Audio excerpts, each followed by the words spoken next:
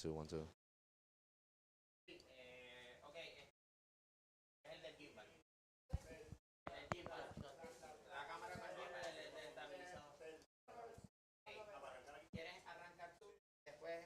Is yours on?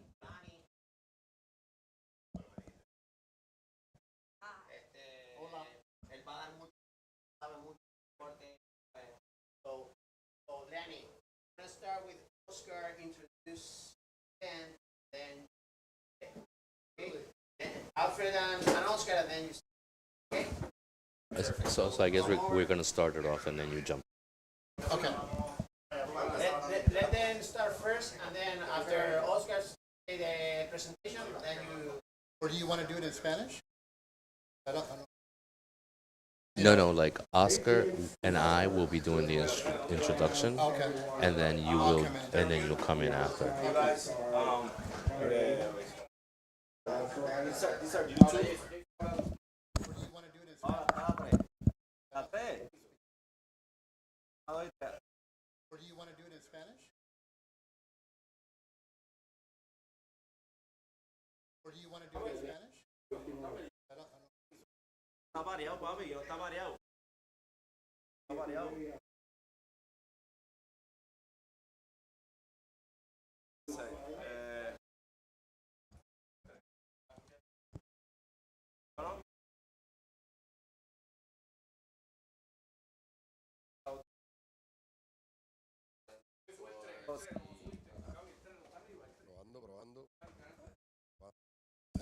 Ahora llegó la señal. Aquí. Aquí está verde. Allá se va rojo. Aquí está verde. Verde. Allá se va rojo. Mike.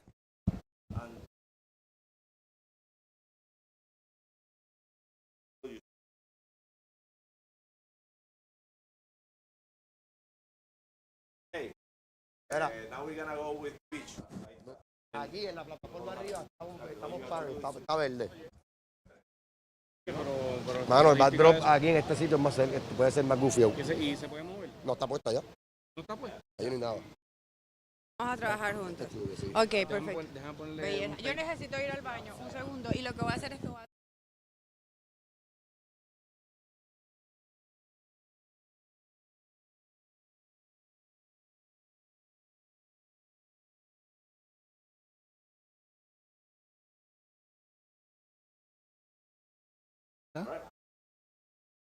So when I'm not talking, I can also just drop that down.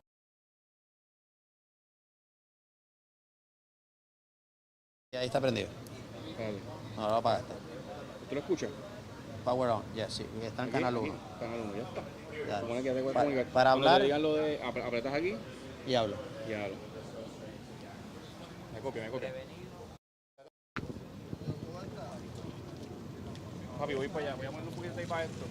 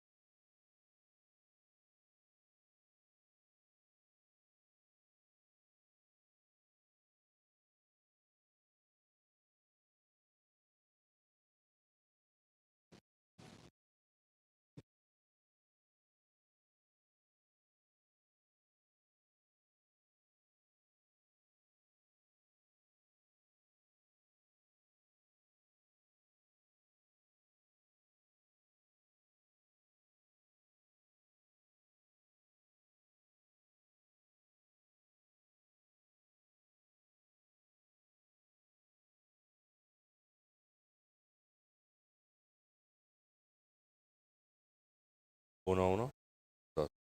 Dos. Vamos.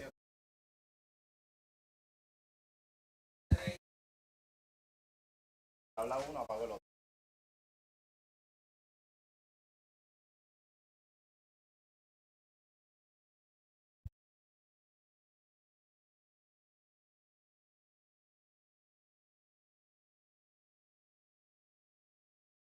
Well, good morning, everybody. This is Oscar Martinez, president of the Puerto Alright. Rico Surf Federation. Next to me is the great Alfred. They call him Tupac down here. He's one of our commentators for the Surf Federation. And we're going to start briefly with the QS 3000 La Marginal Pro. First time in more than 10 years, Alfred, that we have the WSL here in Puerto Rico. So we are beyond stoked. We're We are like super stoked. super happy to have all this talent here. I've been watching the surf all week. The surfers have been here for a while already, practicing, doing their stuff. Yeah. And the level is just Growing. through the roof. These are the stepping stones for these surfers trying to get onto the Pro Tour, and we're certainly grateful to have given the opportunity to be here and participate with USL Definitely. QS. Definitely. Edition here. We have some big names in that draw. Other than the new normal QS guys, the event has brought attention to the international community. We got some big WSL names like Kanoa Igarashi. I saw him in the draw. Right on. I That's saw Lucas Messina's in the draw. Hello, Kaloha and Dino. Hello. That's right. He's in the draw. We got Alan Cleland, Like Cleveland. Olympic surfer. We saw Cleland. At least for us, the Latins, we were stoked when we saw him in Chopu for the Olympics, just charging. And we're going to have him here. I think the leader of the series is also Owen Moss. So Owen far. Moss, who's Right. leading the series right now. He's here. He's trying to get into that Challenger series. We have Jacob Burke from Barbados. We just saw him Yeah. from a good event at the Alice in Hobos last weekend. Excellent performance. Keo Kobashi, Michael Dunphy. I mean, this is stacked. Like every A lot of single heavy heat. hitters coming Jet out. Schilling, Tyler Gunter, Brian Toth, our local Yeah. legend. Can't wait. Yeah. Dwight Pastrana also is going to be with us. Dwight One of our Pastrana is local- there. Local young talents. Ryan Huckabee. I mean, the list goes on and on and on. So everybody stay tuned. We're going to have the best surfing in the whole region for 5 days. Yeah. Surf forecast looks good, Alfred. We're going to be on fire for like the Yeah. next couple of days. Right A lot of now. surfing and early during the week. Typically we normally do these events later on during the week, but we're getting started on Wednesday because we have a lot of early rounds. Couple of people trying to get up and make it into those later rounds. So we also have a lot of surfers that have already been seeded and already are holding a lot of points within the series itself. So this is a 3,000 point event from what I'm hearing, and it's significant when it comes to competitions and trying to just get those 7 spots that are available. I believe 7 of the men will be moving on for the Challenger series. Towards the Challenger series, correct, and 4 of the ladies as well. So super exciting. Gonna be a beautiful weekend surfing, and can't wait to see what the action is gonna bring to us. I think we're getting started in approximately in a minute or so. So We're gonna be starting with round 1 of the men's. It's 128 men's. Round 1. Wow. Heat 1 is gonna be Xavier Math from USA.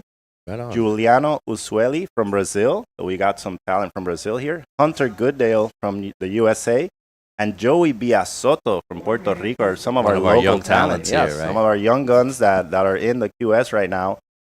Heat 2 is going to be Carl Berger from the USA, Charlie Denham, Jake Dodson, and Charlie Martin from France. So we got some international talent in here also. Even though Super it's exciting. a regional North America, the event just brought everybody in here. Everybody's Yeah. stoked to come back to La Marginal as we're seeing some of the waves going down here from that first heat that just got started right now. We see some glassy conditions for La Marginal. It's going to be the smallest out of the days out of the event period. We're going to have a pretty solid northeast So hitting we're us expecting a tonight. swell. So we're expecting some solid swell through the event period, and it looks like an epic finals day.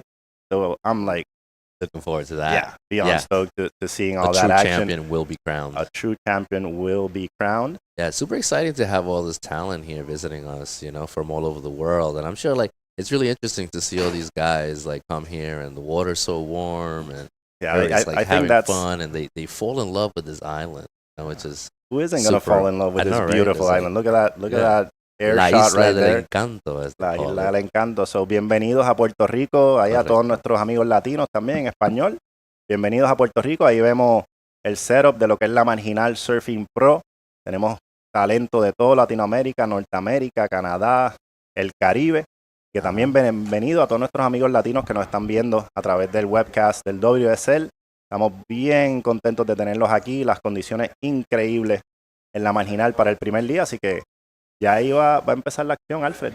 Sí, estamos allá a 1 minuto, 2 minutos. También estamos esperando a ver si podemos recibir los scores aquí en la pantalla de nosotros Sí. para poder. Ahora vamos a tener esa información. Ahí viene el countdown, de hecho, no hemos empezado. Ok, oficialmente Escucha ahí estamos. que por ahí viene ese countdown. Y oye, darle las gracias a nuestros auspiciadores. We want to thank our sponsors, the local municipality Arecibo and their Sí. mayor. They really said, hey, we want this event here.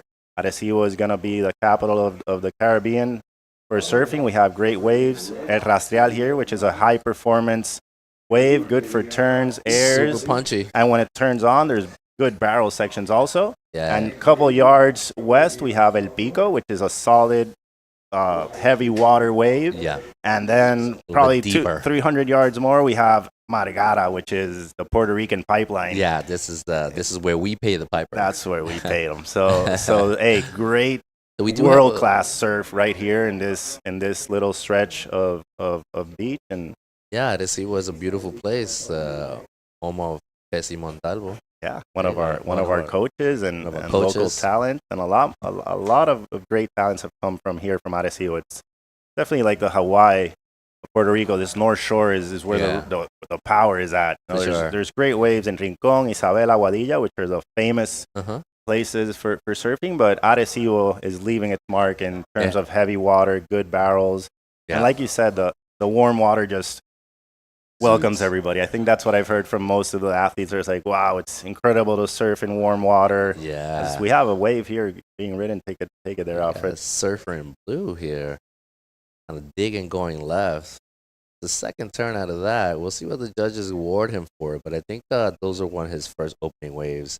But as you can see, the conditions are dealer's choice. You can go either left or right, depending on your preference here. So, it's going to be interesting. You see these guys completely separated. There's no significant location where the peak may break or not. So, you have definitely. to be very diligent as far as like where you are or your position. Yeah, that local knowledge is definitely going to play a big part here. La Marginal and Rastreal, it's got a couple little takeoff spots. The left is the predominant wave, the more high performance wave, as we Yeah. see red here on wave. That's it for red. Bit So- up and down. So officially, we're started. We got this started. This event started with those first two waves. Conditions look great. I think just surfers getting their feet on their boards right now, Absolutely. getting those first heat jitters out, and here we have green on wave. These are the lower seating rounds. So these guys are trying to get, their feet wet within the tour itself. So, you will see a lot of the young local talent usually pop up, like Joey Villasoto in this Yeah. case. He's one of our young local surfers and, trying to make his mark as a young man. And these are the stepping stones, like I was saying earlier. And this is the first heat of the day, the WSL QS event. 3,000 points is a pretty big deal for a lot of these guys. It is a big deal. It's very important points as we have green here. That's Joey Villasoto hitting Right it there, that section. I don't on think cue. he'll get a completion on that, but just getting the score on the board, getting the ball rolling. Yeah, it would be good if we can get scores or we can call out. That would be great. But yeah, we have 128 competitors. 128 men and 48 women. 48 women. The That's, stacked draw. Yeah, it is super stacked. We have some of our regional contenders from local regional contenders like Havanna Cabrero, Faviola Alcala, and Yes. Mia Soto, who are looking for those points. Havanna has been the only Puerto Rican to qualify for the Challenger Series. Oh. So they're looking to make that, make that Challenger Series again. We've never had a Puerto Rican qualify for the WCT. So that's like the big goal for all these young surfers that We're are getting coming up. closer. We're getting closer. We're getting closer, and events like this really help that For sure. help that to happen, but And events like we had last week with the Atlas, that organization is actually doing a really good job, kind of breeding and giving platform to these surfers to kind of come up. And as we can see, like we're gonna see during the week, a lot of these guys have stayed behind, just kind of like plan the whole trip of a series of events, and this is mecca of them all, pretty much. we've This is had we've had a lot of beautiful events for the last couple of weeks, but this is the one that everybody's been, been on the calendar. You know what I mean? definitely, it's been 4 straight weekends of competition. We had the Yeah. Corona Pro Yes, we in did. Middles, then we had the Federation event in Hobos, we had the Alice event in Hobos, and Yeah. now we're here for a 5-day event in Arecibo. So it's been non-stop competitive surfing down here in Puerto Rico. October is the month to get down here. I The know, waves it's, have been non-stop. The guys have been getting barreled left and right. So It's beautiful, stoked to have all these surfers here. and we've had Welcome. really good waves too. We have We've gotten very, very lucky. All these weekends, waves have been cranked. So. been pumping. We're gonna give you a situation pretty soon here, guys. We see those beautiful mountains in the back of Arecibo. Arecibo is a beautiful town. This is the town of Arecibo you guys are seeing right now, and in the back it's the mountain range, Puerto Rico. Woke up to a bit of a rainy morning. Yeah, rainy morning, but it's beautiful down here. There's so much things to do. I mean, if you come down here to Puerto Rico, there's rivers, there's beaches, there's rainforest, there's good food, Yeah. great people. So Tropical vibes, baby. tropical vibes. So everybody who's watching us, if you haven't been down here, come down here. Come down here, surf. Come visit us. Yeah, Just behave. just like, behave. just Yeah, definitely. behave. Respect the locals, Respect the locals. but come here and have fun. There's a bunch of Respect- waves. As we see Blue, he already has a starting wave. Hits that section pretty well, Alfred. It does. Driving down the line, a little bit of speed.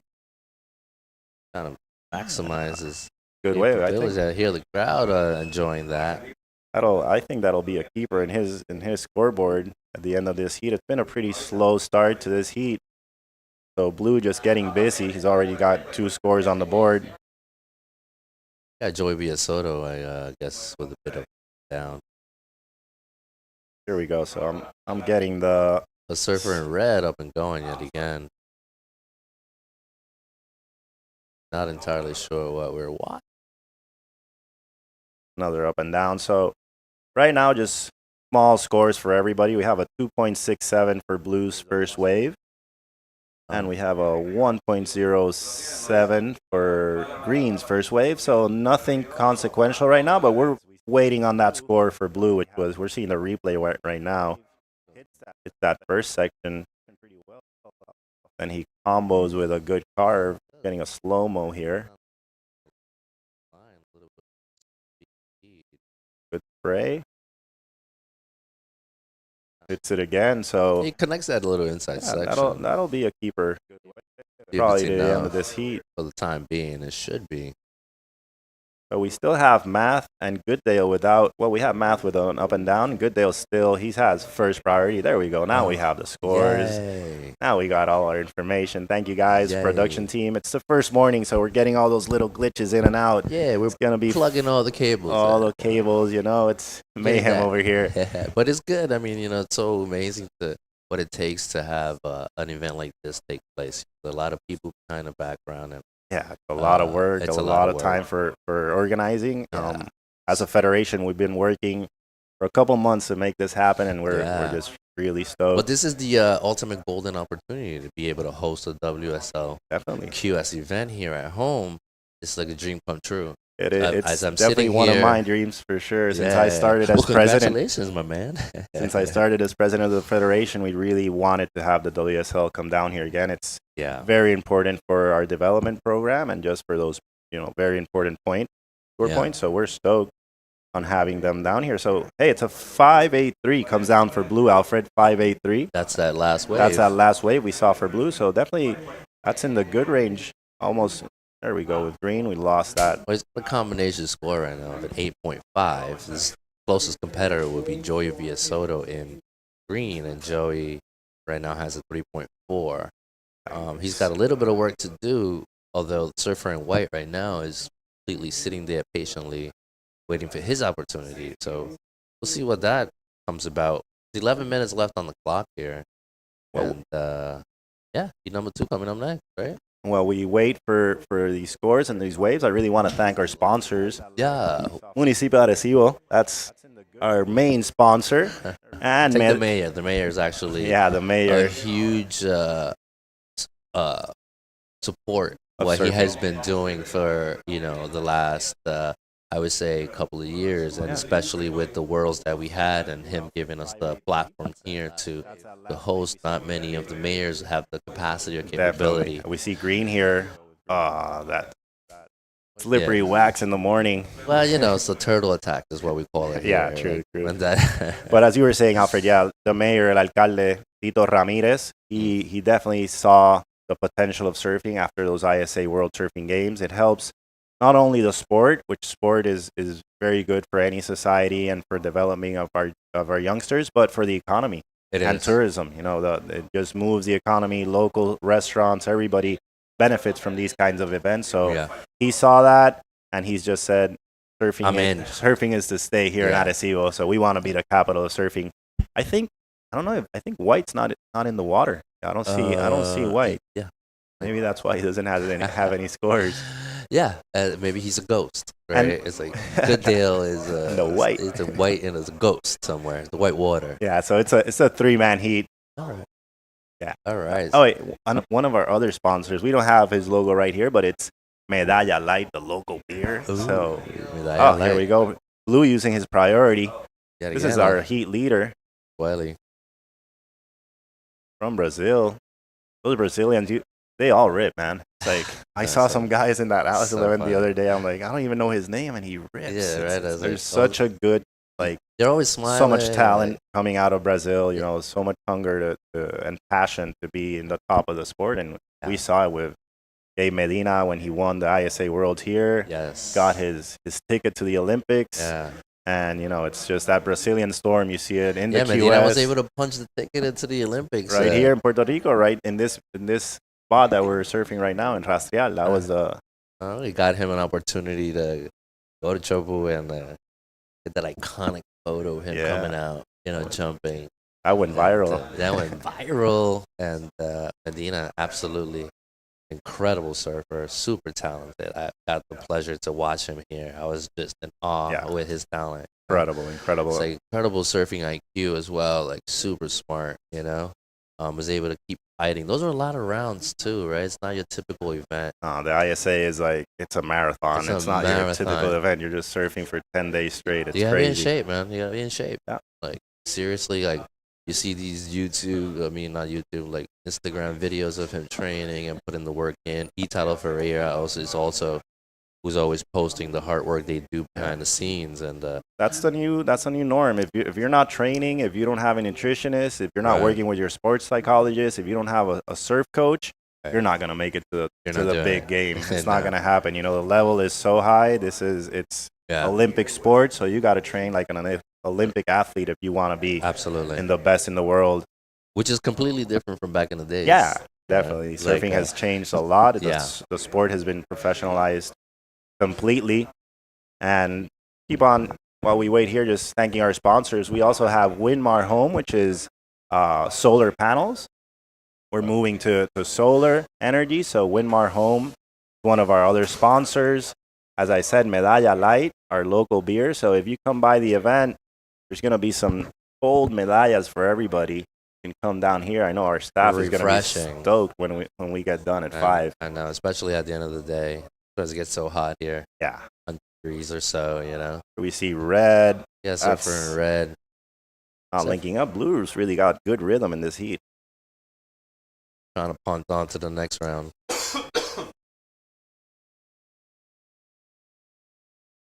We got 6 minutes here and 40 seconds. We got surfer in blue, but the combination is still an 8.5. We got Joey Villasoto here, and Good turn there on Joey. yeah, he's got the driving down the line, trying to finish that wave out and trying to close it, but he might find himself in a bit of a paddle battle right now. Surfer in blue.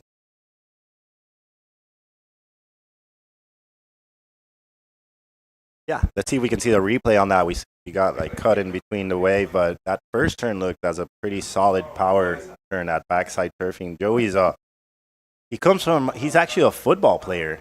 Yeah, he plays football before surfing, so he's in shape. Like he He's a trains little tank. really hard, and then his family has been living here for a while in Puerto Rico, and then he got into surfing, working with Josie Graves, his coach, and we've seen him. Yeah, surfer in blue yet again. He's loving those lefts here. Yeah, A couple of turns down the line, closes that out yet again. Yeah, surfer in blue with that 8.5. yeah. I've seen the With 5 goofy minutes. footers are stoked. They've Yeah. been saying, "Wow, we have a left on tour now." Like usually it's more predominant right. We Yeah, see and this red. left is really punchy here. Like, Yeah. You get a lot of speed out of it, a lot of flow. Definitely, it has a lot of potential for airs and big time maneuvers. High performance Super surfing high is what we get down performance. here. Got 5 minutes on the clock here. 5 and, minutes. Math is looking for a score, so that definitely will put him in the mix right now after that wave of red. And we're waiting for a score of green, which seemed like a pretty good wave also. So judges have their handful now starting the day, comparing those waves, making sure they get those scores right, using the criteria, speed, power, and flow. That's what they're looking for. Combination of major maneuvers. You know, they wanna see you take the risk. They don't want you to safe surfing. They want to. And these are also the earlier rounds too, so these guys are a little bit nervous. A little bit nervous, but there's no rep charge. There is no rep charge. If you're out, you are out. You're out. You're out. So you gotta come and battle since day one. Put it all out there. Definitely, you know? Absolutely. It's really, I really like a lot of these guys. You always come in with the game plan, right? And you're like, okay, like I need to do this. You wake up in the morning, but Mother Nature may have a completely different plan, you know. And you're also working with clock. So that also plays a huge factor as to the outcome. But usually the guys that get started like right away, stay busy, quick on their feet, they tend to do a little bit better down the line. Just getting into rhythm, it helps them. Having that rhythm in your heat just helps you get going. And we've seen that with Blue. He just started early, had a fall, but then kept on going, and now he's leading this heat. And we have the second score for green, which seems like it was a good score. Let's see if it comes down here. Waves are pumping right now. Wow, Blue got a good score in also. On that last wave. Bettering his situation, he's got a combination score now of an 11.4. Slippery wax this morning. Yeah. Joy Soto has got a combo of 6.16. Got a 3.83 for that left we saw. And combos out with a 2.33. So he's currently in that transfer spot. Red got a 4.40 on that wave. So it's close for that second transfer spot in between red and green in these last 3 minutes of the heat. So you got to be looking to these guys. Green has priority, so he's definitely in the driver's seat right now in terms of what wave he wants to get. Leaves this one to Blue. It really doesn't matter. Blue's in first place, comfortably leading this heat. He's got an 11.4 heat total. So far, Blue's pretty comfortable right now. This is a battle for second right now. 2 minutes and 30 seconds, right? It's basically a battle for second. Surfer in Red's got to do a little math and get his points up a little bit. Yep. And see what I did there? Yeah. Alfred's always got it going. I got a little joke or two. Alfred has all the nicknames. He'll give every surfer in tour a nickname. You know, I just we got to keep it fun, interesting around here. It's a long day. There's a lot of names, and the surfer in red with a cool last name, Math. Got a combo score of 5.47. And his backup is a 1.07, so he's really looking for a small score to get into second. Here he goes. There he goes, surfer in red. He hits that section pretty hard. Let's see if he can combo this. Got to finish that wave out, and yeah, that might change Better the situation. situation. Yeah, Yeah, I think he'll jump to second, Alfred, because we'll see. He needed a small score. So Joey B. Soto with priority, our local surfer from Puerto Rico, is waiting patiently. As you said it, there it is. So red moves to second place after that last wave.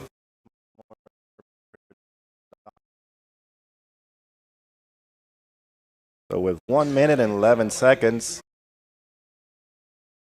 Joey Soto in green now sits third in that We see transfer some movement spot. here. Let's see if he's Surfer going in to use his red prio. did do his math, and And he got what he's he needed. Currently sitting in that transfer spot with 55 seconds on the clock. So, as I said, you could have a plan. Mother Nature might have a different one. Definitely.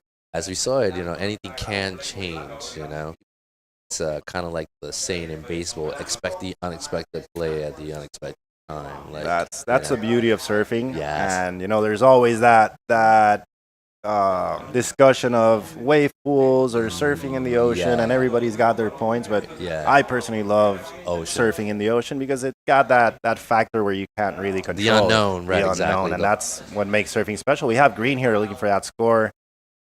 If the waves gives him something, but it looked Yeah. pretty flat. So he's got 13 seconds. Yeah. Unfortunately, I don't think it's I going to don't be think enough for it's gonna Surfer be in enough. green. We'll see what the judges say. He needed a small score. That wave just, Yeah, we got 4 seconds on the clock here. This heat is pretty much in the books. that's it. Surfer in red at the end sneaks it through, punching his ticket onto the next round. It's just like right away you can see how anything can change, and also the game of priority. Yeah, plays a important. huge Use your factor. priority well. Yeah. All right, Sure. guys. So I'm gonna leave you guys here to talk a little bit. I'll be back All further during the right. day to give you a break. So as I said, bienvenidos a Puerto Rico. Welcome to Puerto Rico. As the Surfing Federation, we're stoked to have the WSL here, and everybody who's watching us live. There's a lot of action, great surfing through the whole week. So just Gracias, Owen. have some fun aquí con el gran Alfred. Yeah. Hold on. Here we got heat number 2. We got Surfer in red, C Burger. Yeah, I'm giving my space here.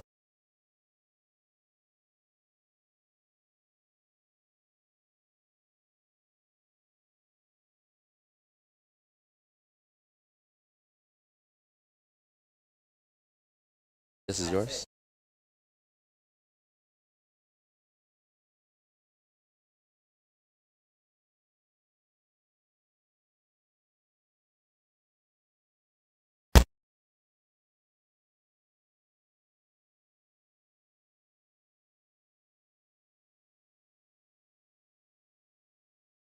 All right.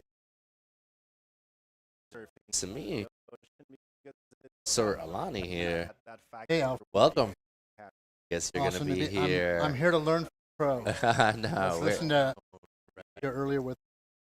That's what makes surfing special. So hopefully I can. Hopefully I can. I'm glad you're here with us. It's been a long day. Have an incredible couple of days of surfing. Gonna from Florida. And conditions. We were looking earlier in the week. Conditions kind of wild. Gonna be amazing. This beach is From Florida. somewhat unpredictable based on what. And conditions.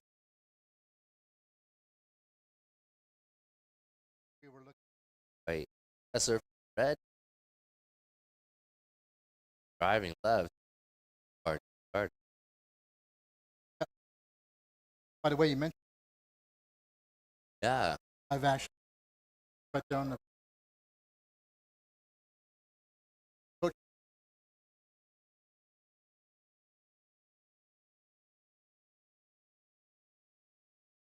So I He's kind of one of know. I your, kind of know his surf. So Cycles. he's a wave Yeah. Young, full of energy. full of energy, Non-stop. and I'm excited to see him get a little bit bigger, muscle-wise. Yeah. Yeah, he's still a young lad. guy. So, Surfing does that. All of a sudden, but it starts. he shows that power. Yeah. Smaller size. There's a lot of flair for a young age. So who do we have in the water now? And so we Talk to have, me. looks like we got Charlie Martin, France. He's just the opposite. All right. He's been like U.S. forever. Okay. And then we got Charlie Denham, and we score-wise, five. All And right. I think we have an interview coming up at the train. Let's go to that. It's Pauline out.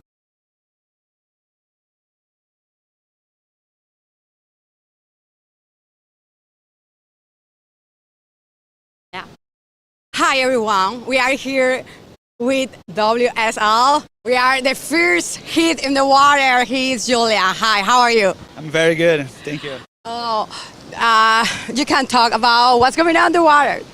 Well, it's pretty fun. The waves are pretty good. This place is awesome. It's pretty fun to compete. You usually compete not many good waves, and this place it's amazing. I love it. It's pretty fun. The heat was kind of slow, not like many waves as we expected, but it was pretty fun. I'm glad to make 2 medium scores and advance. Pretty happy. Nice. This is your first time in Puerto Rico? That's my first time here.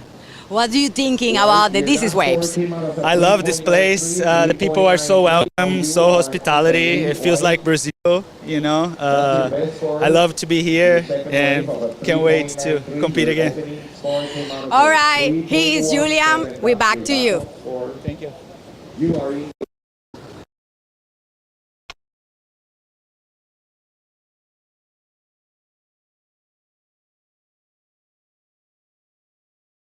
Well, that was there with our love Pauline. Yeah, this is Heat round 1.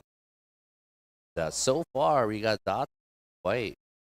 So 7-1. Follow. Anna? Got Dot White. So 7-1.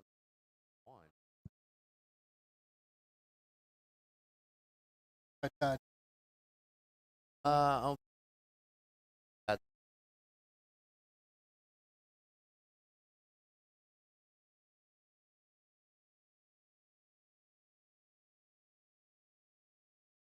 so-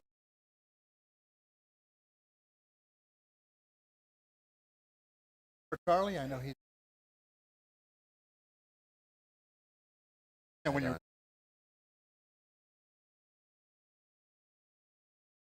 don't know much.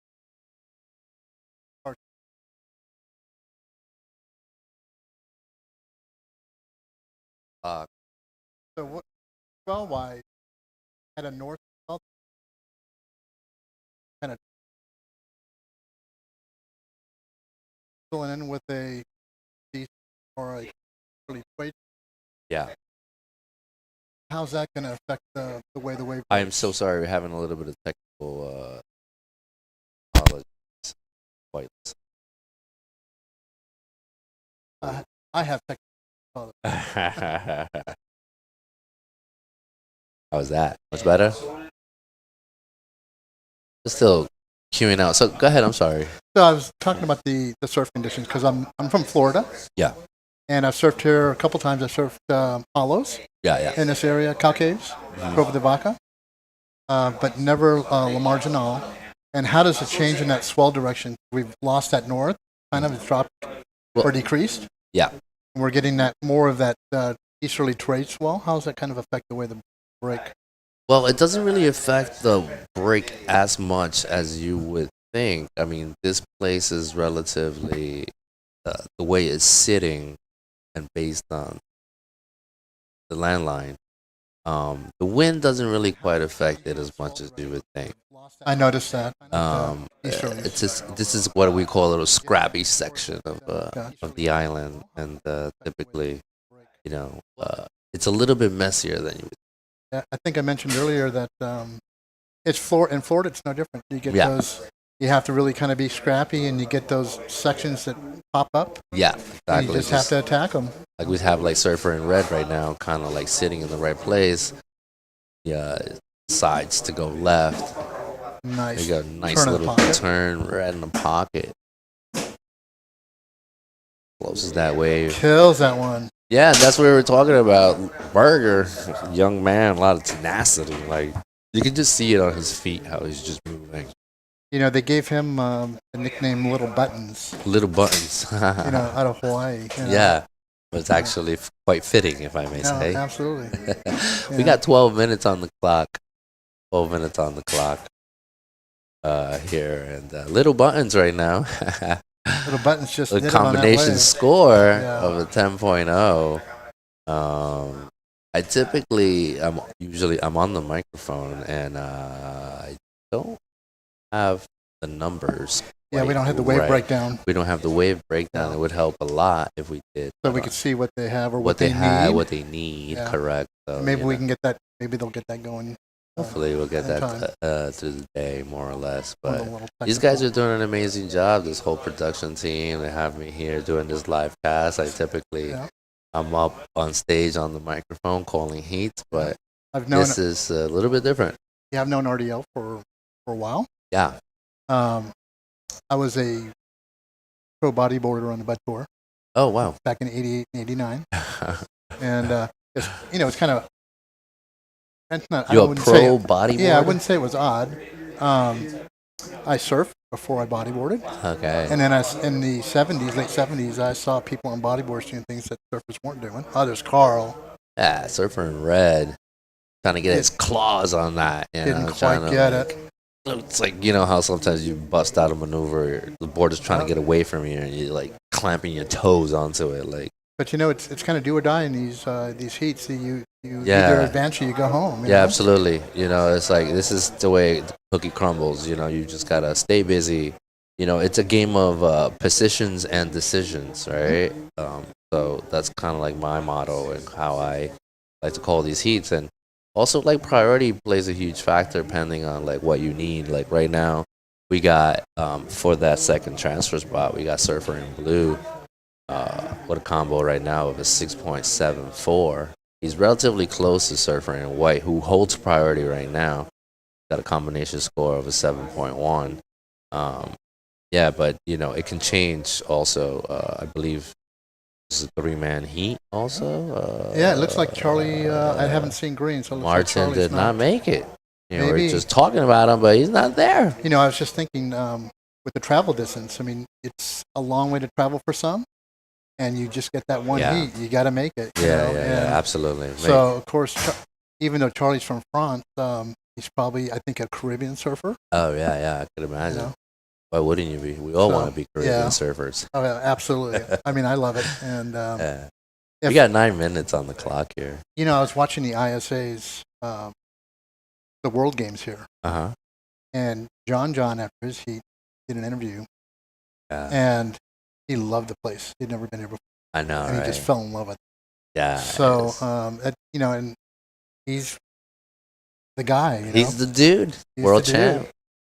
John Florin. Yeah. They named as they say, he's so good they named him twice. He named him twice. So, But well- he's quite talented. I mean, to have all that talent here, Yeah. in one place, I'm a freak. I love surfing. I turned 51 years old. I So won't, I've seen quite a bit of I won't age myself. waves, yeah, So- and so yeah, I love my age. I feel great, but to have like I've never been in a place where we had so much surfing talent in one little. So I don't know if you see on the screen real quick. Look at the color of Arecibo. Yeah. Just amazing.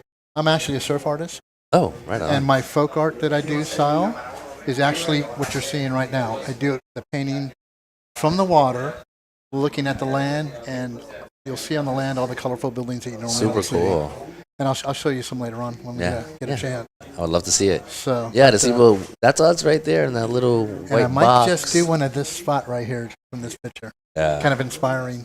We see Surfer in Red a little bit further out.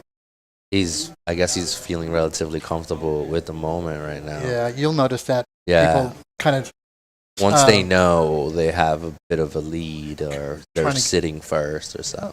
trying to get that score. They're kind of going to sit in a little bit more to get more opportunity yes. for Look waves. at this. We got actual You know. scores. Oh, here we go. Yes. All right. So Carl does have a 6 and a 4, Here we go.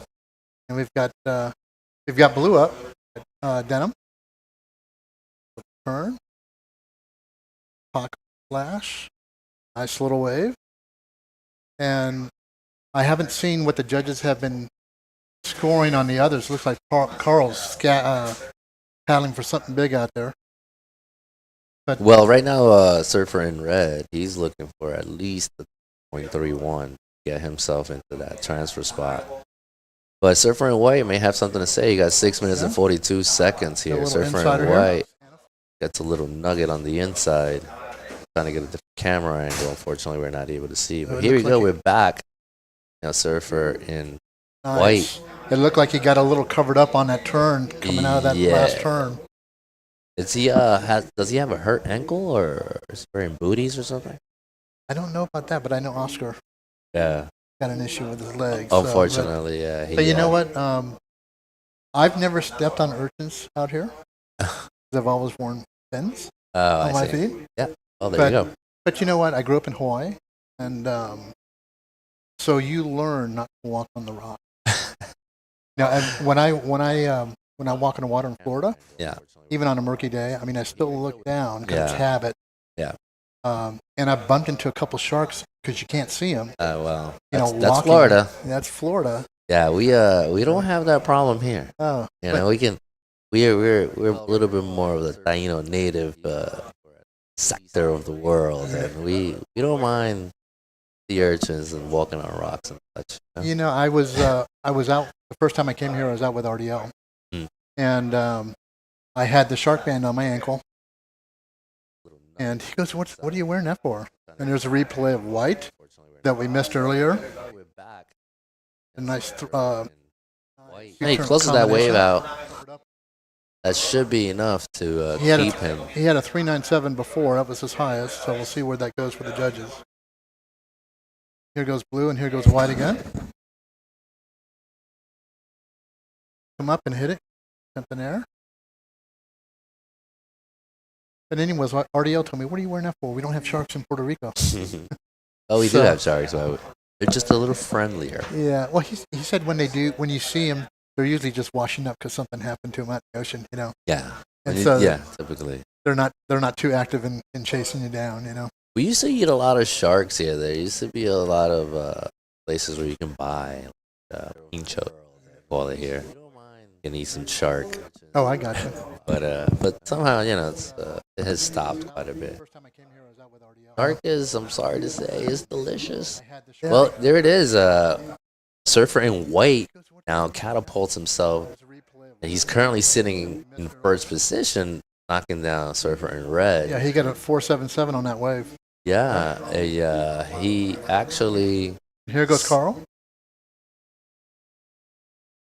This little turn in the pocket, driving down the line, trying to finish it with a lot of flair. Takes it up to the air. Unfortunately, comes loose at the end, and I don't think it's gonna give him much of a different score. That's not gonna affect this. It's not gonna be in his top two anyway. So possibly not at this point. You know, we still got Surfer in blue. Surfer in blue needs at least a 5.24 or better to find himself in the conversation. I mean, as we see, Surfer in blue takes one little dig. I don't think it's gonna be enough for him to get it popping. And to be honest with you, like Surfer in white put down a 6.33. Now his backup score is 3.93, so it's relatively close. Surfer in red, their margin is 0.26. So pretty close. It's 3 minutes on the clock, and unfortunately, blue does not have. He has second priority, so he has to make something happen. Yeah, and he needs a 5.24 to get in that advancing position. For sure. And then also, you know, Surfer in red is only looking to, in order to regain that first position, he only needs a 4.27, which is relative. You know, a low score. As a surf coach, I tell my surfers, you're aiming for 6 to 8 when you're surfing in a contest. Ideally, right? You know, because if you can get those 6s at least, you're looking at 12s, and if you look at the way the scoring pretty much is, especially in the early rounds, 12s are usually scores that kind of get you going. Winnable numbers. It's a winnable combo for advancement. 2 minutes and 20 seconds here. Things are still the same. Priority Surfer in white, second priority Surfer in blue, third priority Surfer in red. Very hard to advance when you're sitting 3s and 4s. Yeah, you know, but still, that's probably has a lot to do with wave selection as well. So a lot of these guys have never seen this wave before, so it's relatively hard for them to kind of gauge it. But this place is really consistent. It is super consistent. But if you've never seen it before, it might take you a few rounds to kind of get you going, you know? And sometimes, you know, unfortunately, based on which side of the cookie Right. So You know?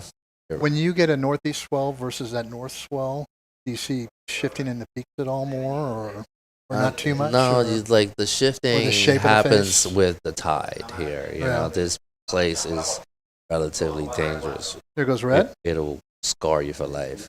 Yeah, surfer in Slash. red. Oh, Burger. nice little gouge. Going at it. Yeah, I mean, This he's definitely is- trying to gain back that first position. I think it might be enough. We'll see what the judges award him for that, Yeah. but I think it should be more than a I think it's going to be more than a 4. 4.27, which is what he needs. You know, Yeah, to go ahead. To go into I the was lead. told that I can say whatever I want on this cast.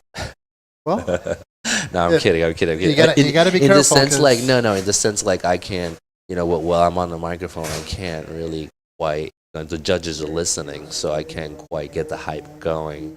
Gotcha. You know, so yeah, no Dotson right now so far, but we're waiting for Surfer in red in that last wave. I think is definitely going to change the situation. There's 30 seconds left on the clock here.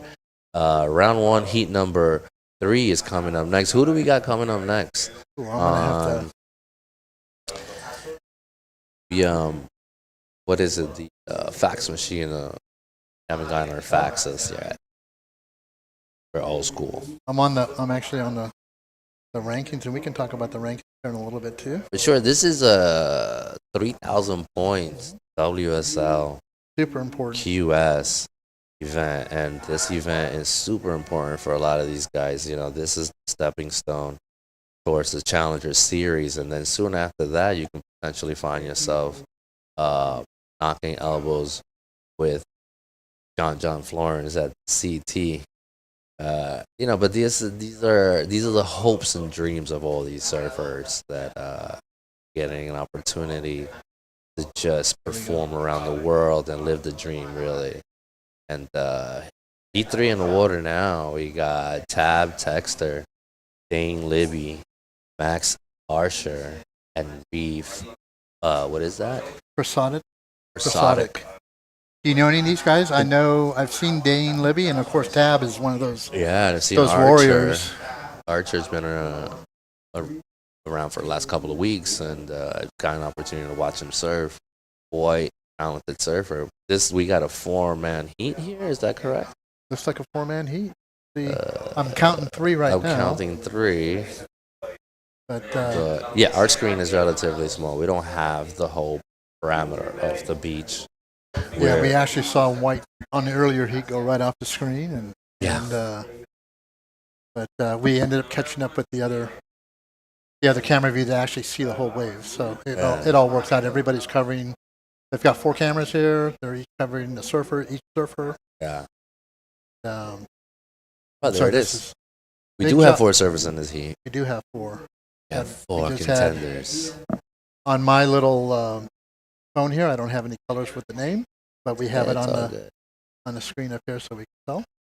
Colors, baby, colors, right? Colors. Colors. We got colors. We got in red. We got Texter. And we got Libby. White. We got Asher.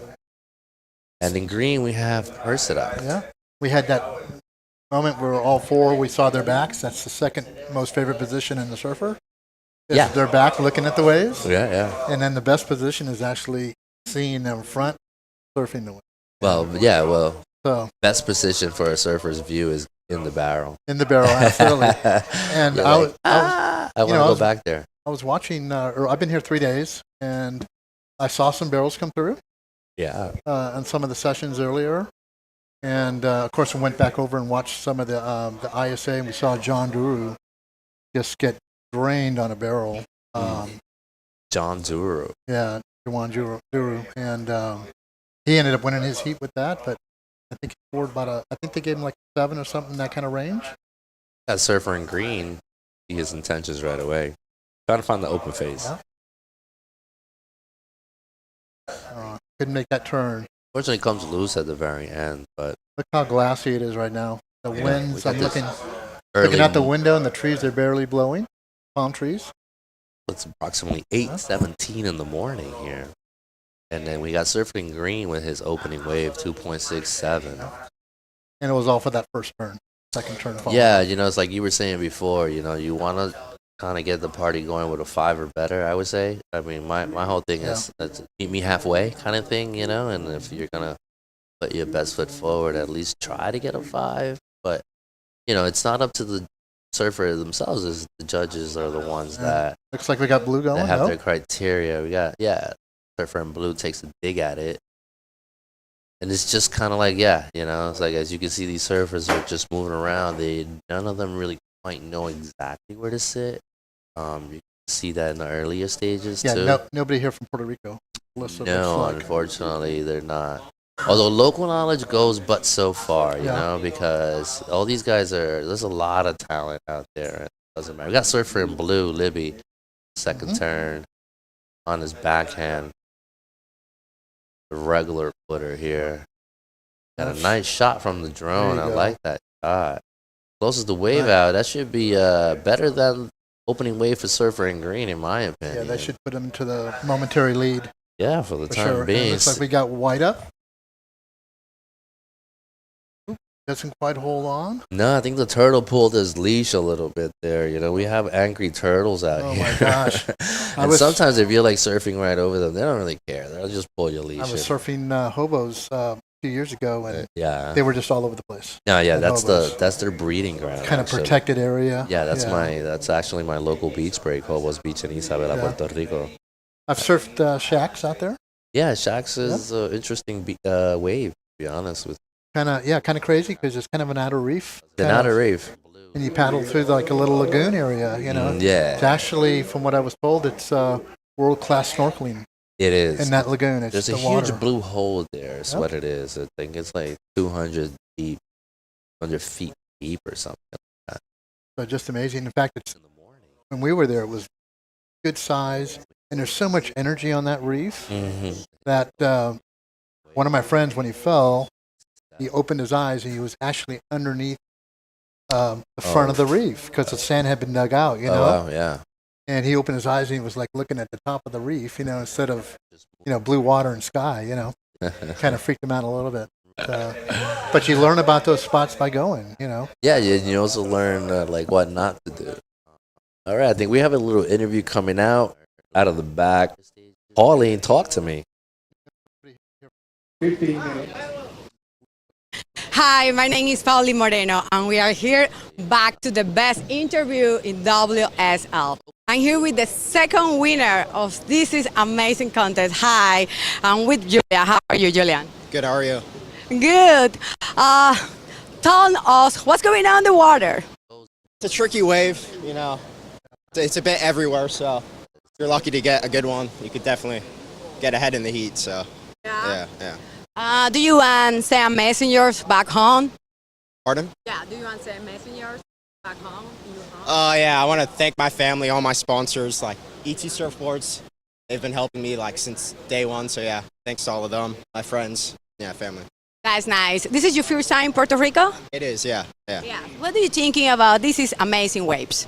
Yeah, the waves are really fun. The water's perfect. It's really nice, really warm.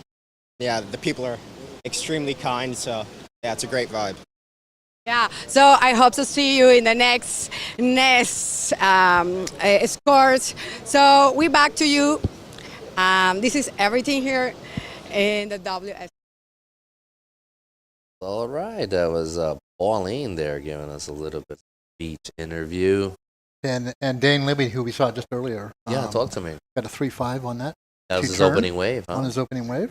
Then he's also followed by Surf Green. And then White got your basic 1.0. You know, we're reaching that that stage in life where we're seeing kids named Reef, you know, and that's actually quite cool. You know, it's like I'm gonna name my kid Reef, Yeah, and Reef is a surfer. Yeah, and Kai's another name that's kind of used. Yeah. So my name's Lonnie. Lonnie. Which is Hawaiian, but it. So you were born in Hawaii, Lonnie? I was born in Hawaii, and I lived there Nice. till I was probably 10. 10, okay. And then moved to Southern California, and that's where Right on. I kind of got all my surfing kind of. That's when it all started. That's when I kind of. Yeah, I kind of That's started. when you got the virus. Yeah, I got the virus. I remember my first wave when I was 5. All right, we got the replay here for Surfer in White. It's a nice little turn. Driving down the line, unfortunately, I can't quite see. Yeah, I tell you what, it's interesting surfing reef breaks because when you're actually dropping in and looking down, it looks brown, the color of the reef. Yeah, yeah. You know, it's kind of a different thing. I grew up in Hawaii, and my mom took us to Waikiki, and she would say, stay away from all the dark spots. Those are monsters. Oh god. I think she didn't want to chase me, is what it was. Got surfer. But red. That tab texter. But I remember my first wave when I was 5. You're 5 years old. Your first wave, huh? Yeah, I was getting pushed. Typical pushing by your uncles in Waikiki. Yeah. But I remember standing up and going and seeing that monster coming at me, that reef, under the water. And I didn't want to jump off for the monster to eat me. So I went right over it, and next thing I know, the reef started getting, or the monster started getting smaller and smaller and smaller behind me. Like my arms up, said. But I remember my first. Oh my gosh! I had that moment. Yeah. But anyway, you just relived that moment. Yeah, I just kind of relived that. But I was just like, I can see you as a 5-year-old. You know, I beat the monster. I beat the monster. You know, and now the ocean is. I love the ocean. Is where we belong. You know, and Mother Nature doesn't want to hurt us in any way. Well, here was the situation. We got 11 minutes here on the clock. Surfer in green. Right now with a combination score of a 2.67 and a 2.23. He's currently leading his third heat here, followed by Surfer in blue. Surfer in blue only has a one single score, so he only needs a 1.4 or better to find himself still moving up. But he currently sits in that transfer spot. However, Surfer in white only needs a 1.51, and Surfer in red is looking for a 1.94. So looks like 10 minutes blue. here, yeah. We're going left. Backside. Little backside hit. Like you got a little air under the board.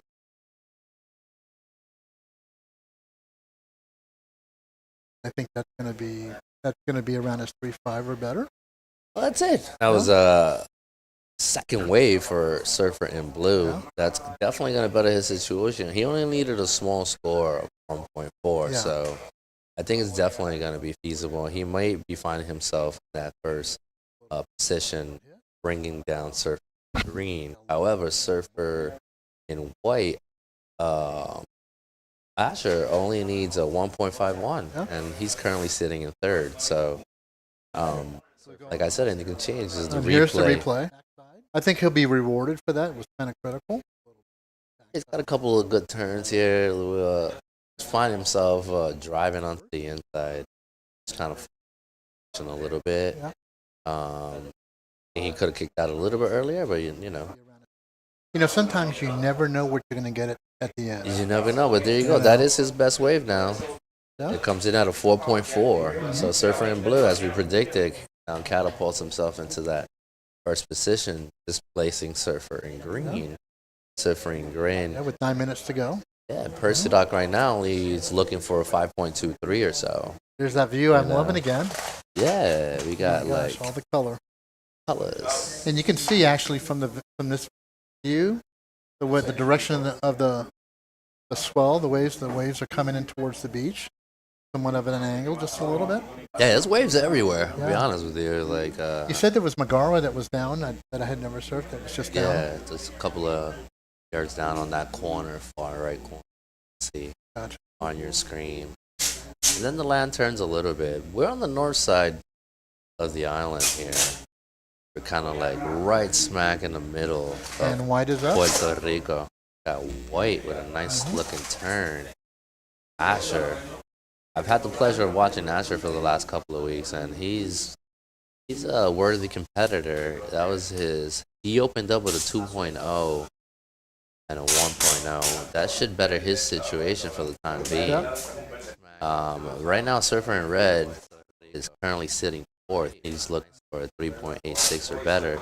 Now, Surfer in green, sure enough, Surfer in white, Asher, as I was just saying, that last wave, he puts himself in that second transfer spot.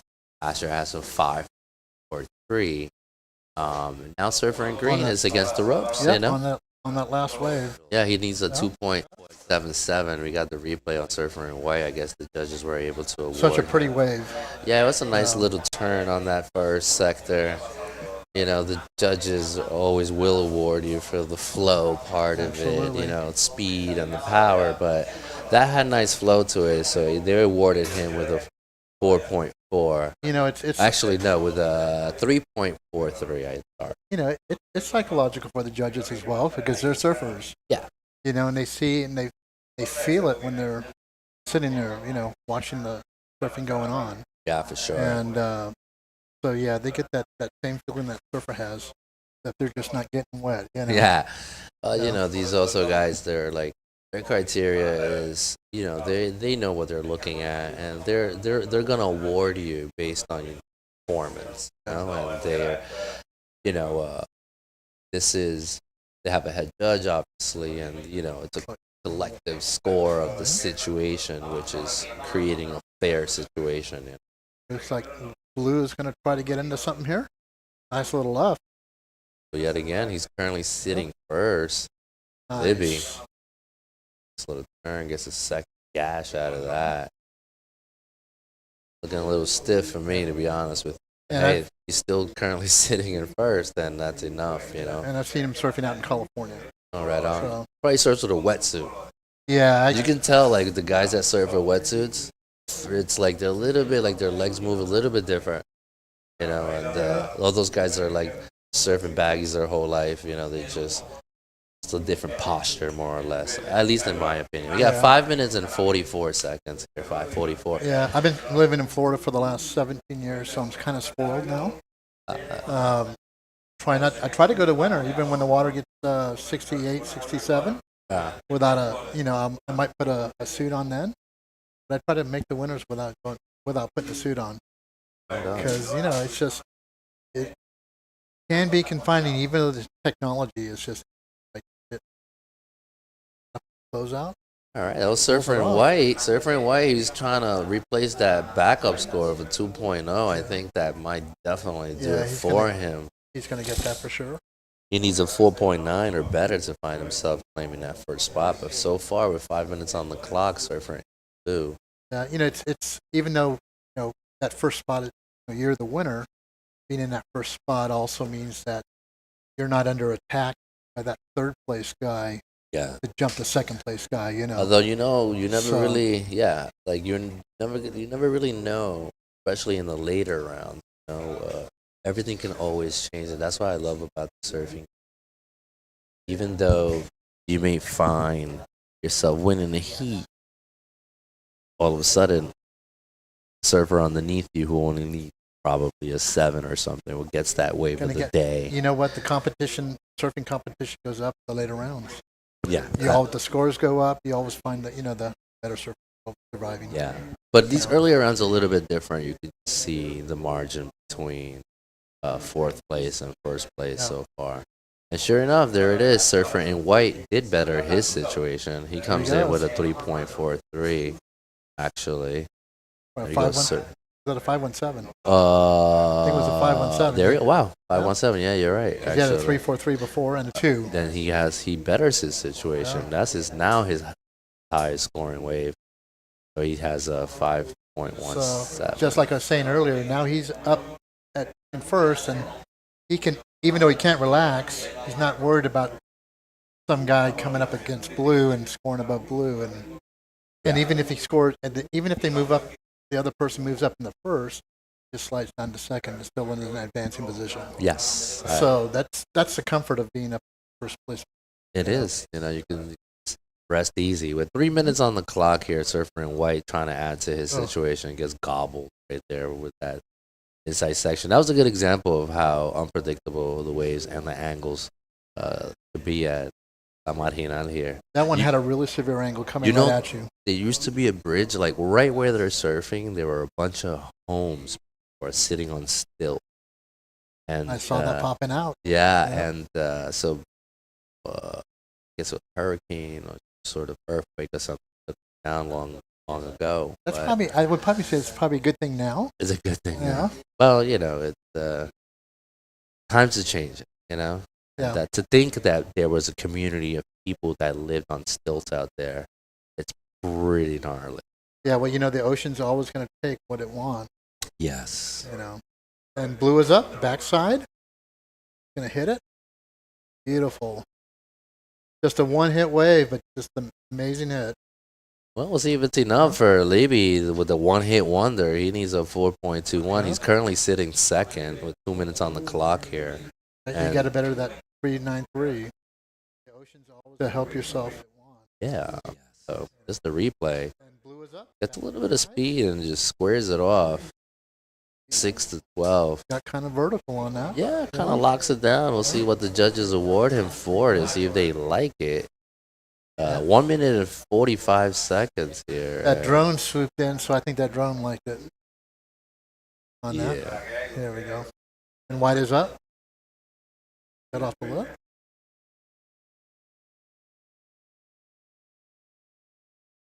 Kind of flat on him, but still making the use of the wave the best he could. And it looks like we got. Yeah, Surfer in green. He's definitely like not giving this up that easy. No. There goes the leash getting pulled again by the turtle. Got the floater, but couldn't advance with that floater into that cleaner section ahead of him. In green, he's definitely like Just too far behind. Up that easy. Got 1 minute to get the job done here, but so far, DB yet again jumps back into that first spot. Surfer in blue. And then we got Archer. He's sitting second now. And that's Mac Archer, I'm sorry.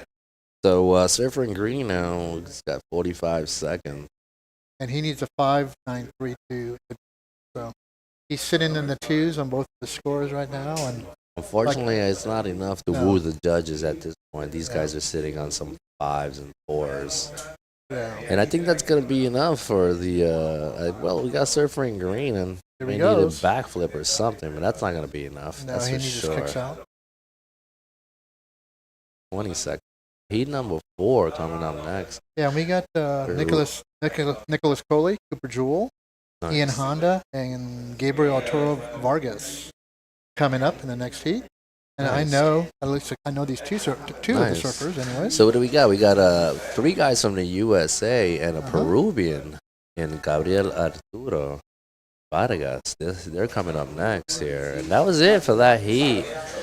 Surfer in blue winning it with a combination score of a 9.73. And in white, we got Surfer in white also moving on. All right, round 4 here. We got Honda, Vargas, Jewel. Just about getting ready to start. So Cooper Jewell used to live in Florida, Okay. and he moved to California probably about 3 or 4 years ago to improve his surf in California, San Clemente. And Ian Honda, he's Brazilian, but he's from Florida. Ah. And the last 4 or 5 years, I've been around him all the time surfing. Cool. So amazing surfer. And so we'll see what these Floridians and former Floridians can do. And it looks like Gabriel's from Peru. I mean, if Kelly did it, anybody, right? Yeah, well, it's Florida, like that's a hard place. These kids Come out of. These kids are doing what Kelly, when they were younger, or a little younger, were doing what Kelly did. When Kelly got to that kind of age, 13, 14, he started traveling. Right away. And you got to travel right away. So there's a lot of pressure on these families to get going, to get them to where they're at this point. Yeah, you know, like it's a lot of work for mom and dad, to be honest with you. And like, kudos to all the parents out there kind of supporting their kids. And, Lots of moms and dads here today. yeah, it's not an easy sport, and definitely the equipment is not cheap. And I think like once you get to a certain level of talent and you start getting that sponsorship, I think it's a little bit easier for the parents to but the sponsor, most of the sponsorship are product kind of. Yeah, which helps stuff. a lot, It does. especially with surfboards these days. Surfboards are nearly $1,000 when you go to the shop, and like snap one, like in 30 seconds or something. It's nice to get to a point where you can start getting a contract, but they might start paying you a little bit. I think like that's the living the dream and trying to be a surfer, trying to like travel the world, get the sponsorship. I think And we that's the allure of the whole pro surfing championship series. Oh yeah, you know? you're the place that you enjoy doing it is around the world. Yeah, I mean, you You get to surf different waves and stuff, but It's not an arena down the street or a gym or tennis court, you know. no, and So- you also have to chase down Mother Nature, Absolutely. and we're all meteorologists here, right? Looks like white. A surfer in white. Kicks right out of it. Yeah, I tell you what, I do my meteorological thing as a surfer, and I'm always wrong. So these days, I'm just like, I wake up in the morning and I check the waves, and I'm like, yeah, there it is. You know. You know, you learn by going to different places. Like I said, Puerto Rico, the weather's is constantly changing situation, wave wise. And I saw the winds yesterday or the day before, and it was like miles an hour easterly. And we were told that it was going to be like that through the whole event, and it's completely changed. But yeah, it's You know. changing.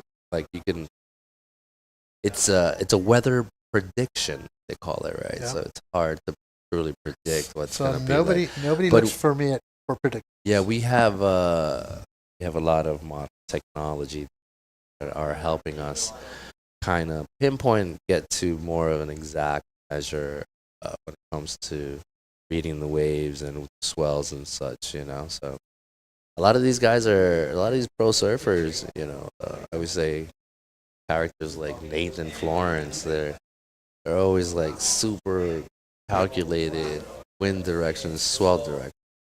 All right, then we're gonna go to the beach right now. Interview here in WSL. My name is Pauline Moreno, and now we are here with Dan. How are you, Dan? I'm good. How are you?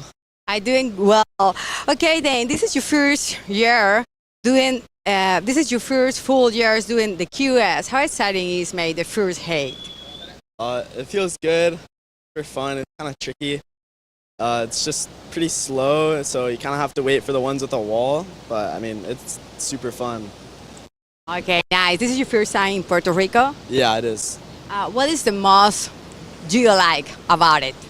Just warm water, good waves, good time. Yeah, the food's super good. It's nice to be here. Okay, this is everything here. We're back with Alfred.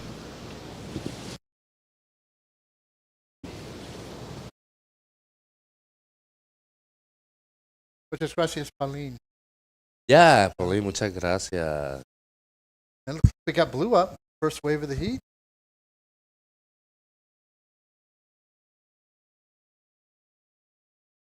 That's Cooper Jewel.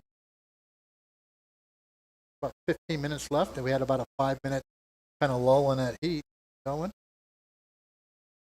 All right, for 15 minutes here on this heat.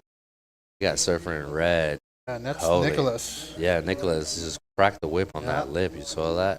That's exactly what I'm talking about. There's like a lot of talent coming up. You know, there's some kids here that are in the mix and they're trying to grind out, but you can just see the maturity, surfer in red, his style, and just that one maneuver says a lot about a surfer.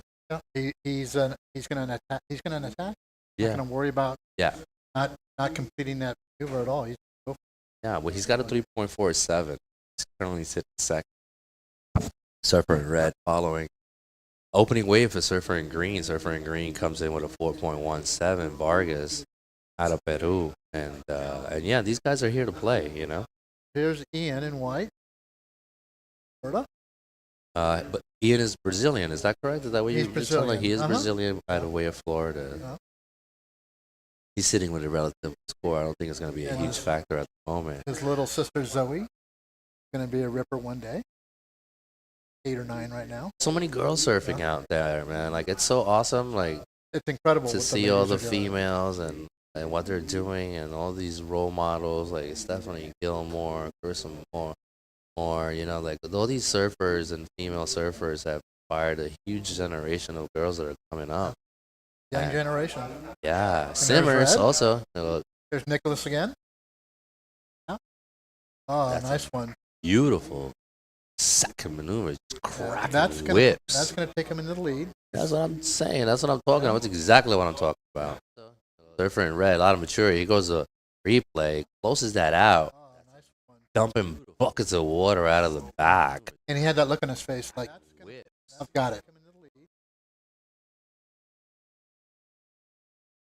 So, but right now we got 12:59 left. And we got Gabriel. Currently Gabriel Vargas in the lead. Depending on what Nicholas gets on that last wave is. Then we have Cooper in third, and we got Ian in fourth place currently. Right now we have green is holding priority, and white is second. Here goes blue. Here goes Cooper. Little Cooper. Yeah, Cooper. All right, young fella. We're waiting for the second wave, Surfer in red. That's definitely going to catapult him into that first transfer spot. Change things, absolutely. And at least in my opinion, you know. Well, they gave him a 3-4 in that first one. He had a nice combo there. Replay of blue. Little Cooper. That's Gabriel. Right now we have green is sitting on a 4-1-7. Gabriel el Peruano.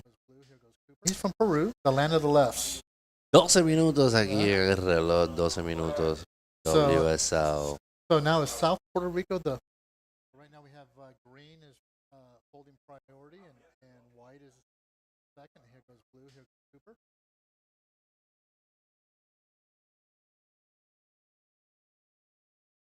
Talk to me, buddy. What was that again? You got 11 minutes here on the clock. I'm sorry. What was that again? Oh, that's okay. You're talking about Peru and the land of the lefts. Land of the lefts, Peru. So I wanted to ask Puerto Rico on the south side. Is it mainly left? Yes. Because there's a lot of rights on the north side. Yeah. On the south side of the island, we have Iches, which is a little bit of sandbar type looking wave. But I really haven't gotten an opportunity to surf out there since I was younger. Yeah. But the south side of the island really is the Dead Sea. There's nothing really happening there. Really? A swell has to hit it like from that direction, coming in from the south in order for it to come through the activate. leeward islands and then south. Yeah. Moving west. Well, here it goes. Check it out. As expected, with Wow. a 7.83 surfer in red with his second wave, busting down the door saying, "Hello, I'm here to stay." And that's a really good score for me. That's a keeper, absolute keeper. I think the 5.67 is also a relatively decent score. But once we get into the 7.85s, close to 8, that's an excellent score for me, especially on these waves. That's a keeper. In fact, the earlier heats, I don't think had close to 11 that didn't advance. So Correct. he's in as far as the early rounds, he's scoring kind of range that's likable to it. You know. Well, it's like you were saying, that 12 range, 13-point range is usually what's been doing it, combo of the two. And then when you get into those later rounds, now you're looking at 13, 14, 15. Exactly. You know. Exactly. So, everything starts to change. There's that pretty color. Love it. I know, it's such a beautiful shot. The sun is coming out here. I'm painting that. Yeah, you should actually. It's got great colors. Yeah. You can take a screenshot, and I'm sure you'll be there able goes to. White. There goes Ian. Yeah. And he doesn't quite come out of it. Oh, Honda might need a Suzuki to get through that. Yeah. Or if But he's yeah, in Japan, maybe a Kawasaki. yeah, or a Kawasaki. But we got Surfer in blue. He's looking for a 5.74 or better. I don't see a lot of motor.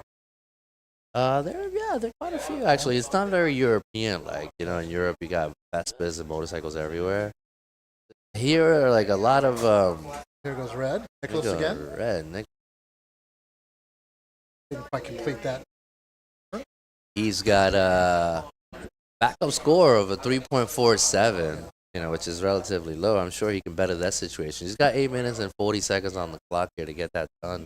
But so far, the young surfer in blue, he's looking for a 5.74 to find himself transferred to the next round. And this is heat number 4. He's holding priority right now. So, And he's holding priority, so he has a good chance to get that wave.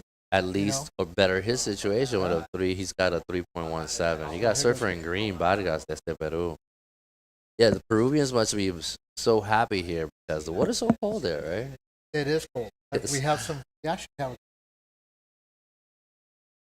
that go down to Peru. They might have Peru At least that's for better background, his but situation. they go down there Surfer. Yeah, surf That's- that left. You know. nice. Yeah, I've Yeah. never got an opportunity to go to Peru. I'm not a huge fan of cold water. In Um, fact, I don't. Sophia Gamboa is. I don't. Not sure she's here for this event, yeah, but surfer she's in an up red. and coming surfer from Florida. You watch Surfer in Red yet again with a second over, Quite get out. gobbled by the whitewater a little bit. I don't think it's going to better his situation. That's 7 minutes. We got the young man Ooh. here. Duel with he I think had priority, He did have priority. but unfortunately, wasn't able to connect properly. Now we got a 7.84 surf white. He's looking for a 7.8. Yeah, that one didn't have that wave. It probably looked like the best on Yeah, that one for sitting in priority. yeah, It's just a real quick. yeah. Unfortunately, he's not able to capitalize on the moment. I mean, Surfer in White right now has a really tall order to fill. He's looking for a nearly perfect score to get himself He to the needs that conversation. 784. Yeah, pretty much, and that You was know. like his best score. So it is definitely possible, as we It can is. as saw Nicholas do. Surfer in Red, 6 minutes and 30 seconds here on the clock. He's number 5 coming up. We have a long day of competition. We got also females division coming up next. That's After gonna the- be exciting. After the men's round of 1-7. Got a nice little nugget coming in. Surfer in Green. Surfer in Green only needs a 5.64. Oh. Cracks one off the top. Unfortunately, it's one single maneuver. Now, but you can see that thing pitching out just in front of him. Yeah, he And like he hit it just right. lays the rail, blows the Yeah. fins out of the top. So 6 minutes on the clock. 6 on the clock. We've seen it. Those one hitters do it in position. He has to be relatively radical to get you a 5+ on a one single maneuver. See if it's enough. Surfer in Green, what he was looking for a 5.64. Perhaps it might not be, but it might better his situation of 7. Yeah, the prior heat had a one hit that was just around that same. Yeah, that was a nice maneuver by Surfer in Blue. Oops. Like Red is paddling as well. Red controlling the situation, feeling comfortable out of combos. To see his intentions, right? He's practicing. That section inside there is super shallow, and so the fact that these guys are going for it, it just shows you level of commitment. Yeah, they're putting forth. The first day I was here, one of the surfers said, "Not throwing the arrows at the very end. Not sure of the reef. Right. Get down underneath there, open your eyes, check it out, you know, and Yeah, and see right. it. Because a lot of times, Yeah. you know, I mean, sometimes at the depth, they'll determine how hurt or you can't. We got Surfer in Blue. never had any issue. They do have that tag coral. That down the line. That tag coral is that coral that's got like 3 to 4 long arms. Yeah, Stand up. those And, are the ones that eat you. Yeah, it's that was that Jack. It's that live. Yeah. All right, you- coral reef, pretty Yeah, serious. you got to be careful. We got 356 left. Have Vargas Green- in Green takes Yeah. over first place with a 6.5. Cracks there open. you go. That was that one hit. I believe so. Yeah, The that was one that hit one hit. wonder gets him a 6.5. I think 6.5. it's, personally So- speaking. So those are out there. If that's all you have, that's out to get you moving forward.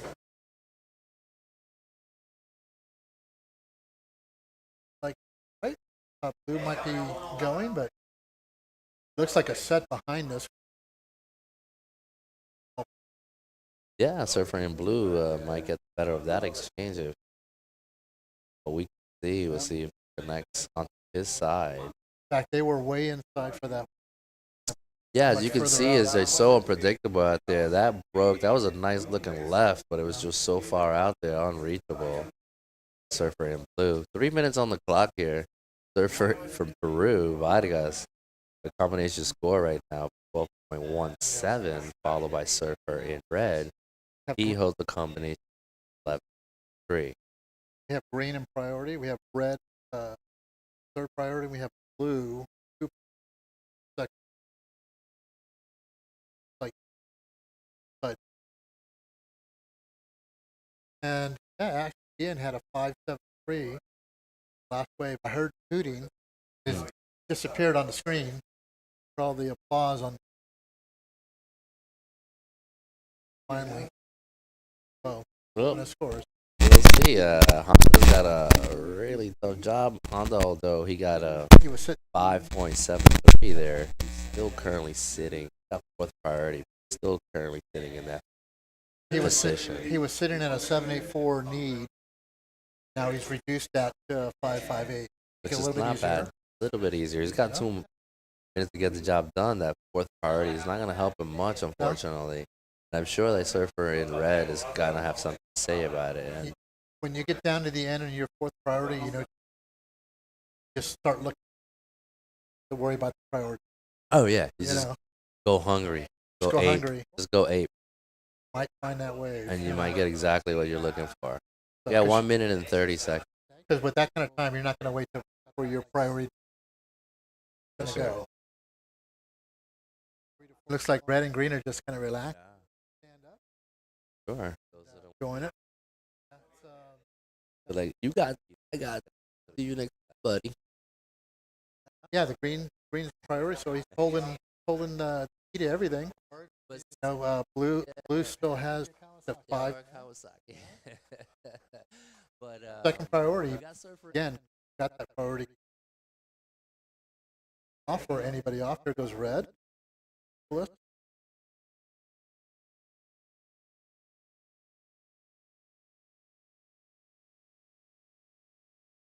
your favorite bottom?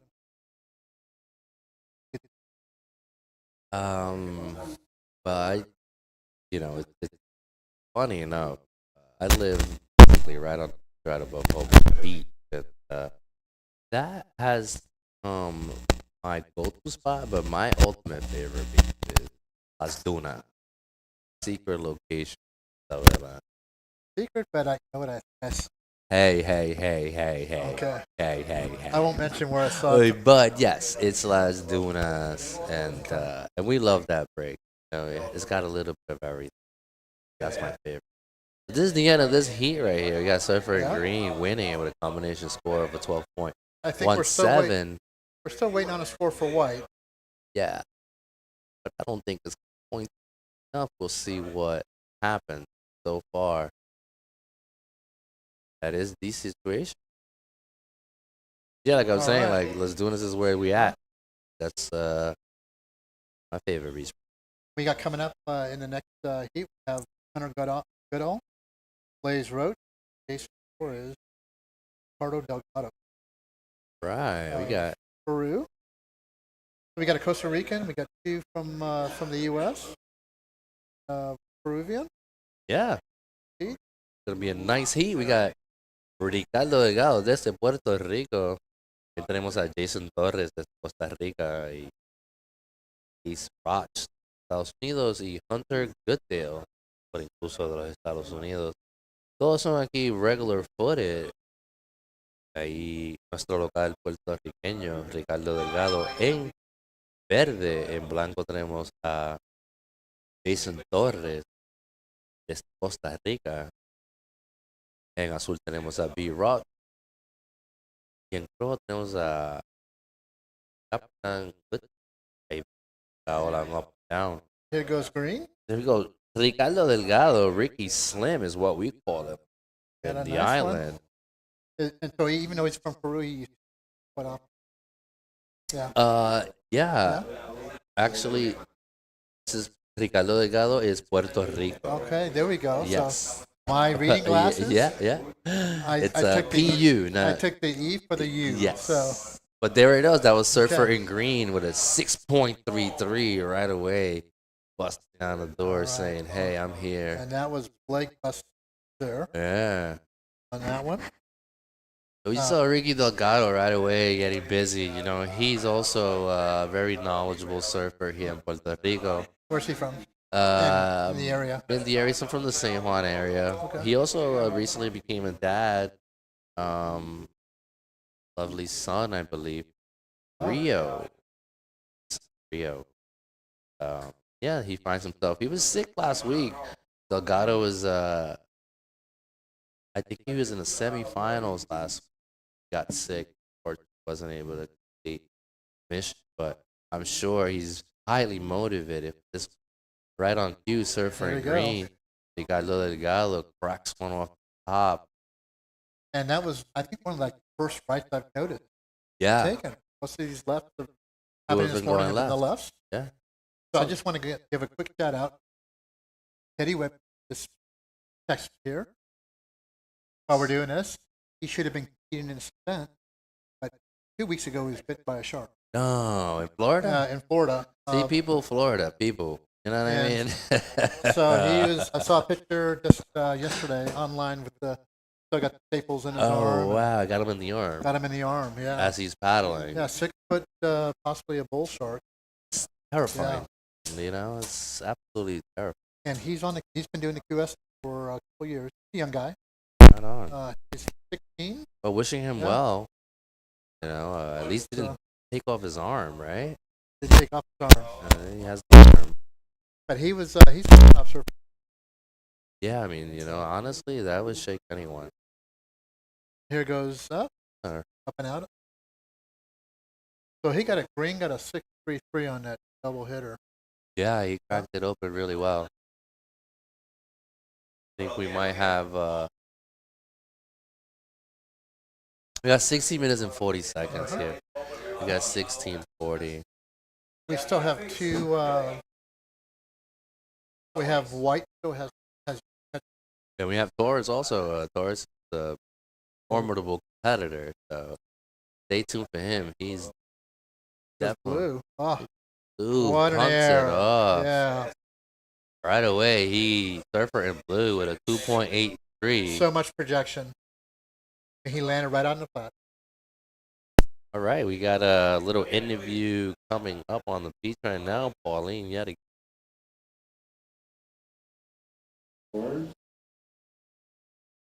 We are reaching the 16-minute mark. 16 minutes.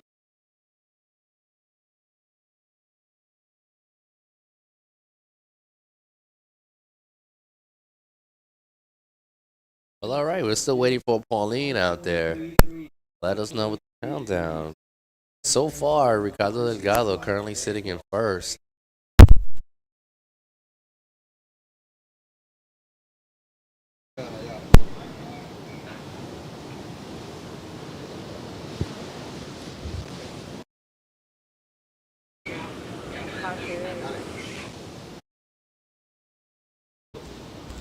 Continuamos en este primer día de evento del WSL de aquí desde la Marginal. ¿Cómo estás? Acabas de pasar tu primer hit. Este sería el cuarto hit de este contest. ¿Cómo estás? Me encuentro con Gabriel Vargas. ¿Qué tal? Súper contento, primera vez acá en Puerto Rico, disfrutando del clima, el calor, buenas olas, así que contento de seguir avanzando. Cuéntame, ¿qué pasó allá adentro en el agua?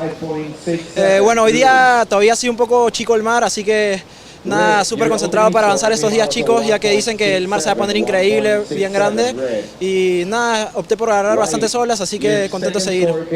¿Algún mensaje que quieras enviar a tu casa en Perú? Nada, saludos a toda mi familia, a mi coach Luis, a mi familia, a mis papás, a mis amigos que siempre están atentos, así que nada, ahí seguimos con todo. Bueno, nosotros continuamos en este primer evento desde aquí, desde la Marginal en Surfing Pro.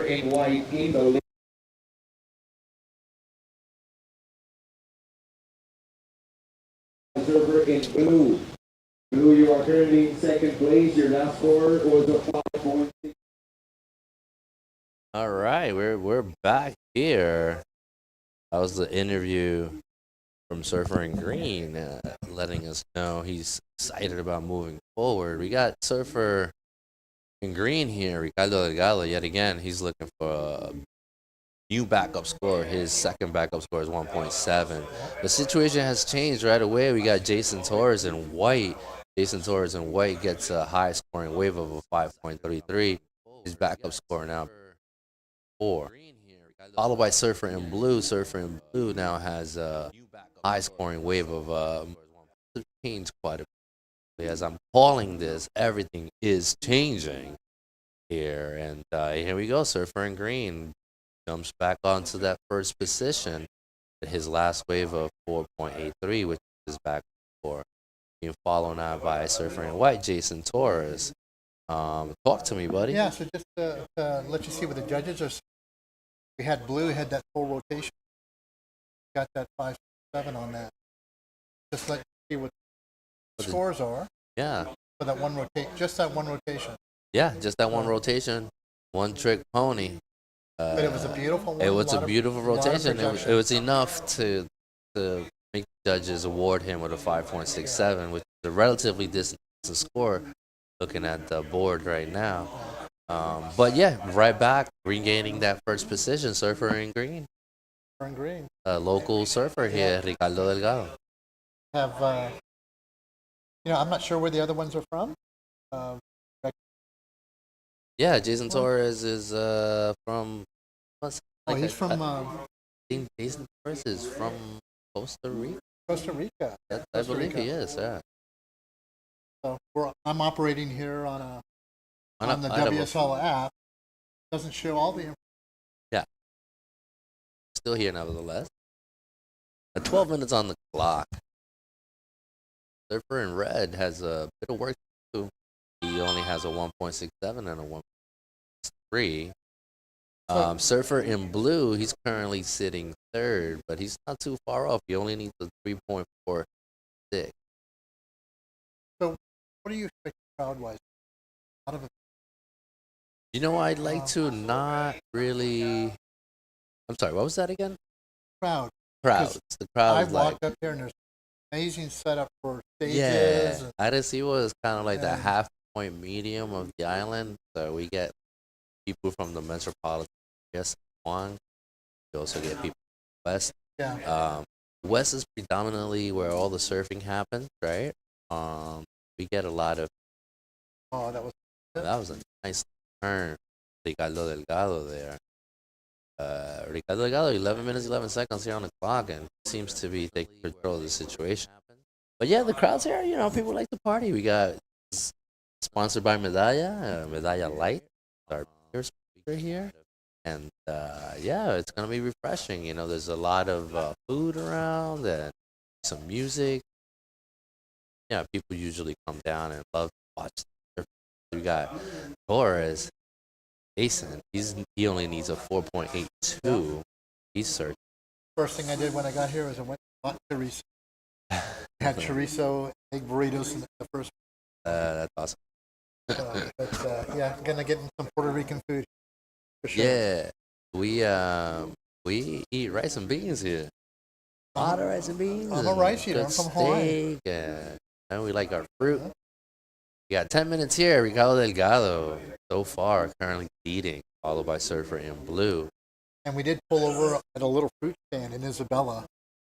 Picked up a pineapple. Had it yesterday. It was sweet as. Delicious. It was golden when you open it. The smell, right? It's yeah, just like, the smell. It was air freshener in the unit. Pineapple, right? Yeah. I love it. Sliced up a watermelon yesterday, and buddy walked. Wait, watermelon. So everything just smells great here. That's awesome. So, you know what would be great? A cup of coffee. Now, do they actually grow coffee here in Puerto Rico? Or? Yeah, they do. We grow a lot of coffee here. Delicious coffee and lattes. We have a lot of great coffee on the island. So along with the beer sponsor, maybe a coffee. That would be nice. Next time, right? Yeah, for sure. Trying to get going. We got 9 minutes, 50 seconds here. Ricardo Delgado still leading the heat here. Jason Torres, he now needs a 4.82. Got Surfer in blue driving down the line. Like cutback out of that. Nice little roundhouse. Yeah, a little nice round cutback. I don't think it's gonna be enough to better his situation, but we'll see. We'll see what the judges. They're giving these 4.4 threes, 4.7s. But you know what's so important is he finished the wave. That is indeed. 'Cause that's the last thing the judges see. Yeah, sure. That he finished the wave, he didn't fall, he didn't do nothing like that. So even though it wasn't that critical, but he did that full wrap around. And Hopefully the judges will award him for that. We'll see. But so far in that third spot, looking for 4.82, we got Jason Torres raising his hands now, and he's like, hey, how much time do I have to get the job done? Yet again, like, talk to me. You know, like, I see his level of urgency, but this is just a good heads-up surf White. you have to know your situation. You have to know your situation here, and with 7 minutes, a little bit, 7:45 on the clock here is very important to know where he stands. Jason Torres is a serious competitor, and he's definitely trying to make the moment happen for himself. He's right on the edge. He's third, and he needs that 4.82 stand. Yeah, got a combination score of 7.6 in comparison to Surfer Blue, who's got a combination score of 4. So, As we said earlier, those 11s, like for Delgado, those are pretty much, right now, those are the guys that are kind of making that. yeah, we're seeing like combination scores 11s and 12s. We've seen a couple of 6s, mid-range 6s that are helping. We saw a 7 earlier as well. 7.83, which is close to 8. That was kind of like the highest scoring wave so far. And that was from Nicholas Cola. He had that double combo. Yeah, powerful surf. Yeah, The powerful judges surfing. will award you for that, as you can see in that last previous heat. Fortunately, he didn't win the heat, but he was able to move on. Absolutely. And that, I tell some of the surfers, really not about winning. It's about getting the continue with your career. But it is about winning.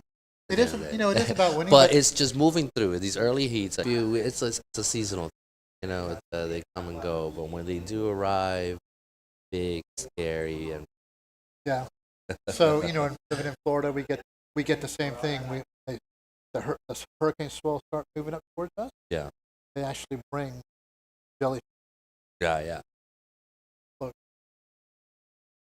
with the swells, we'll see those blue bellies. Yeah. Jeez, man. That's just scary, man. Like I was a lifeguard for a long time, and I saw a lot of cases of allergic jellyfish sting bites. Well, they say pee on it. Well, yeah. I mean, you don't want to pee on Grandma's face that she's, but yeah, whatever it takes, she probably, under that stress, she'd be like, yeah, okay. When it gets stressful like that, yeah, whatever, right? Yeah.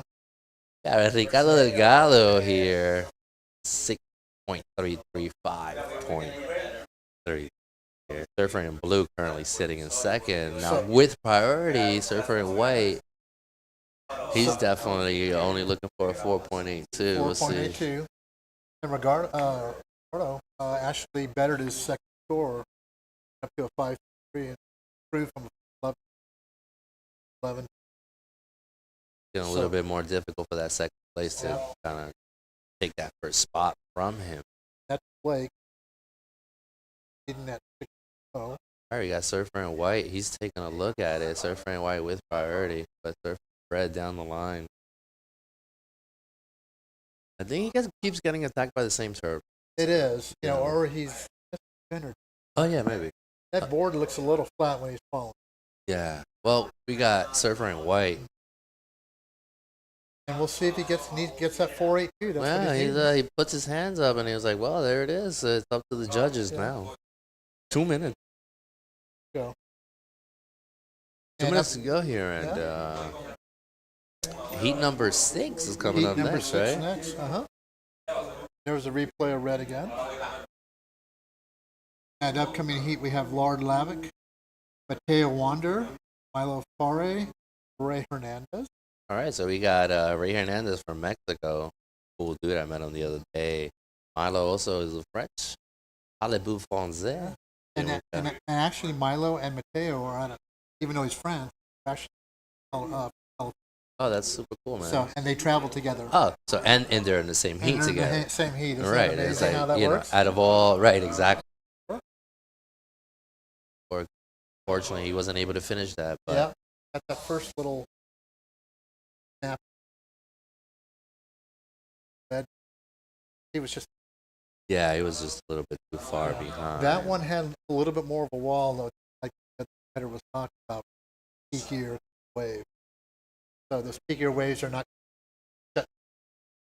Yeah, gives you a little opportunity. Yeah, this wave is so punchy. You really have to be on your feet super fast. Got a little reef. So Blue did get up the horn. Right. That. And we'll see if he, right on the edge of making, see if the judges for that or not. We got Surfer in Green, Yeah. Mexico, Correct. Hernandez. Ah, Ray. yeah. You're friends with, you know him pretty well? Or? No, I got an opportunity to meet him. He's been down here a couple of times. Some past trip, we were hanging out. That's super nice guy, great vibes, awesome smile, super happy. He's a really good surfer. You can't fall asleep on.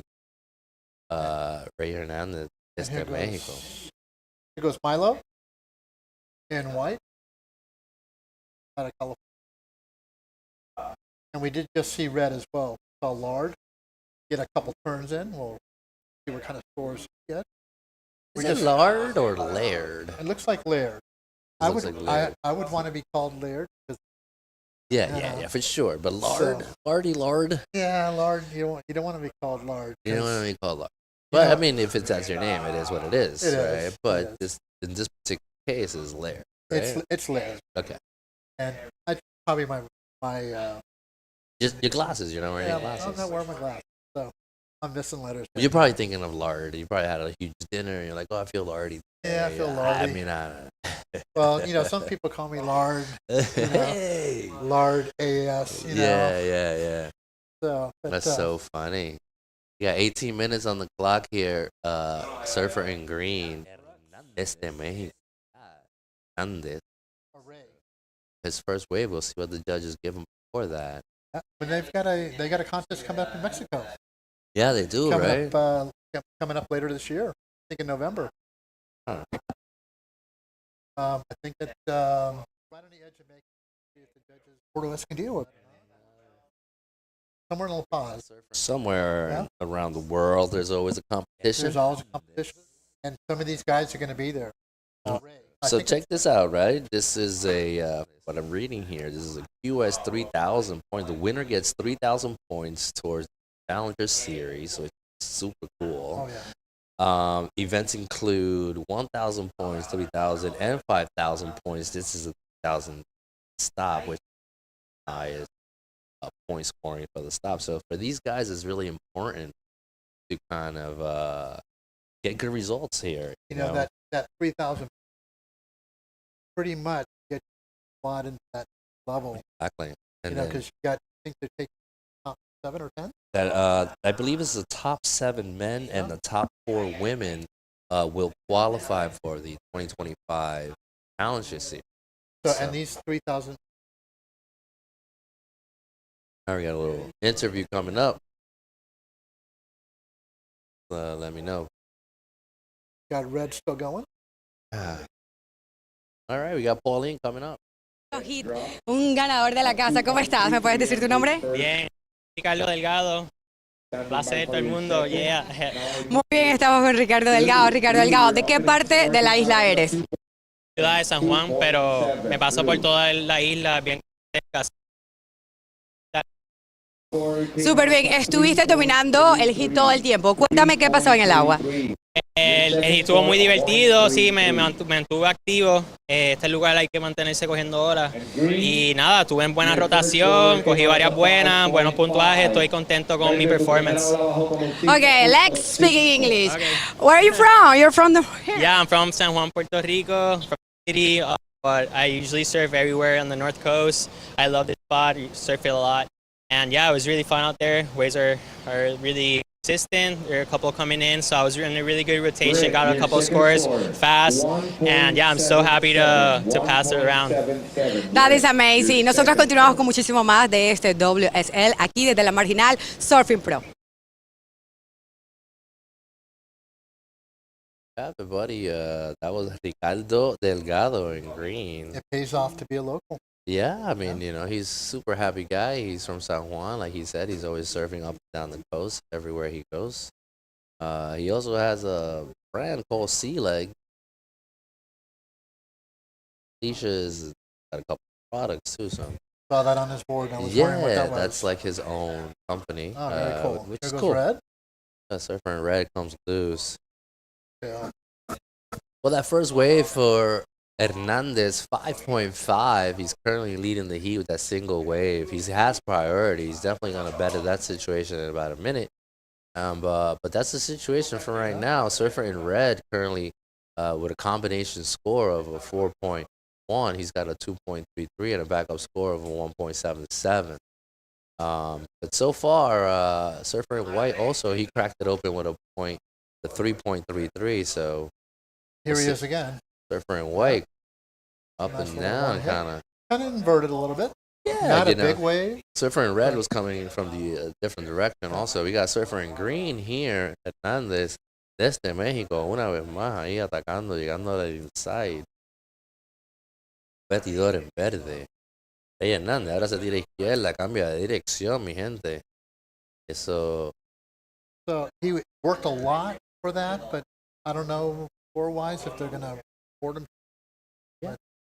You got to do what you got to do. Yeah, I mean, he just needed a second score on the board, and then he's got plenty of time on the clock to get back out there. So he probably, let me just get something going as a back score to further distance myself from the other competitors, right? Yeah, but even that little lull in between on that wave, you never know what's on the other end. No, for sure. So he was able to kind of also, he was driving right, and then towards the end, he started going left and got one last maneuver. I think that's. And there was a replay by Laird. Yeah. Surfer in Red. And that's gonna be a good score for him. It's gonna be a good score as soon as it does come in. Surfer in Red needs a 3.18 or better. Kind of critical at the end. Blew that drifted tail on that at that board sideways. Came out of it.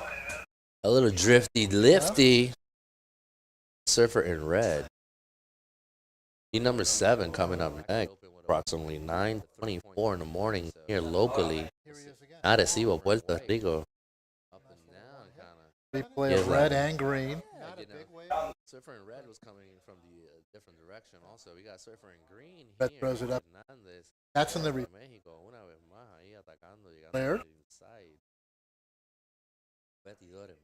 How far have you seen break out? Is there another reef beyond what? 3.33. So is it multiple reefs like that? Or? No, there's a second right. This gets big enough. Starts breaking further out. Starts breaking further out. But what we do suffer here is this wave is relatively really powerful. And so a lot of surfers really love when it's pumped. It's like high scoring. I don't know score-wise if they're gonna. Like Green just had a nice hit, start from behind, get that view of the surfer with all the spray behind. Yeah. But that looked like a decent wave for part of it on the video.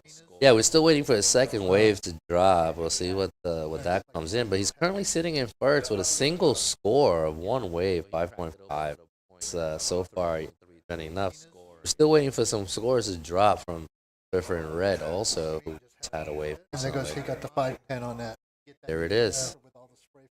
Got a 5.1 for Surfer in Red. But then yet again, Surfer and Green comes back with his second wave of 4.6, which is his backup score now. And he's back on that top spot. You got Surfer and White driving down. That's Punts it off. Milo, little reverse going left.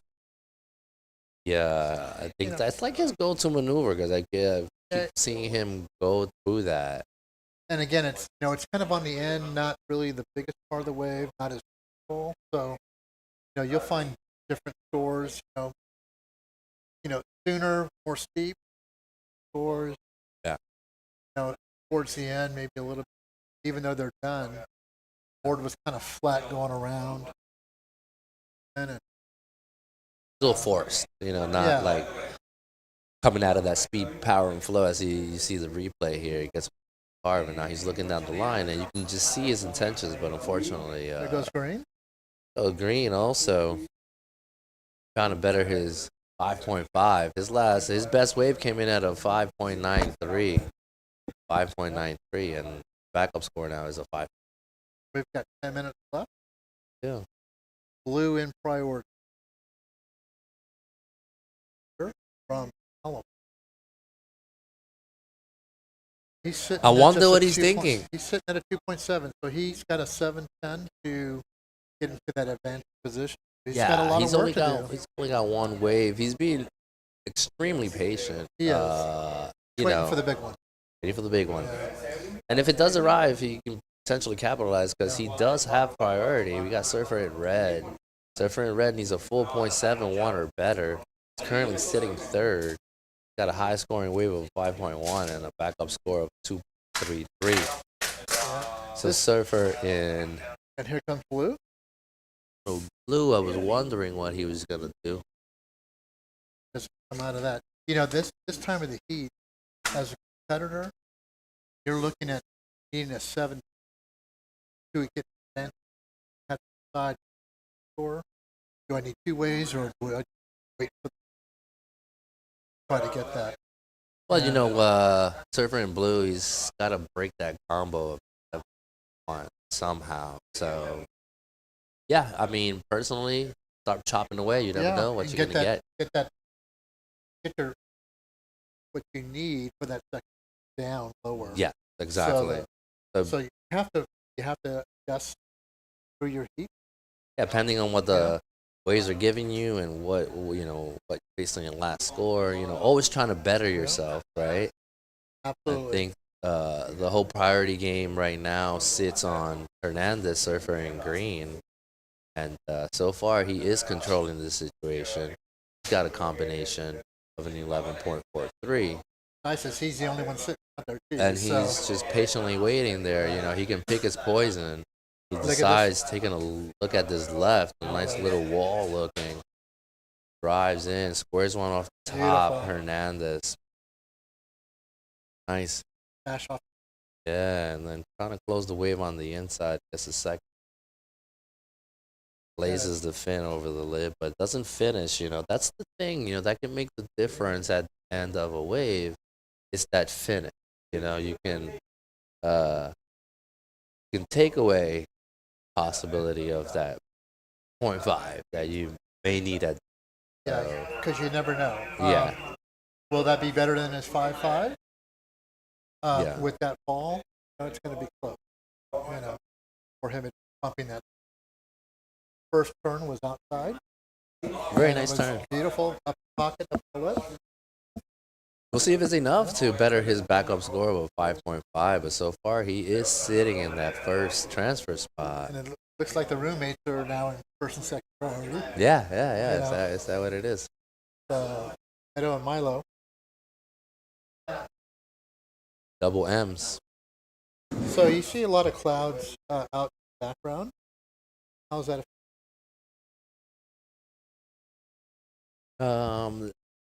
They're heading towards the west, so those are the morning clouds that you're witnessing here, driving away from us. We are kind of paralleling Puerto Rico. Exactly.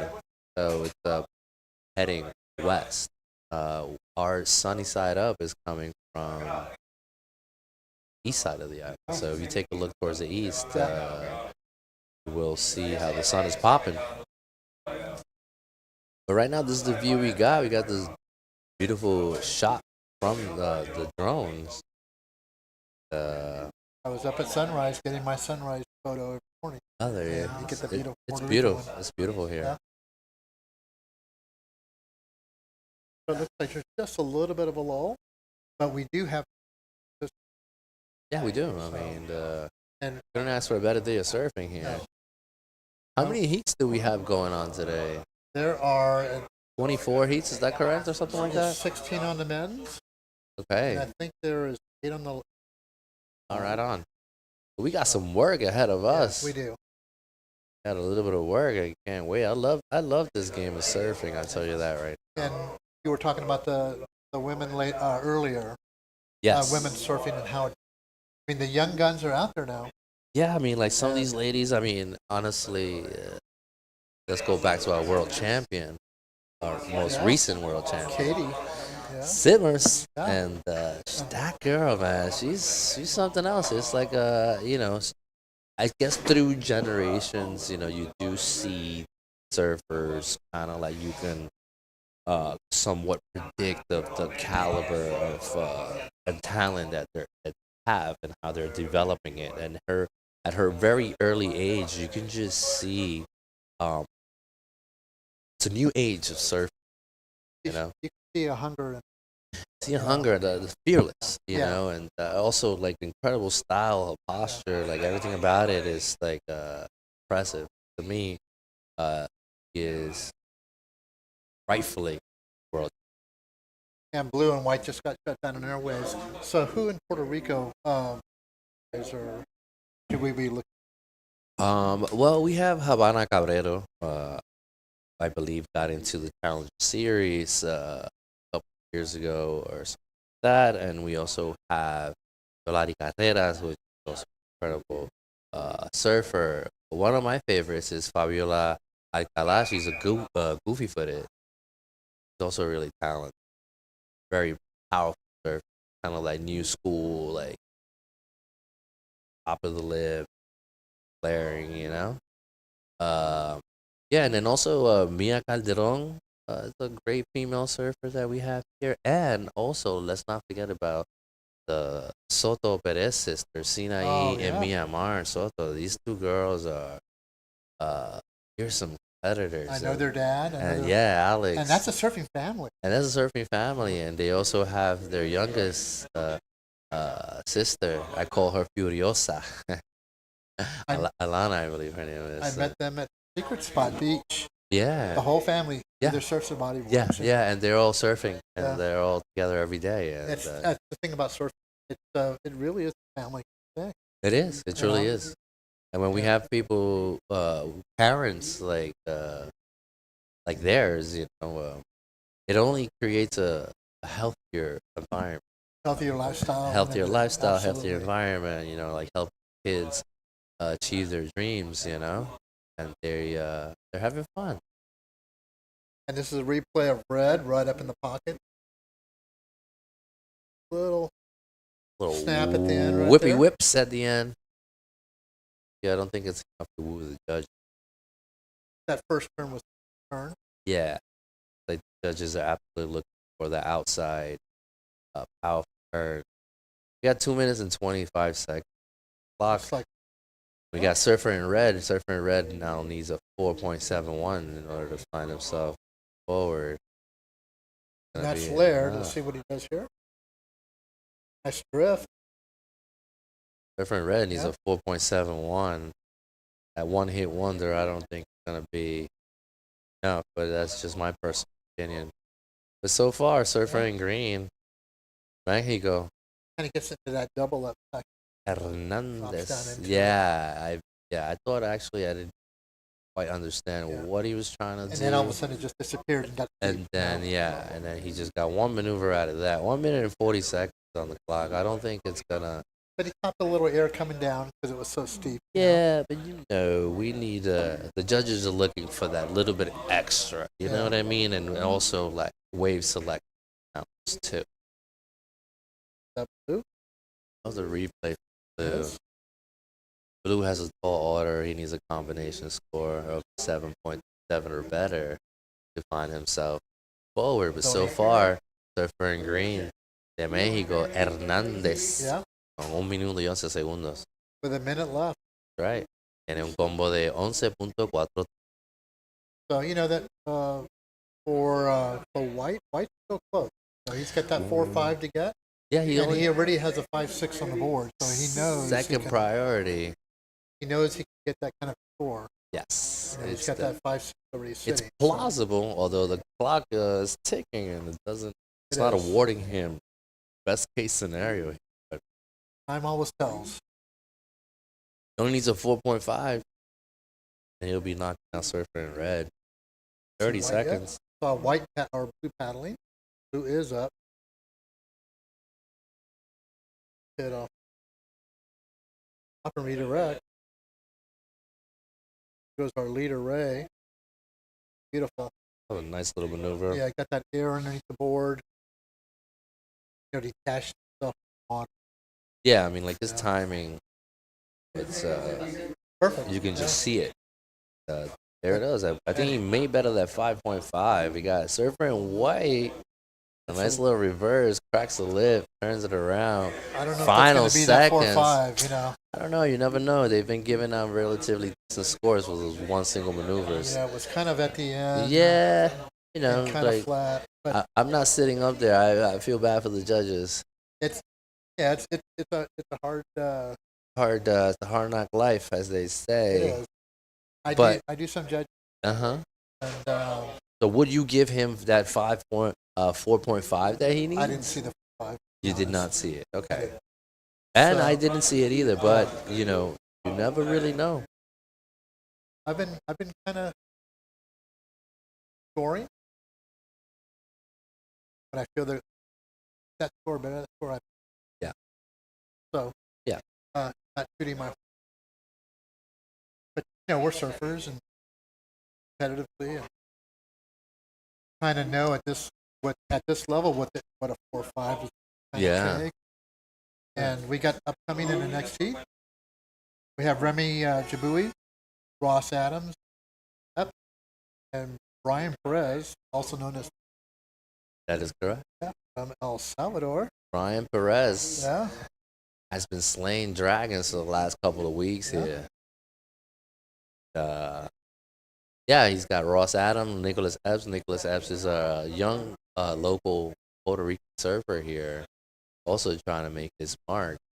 And Ross Adams from the USA, he recently moved to Puerto Rico about last year or something like they that. They are, for some reason, they're moving here. They're moving. This is America. It is America. We are in America. I have good friends. I have a son named Logan Rad. He's competing in this Logan event. Rad. I know Logan Rad. And in fact, he finaled I think he finaled or semifinaled last week. Yeah, he lives. He's my neighbor. He lives close. Nice young lad. Yeah. Logan nice. Rad. He's a really nice guy. I met his father too and his mom. Steve and Jen. They bought a house here about. Yeah. That's now he's actually surfing. Yeah, you know, we are proud to have people with such talent on the island. We have a lot of Puerto Rican surfers, local surfers here that are equally asked. You know, it's unique with America because yeah, not well, that's that's by green. Yeah, I mean, I think culture and our pride where we are from. So Hawaii and Puerto Rico share somewhat of the same history. You know, Hawaii is a state, we're a commonwealth, but hold a lot of the same values here. Can relate to You can go to the what is happening and what has happened. You can go to like time championship, pull the customs over, and you will see Florida flags on the beach, flags, Hawaiian flags, see the international circle. See the flag. Yeah. even in America. Well, here we have in the water now, we have the Pink Panther, Perez, who, yeah, I think he won the Corona Pro Surf. Here we got the replay for surf. Get one maneuver out of that. Just to kind of put in his bid and depositing his change at the bank. 17 minutes on the clock. We got Nicolas Epps here. Second turn. Young man, yeah, like we were saying before, the level of training that it takes, commitment, this Olympic sport. I think Epps, his surfer in white, is one of our young lads that is taking his nutrition very serious. His coaches, it's a new age of like competitor and athlete. You know, The family. That's good. You know, times are changing. You know, we have a lot of beautiful superfoods that do our bodies well. And here goes Remy. We got surfer in red. That first wave for Epps came in at a 3.0. Currently sits first. So the one that Brian had, that was not the first, that one wave. Oh. All right, then we have an interview coming up outside. Me in a second. So far, 15 minutes. Epps is getting it popping. We got interview. La gente del WSL, la Marginal, estamos con el ganador del sexto hit, el Rey representando México. ¿De qué parte de México eres? Hola, ¿qué tal? Mi nombre es Rey Hernández y soy de la parte más bendecida, Acapulco. Un saludo a toda mi gente de allá. ¿Qué tal? Cuéntame cómo han sido las olas aquí en la Marginal. Los días que llevo surfeando aquí en Marginales es un punto muy bueno, divertido. Me comentan los locales, Dwight Pastrana, Sebastián Soto, que es un lugar increíble. Súper contento de estar aquí, claro. What did you expect? What do you expect for this contest? Just going hit by hit and do what I know how to do out there, and gonna be grateful for surfing this event. I was talking with Brian and I was in alternate number 1. Already I have like 4 years done doing any QS, but I'm really motivation for the rest of the year and just focus and just chasing my dream. That is amazing. Así es, hay que seguir los sueños. Nosotros continuamos con mucho más de esta esquina de las entrevistas aquí en el WSL. Mi nombre es Paulín Moreno. That was Pauline Moreno with our last heat. El señor Hernández de la mejor parte de México, Acapulco, reclama caballero, súper contento ahí. He's probably going to be a favorite for that contest. Yeah, possibly so. QS. Hernandez was talking about 2 of our local surfers, Sebastián Soto and also Pastrana.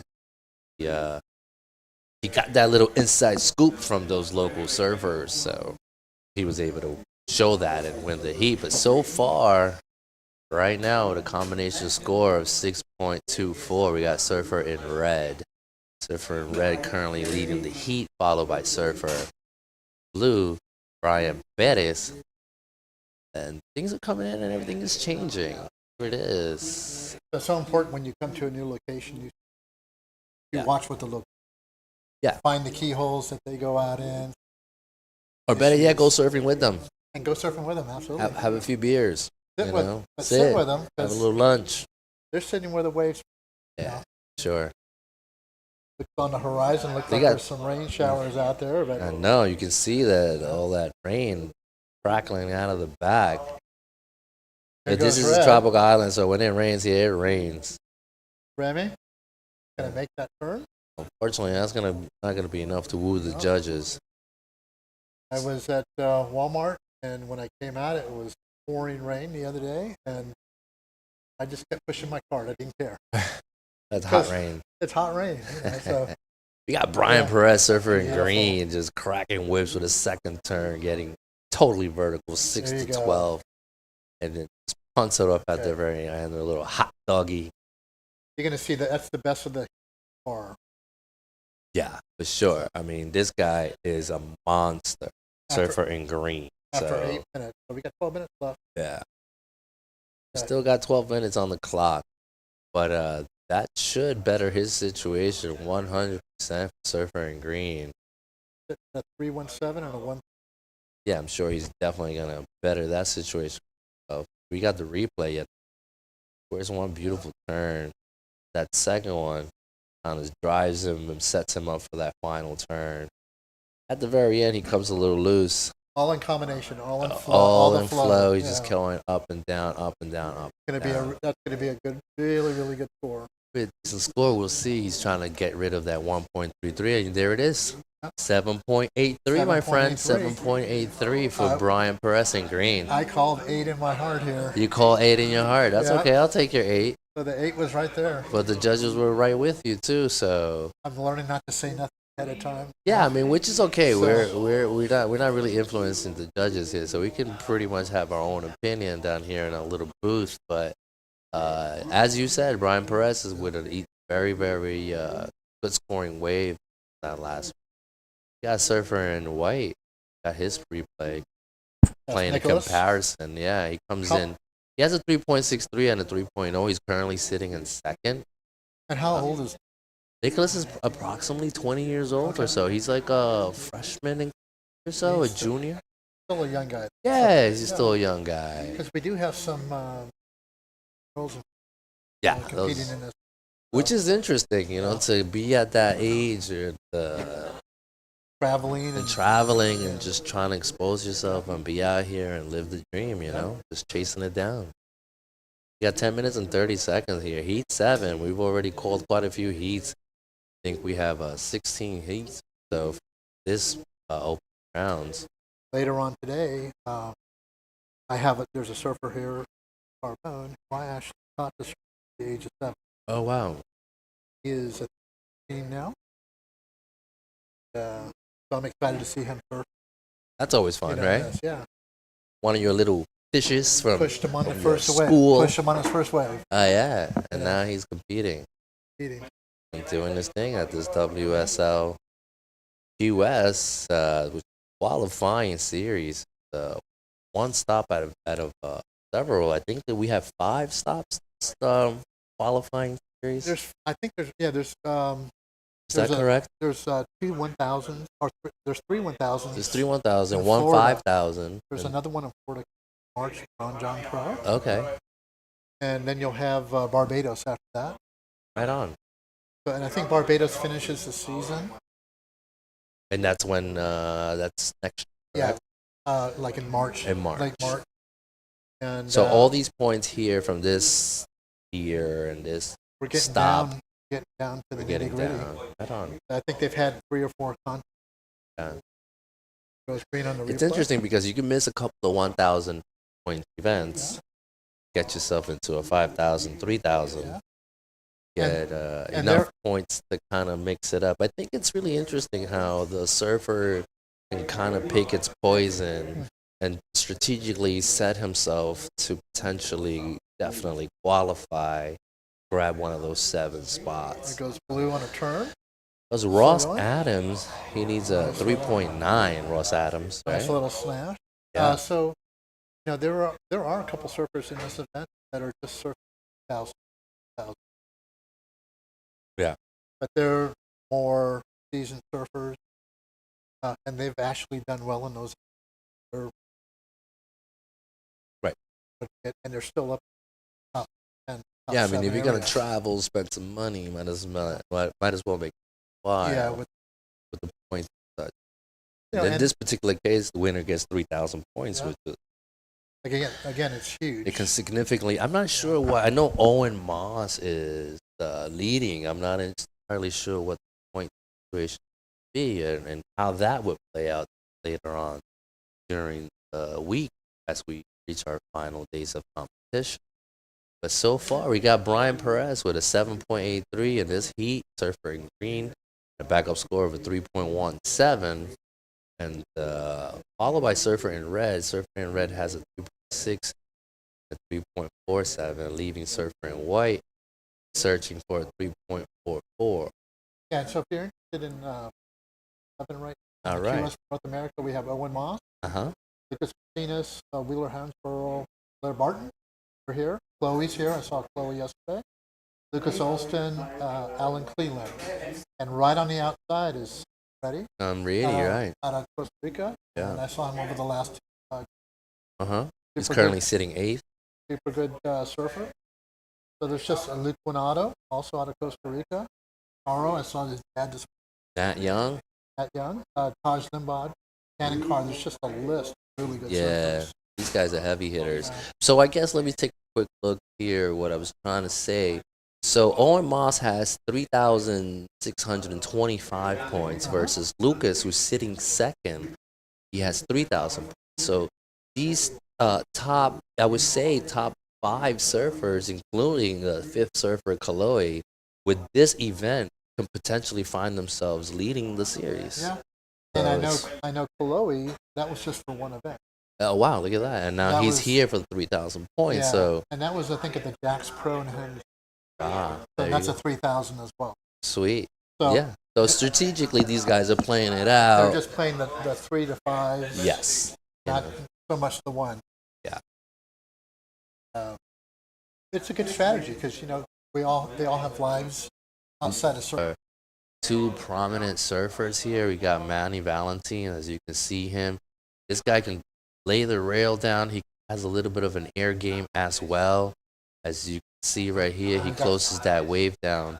And he's just trying to get his groove on. Now he only needs a 3.61 to find himself in a conversation with Perez and Urbina. But yeah, he's got 11 minutes there. We'll see how that score comes in for him. He has a 4.67, and this could make a difference here. The two from San Juan to here, about a 2-hour drive. San Juan to here is approximately an hour drive. Hour We're like drive? halfway. This is the halfway point of the island. That's really not that far of a way to drive. No, it really You isn't. can California, I know, growing up in Orange, or drive down the Yeah. there were no waves in the area, so No. driving for waves really nothing. Riding waves. Yeah, it really isn't. But some of us are spoiled, and we live right on the beach. We don't want to drive; we want to walk, and so we do that. But the beautiful thing about living in this beautiful island is that there are waves everywhere. Everywhere you go, up on the north coast, side of the coast, you will find waves. What you need to find is friends, Have to have friends. and Certainly. that's the hard part. The waves you will find, but having a friend, a local friend, is always a plus. That wants to share. That wants to share. But you know what? I'm going to tell you. My experience in Puerto Rico, super nice people. Yeah, I mean, we feel based on karma, and if you're gonna get exactly what you put out. Yeah, if you're nice to somebody, they're going to be nice. Yeah. I've walked, lived where I'm staying. I'm probably staying about a 4-minute walk from here. Cool. And every time I walk here, we're greeting you. Saying Yeah. good morning and Yeah, such. good morning. Right. So I'm Yeah, learning people to- here are super friendly. So I'm learning to say Buenos días. buenos dias, buenas Buenas you know? noches. Gracias. Gracias. Well, here we go. Surfer in green. Surfer in green, like I just said, Manny Valentine has the potential, and sure enough, right now he finds himself in that second transfer spot. The combination score of a 9.0. We got the replay. Cal Kaufman, surfer in white, lays down a rail. Turn out of that. Closes the wave out. Five. So, he's set right under 3.7 as highest. That's probably, he's going to replace that 2.8. I would say so. We'll see if it's enough to find himself into that second transfer spot. At the end of the day, it's the 1-2 that moves on. It is. There are no repertoire heats or any of the people. It is a great experience, and it's good to have on your resume a WSL QS event. So these younger lads, Kaufman, Valentine, they're getting their feet wet. They're getting started. Yeah, and when you go look for those sponsorships, where you're at. Exactly, and your place. much. But so far, Perez in red, trolling the whole heat here. And the nearest competitor needs 0.09. Pass him. So there's a lot of work to be done. Oscar is sitting Third. at 3.90. Yeah, Surfer in blue. I think I just saw Surfer in blue. Which I know. I've seen Oscar surf. Yeah, but here's Oscar yet again. Like Surfer in blue working his way into the inside, kicks out at the very end. Kind of one of the rare rights I've seen. Yeah, he only needs a 3.9. And yeah, There we see Oscar working his way out. Here's the replay of Oscar. Kind of near the end of the wave there. And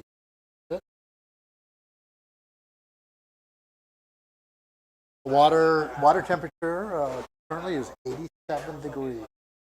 Got 7 minutes left. There's a beautiful view of Arecibo. Just amazing color and green. And here's the shoreline. Looking west. Replay on Oscar hits it. Comes back around. He's looking for 390. That's going to kind of be close. We'll see what happens. He gets that score to advance in the second place. We are. Looks like the swell is slightly building and get a little bit more consistent. Been a little bit slow going this morning. This is just amazing. There goes Dwight. Going left. Off. Little slash. Hits the lift, throws spins, and lands it. He's needing a 5-3, and that could be a close one for him. Got blue going, he kicks out. So we'll see what happens with White. And that's Mikel. He's actually from Puerto Rico. See if he gets that. We have 5 seconds left. Right now we have red priority.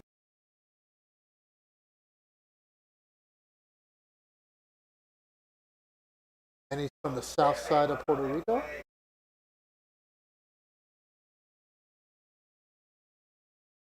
And if you've never been to Puerto Rico, I highly recommend it. Water, clear as can be. Probably the clearest I've ever seen anywhere. I travel. And again, the people I talked about earlier, friendly. Hot. Make sure you drink, stay hydrated while you're out here visiting Puerto Rico. We have, it looks like, replay, we got green going.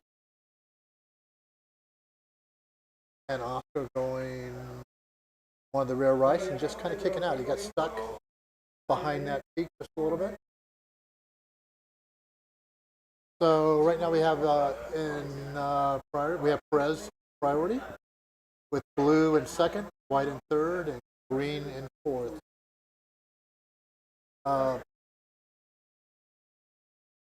Aro sitting right now with a 12.76.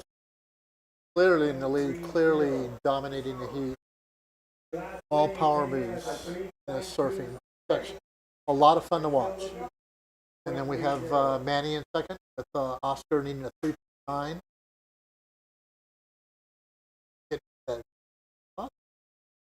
Looks like we got Oscar paddling here. We have, here he goes. Nice slash top, 2.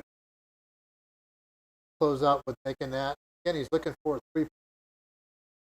And getting that advantage. Just have roughly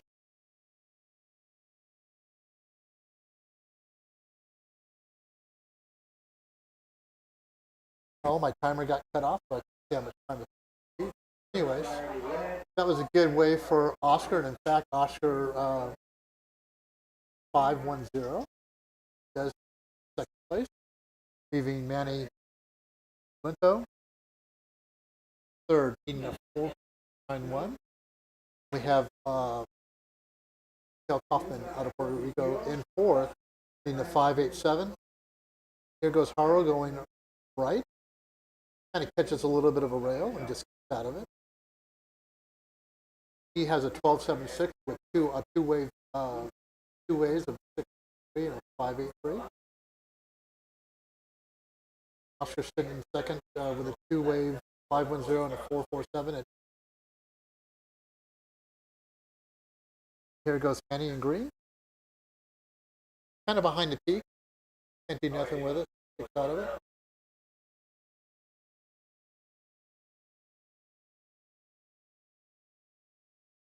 And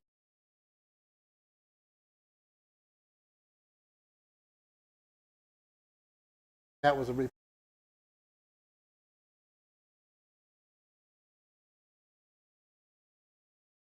So the cameras, the drone views, and the skies look super clear. But trust me, there are areas around us, but they're not expected to bother us too much today. Here we go. Now I got my back. Look at 54 left. We have Perez in third priority, Oscar in priority fourth, Phil White top spot in priority. Heat to 5.87 with a minute 30 left. Got his choice of wave. We'll see green grabs one and he gets stuck behind the end. And here goes red paddling. Aro. He's totally dominating. Backs it off the top. Gets the second turn in. Heading back for another one. Going all the way to the end with another little smash. And you know, he's stoked. He's just surfing lights out. Oscar tries a little rotation. Well, we got 1 minute here on the clock, and we are, so far, Perez has been winning this heat or being jumping onto that second transfer spot. Valentini's a 4.91. The cost also is looking for a 5.87. Coming up next, we got Braden Jones. Next heat coming up, number 9, we got Jones, Luis St. John, Gian Carlos Mendez, and Cole Safel. Those guys are coming up. So we have Barbados, USA, Puerto Rico, and 2 competitors out of the USA. We got 10 seconds left on the clock here. 10 seconds on the clock. And that's pretty much what.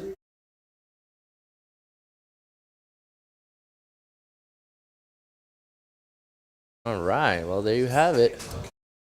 That was clearly heat. Yes. Our surfer with the back is that backside. Yeah, for sure. Slow down in him. Yeah.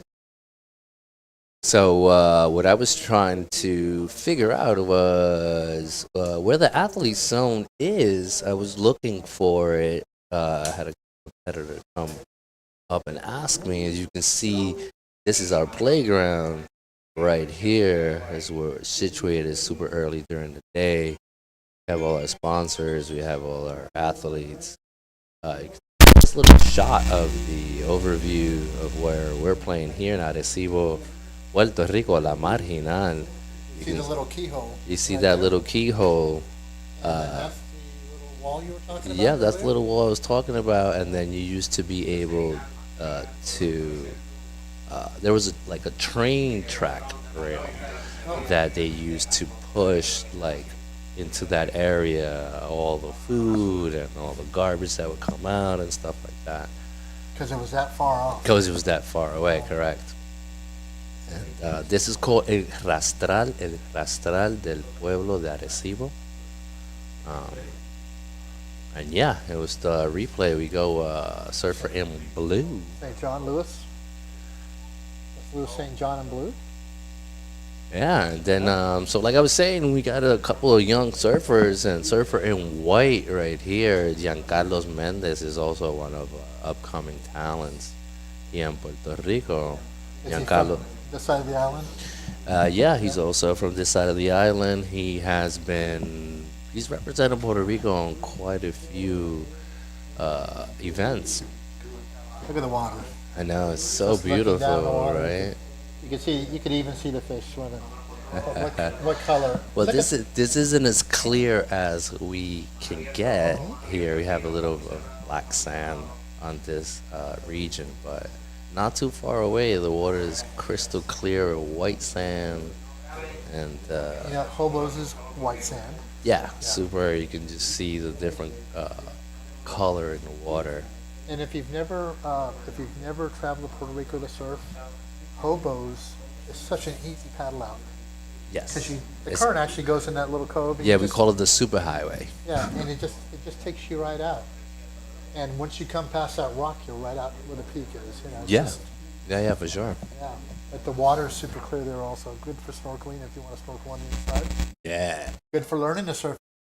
We don't learn how to surf. Hobos Beach is one of those places where it breaks all year long. Even during the summer, you always have a wave. So you get all the surfers from all over the island migrating on over to that beach during the summer because that's the only place that has little waves. Hobos was the first place I surfed. In Puerto Rico, when you came here, Coming to Puerto Rico. it's known for the Iron Fist, and so it has a horrible reputation. Oh. Although times have changed. So You I'm know? not sure what this is. Well, some people, it's just like some surfers are a little bit more aggressive than others, and they're more territorial. It felt territorial. And that was like one of the last frontiers, when I think Yeah, and on that first trip,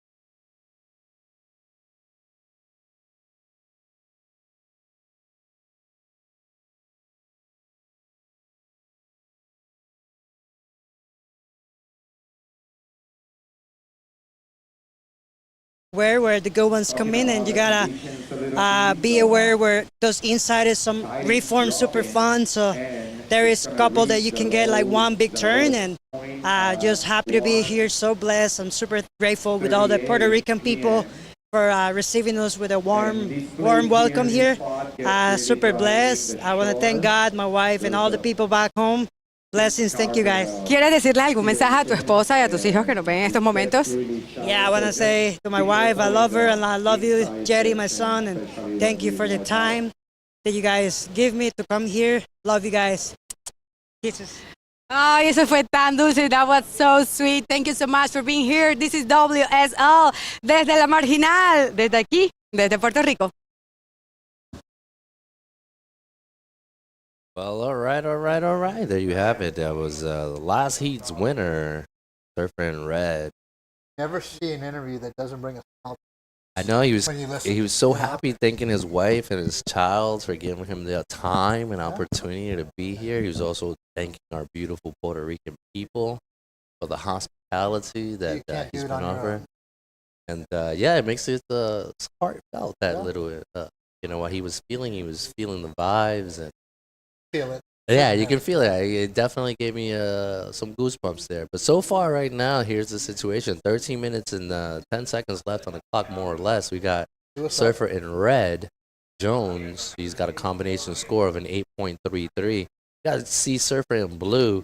Here, cracking whips over here, going left, puts in a couple of turns. Surfer in Blue. That's going to be his best, I think. We're trying to figure out if he's going to better his score of a 1.97. That's his backup score so far. But at the moment, with 12 minutes on the clock here, at the moment we have Surfer in Red and Surfer in Green with the 1-2.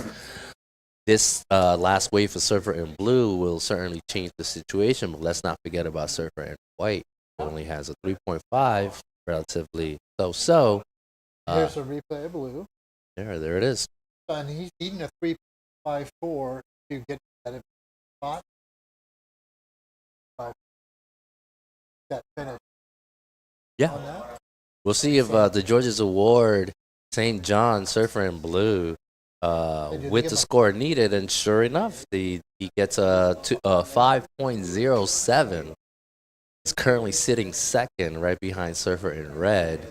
In that third spot, we got Surfer in Green. Surfer in Green needs a 3.48 in order to find himself moving forward. And Giancarlos G Money Mendez, as I like to call him, G Money Mendez has an opening wave of a 3.5, and he needs a 4.15.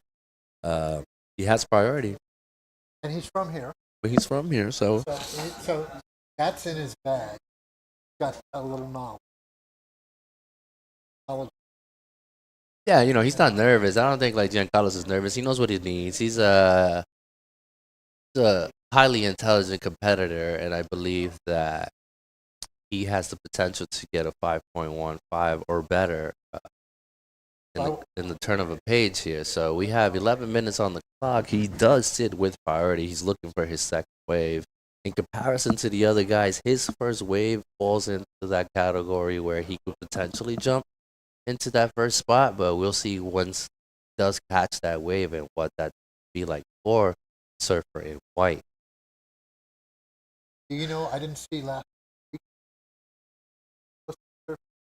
Yeah, he was. He's been surfing very, very well. Unfortunately, I believe he made a used his priority a little bit off and gambled on a wave that did not pay off for him, and he wasn't able to move on to those final rounds. But Surfer in White surfed very, very, very well. He has been surfing extremely well for the last couple of weekends. You know, he's been going at it. You know, like I was saying before with Oscar, the president of Puerto Rico Surfing Federation. We've had a lot of events these past couple of weekends for the past month. With the Corona and With the everything Corona, else. we had the opening stages of our federation here. And then last weekend, we had the opportunity to collaborate, work with the Alice Pro Tour, which was stop was at Hobo's Beach. And yeah, Giancarlos Mendez, Surfer in White, represented very well. And yeah, here he is. So the Puerto Rican Surfing Federation, do they have kind of system, or is Well, we are based on the ISA features and format, and yeah, we've had this. It's been on the new presidency last 2 years or so under Oscar, and he's done a really great job. And as you can see, he has been able to bring the WSL to Puerto Rico, and that's something that we're definitely grateful for. Hey, that looked good for Red. That was Surfer Yeah. in Red and Mr. That Jones. was Brandon. He's trying to switch that backup score. And I think he did it on that 2.5 is a race, and I think he did it on that wave. You know, in the States, we have the USA Surf. Yeah. It's similar. So, and it covers the entire U.S.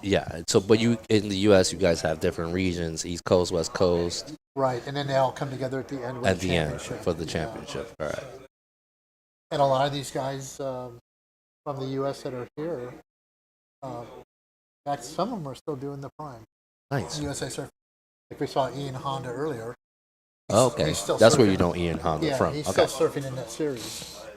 So, Yeah, we just got our season started here. We just had our first opening competition for the federation 2 weeks ago, and our second stop is going to be in November, and then we're taking a winter break, and then we're back in January, like mid-January. So but you get waves all winter here.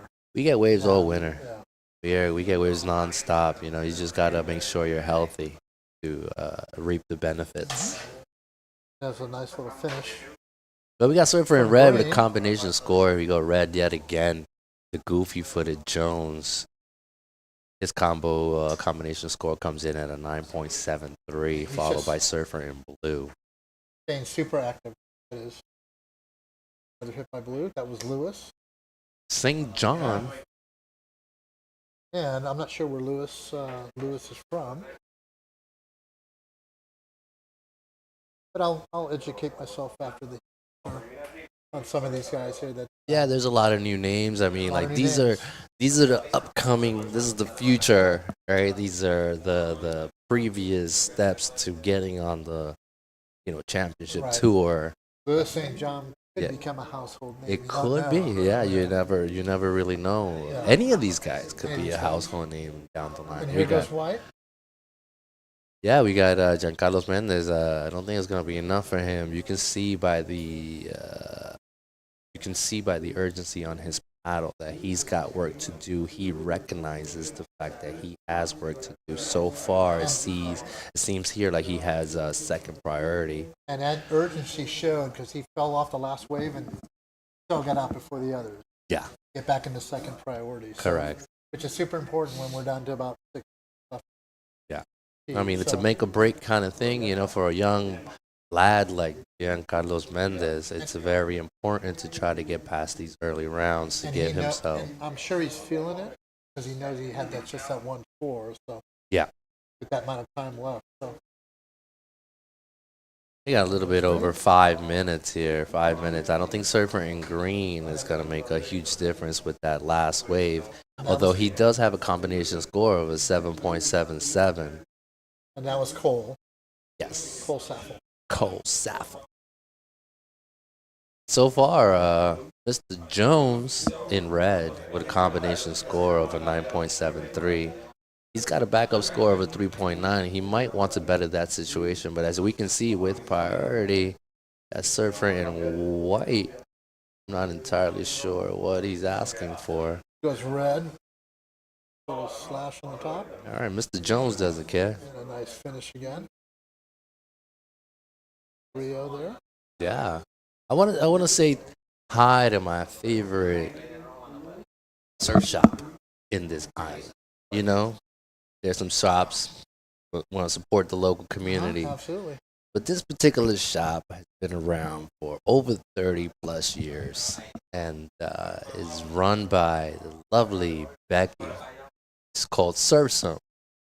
Surf Zone, and I've heard of that. Surf Zone right out of Remy Base in Puerto Rico here in Aguadilla. They've been around supporting us and supplying us with the goods forever. I was going to say on my first trip here in Isabella, remember that shop? Yeah, and they've been around forever, and yeah. So anybody that wants to get their surfing goods and want to get surfboard rentals or anything they need, they're very knowledgeable.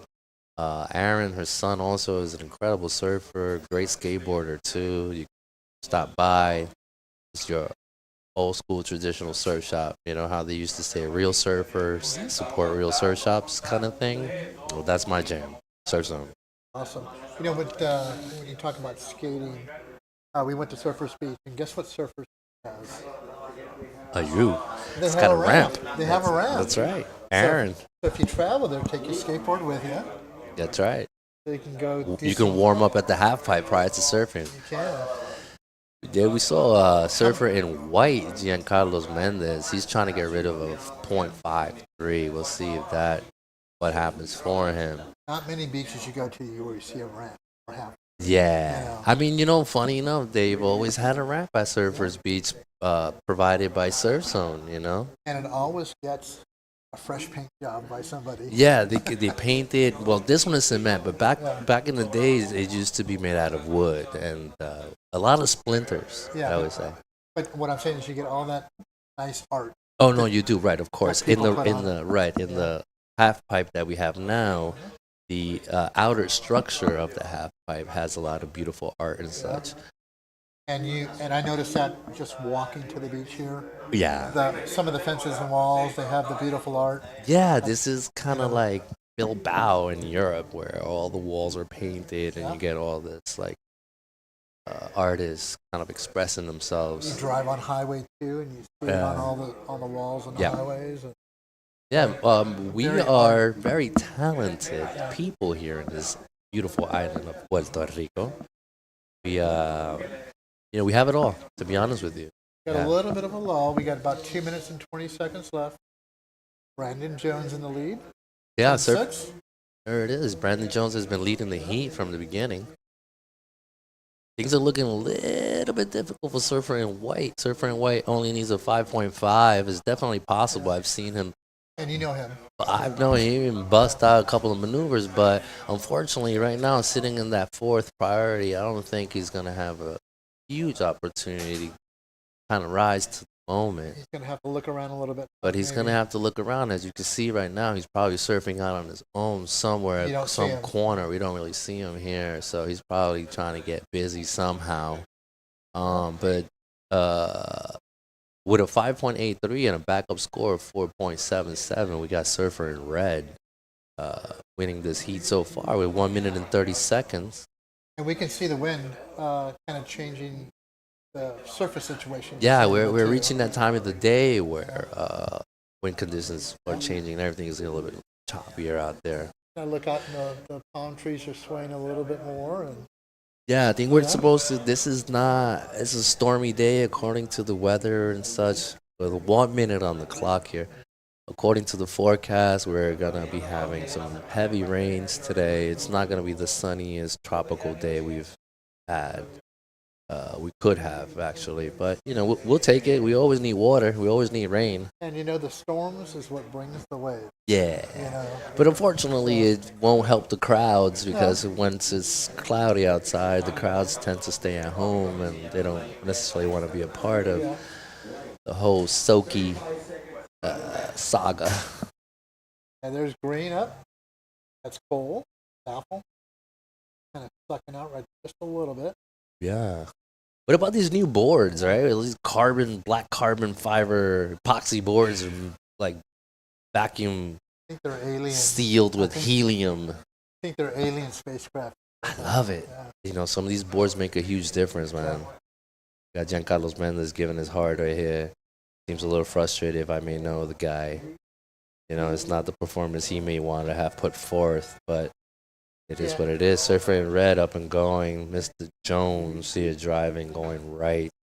He doesn't really care too much at this moment because he knows he's sitting in first with a 10.6, followed by Surfer in blue with a 9.0. On a day like today, you could see a lot of epoxies being used. Yeah. But when it gets bigger, you're going to see those heavier polyboards come into play. Come back. Come into play. So, where you're on this next heat. Yeah. Got Georgia Gomez, Adam Lambert, Liam Knight, have Esteban Otaño. And he's from Puerto Rico as well. Yeah, Esteban Otaño is one of our local young cats. Like he's, I believe he's approximately 16 years old or something like that. So you were talking about that earlier, how we have a lot of young kids here just kind of giving it a go.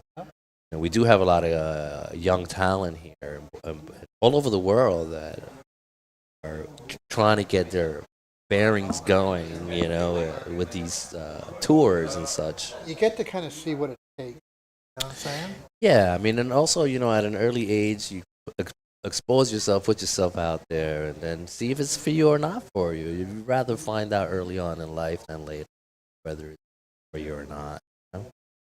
Yeah, and we got another QS warrior who's been around for a while, Giorgio Gomez. He's been around for a while. He's from where? From Colombia. He's Colombian, isn't he? And he's been on the QS for a while. Trying to get it going, huh? Trying to jump onto the Challenger Series. Has he ever made it to the Challenger Series? I think he's actually close this year. I'm not sure what okay. He is in the rankings, but he's kind of up there. Well, so far, we got those. There goes Esteban.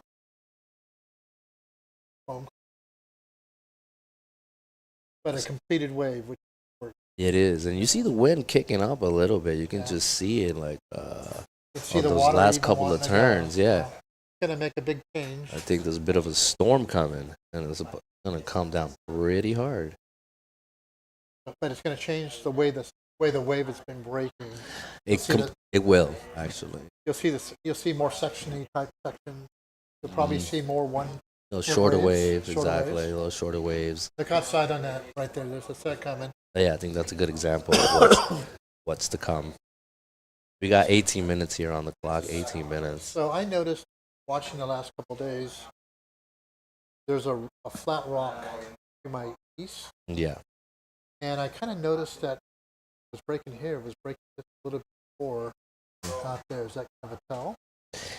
Are there any tells for this break? Where you're sitting out there. If you look to the side, you can kind of see. Yeah, you can kind of see, but this is like a little weird section of this particular town location where you won't really get an indicator coming from the east that the set is coming or anything. You will see some waves breaking, but it's not quite an indicator just because of the way the cove sits. Here we go. We got an interview coming up. How you doing? I'm doing well. Thank you so much. This is your first QS of the year and in warm water. How good it is to be in Puerto Rico for big points? It's super fun to be down here. I'm just stoked trying to do as many contests as I can. And yeah, it's a good time being down here for sure. What is the most you like about Puerto Rico or about waves in Puerto Rico? I like the warm water. It feels good. It's been freezing at home and everything here is super cool, all tropical and nice to be here for sure. That's so nice. What are your goals for this year for the QS? My goals this year are just to try and do as many as I can and build up my points so I can hopefully do some, maybe 10,000 next year. We'll see though. I missed a couple contests. That's gonna be awesome. Ok, nosotros continuamos con mucho más de este primer día de evento desde aquí, desde la Marginal. Well, there you had it. That was the interview with Mr. Jones. He won that last heat. I feel like a DJ over here adjusting the volume. You don't want my fingers doing it. You got it going. So, but I love surfing. I'm a surfer / broadcaster now. There you go. But to watch Braden, now he got out of the water and he was excited too, but he looked a little cold. Yeah. I don't know if it. I think it's the storm coming. Kind of the storm coming. I love this warm water, but it's cold bit of a outside. Storm. Yeah, I mean, you get wet, the wind hits you, it doesn't matter. You will get a little bit cold. That was Surfer in Green. Esteban Otaño, he right now with an up and down, currently catapults him into that first transfer spot, but I don't think it's going to be much of a difference. And he's from Puerto Rico as well.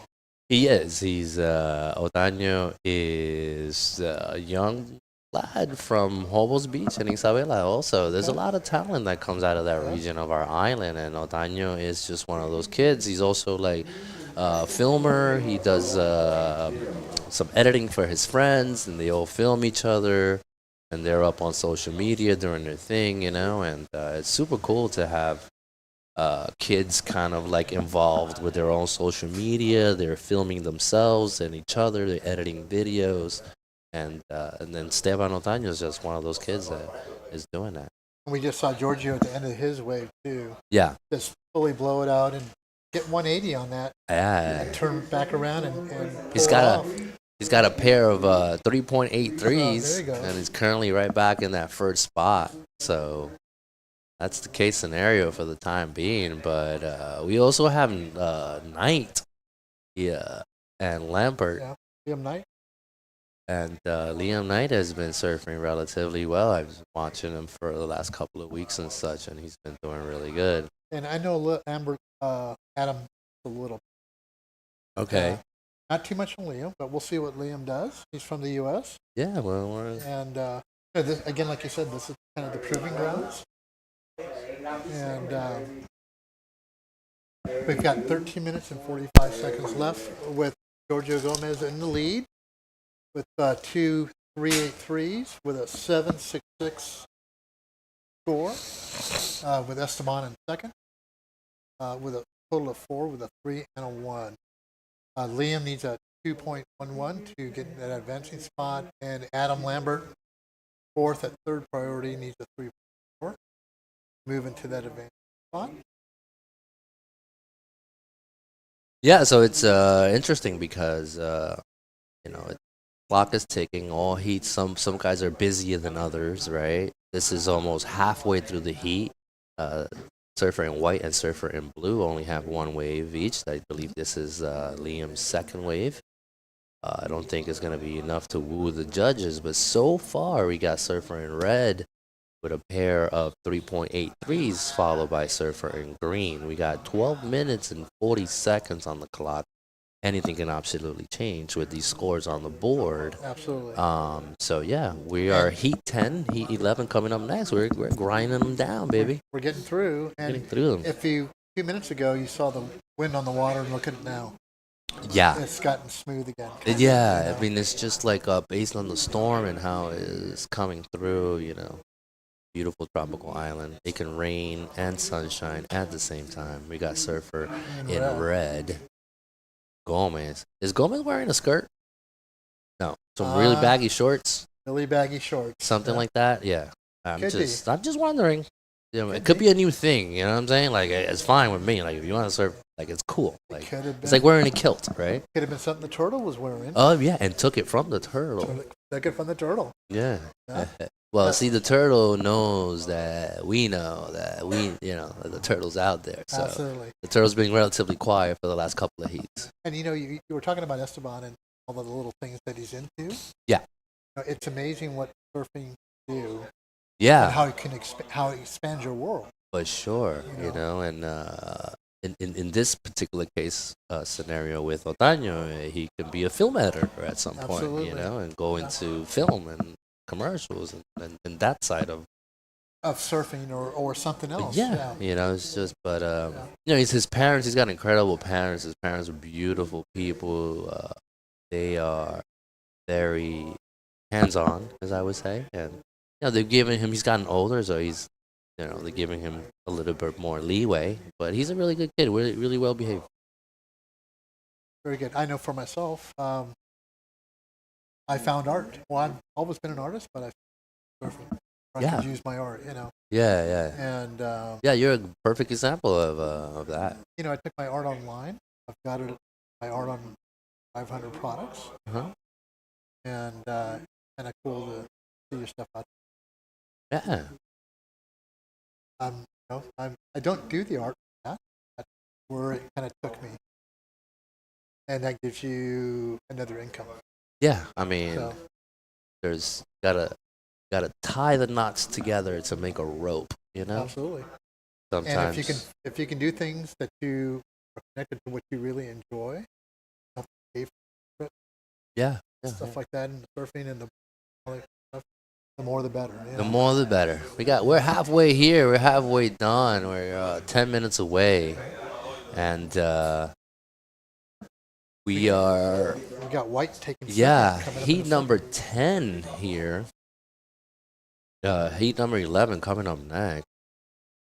And so far, we got Surfer in red with a pair of 3.83s, currently leading. Now, with that last wave, Surfer in white currently takes over that transfer spot, that second transfer spot. And so Esteban dropped the third. Esteban in green drops into third, but his requirement now is 1.23, so it's not that heavy of an ask. Oh, and we got Green asking for some info, giving his arm. One of the tools that surfers have out in the water. Now, when you get to that CT level, guess what they give you?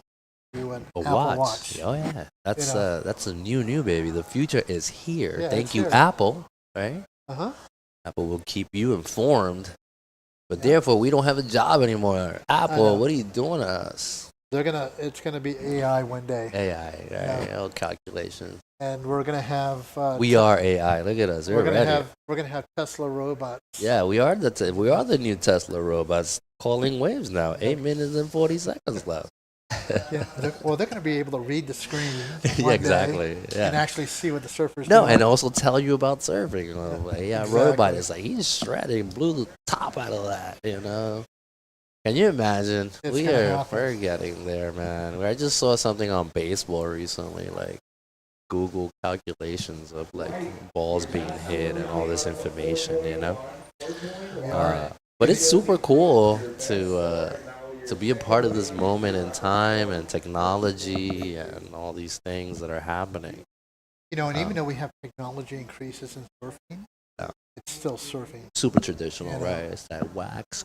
Yeah, you can't get away from that. Yeah, And you then can't. and guess what? The surfer has to be part of that because they're the ones that are going to be driving that board.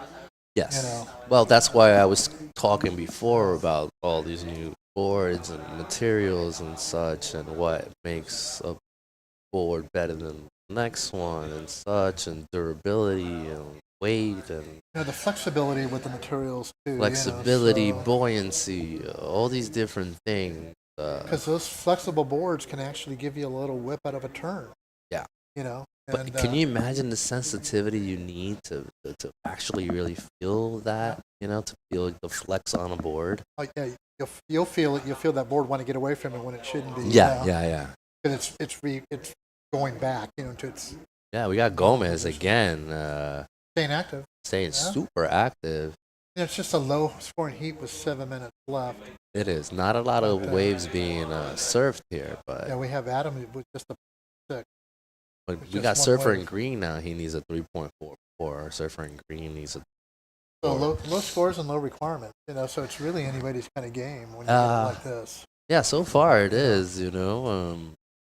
Like I said, these are the early rounds, and we're getting some action, but it's not like Yeah, you can see the highest wave score so far of 5.83 is what Adam needs to get advanced. So advance. And then we have Otaño here. Otaño grabs that left. So here there's kind of a channel when you can paddle out, where the keyhole is. But Yeah. once you kind of get out there, it's just that there are peaks at various spots. Well, once also it gets bigger, it gets a little bit more difficult to get out there because you have all these different peaks coming at you. So there's no definable way to get out. And I did notice this morning before the start that they do have jet skis out here. Yeah, we as do well. have. Yeah, we do have jet skis for safety purposes here. We have Pepe and Wee Wee. They're Bragg certified lifeguards, and they're out there keeping us safe. You can see them on top of your screen there. Those guys are expert watermen. And there was Giorgio just on that last wave there. That looked like it's going to probably end up being a keeper score. 100%. Full control, really nice style. It seems like he's done that before. He has. It looked like he didn't even have to wipe any sweat off him. Nah, he was just like, I casually got this, and he's trying to get rid of that 3.83. So When he came out of it, you can tell by his body language Yeah. that he felt really good about it. absolutely, you can tell, and the judges can see that too. Yeah. That's like level of control. Like the speed, power, and flow of the whole situation. Never let the judge see anything negative. Yeah. So I think might take a quick little break here. Get Oscar in here. Maybe. We've got 4 minutes and 45 seconds left. And yes, that little Revo that Giorgio brought him a 6.83. Nice. A little reverse with confidence gives you almost 7, which is what we want to see as a competitor, right? Absolutely. And it was interesting because it wasn't necessarily a big wave or anything like that, and it wasn't a big section, but I guess the fact that he played it to the tee, was able to get that maneuver fully in control. And when he hit it, it did look kind of gnarly. It looked nice and beefy, correct? Nice yeah. and beefy. So, yeah. And that's what the judges are seeing. They're seeing that steepness of the face. Yeah. And that lip actually projecting Yeah, out. it's not versus easy, the mush. right? And also throw a reverse under those conditions. Yeah. Is, and then to come out with that poise, right? Yeah, with that poise. Yeah, I mean, he had that style, that Yeah. Giorgio style. 6.83. Yeah. And so he really puts a real hurting on everybody else. So second place needs an 8.56 just to win it. Just to win it, And right? that's Liam. So I guess the battle right now is between second and third. Second and third, and we got Esteban in second priority, and Yeah. Adam Lambert in priority. Right. So they're the top two that are needing the waves. Desperately, I would You say. know, so, and Adam's still sitting just with one score, which is Of a 0.6. So I Yeah. don't think this is going to help his campaign very much But at it's the just time. with the low scoring between the bottom three, with just the 5.83 is what he needs. Yeah. And it could happen with 3 minutes, 15 seconds left. Yeah, he could so- like grab a wave and hit us with a backflip. But he is sitting somewhere because I don't see him on the screen. He's sitting somewhere out there. sitting- Surfer in blue, Yeah. where are you? So green and But then Surfer in green also, he only needs a 3.44. I'm rooting for the kid, Oh, the little young lord. You never know. You're out there. You're surrounded by these guys. You know you need a score. You don't know quite really where you sit sometimes, especially like early surfers at this stage. as a former competitor, sometimes it's really hard to understand where everybody else is at. Yeah, for sure. And Well, that's what's up to the announcer to make sure we release the information and they get it all. I mean, you want to listen, but you want it to be too much of a distraction against your, yourself being out there in the water and your Right. concentration and everything else. Yeah. You don't want to think too much about where everybody else is, but it's important. It is. 2 minutes on the clock here, Gomez. There looks like a set coming, and everybody was kind of caught inside. So it's one of those surprise ones. We're going to get them. Just a little too close. Yeah. And that could be, you never know, it could be Giorgio's thought. Let's bring everybody close in. So I'm going to sit in, Well, And- Giorgio is sitting pretty good right now, so he's got really nothing to worry about if you may ask me. Those next two competitors, though, they're kind of going at it for a bit. We got Surfer in blue. Surfer in blue really does have a lot of work to do. He goes left, puts in a floater, crosses the section, gets another turn out of that. Gets a second turn. So he's looking for a 5.83. Yeah, we'll see what the judges award him for that. I don't think it's going to be enough to woo them, but you never really know. At least a 5. Yeah, I believe so. It could be a 5-er. 1 minute 11 seconds here. Gomez in red controlling it. The Surfer in green, white in that second transfer spot. Go ahead. So blue sits at that 0.6. That's for that full heat before he got that wave. And it's just so hard. I hate to say it, just the thinking of the judges when they're scoring, Yeah. And I'm not criticizing judges because I do sit down on a panel from time to time. But he got rewarded for that wave. He got the score that he needed. And I think I put a 5 finger up before the score dropped because I knew it was around a 5. I mean, it was a 4. Enough, Close to it. Yeah. So he got it. He did what he could with the minutes waning. Yeah. And, We got Gomez here. Flaring. Look at this. I mean, is Gomez wearing a skirt? What is that? I think he's got an inflatable so he doesn't fall. Oh, I see. Okay. Or maybe he's like really baggy. I don't know what. I'm so perplexed. I'm sorry. I apologize. Anyways, Yeah, that was that's- heat number 10. Heat 11 coming up next. We'll have to ask them. It looks like Yeah. right now it stands. Looks like Giorgio and Liam are going to advance him, but we'll still wait to see what Otaño did with that last wave. that last wave. He needed a 3.44. I don't think it was enough for Otaño, unfortunately. And I don't know if the judges are going to give him a go on that or not, because he didn't quite get out in front of the phone. No, he you know? didn't. Right, exactly. So he's definitely not going to get maximum score out of that. Yeah. But it was super sick. It was sick. I mean, He was completely- like he had control of the whole heat from beginning to end. So And he got swallowed kudos up to by- Gomez. Yeah. Surfer in red on that last heat. Doing his thing and finding himself moving on to the next round. So far, right now, I see Surfer in white also moving on. PM9. And up coming in the next round, which is Heat 11, got Lucas Cassidy, Ramon Santiago, Sebastian Lumpart, and Elias Smith. Yeah, right on. We got Ramon Santiago is one of our old school surfer here. They call him Pelu. Pelu is like peluca, it means wig. Oh, okay. And he has this hair and it looked like a wig, so they nicknamed him Peluca. Okay. But his name is Ramon Santiago. Then Sebastian Ampert, also young son of Rafi Ampert. He's a good surfer. We got Elias Smith, who's also been around for a couple of weeks now. Yeah, we get, we're at a time in surfing history where there are a lot of older surfers who have kids that are competing. Yeah. And stepping up and now coming in. Like Chloe and Vincent. Father was Dino. Yeah. Dino and Dino. So we got those generations kind of coming Yeah. in and filling in. Dino was my generation of Yeah. surfer. I appreciated his tenacious surfing back in the day. I think his son, Eloy, equally as talented. For the times, I think he's a little bit more talented than his father, but I don't want Papa to get mad at me at this point. But I'm just in comparison to, Dino and Dino was. It's like the technical age. Yeah, it's just- things are. The boards were different. It's a different world. The airs are different. They're getting up above the wave a little different. And And not that they weren't. Dino had to deal with like Andy and all like Chato. He had to Dorian. Right? But you know what? This generation's going to have to deal with Dave, John. Yeah, they're these gonna have- guys for sure. Each generation's going to have their kind of standards. You know what I'm saying? I mean, it's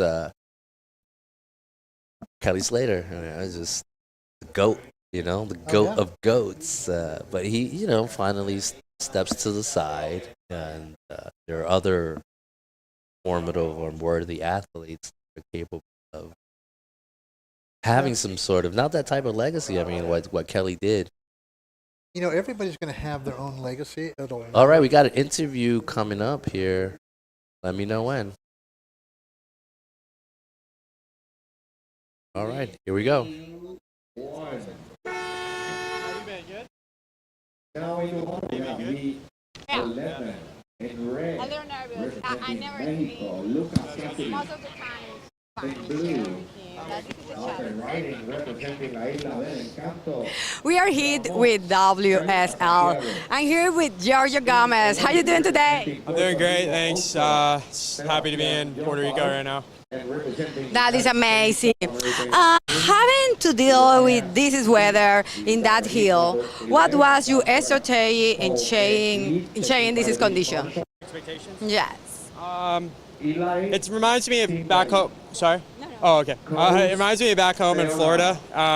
It's kind of fun little, unpredictable windy waves. But, I just kind of, stay busy and found the little, opportunity waves and did the best surfing I could do, and I made the heat, so happy to make it. Oh, that's amazing. Tell me something about Puerto Rico. I love Puerto Rico. It's actually my first surf trip I ever went on in my life, and I haven't spent too much time in Arecibo, mostly over on the other side in Aguadilla and Isabela, but I really like it here. The waves are really fun. Cool little town, and yeah, just happy to be in Puerto Rico. It's beautiful here. Thank you so much. We are continuing this is contest here. We are in WSL.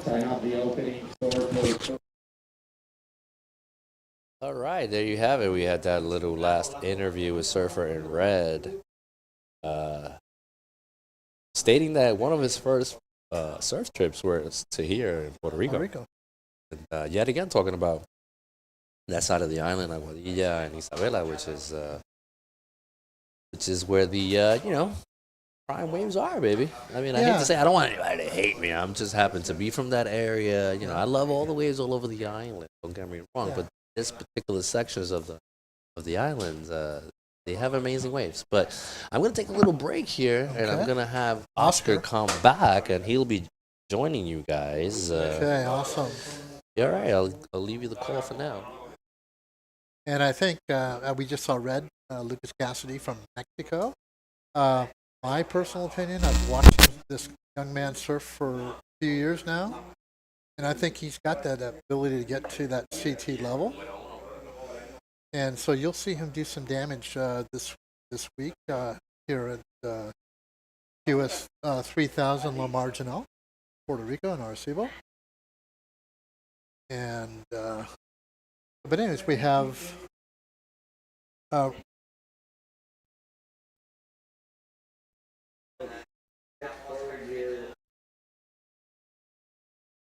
we've got two waves ridden right now, one by Ramon Santiago and then the other by Sebastian. They're both from Puerto Rico, and they are sitting at a 2 and a 157. And we do have priority. We do have a priority set. Elias Smith in priority, Ramon in second priority, Sebastian in third, and then Lucas in fourth. Here goes green. And joining us, we got the president of the Surfing Federation, Oscar. Hey, Lanny, it's good to be here with you again. Good to be here with you. We see white on wave right now. That's Sebastian Jompart, one of our young guns. And where's he from? Exactly. He's naturally from San Juan. He's the son of Rafi Jompart, old school surfer from here. He used to rep for Lost. Okay. Really good friends with Kelly and all the crew. Rafi is one of our great old school surfers, and now his son is taking in his steps. And great competitive surfer. He just came back from surfing in the Pan Am Games in Peru.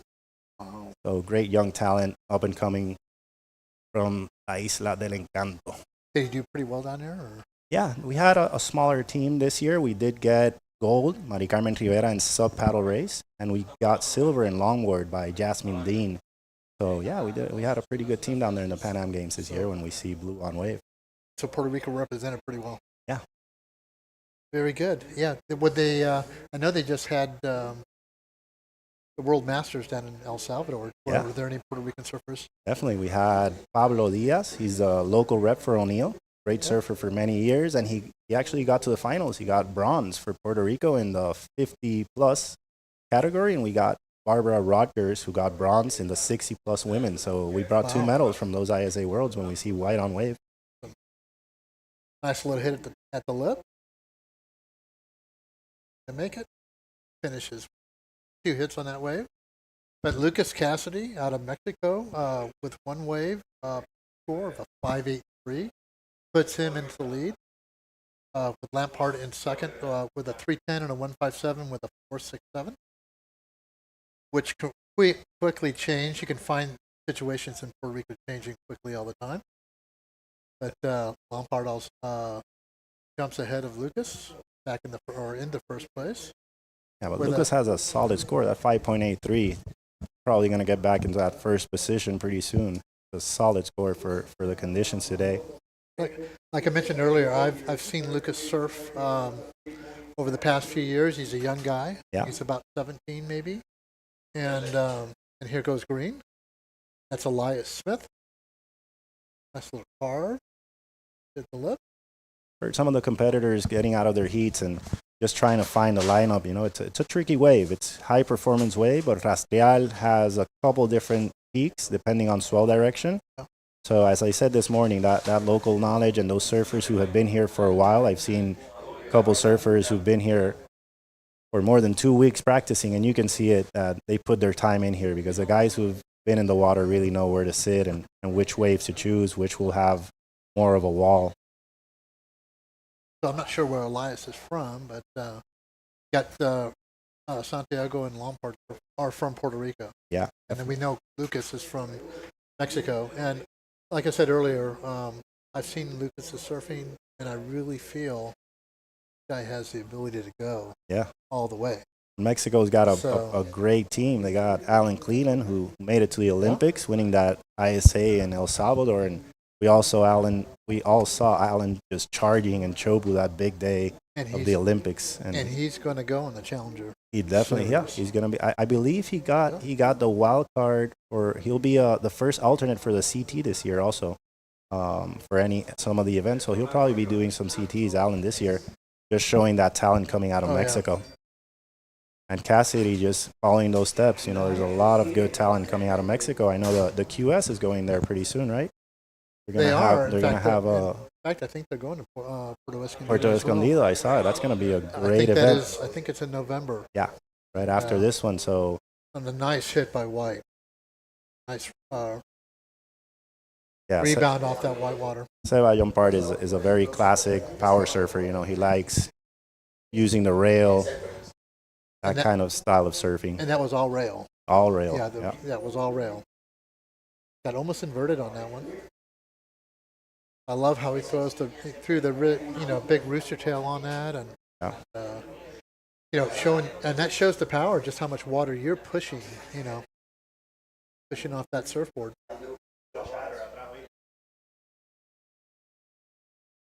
So, but the skies look like they're kind of clearing.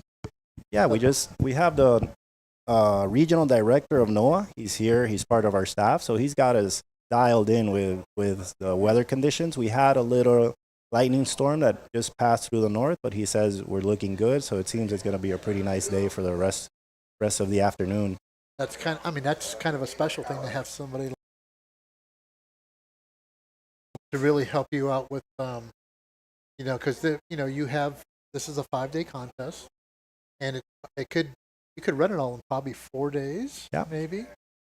And so, if there are times where the conditions are kind of bad, you can somebody like that, he can help you determine if you can take a break or if you go forth with that. So super important. Yeah, one of the good things here in Puerto Rico is we don't have those major tide changes like in places in South America, Central America, and even Indonesia where they just have to stop because if it's too low tide, the wave just doesn't break. And in Puerto Rico, we can just surf through all the tides, which makes it a lot better in terms of scheduling and putting those heats in. And more in an event like this that has so many surfers.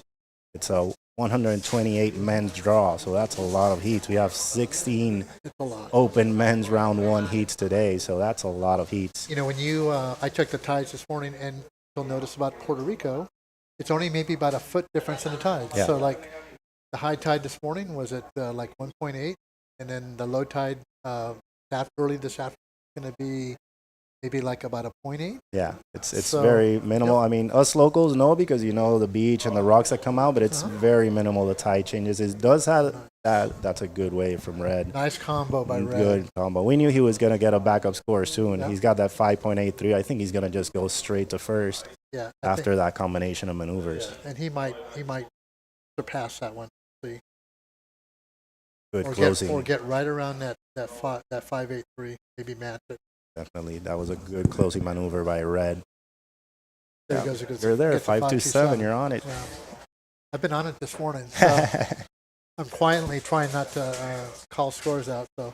Yeah, at least the judges aren't hearing what we say, so that's good. Sometimes the commentators, when it's on the main speakers, on the beach side. Yeah, on the beach side. But this event, we have our beach commentator, which is Pito Rodriguez. He's our Federation commentator for our events, and he's also ISA beach commentator. So he's very familiarized with just giving the athletes their information, what scores they need, what time's left, and what's priority. Just the event, and then we can talk a little chatter here and give us our own opinion because judges aren't being influenced at all by what we're talking here in the booth. And we're we're in the water all the time, so we're even though we're not surfing, we feel a part of it. Yeah, definitely. And I hate this. I wanted to ask: is that a surfing injury that you got? Yeah, I just got injured. I love surfing, been surfing forever. Actually represented Puerto Rico in 2017 in the ISA World in France. And I just got injured 2 weeks ago surfing some good waves in Aguadilla. It's called tabletop when we have blue and wave. So yeah, I'm going to be out of the water for a little while, but it's all right. I had a text earlier from a header that was going to be here. He was by a shark 2 weeks ago in Florida. Oh, wow. So he just had the cast or the little wrap took off. Still got the metal staples in his arm, but he'll be here next year if it's running next year. We definitely want to run it next year and the one after that and the one after that. So we want the WSL to it's coming here to stay. They should stay. This is like one of the premier places in the Atlantic Ocean for surfing. Very consistent. Yeah. We've got good waves, and this time of the year is a great year. I mean, the waves have not stopped. It's been nonstop for more than a month. I think one of the reasons I got injured because literally I was just in the water every day. It was so good. So it's actually a lot of people getting injured lately. It's and what's nice about this, especially being kind of towards the northeast corner, when the winds or the conditions get too rough here, you can go right around the corner to Wilderness and catch that offshore all the time, but still get the size, Definitely, and also Rincon, all that. It gets those trades, hit it straight offshore. And we see White just up and down, maybe using his priority to block there a little. And that was Surfing White. Sebastian, yeah. Still in second, but Green only needs a 3.57 to go to second, and Blue is only looking for a 5.83, so very close heat right now when there's 6 minutes and 45 seconds left in this heat, number 11 of round 1, open men's.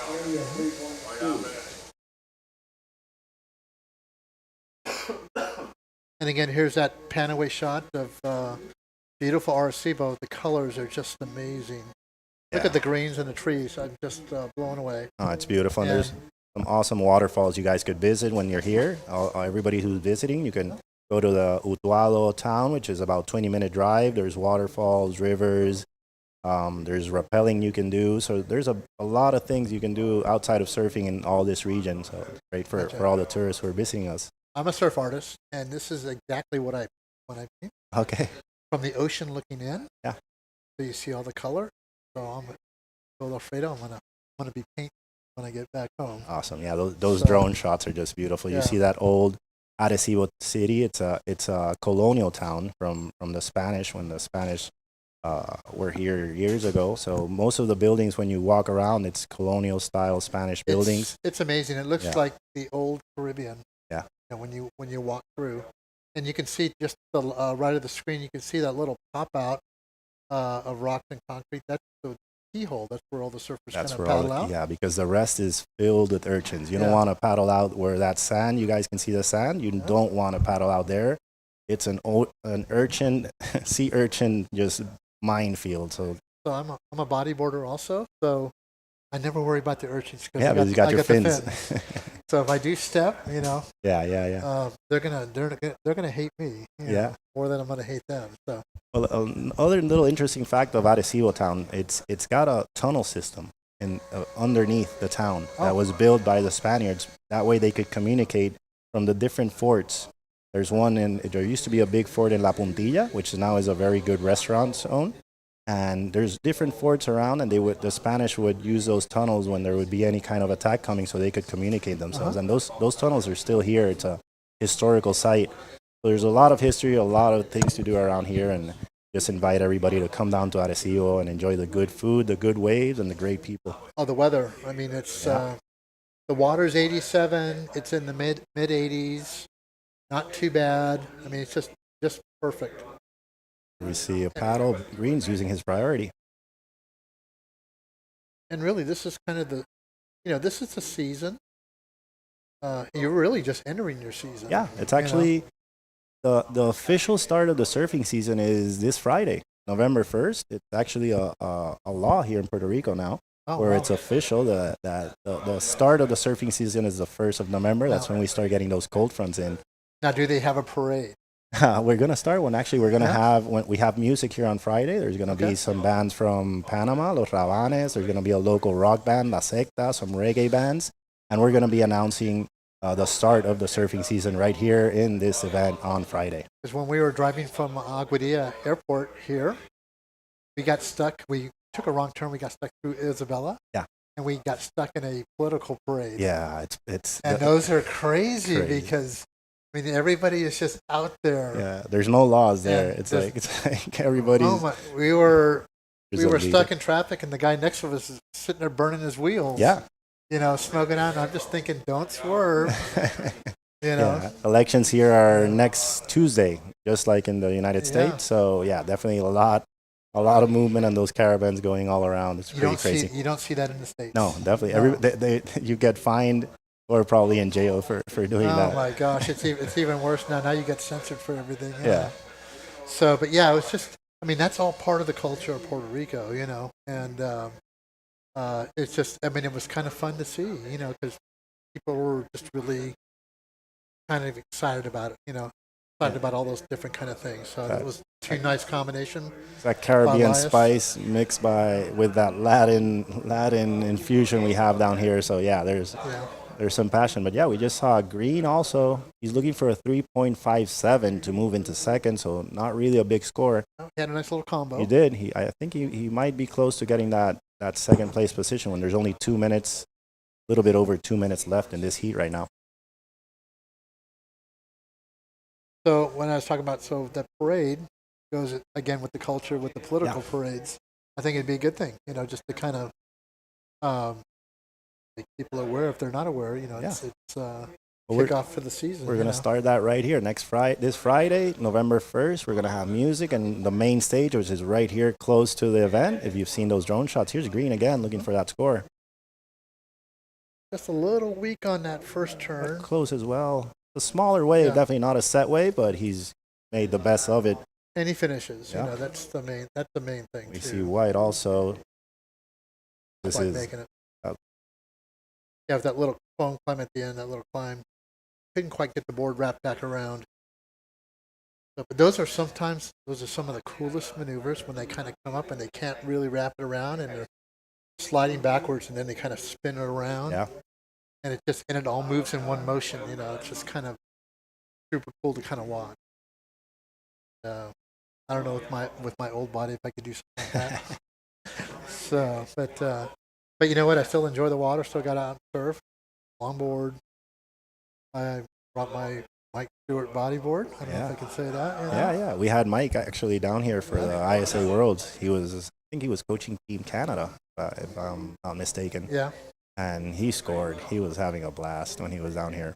I did the Bedford bodyboard, and he was on that with Kisasaki.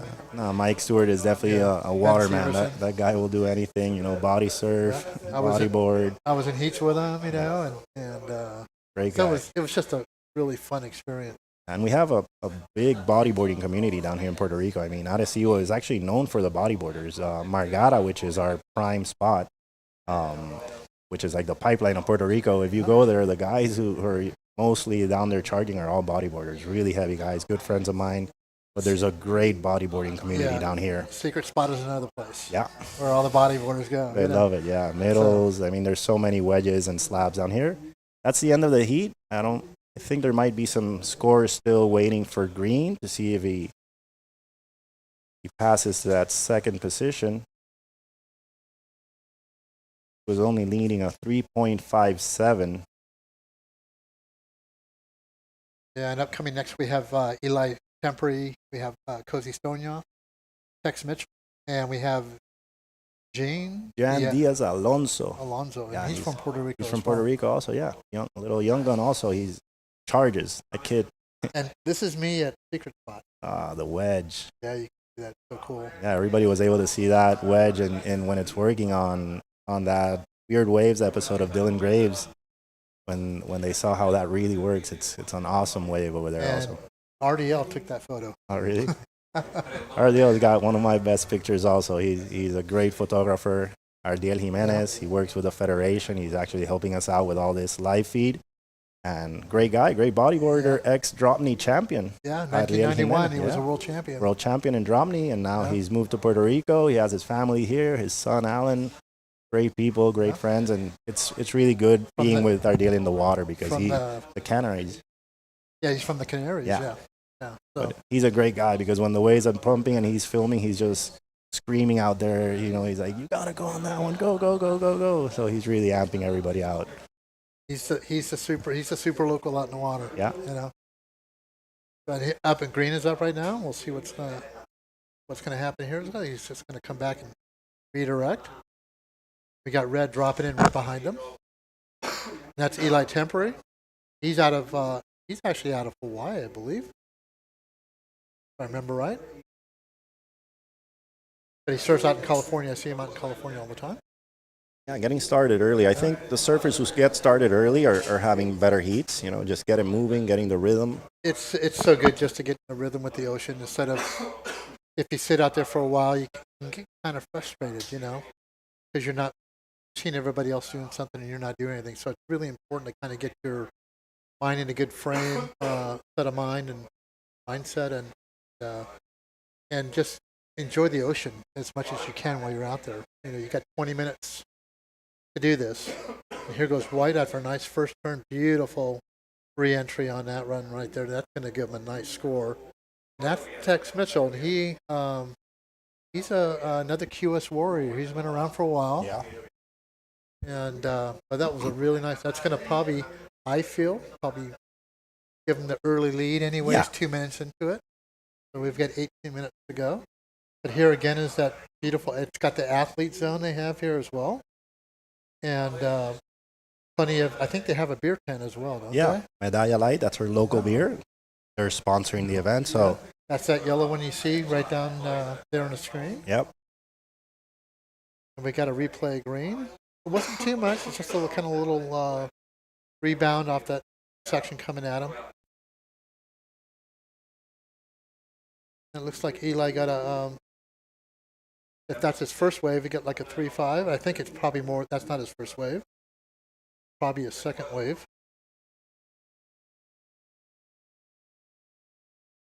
Okay, so we're going to the beach with the winner of our last heat.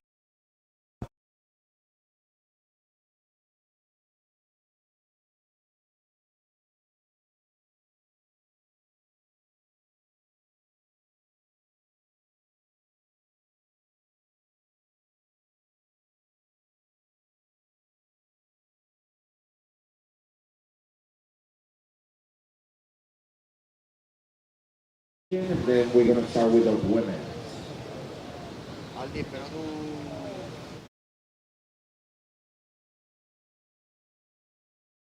White. Estamos aquí desde el WSL. Esta vez me encuentro con Lucas. ¿Cómo estás, Lucas? Bien, un poco más feliz ya que pasé mi hit. Muy bien, Lucas, cuéntame. Tu posición en este QS, has ido rápidamente muy arriba. ¿Cómo te sientes en esto en tu carrera muy joven? Pues no estoy intentando clasificar al Challenger Series, pero sí poder pues ganar un poco más experiencia en estos torneos y sí, pues poder tener un buen desempeño también. Okay, now let's speak in English. Okay. You're progressing quickly and this is QS. How exciting is that early in your career? Yeah, it's pretty exciting. Yeah. Yeah, are you very excited? Okay. Have you been before in Puerto Rico? No, never. First time. Never? It's Yeah. first time? Yeah, it's really pretty. Yeah, it's sick. What is the most do you like about Puerto Rico? Well, I've only really been here for like a full day, so I'm still getting to know this place. But yeah, just everything's pretty, everything's sick. Yeah, waves are fun, good food, everything. Yeah. Alright, bueno, nosotros continuamos en este WSL desde aquí, desde la Marginal.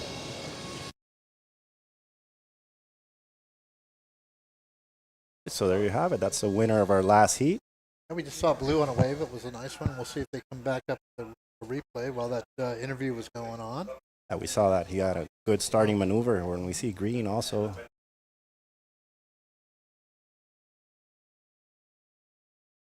little slow on it, but For it to reform down there, that inside is really shallow, and it'll give you some. There we go.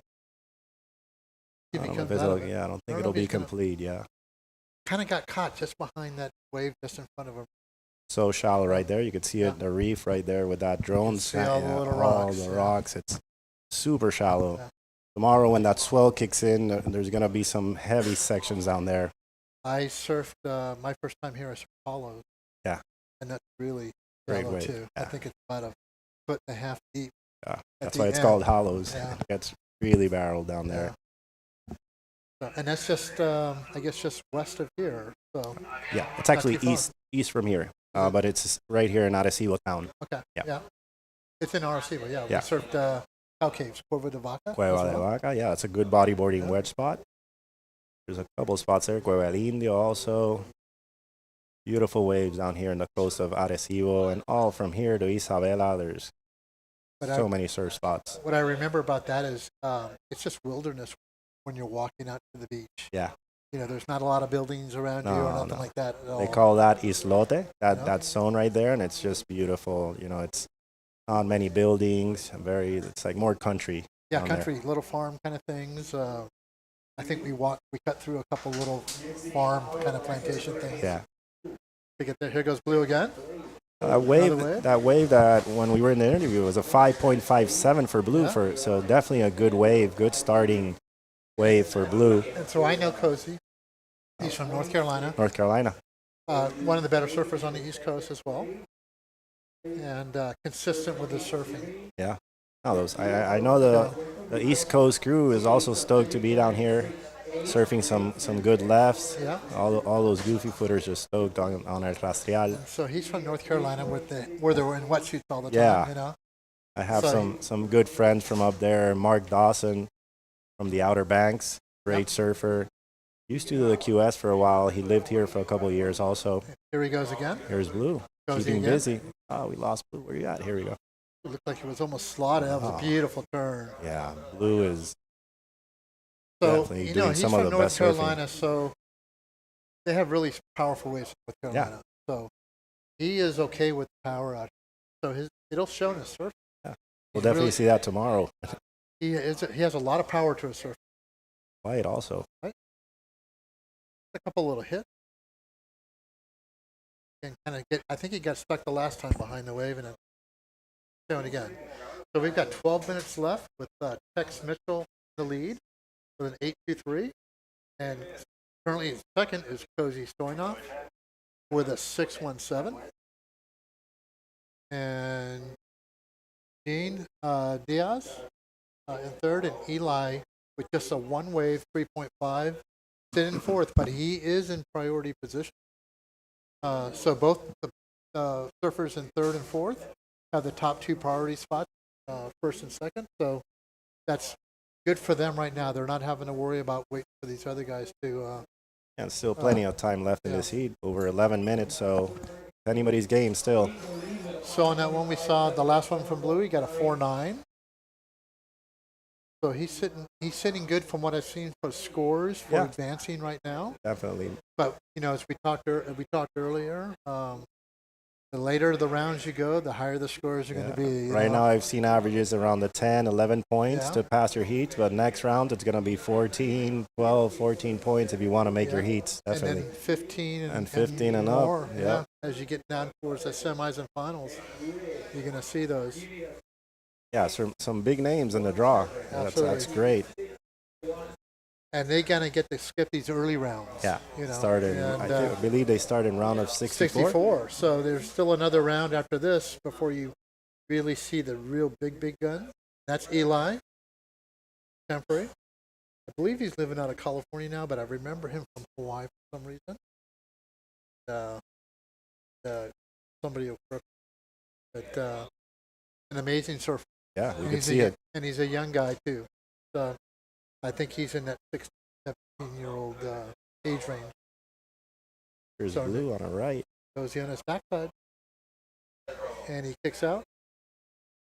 We got 10 minutes left in this heat, which is heat 12, the first round of 128. So we still have 4 more heats after this one, and then we'll go into the first round of women's. Yeah. And we were talking earlier, the women's surfing has just gone through the roof. Through the roof. Incredible. I was watching yesterday the QS event in the Maldives. It was in Cloud 9. Yeah, Cloud 9. I saw Sierra Kerr just... I think it's called the Ciargo or something like that. Yeah. It was crazy. I saw Sierra get an 8-point ride on a barrel, and then her rail game is incredible. So definitely women's surfing is right up there now with men's surfing in terms of airs, how they're charging, barrels. And we're seeing it in the QS ranks also. A lot of girls from the East Coast, from right here. We have some young talents like Myanmar Soto, the Soto sisters. There are 3 young sisters from Isabela. Great surfers, come from a surfing family. So there's a lot of talent in the girls. I love that family. Yeah, I know the family. Yeah, great And, people. Evie and Alex, yeah. their parents, they're bodyboarders. Actually, both of them are bodyboarders. Yeah. And just completely support their girls in their professional surfing careers, which is great. I think the daughters still bodyboard as well. Yeah, actually, the younger one, Alana, which is the youngest of the 3, she always does bodyboarding and surfing in the federation events, and she'll even win the boys bodyboarding. There you go. Yeah, so that's great. I think you just have to be a waterman and do everything: body surf, you do. bodyboard, longboard, shortboard. You do. I have a kiteboard. I don't do much of it, but I have kiteboarding and surf, and I bodyboard, and it's just being out in the water. Yeah, fishing, sailing, diving. diving. Can I say this on air? Yeah, why not? I hated putting hooks in fish as a kid, and so I never got used to hooking fish. I didn't like them bleeding as a kid. It happens. I like fishing. I have a friend who takes me out fishing sometimes for yellowfin tuna and mahi, and you get that feeling also. And my father comes from a family of Portuguese fishermen. Okay. So I'm the break in the tradition, So we got some scores in there. White got a 6.13, really solidifies his first position, moving blue into second. Red is in the mix. Red got a 5.47, so he's looking for a 5.01 to advance into that second place. And Jan Andre Diaz from Puerto Rico, Jan Andres, is looking for a 7.30, so he's definitely got some work to be done. Probably want to replace both his scores if he wants to get into that advancing position. Yeah, if he Eli just a moment ago was sitting at a 3.5 with only a wave, and he turns it right around and with a 5.47. That wave we saw, yeah. And now he's back in the mix. Even though he needs 5.01 to get back into it, he's just that much closer Definitely. Now. Blue's got priority over him, so we're gonna see some defense in this heat. Last couple of minutes, definitely Blue's gonna be watching red, not wanting to give any kind of way for him to get that score. Sitting next to each other, very, very close, definitely. Yeah. And White in the lead is kind of off on his own. Yeah. So. That's the tactical defense part of the surfing. That's changed so much since priority was introduced. It used to be just hassling and this and that, but now with priority, the surfers who know how to use priority definitely come out a lot better. Yeah, I can remember paddling out in 4-man heat, and you establish priority by whoever got out first. Yeah. Times have really changed. Here's White, our heat leader, for a big, wanted to do a big layback on that one. Green goes to the air. Can you hold it? No? He has a good air game. I know Jan Andre, very committed surfer. He actually studies in the University of Mayagüez, so he's studying, I believe he's studying civil engineer. So really balancing his time between surfing and studies, which I think is great. My mom is a teacher, so I was always told that the education was a priority, and that's very important. You can be a professional surfer, but it's important to go to get educated. And you know what civil engineering can do? Yeah, need one. We got great waves down here, but it's always good. The way surfing is moving right now internationally, wave pools, you have to have a wave pool. You do, and with a friend of mine actually building. Yeah, Sebastian Inlet. Sebastian's like a world-class wave. Yeah. They're still building one. Is it for the WRB one, or because I think WRB is also building one? I think American Wave Company. American Wave Company. Which is they actually have one in Munich. So, but I'm excited. Here's Red looking for that 5.01. Whoa, There you hits it go. strong off the top. Another closing turn. And he's going to get. I think he's going to get that 501 on that. I think so too. Take a. And he took that wave under priority from Blue. And it can happen because they're not paying attention to time. Yeah, you got to be. You're sitting close together, but this is the thing about surfing. You're sitting close together in competition, not looking at each other. No. Because you're not speaking to each other all the time. Yeah. And you got to walk. Yeah. And those insiders here in El Rastreal really give you those sections, that shallow section where you can really hit it off the lip. And we saw Red just going at it right there with that first turn. You don't want to look at your competitor in the eye when you're out there, No, you're just so full mind. Your back is to here's him Blue with a big carve turn also. Blue's got some good flow. See if he closes this one out because I think he's going to need a score. Oh. He's still currently in second, but I think Eli is going to get that 5. We'll see. But that was a nice combo. Yeah. And major commitments on both of them. Definitely. And judges just really like that rail-to-rail surfing, no downtime. Just hit it once, come down, bottom turn, and close it again. Really clean transitions. Yeah. No break in the transitions, no little hop or skip. Definitely. Just keep that reel in off the bottom turn, and just if you have to extend it, you extend it, but then you just release it and let it come up. Definitely. So let's see what the judges think of that one. We're giving him the score up here in the booth. So let's see what judges think. We got 3 minutes left, and they gave him a 6.50 for that. There it is. Yeah. The score and some more. Score and some more. That's what we were talking about. It's speed, power, and flow, and he just checked the boxes with that wave. He hit that. All. Yeah. Critical sections. Just going for it. Variety. And as Tex, he sat up there for a long time. You can kind of get caught by sitting up there real early. Yeah. And before you know it, they've all passed you up. So got to keep it busy. Yeah, you got to, even though you're in the lead, you still got to kind of keep a little active. Yeah. And more with this level of surfing when these guys can just manufacture scores. Yeah, and look at this overview. Beautiful. That's the river, that water everybody's seeing right there. That's the Arecibo River. We have a big river mouth less than a mile from here, east from here. And here's Blue again. And out. So that's that color water change that everybody could see there. It's the Arecibo River coming out.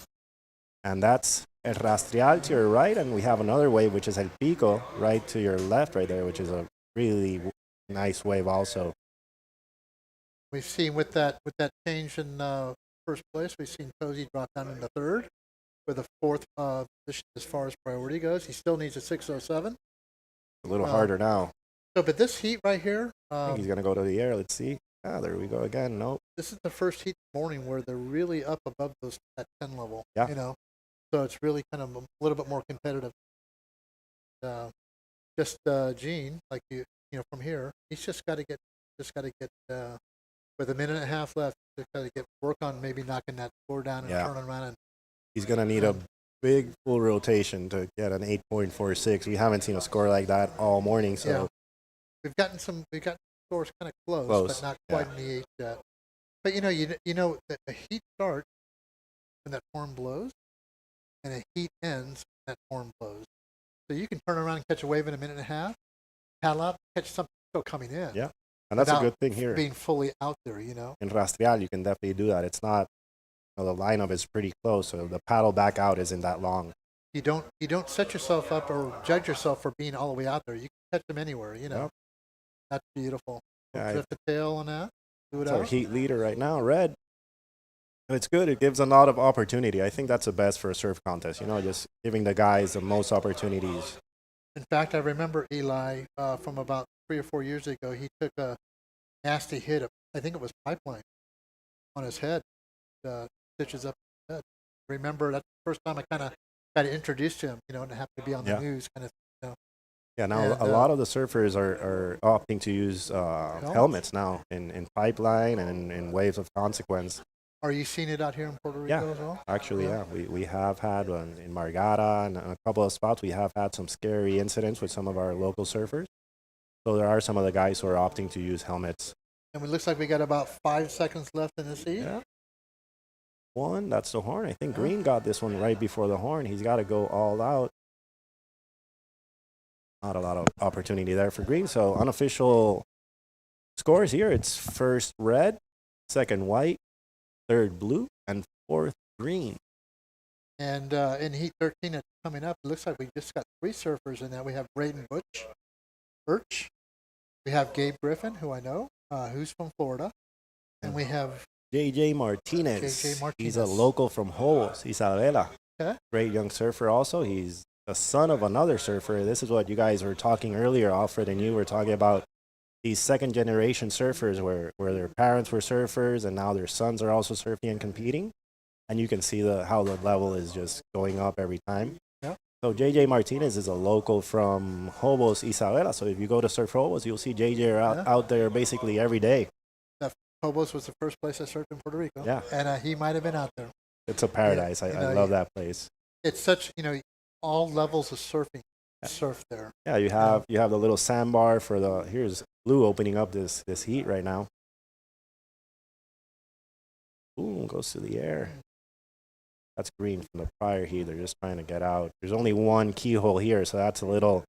They can get in the way, and they have to. Have to go west. Yeah, because if they try to paddle out just through the beach, it's gonna be all urchins on their feet. So they got to go and paddle all the way west to that little keyhole again. I saw somebody yesterday paddle the beach side. Yeah.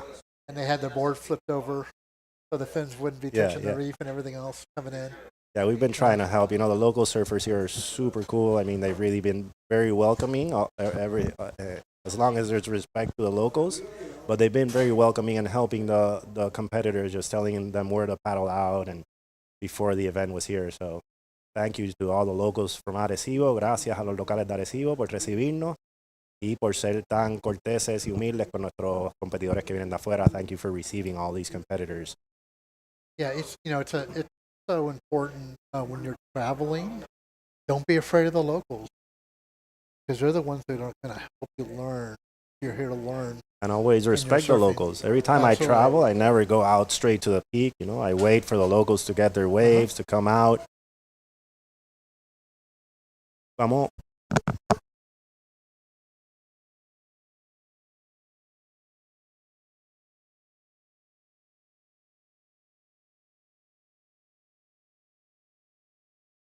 They have that local knowledge, and if you're new to Puerto Rico, coming to Puerto Rico first, be afraid to ask. Yep. And if you do it in a friendly manner, guess what? To help. Yep. I mentioned earlier, walking on the street here, everybody was greeting. Yeah. And they didn't know I was English, but I knew enough to say Buenos dias. Checking out the register. Yeah, just be nice. Puerto Ricans are very welcoming, very humble. We like to have people come visit, but definitely respect the locals, because this is a very localized stretch of beach, and gotta respect the ranks like anywhere else. Like if you go to the North Shore, you can't just go on any wave when you get there. And I think that was Braden Burt. We're waiting. We actually have 4 surfers in this. Yeah, we also have Ty Miller. We didn't see him before when we were checking the heat sheets, but we have Ty Miller. He's also from Isabela. He surfer in white. Does the QS the whole tour. So we got two from Puerto Rico here. Yeah, a lot of the local boys made it in. And I think that's a good thing, because again, it's all about giving them exposure. Especially from where you live, and there's Taj right there. Yeah. Good combination there of maneuvers. Closing it out. Really good flow. Not finishing that last one, but good flow on those 3 maneuvers. He won't get scored on that last maneuver, but he did some damage definitely with those first three moves. Yeah, and 16 minutes, it's about building your book. Yeah. Build your house, building your block house, by block. Absolutely. There we go, 4.33. So that's a score to start your campaign. It is. And Red starts with a 5.17. And I think he's got a second wave. A lot of times you're in between heats there, things are getting changed around, and so things are kind of kept from you. Here's Red again. lot of power there out of red. Yeah. Lost a little loss of control on that wave. But, Yeah, he kind of leaned back a little bit too much. But you could see he's got some power. So, but you know that'll judges are looking at that'll kind of factor into the score. Definitely, yeah. They want to see that flow factor. You know, you have to keep your control between those turns. When we see green, JJ Martinez starts with 2 good turns right there.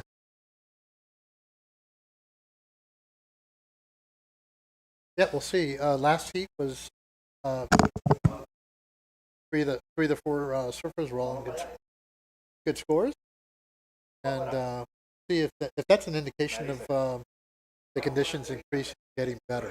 All right, so we're going to go to our beach announcer with the winner of the last heat. 0, Rick. Now that's your backup score. You're in the lead. Hi guys, we are back. Green. Your guys, opening score came out. All right, guys. I guess we're not going to the beach right now, but we do see Ty back in the wave here. He hits that first section pretty solid, Ty, and closes out. Ty Miller Caraballo with some good flow here starting his heat. He has a 4.33, and he's going to back that up right now with his second wave. He took a little. Yeah. We got our lunch in right now. Thank you to the Municipio de Arecibo. They're putting all the breakfast, lunch, and dinner for our staff. Local food. It smells good. I can smell the guys here eating lunch, and I'm starting to get hungry. First morning here. The 5-2-3. So we're going to the beach. All right, guys, we're going to the beach with the winner of our last heat.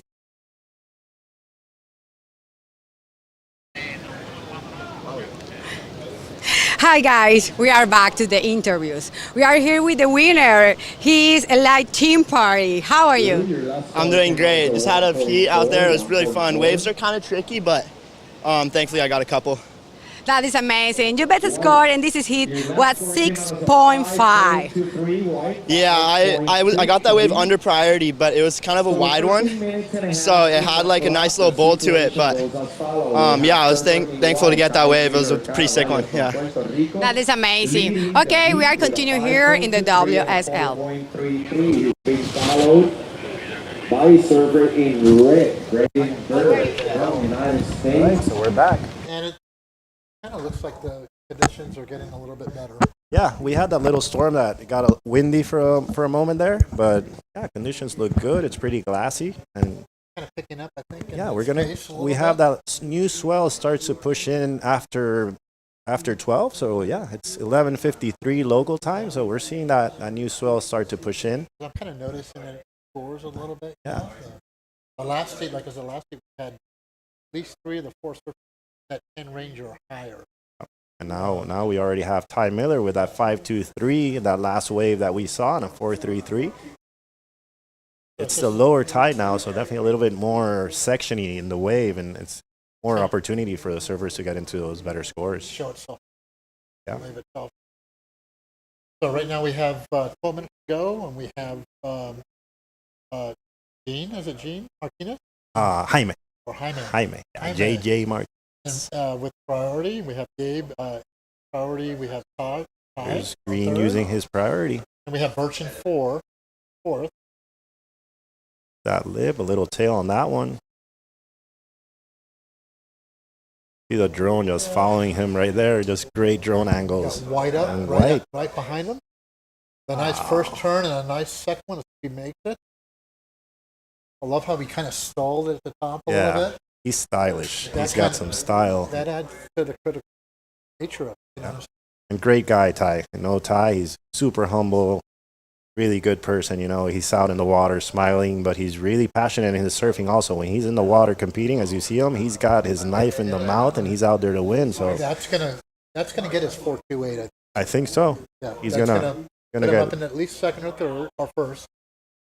But or second. But that was.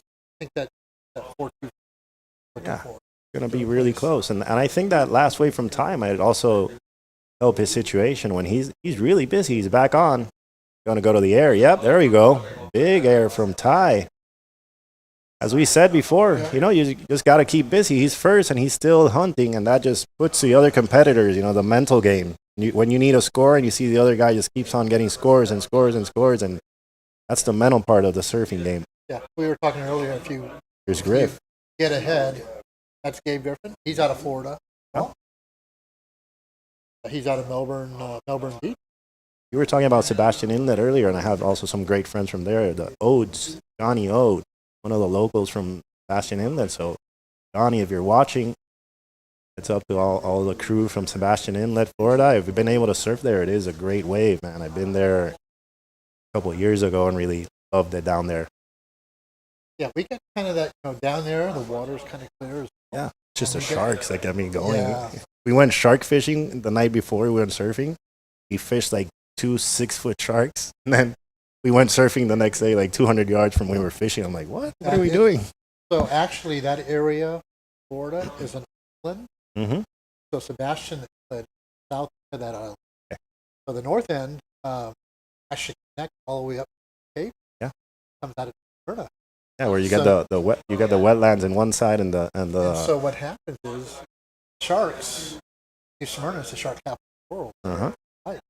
So the sharks can't swim through the middle of the island, so they come out the inlet. Of course. Yeah. And I've seen them within a foot. I've seen big foot bowls within a foot of the edge of the water, sand. Yeah. Swimming. Yeah, because it's got like that deep spot in Sebastian Inlet right when you paddle out, and yeah, it's got a little trench. Yeah, like a trench, and then it goes into a sandbar. Yep, because it's a heavy shore break. Yeah. And I had a lot of fun when I was down there. You can swim, you can paddle or surf right over these little sharks as you come. Yeah. They're swimming right underneath. Here's Gabe again. You can get that little. Well, that's a good turn there by Gabe, and another one. So he is sitting on a 4.60, which is a pretty good score to beat. Need a 3.58. I think he's going to get it, that 3.58. At least that turn looked pretty solid. Let's see. Taj got his. He got that, I think, 5.53? Or 4.9? The 4.93, yeah. 4.93. And then JJ, it wasn't enough. He had a 3.90. He needs a 4.01, so just under there to get into that. Yeah, it was just underneath that. But still, he's much closer than what he was. So.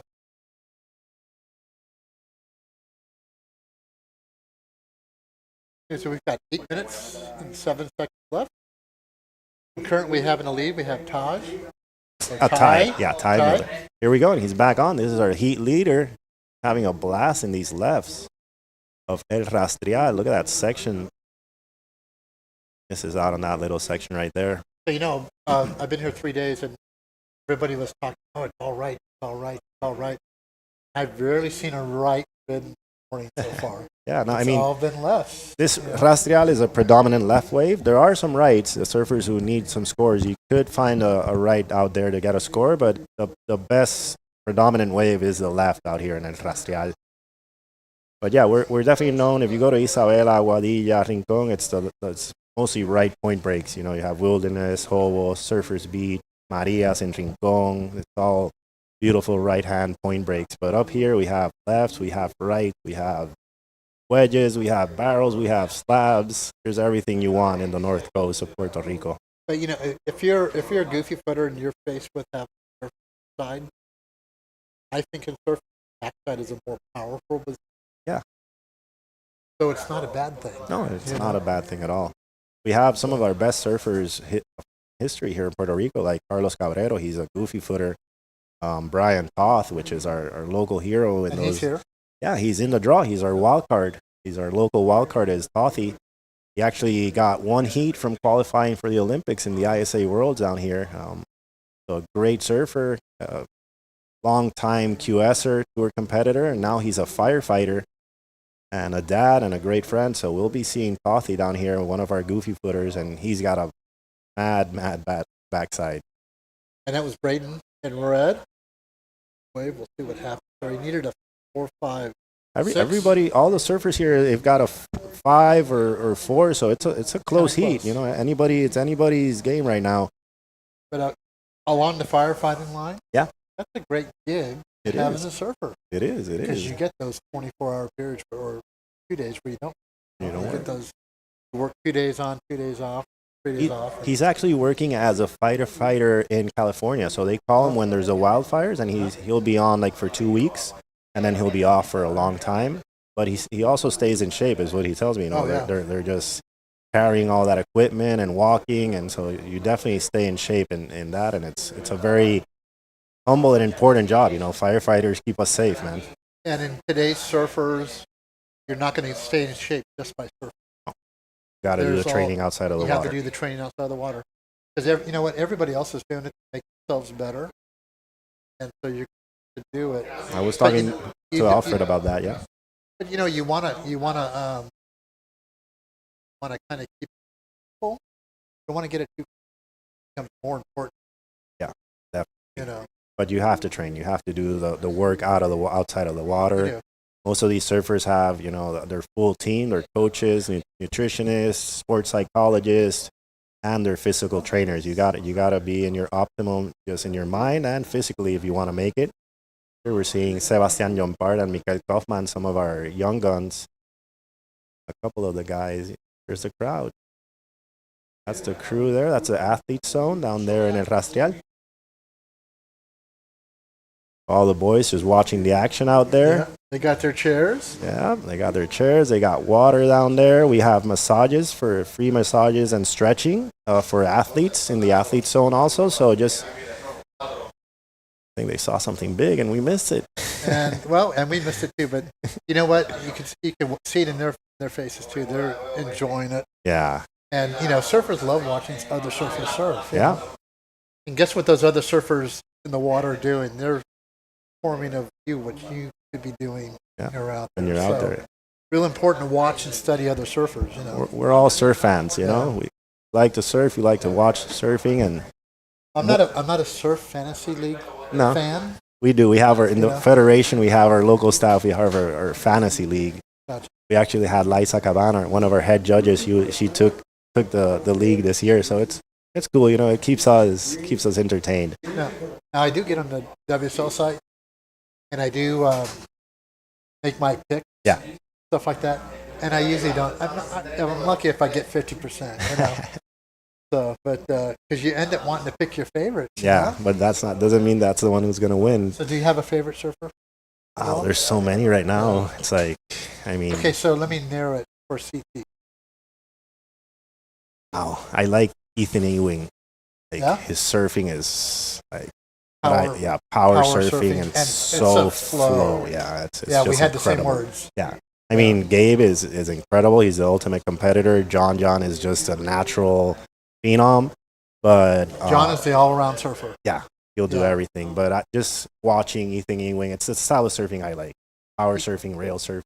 You know, you saw it at the World Champ this year. Yeah. It was John against Bro. Yeah. Final. Saw the two different.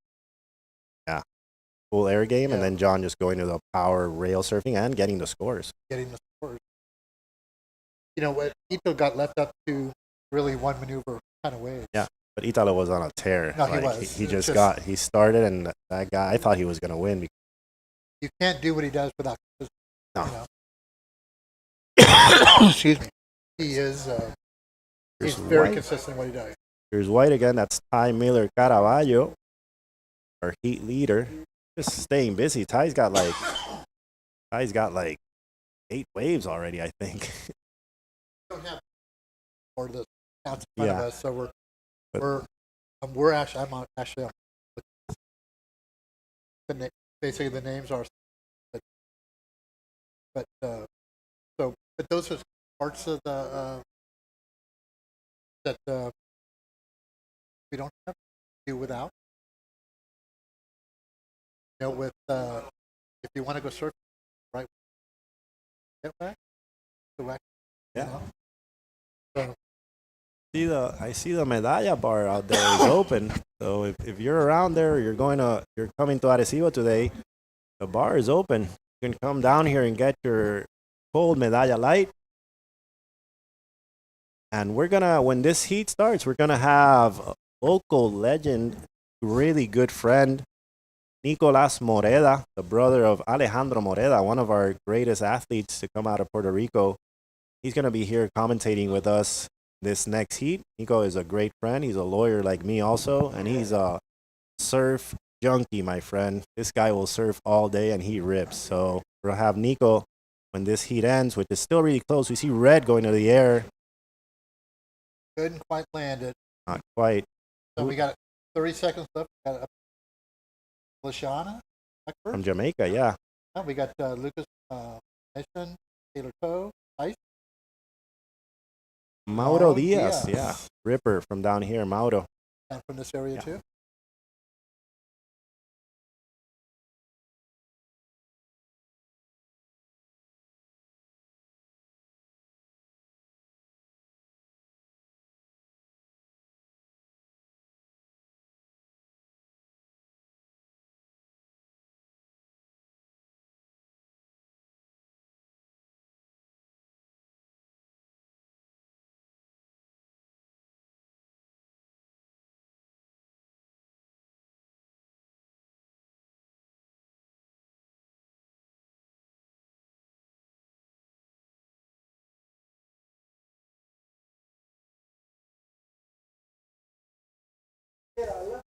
So that heat just ended. Unofficial results. I think we're waiting for some scores. Yeah, so that heat ended. So we welcome Nicolás Moreda, el abogado. Nico, bienvenido aquí con nosotros. Gracias. Al WSL. Vamos a hablar un poquito español también para los que los hermanos latinos y los boricuas que nos están viendo, que me están escribiendo. Hay mucha gente ahí. Vamos a hablar español. Tú sabes que eso es lo que hablamos aquí. Tenemos a Congi por ahí, al Conglers, me estaba escribiendo. Me dice que, así que más vale que nos estén mirando ahora. Y que aquí estamos, Nicolás Moreda, hermano de Alejandro Moreda, tremendo surfista aquí de Puerto Rico. Gracias, Nico le encanta Margara, así que si estás visitando, es bien probable que te vas a encontrar a Nico allá afuera en el agua cuando lo estén pumping. Y esta ola también, el rastrear, si supieras que era de mis tesoritos de aquí de Arecibo cuando primero vine para acá a trabajar hace 15 años. Me acuerdo cuando estabas en asistencia legal aquí en Arecibo. Así, esta esquinita aquí, tú pasas por aquí al mediodía y no había nadie. Y era como que, wow, espérate, ahí está, hola, esto es como un avión, pero mucho más largo. ¿Cómo es esto? Sí, ahora con estos eventos ha sido como que un shock para todos nosotros los que llevamos surfeando aquí mucho tiempo, que como tú dices, llegabas aquí a mediodía, no hay nadie. Y de momento cuando vienen estos eventos dices, anda, parcirete, hay 40 personas ahí en el agua, ¿qué pasó? Pero por otro lado, yo creo que esto que tú estás haciendo, Oscar, de traer estos eventos, está subiendo el nivel de surfing en Puerto Rico, que yo creo que es algo bien importante para las generaciones que vienen. Yo creo que este exposure a este nivel los deja a ellos saber, pues, que hay que entrenar, hay que meterle duro para, pues, estar con esta gente. Definitivamente ese es el propósito, queremos tener más eventos profesionales. Tuvimos el ALAS el fin de semana pasado, ya es el tercer año consecutivo que la federación trae el ALAS a Puerto Rico, que es el Tour Latinoamericano de Surf, y el nivel estaba heavy ahí en Jobo. Estaba Brian Pérez, Alan Cleland, los muchachos de aquí del patio, ¿sabes? Había un nivel increíble y eso, como tú dices, lo que va a hacer es seguir subiendo el nivel porque no te pones cómodo. Cuando sigues compitiendo con los mismos, es como cuando juegas el 3x3 con los mismos panas. Mira, está ahí bien pompeado. Felicidades a Ty Miller ahí ganando ese hit. Y saludos a la madre de Ty, Jessie Caraballo, que es una leyenda de aquí de Puerto Rico que tienes que estar bien orgullosa de su nene que acaba de make it through, ¿sabes? Congratulations, Jessie. Tienes que estar bien pompeada. Y obviamente el padre, que obviamente nadie nunca le da el crédito a los padres, pero el padre también de Ty, que es el tío de Dylan. Así es, yo sé, me acuerdo de los Miller. Ellos me adoptaron por un tiempo allí en Isabela, me dejaban quedarme allí couchsurfing cuando iba a Isabela surfeando de joven, el tío Dan y todo ese grupo de los Millers, de verdad que tremenda gente, de la familia de Josie Graves y Dylan Graves, o sea, que tremendos amigos también. Este hit parece que ha empezado un poquito lento, parece que Blanco es el único que tiene un score, un 3-1-7. Y ahora vimos a Verde también, Mauro Díaz, un 2-8-3. Aquí vemos el replay de Mauro. Lo que hemos estado viendo, Nico, en los últimos hoy ahí en el agua. Sí. Y aún así sacan los scores para pasar y pues bueno, hoy ahí en el agua. Sí. Y aún así sacan los scores para pasar y pues bueno, tú sabes, mientras más oportunidad mejor, porque lo que queremos es los queremos ver surfear. Creo que ahí va Mauro. Mauro otra vez, sin prioridad, pero parece que Rojo va a usar su prioridad. Saca a Mauro de la ola. Ese es E. Beckford de Jamaica. Sí. Yo creo que estaba, si no me equivoco, en el contest de... El Corona. Llegó a la final. Sí, creo que llegó segundo con Brian Pérez. Bueno, mi gente, nos vamos con el ganador del último hit, Ty Miller Caraballo.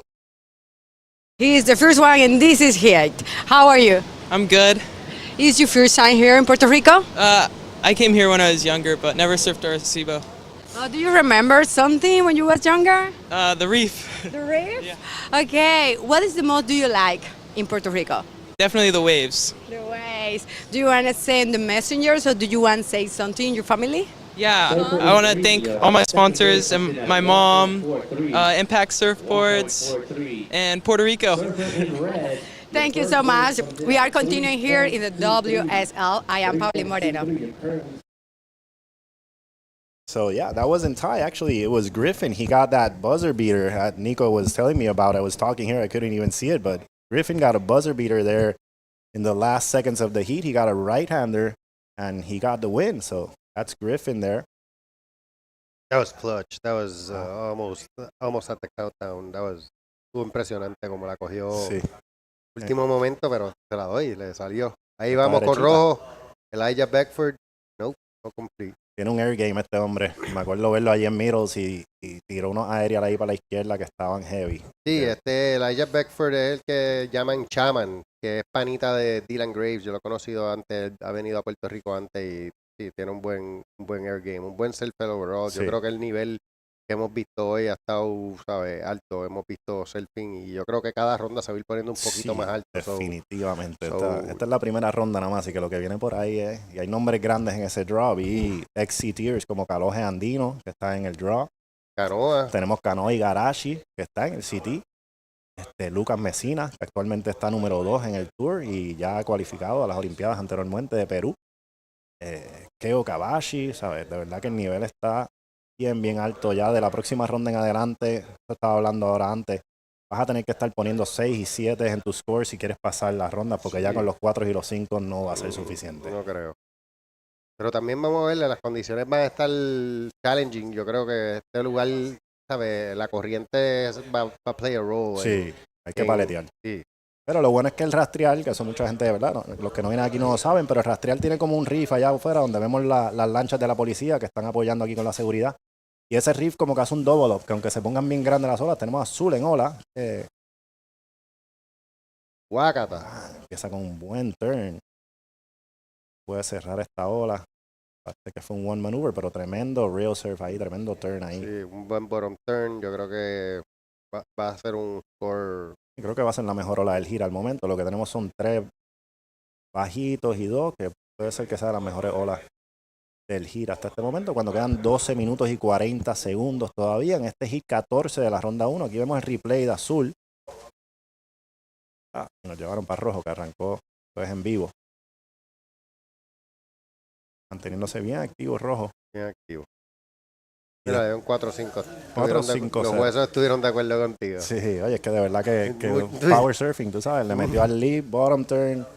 Eso es lo que los jueces quieren ver. Ahorita vimos un 6.50 con 2 maneuvers, pero fueron back to back. O sea, cogió para arriba, bajó y así mismo el próximo bottom turn y cerró esa ola. Y eso es lo que quieren ver los jueces. Aquí va verde, yo creo, o blanco. Vamos a ver quién Blanco tiene prioridad sobre verde. Blanco usa su prioridad. Pone un poco flat esa ola blanco. Sí. Y ahora Mauro Díaz, nuestro gran Mauro, que es el surfer boricua que más lejos llegó en el Alas el fin de semana pasado, llegó a cuartos de finales. Está ahí con prioridad y necesitando un 3.78 para pasar a la segunda posición. Lo vemos que Rojo se fue a la primera posición con esa última ola. Ahí yo creo que hubo un split. Ponemos blanco en replay. Va verde, y ahí va blanco por el otro lado.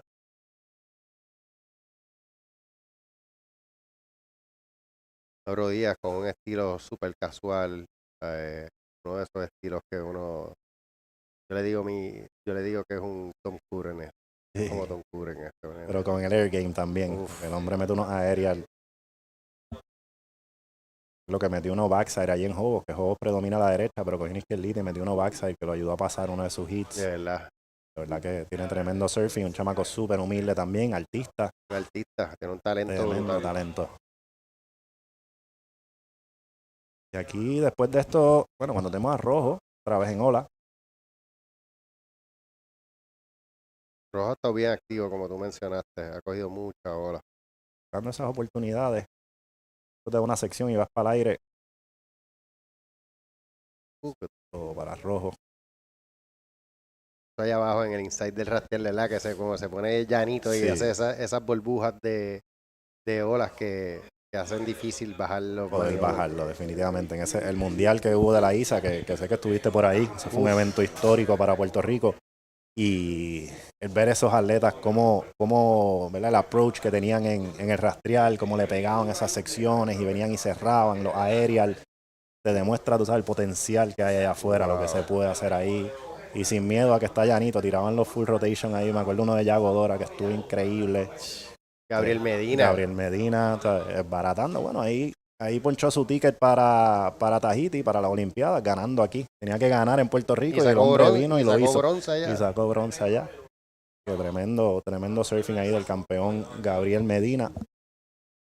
Y después de esto, Nico, quedan 2 hits más de la ronda de Open Men. Son 16 hits de Open Men para empezar esta ronda de 128 atletas. Wow. Y de ahí nos vamos con las chicas, round of 48. Así que vamos a ver a nuestros talentos locales como Mía Calderón, Faviola Alcalá, las hermanas Soto. Así que hay ripeo. Sí. Van a estarle esas muchachas que tú sabes que están sacando cara. Bueno, las nenas de Puerto Rico sí que son algo que hay que hablar de, porque esas nenas lo que viene por ahí es candela. Exacto, vienen con cuchillo en boca. Sí, yo creo que Havanna ha hecho un buen trabajo de enseñar un camino para las generaciones más pequeñas, incluyéndola a ella, que todavía sigue en la de ella, pero o sea, ella ha abierto una brecha que ha hecho a todas las otras nenas seguir detrás, y hay una liga de nenas, ahora va para la playa y es como que wow. Bien duro, bien duro. Yolari Carrera, que es la local wildcard también, la van a ver en ronda de 32. Y Yolari, aquí en el rastrear, tengan cuidado, porque le he estado viendo free surfeando y esa chica calladita, humilde, pero surfea increíble. Cuando vemos a Rojo aquí, el líder de este giro en un replay, ese fue el 463 de Rojo. Yo creo que lo otro de Yolari es que Yolari ha puesto su tiempo, mano. Yo la he visto todos los días aquí metida. O sea, esa muchacha ha puesto su tiempo aquí. Definitivamente, Yolari, tanto aquí como fuera. Ella entrena, cuando vemos a Azul aquí también. Sí, esa nena entrena durísimo. Ella entrena con el grupo de Athletic Training y Rehab Center, allá con Mario Canales, que ellos dan esos servicios de gratis para nuestro equipo nacional. Gente que de verdad ha apoyado el surfing desde que yo entré como presidente, dándole esas herramientas tanto para rehabilitación. Tienen piscina allí, tienen lugar para entrenar, gimnasio, tienen médicos que los atienden, así que gracias a Athletic Training y Rehab Center, que de verdad que le han dado esa herramienta adicional que necesitan nuestros atletas nacionales para mantenerse en el mejor nivel. Igual, hasta creo que tienen hasta psicólogo deportivo que está por ahí, Héctor Rafael Meléndez, la nutricionista, Caroline Nandró, o sea, así que estos chicos tienen todo lo que necesitan a su haber, tienen que meter mano. Tienen suerte, eso no estaba para mis tiempos. No, para eso nada. No estaba para mis tiempos, tienen mucha suerte que les ha conseguido eso. Eso me decía Brian Toth cuando hizo ese último push para el Mundial. Me decía, coño, Oscar, si cuando yo estaba en el tour hubiese habido todas estas herramientas, qué bueno hubiese sido. Porque antes ustedes iban solo por ahí para abajo, tú sabes, tú ibas a competir. Cuando vemos a Rojo ahí, el líder, cogiendo una derecha, yéndole para arriba. Yo creo que vamos a mejorar su situación con esta ola de Rojo.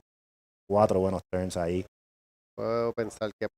Y Azul tuvo una buena anterior a esta. Creo que se está poniendo la cosa un poquito más complicada para Mauro y para el de blanco. Yo creo que Mauro...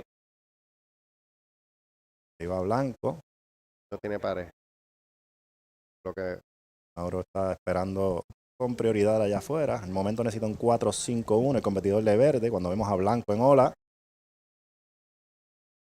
trata un reverse ahí, pero un poco flat. No logra completarlo. Esa es la situación al momento, cuando quedan 6 minutos y 20 segundos. Queremos darle gracias nuevamente al municipio de Arecibo, honorable alcalde Tito Ramírez, que nos apoyó en ese mundial al 100%, un evento histórico, un evento donde todos los atletas, el público que vino en general, la pasaron bien, no hubieron incidentes mayores. Y ahora pues repetimos en el mismo año con un evento de alto nivel, con este WSL QS 3000. Y esto está aquí para quedarse. El alcalde está apoyando el surfing, vienen cambios para aquí, para la zona de la Marginal. Ya vimos unos cambios con ese mirador que estaba ya abandonado, que lo tumbaron gracias a ese evento del mundial, y ahora tenemos ese espacio. Igual el alumbrado, vienen unas escaleras para Margara, me están diciendo que van a construir unas escaleras allí en Margara para que los muchachos no tengan que estar bajando por las piedras. Y eso gracias al municipio de Arecibo y a su honorable alcalde. Igualmente gracias a Medalla Light, nuestro auspiciador principal, la cerveza local Medalla, que si estás por ahí, yo desde aquí veo por la ventanita, Nico, que abrieron la barra ya de Medalla, así que si estás por ahí y tienes calor, date la Medallita Light, gracias a Medalla, la cerveza oficial de la Marginal Surfing Pro. Gracias a Windmar Home. Windmar son placas solares, están aquí auspiciando también, tienen la guagua Tesla allí, una guagua que es 100% solar. Y puedes también ir allí y buscar información sobre placas solares si las quieres instalar en tu casa. Que gracias a Windmar Home y al Hospital Sanssouci, de aquí de Arecibo, el hospital que está aquí mismo en la Marginal, nos auspician, nos dan todo el servicio médico. Hay un truck aquí mismo en el event site por cualquier cosa que haya que atender, erizos, cortaduras. Y tienen ambulancias a cualquier emergencia mayor. Estamos a menos de 2 minutos del hospital y nos dan todo ese servicio de manera gratuita para el evento. Así que gracias por el auspicio, tanto en el Mundial como en este evento de la Marginal Surfing Pro. Mauro parece que está buscando una ola. Todavía tiene tiempo. Y hay que Tiene que esperar una buena. Necesita un 5.8. El de azul necesita un 6.04. Wow, le dieron un score alto 6.33. a la derecha que tú dijiste. Que la vimos, fue una buena ola. Metió 4 maniobras back to back. No hubo mucho downtime entre una maniobra y la otra. Y hemos visto durante el día, a los jueces les gusta eso. Lo que quieren ver es esa fluidez, esa fuerza entre una maniobra y la otra, y no que no haya pompeadera ni nada entre medio de esas maniobras. Lo que ha sido interesante para mí es ver cómo muchos scores han sido en la derecha cuando... La izquierda es la que predomina usualmente, claro. sí. Ha sido muchos scores en la derecha. El hit anterior ganó el muchacho con una derecha, y ahora Elijah Beckford coge una derecha donde saca el 6.33. So, estoy viendo que hay muchas oportunidades. Me acuerdo en el Mundial que ¿cómo se llama el francés? El que ganó. Joan Duru. Cogió unas derechas que era nadie sabía dónde salían, era como que le salían a él. De hecho, para los que no sepan, el equipo de Francia, vemos a Rojo y para el aire ahí, era un buen air si lo caía. Los que no sepan, el equipo de Francia hizo su eliminatoria para el Mundial aquí en Puerto Rico. Trajeron unos jueces franceses y trabajaron en conjunto con algunos jueces locales, como Sammy Martínez, que está en parte del panel. Vamos a verle aquí. Llévalo ahí, Nico. Vamos, Mauro. Uf. Un air. Uf, trepó. Un air técnico ahí. Vi como con un grab también, ¿verdad? Sí, Fue un backside air. Mauro es bien técnico. Su surfing siempre ha sido así, bien técnico. Vamos a ver cómo le gusta a los jueces esa aerial. Yo creo que y lo pudo combinar después con otra maniobra. So, esperemos que esa maniobra radical sea... En los puntos ahí, los jueces tienen el replay system, que es algo bien bueno en este evento, ¿verdad? Que tienen la oportunidad de ver esa ola nuevamente y ver lo técnico de esa aerial, porque no fue un straight air. Cuando lo veamos otra vez en el replay vas a ver que pudo hacer un grab también. No puedo distinguir ahora al momento cuál fue, pero como lo vimos en el bird's eye view, me gustaría ver el de frente, porque no lo pudimos ver el de frente. En el bird's eye view parecía como un straight air agarrando medio lean. Exacto, medio lean grab. Esos son los little twitches que en verdad tienes que estar bien pendiente, porque ya se ponen bien técnicos. Y Mauro es un master en eso. Y by the way, no sé si vieron el otro día el que hizo. Mira, un 5.47. 5.47, así que le dieron un buen score. Mira Azul nadando para ir a cubrirlo ahora. Con 1 minuto y 44 segundos. Azul sabe que ahora verde, Mauricio Díaz, solamente necesita un 3.63 para avanzar a la segunda posición. Así que. No, necesita un 3.96. 3.96, disculpa, 3.96. 3.63 es su segunda ola. Vamos a Rojo, Blanco. Uy, una situación ahí de prioridad.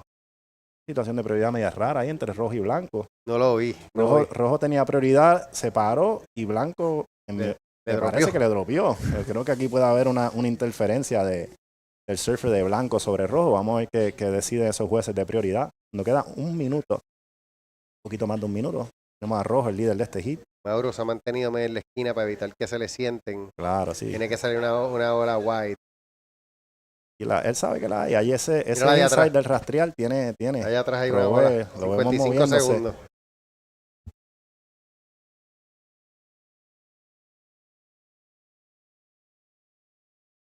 Esto es lo bueno del surfing, esta tensión de Sí. si llegará o no llegará la bola, la cogerá o no la cogerá. Eso Mira. hablábamos antes de la diferencia entre esto de los wave pools que está creciendo ahora, que pues, es un poquito más estático, no te da ese feeling de diantre, viene la ola, no viene la ola. Y a mí en lo personal me encanta el surfing así en la naturaleza, en el océano, porque está ese factor que no controla nadie. Lo estamos viendo Aquí ahora. vienen unas cuantas olas. Azul tiene prioridad, así que vamos a ver si Mauro le vende esta ola. Azul la usa, ahora Mauro quedando 10 segundos. Azul aquí empieza con carve. Prepara la sección, le mete ahí bien también. Ahí va a verle atrás. Ahí va a verle atrás. Azul puede haber En mejorado. el countdown. Flat esa ola para verlo. Vamos a ver si se le para abajo y puede hacer una maniobra aérea. Shove it. Lo dijimos bien técnico, Mauro, pero no creo que sea suficiente. No sacaba ese hit. No está muy contento, Mauro, parece.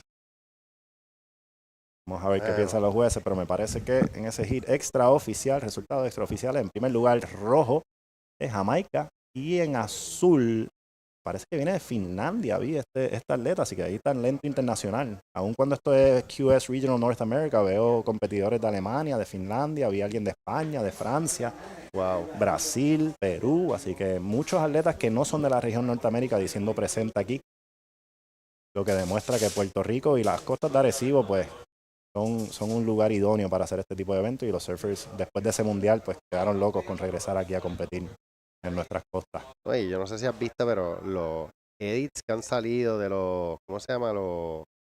Los diferentes Instagrams de todos estos surfers, ¿sabes? Han sacado unos clips y unos edits que tú dices, ¿sabes? No solo para contest, para hacer videos, esto está increíble aquí. Definitivamente. He visto un ripeo que es como que, wow, espera. Y uno de nuestros locales, el Dwight Pastrana, que va a estar en el hit de 64.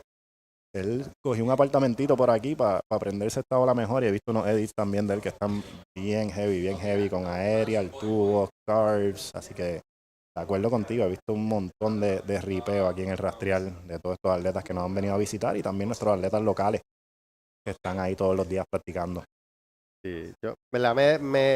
Lo que quería decirte es lo de, ¿verdad? Surfing es un poquito, a veces un poquito injusto en el sentido de que no es como muchos otros deportes que a veces la suerte, pues, por ejemplo, si estás en la rotación y pues, vamos a decir que tienes una prioridad, estás un tercero o segundo en prioridad y solo sale una ola en ese set, pues el que tenía la prioridad, pues, obviamente guisó y los otros. Y yo creo que a Mauro tuvo mala suerte en ese último hit, en ese sentido, que nunca tenía la prioridad como tal, y cada vez que venía un set, había alguien que tenía una prioridad más alta que él, y pues no podía coger la ola que le estaba buscando. Correcto. Yo creo que eso le afectó su wave selection. Definitivo, y por eso la importancia de saber usar esa prioridad hoy en día, ¿verdad? Entrar en ese ciclo de prioridad donde quieres estar con prioridad y con tus scores terminando ese hit, de manera que tengas el control, ¿verdad? Del hit, de tú poder defender esa posición. Y ahí pues Mauro definitivamente no tuvo suerte en ese sentido, sacó una muy buena puntuación con ese 5.47, pero se quedó un poquito corto, necesitando ese 3.96 para avanzar a la próxima ronda. Y tenía razón, parece que le dieron la interferencia a Blanco. Sí, seguro, le quitaron el segundo score en esa interferencia que hizo Blanco. Los scores de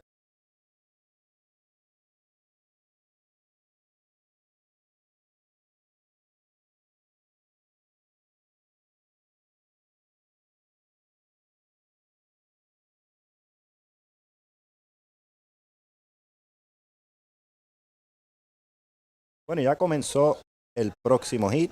Este es el hit número 15 de la ronda 1. Le decimos ahora quiénes están en el agua. Vamos para entrevista. Bueno, nos vamos con la entrevista con el ganador del último hit.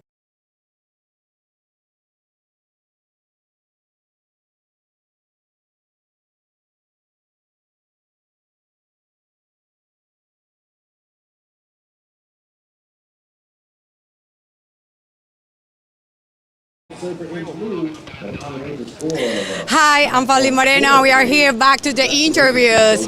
Right now, I am with the winner. How are you? How you feel today? Feeling good. The waves are really fun. You know, a little bit smaller today, but good vibes, man. Okay, tell me, how good is to have a QS in the Caribbean near home? It's really exciting, you know, because coming from Jamaica, Puerto Rico is very close for us.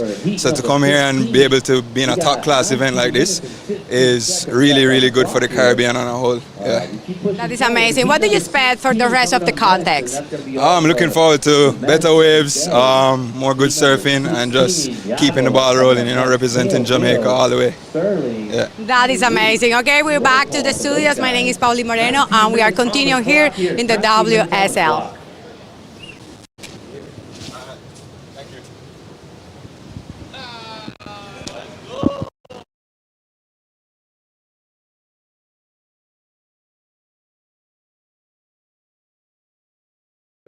Bueno, y volvemos a la acción.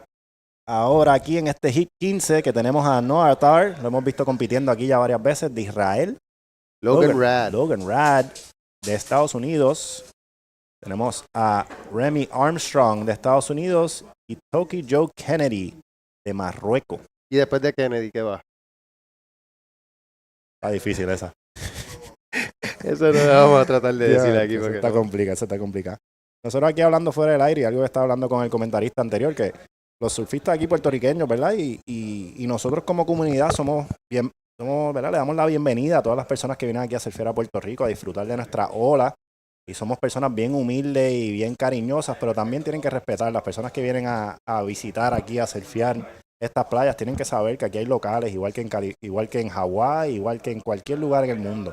Y si tú vienes a surfear en un lugar aquí, tú tienes que respetar a los locales, ganarte ese respeto, y créeme que te van a ayudar y te van a poner en las mejores olas si tú te ganas ese respeto, y es algo que hay que hacer en cualquier parte del mundo. Yo cuando viajo, y estoy seguro que tú también, uno no va al pico ni trata de coger todas las olas, al revés, uno deja que los locales cojan sus olas y tú siempre vas a tener ese break para cogerlo. Así que es importante, los que vengan aquí a visitar, disfruten, pásenla bien, pero respeten a sus locales, que esos son los que le van a enseñar los lugares y las mejores olas aquí. Correcto. Cuando ya empezamos este hit, verle con una ola de 2.50. Parece que hay un paro de ahí arriba. Bien calladito y surfear ese nivel, como estamos hablando ahorita, eso es lo que va a ayudar a que el nivel aquí siga subiendo, ¿verdad? Y que los chicos nuestros tengan esa hambre, esa pasión para seguir subiendo.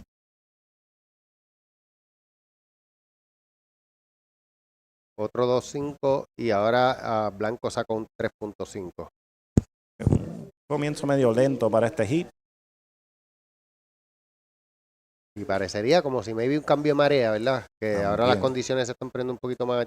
Es que la marea alta era a las 8. Nosotros tenemos a nuestro gran Ramses Morales de Rincón, que es uno de nuestros forecasters. Siempre nos está enviando toda la información.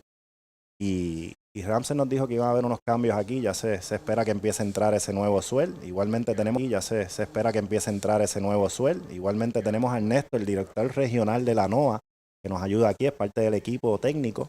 Siempre nos está enviando los forecasts de la lluvia, viento, marea, olas. Wow. Que de verdad que estamos bien informados de todos estos chicos que nos ponen al día con lo que va a estar pasando. Viendo aquí el forecast que nos envió Ramses ayer, la marea alta hoy fue a las 7:15 a las 7:24 de la mañana, así que ya tenemos que estar llegando a ese pic de la baja. Exacto.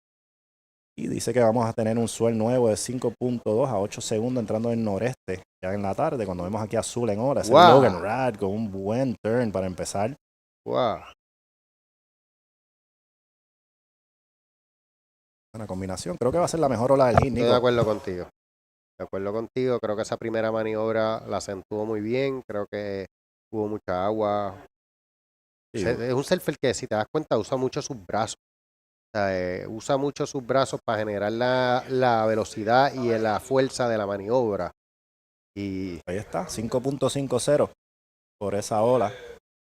Y sí, es un surfer, es bastante alto él, de hecho. Y lo he visto y es cierto, usa los brazos.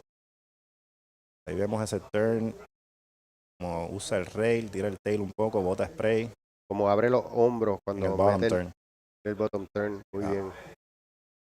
Tira ese brazo para atrás para sacarte ese impulso. Nos fuimos en super slow mo. Uf. Le mete al lip. Surfer bien técnico. No lo había visto surfeando en su frontside, aunque lo vi tirar unos airs ahí en el bajito de Hobos, pero Hobos predomina a la derecha. Y aquí viéndolo, que también tiene tremendo frontside, el surfer Logan Rad. Entiendo que es bastante joven, si no me equivoco. Sí, me parece que sí, que es bastante joven. Tenemos aquí a Noah Attar de Israel, en rojo. Sigue buscando. Llega ahí otra vez a la sección. Tiene que estar llegando ya ahí al muellecito. Ahí va Blanco. Combinación ahí de Armstrong en blanco. Parece que hubo un buen intercambio ahí. No pudimos ver la parte del principio de la de Blanco, pero parecía como una ola un poquito más grande, un poquito más con fuerza que la de la de Rojo. Sí. Hay que ver lo que hubo al principio, pero igual la de Rojo no, tampoco no vimos mucho al principio, pero parece que la conectó hasta abajo, así que hay que ver esas bien. primeras maniobras.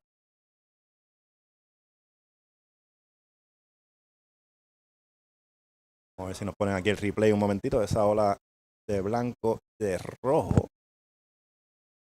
El otro día estábamos hablando de, tengo que decir que la Marginal no te ha fallado. O sea, has hecho cuántos eventos y ninguno te ha fallado. Siempre han habido olas, ha sido un lugar bastante consistente y, bueno, en verdad no sé cómo decírselos, pero la gran mayoría de Puerto Rico ayer y hoy no estaba muy bueno por el viento y las condiciones y aquí ha estado buenísimo. Hoy mismo por la mañana los locales, los bodyboarders vinieron y me dijeron que fueron a Hallows, fueron a 1000 sitios, a Cuevaca y que estaba todo morning sick y feo. Y esto aquí, las condiciones han estado buenísimas. La verdad que el rastreo es un lugar súper consistente. Como dice Nico, hemos tenido muchos eventos nacionales aquí. Al principio me acuerdo hubo un evento que yo dije, wow, va a estar flat, no sé qué vamos a hacer. Y yo llegué aquí de noche a montar y dije, anda, para el sirete no vamos a poder tirar el contest. Y aún así habían olas. Me acuerdo que Héctor Santamaría estaba metiendo aerial, Brian ripeando. Tú estuviste en ese contest también. Y aún con olas pequeñas probé. Sí, este sitio en verdad que... Y cuando se pone grande, como hablamos ahorita, se puede poner gigantesco y el pico está ya desbordado, pero aquí se puede surfear porque tienes ese double up que realmente ya cuando llega no pasa de los 8 pies porque ese double up de allá atrás pues hace que como que filtra esa energía. Así que desde un pie hasta 8 pies, de verdad que es increíble esta ola y aguanta mucho más. Ese swell que viene mañana son pocos los sitios en la costa norte que lo pudiesen aguantar. Si lo hiciéramos en Hobos, por ejemplo, iba a estar bien complicado. Ahí va Rojo en la esquina. Mira, 4.5 la de Rojo parece que fue bueno. Sí, la derecha. Y la de Blanco fue un 6.7, así que yo creo que nos perdimos ahí algo sólido porque lo que vimos fue ese turn y que después cerró. Pero un 6.17 de Blanco, como tú decías, una ola más grande y vimos, por lo menos lo que pudimos ver, le metió una buena maniobra. Aquí ya tenemos 3 buenos scores. Este hit se está viendo bien porque entre blanco, azul y rojo todos tienen un buen score, así que ahora va a ser el score del backup. Definitivo. Todavía queda un poquito más de mitad del hit, 10 minutos y 25 segundos. Cuando vemos ahí la marítima, la policía de Puerto Rico, y aquí va Blanco otra vez buscando ese backup score. Bota un montón de spray este surfer de Blanco. Sí. Viendo el rail, un roundhouse completo. Me gusta ver ese tipo de surfing. Vuelve y le pega. Sí. Yo creo que cambia el 3.5. Sí, definitivamente. Creo que va a solidificar su primera posición al surfer de Blanco, que ya tiene un total de 9.67. Yo creo que va a entrar en los doble dígitos ahora con esa última ola que pudo combinar muy bien.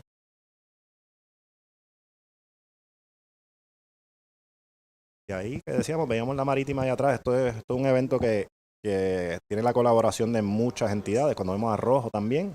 Buen turn. Segundo. Bien para arriba. Como dice nuestro René Krab, a las 12 le dio ahí el pico de Rojo que viene de Israel. Y como decía, que esto es una colaboración de la Policía Municipal, Policía Estatal, Manejo de Emergencias. De verdad que son muchas personas, muchos factores que están ahí atrás de detrás de la escena para que un evento de este calibre se pueda dar. Mucha gente llega a la playa nada más y dice, wow, qué nítido, pero es mucha la organización, el trabajo en equipo. Y lo más bonito de esto, Nico, es que en el deporte, pues, todos nos unimos. Ahí estamos en tiempos de política, ¿verdad? Sabemos que está tensa la situación porque hay mucho cambio, hay mucha esperanza. Por lo menos yo tengo mucha esperanza de lo que puede pasar el 5 de noviembre. pero todos la tenemos.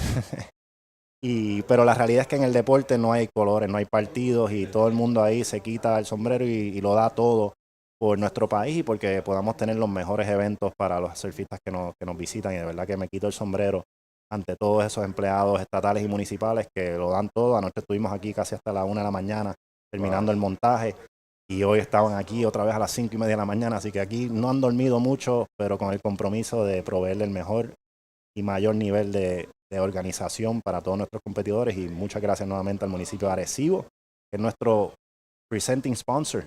El municipio de Arecibo realmente dijo presente, puso los guaniqueques, como decimos nosotros, ahí en la mesa para que este evento se pudiera dar. Es nuestro auspiciador principal, la primera vez en la historia que un municipio auspicia un evento de surfing de este nivel. Yo creo que todos los demás alcaldes deben de coger ejemplo. Coger nota de esto, coger ejemplo y ponerse para su número. Yo creo que el alcalde de Arecibo ha hecho un buen trabajo en impulsar la economía. Yo creo que todos estos eventos, cuando uno viene a ver, ¿sabe? El mundial ni te cuento. Sí. Y igual, ¿sabes? Yo creo que, ¿sabes? Tú puedes verlo en la tarima, ¿sabes? Es un evento que empieza a las 7 de la mañana y acaba a las...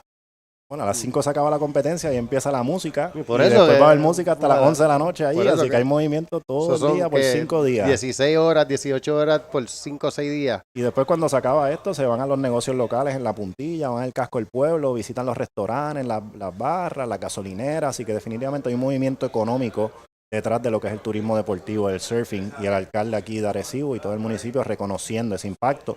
El impacto de Lisa, lo conozco, ¿verdad? Gracias a nuestro equipo y el apoyo de Teco Maldonado y Richard Carrión, el presidente de Banco Popular.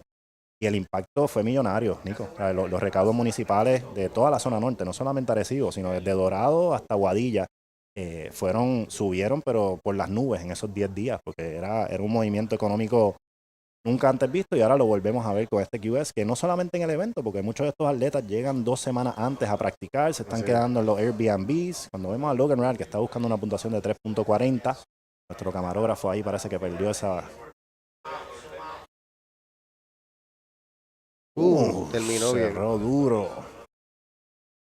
Yo creo igual que tú, yo creo que sí, que ha hecho un impacto económico gigante. Yo creo que el surfing como tal, yo creo que desde antes cuando hicieron el evento del Reef Girl Search que ganó Kelly Slater. Definitivo, en Middles, Isabela, en 2010. Me acuerdo que lo que generó comparado a Panamericano, a diferentes eventos internacionales de deporte, yo creo que el surfing es un deporte que Puerto Rico como país debe de considerar como un deporte que genera economía. Yo creo que si miras El Salvador, que tú has tenido la oportunidad de ir varias veces con el equipo de Puerto Rico, ellos se tiraron de pecho con surfing y les ha salido la jugada. Resultado con Surf City. Yo creo que ese es el paso a seguir, lo que ha hecho el presidente Bukele allá en El Salvador, creando Surf City y ahora creando un país también más seguro para cuando los turistas van a visitar, viendo el impacto económico que crea este deporte. Y estoy de acuerdo contigo, ese evento del 2010 del Rip Curl Search, el impacto fue millonario. Que sobrepasaba los 20 millones en impacto directo, y eso sin contar todo lo que son los medios, social media, sobre todo ahora en este evento de Puerto Rico. Personas como Gabriel Medina, que tienen millones de followers, todavía cuando estaba en las Olimpiadas puso un post donde tenía la licra de Puerto Rico, salía Discover Puerto Rico, y ese post tuvo más de 10 millones de likes, o sea, una cosa increíble. Más allá del impacto directo que ven nuestros comerciantes, también hay un impacto que es el mediático, que tiene mucho impacto. Y vemos algunos de nuestros auspiciadores cuando quieran venir para acá a disfrutar con su familia en esta semana de surfing. Y vemos aquí a Blanco, que no logra completar. Logan Rad se pone en la primera posición con esa última ola que vimos. Le dieron un 6.23. Este gira ahí. Ha habido fuego. Ha habido fuego, sí. Este chico lo he visto, ha estado viniendo ya a Puerto Rico más de 2 años. Compitió en el evento nacional de la federación, que fue aquí mismo en el Rastreal en febrero, antes del Mundial. Tremendo surfer. Y le encantó Puerto Rico desde la primera vez que vino y ha dicho que se va a quedar. Cuando veo por allá a Magnum Martínez, el coach nacional, acaba de llegar ahí, que está coachando a varios de los atletas. Lo he visto, o sea, todo esto su tiempo aquí, desde las 7 de la mañana hasta las 7 de la noche, ha estado los últimos 2 días aquí coachando a sus nenes. Magnum es un un coach olímpico. Ahora, Magnum estuvo con Manuel Selman. Estuvimos ayer los tres compartiendo el rato. Manuel es nuestro amigo de Chile, pero vive en República Dominicana y es olímpico. Y Magnum tuvo, ¿verdad? Lo llevó allá a las Olimpiadas y es un surfer olímpico que vive ahora aquí en Isabela. Y su hija Chakti Martínez, que es una de las Open Comers. Eso viene. Aquí de Puerto Rico. Chakti, para los que no sepan, nació en Panamá. Su mamá es de Estados Unidos. Su papá es de Venezuela. Pero ella dice que ella va a competir por Puerto Rico. Wow, así que hay que quitarse el sombrero. De verdad que Chakti, tremenda surfista, y la van a ver por ahí. Recuérdense de ese nombre, Chakti Martínez, porque la van a estar viendo los próximos años por ahí botando spray y tirando tail. Yo creo que eso es algo demostrativo de lo bonito que es Puerto Rico, que hay gente que se equivoca y nos llaman basura. Están bien perdidos. Pero yo creo que es un ejemplo perfecto de una persona que tiene 4 diferentes nacionales para escoger y quiere escoger la de Puerto Rico. Yo creo que, y lo puedes ver en muchos otros atletas. Wow, mira Azul. Sí, no. Es una ola que yo creo que va a ser importante. Azul se está dominando ahora este hit. Yo creo que va a mejorar su situación. Le están poniendo y Rojo cogió, parece también. Sí, Blanco va a tener que... No Tuvo se un puede intercambio quedar. aquí. Blanco se tiene que mantener activo porque Blanco empezó sólido con ese 6.17, también tuvo un 5.23 de backup, pero Rojo tiene un 5.50, tampoco necesita un score tan grande para pasar a la segunda posición y me parece que Azul va a mejorar su situación. Vamos a ver aquí. ¡Wow! Grande. ¡Wow! Grande. Turn. Eso va a ser un buen score. Yo creo que... Si yo fuese juez yo se lo daría, pero voy para arriba, me voy a atrever, pero me voy más arriba de los 6 con ese. Quizás puede llegar a los 7. Yo creo que sí. Yo creo que es la mejor ola que he visto en el definitivo. Y aquí Blanco. Ahí va Blanco respondiendo. No. 8.33. Estamos en el excellent score. Me parece que es el score más alto del día, Nico. Nos fuimos tímidos ahí con los 7, pero de verdad que, oye, era excellent surfing. Y aquí vemos a Azul, que también destrozó esa ola. Un 6.93, ¿viste? 6.93, también bien cerca a los 7, así que ahora Rojo en la primera posición y Azul en ese replay que estamos viendo, Logan Rad a la segunda posición, pero se la ponen difícil a Blanco, que ahora necesita un 6.99, casi un 7.0 para pasar a la segunda posición. Tiene la segunda prioridad y queda 1 minuto y 30 segundos, que vamos a ver qué pasa. Para Verde está bien difícil la cosa, necesita casi un perfect score para pasar a la segunda posición, así que creo que Verde va a tener que ir al aire en un move bien crítico. Ya lo que queda es 1 minuto y 15, eso tiene que ser algo súper crítico, así un full rotation o backflip, algo. así. Exacto. Y no está bien difícil. Y ahí estamos, estos son los locutores, Oscar Martínez, el presidente de la Federación de Surfing de Puerto Rico, y Nico Moreda. Estamos aquí filling in para los muchachos, es un día largo, y nuestros comentaristas pues se quedan sin voz y están hablando todo el tiempo, así que vamos a ver mucha gente que nos va a estar visitando durante la semana y apoyando aquí este evento de la Marginal Surfing Pro. Esa es la vuelta, no se lo quieren perder. Este es un ambiente bien familiar, bien chévere, mucha gente bonita aquí, buscando pasarla bien, así que Definitivo. traigan a su familia, si tienen hijos que les gusta el surfing o que ustedes le quieren incentivar a que traten el surfing, creo que es un buen evento para que tú los traigas y cuando ven ese deporte en este tipo de nivel, yo creo que cualquiera se enamora. Definitivo, después del mundial habían tantos niños ahí que querían aprender a surfear, las escuelas de surfing, o sea, de verdad que es un impacto tremendo lo que tienen estos eventos profesionales. Y como dice Nico, esto es un evento para toda la familia. Aquí en la Marginal no tienes que traer ni sillitas de playa, te puedes parar debajo de una de las carpas a ver el evento, van a ver artesanos, hay comida, hay bebida, hay música todos los días después de las 5 de la tarde. Así que la verdad que un ambiente para toda la familia. Puedes venir con tu mascota, puedes venir en bicicleta.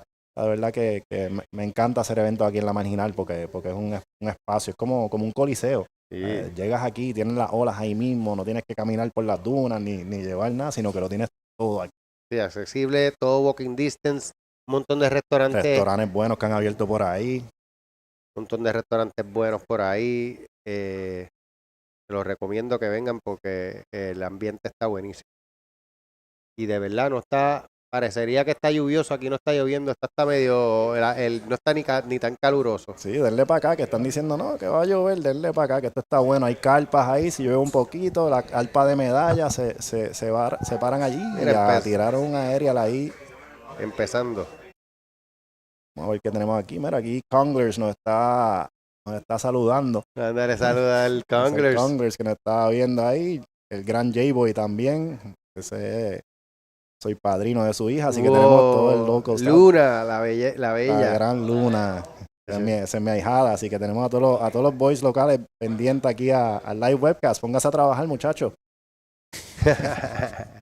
Estamos gozando, estamos pasándola bien aquí, hablando un ratito sobre algo que nos encanta, en verdad. Surfing, en verdad, es algo que nos trae tanta alegría. A nosotros nos encantaría que todo el mundo supiera lo divertido que es el surfing. Definitivamente. Mira, en este hit tenemos a Yago Ramos de Brasil. Empezó el hit con un backside reverse. Tenemos a Theo Gale de Italia, a Sterling McKish de Estados Unidos y a Luke Carbon de Estados Unidos también. Este es nuestro último hit de la ronda 1. Así que no se vaya nadie, que después de esto empiezan las chicas y no se lo quieren perder. El nivel de surfing de mujeres está por las nubes. Aquí tenemos a Yago Ramos. Buen turn. Surfista también lo vimos en el último evento del Alas Pro. El fea. Sólido. Tremendo surfer. Bien sólido. Tú sabes que de Brasil muchas veces uno ni sabe quiénes son, pero todos ripean. O sea, el nivel de surfing que hay en Brasil es una cosa increíble. Y es algo que también hemos visto cómo va subiendo en Puerto Rico. Ya el average surfer en Puerto Rico ya, o sea, se da los tubos, mete turns. Es verdad. Y eso es algo que ha ido subiendo sustancialmente en los últimos años. Antes eran unos pocos nada más, ¿verdad? Los que lo manejaban, pero ahora vemos más y más y más gente que ripea. Cuando veo por ahí a otro de los locales, a Carlitos Yang, local de aquí de Arecibo, un bodyboarder que... abogado como nosotros. Y abogado como nosotros, defensor de los derechos y tremendo charger. Carlitos Yang a muchos nos ha enseñado. A mí me enseñó mucho una ola que hay por ahí que le dicen el push. Es un slab y me acuerdo que nos metía ahí. Ese sí que denle empalado, ni lo piensen. Y eso, pues, eso nos ayuda a nosotros también ¿verdad? Formarnos en nuestro surfing que tenemos hoy en día por personas como ellos que nos empujaban cuando éramos más jóvenes y nos metían en esas condiciones. Así es, Carlitos Yang es un bodyboarder que llegó a, creo que semifinales o finales en Pipeline y todo, ¿sabes? Un tipo bien respetado. Que hizo... En Arecibo hay una cultura bien grande de bodyboarding y yo creo que Carlitos Yang fue uno de los pioneros, uno de los que, igual que los hermanos Alce, igual que... y de ahí pues han salido un montón de buenos bodyboarders, Gadi, Rafa Rivera, Willo, Milton Montalvo, o sea, es una lista... Son tantos y tantos. El ripeo, eso estaba hablando ahorita. Rombi, ¿sabes? Hay tantos buenos surfers y yo creo que, ¿sabes? También por acá mucha gente no sabe, pero... Bueno, seguimos con los bodyboarders ahora, pero vamos con la entrevista con el ganador del último hit.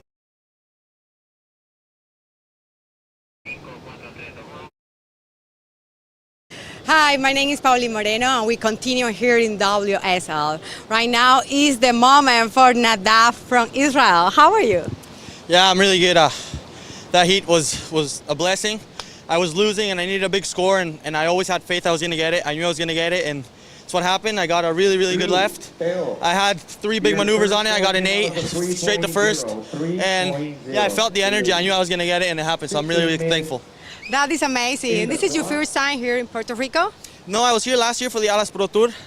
I came with all my friends last year. I came with them again this year, and this place is so amazing. You know, it's paradise. It's kind of like home, just more Caribbean, which we love. And yeah, I mean, the vibes here, all the locals, the food, everything's been so amazing, and yeah, really blessed to be here. That is amazing. Thank you so much. We're continuing here in the WSL. My name is Pauli Moreno, and this is all. Bueno, y gracias, Paulín, por esa entrevista ahí al joven de Israel, que representa la bandera de Israel. Tremendo surfing, como estaba diciendo el chico, ya lo hemos visto por ahí desde el año pasado y parece que se enamoró de Puerto Rico, quiere seguir viniendo para acá. Y acabamos de tener aquí problemas técnicos gracias a las piernas largas mías. No pasa nada, no pasó nada, gracias a Dios. Pero sí, yo creo que algo importante que él dijo fue lo de que él se mantuvo positivo y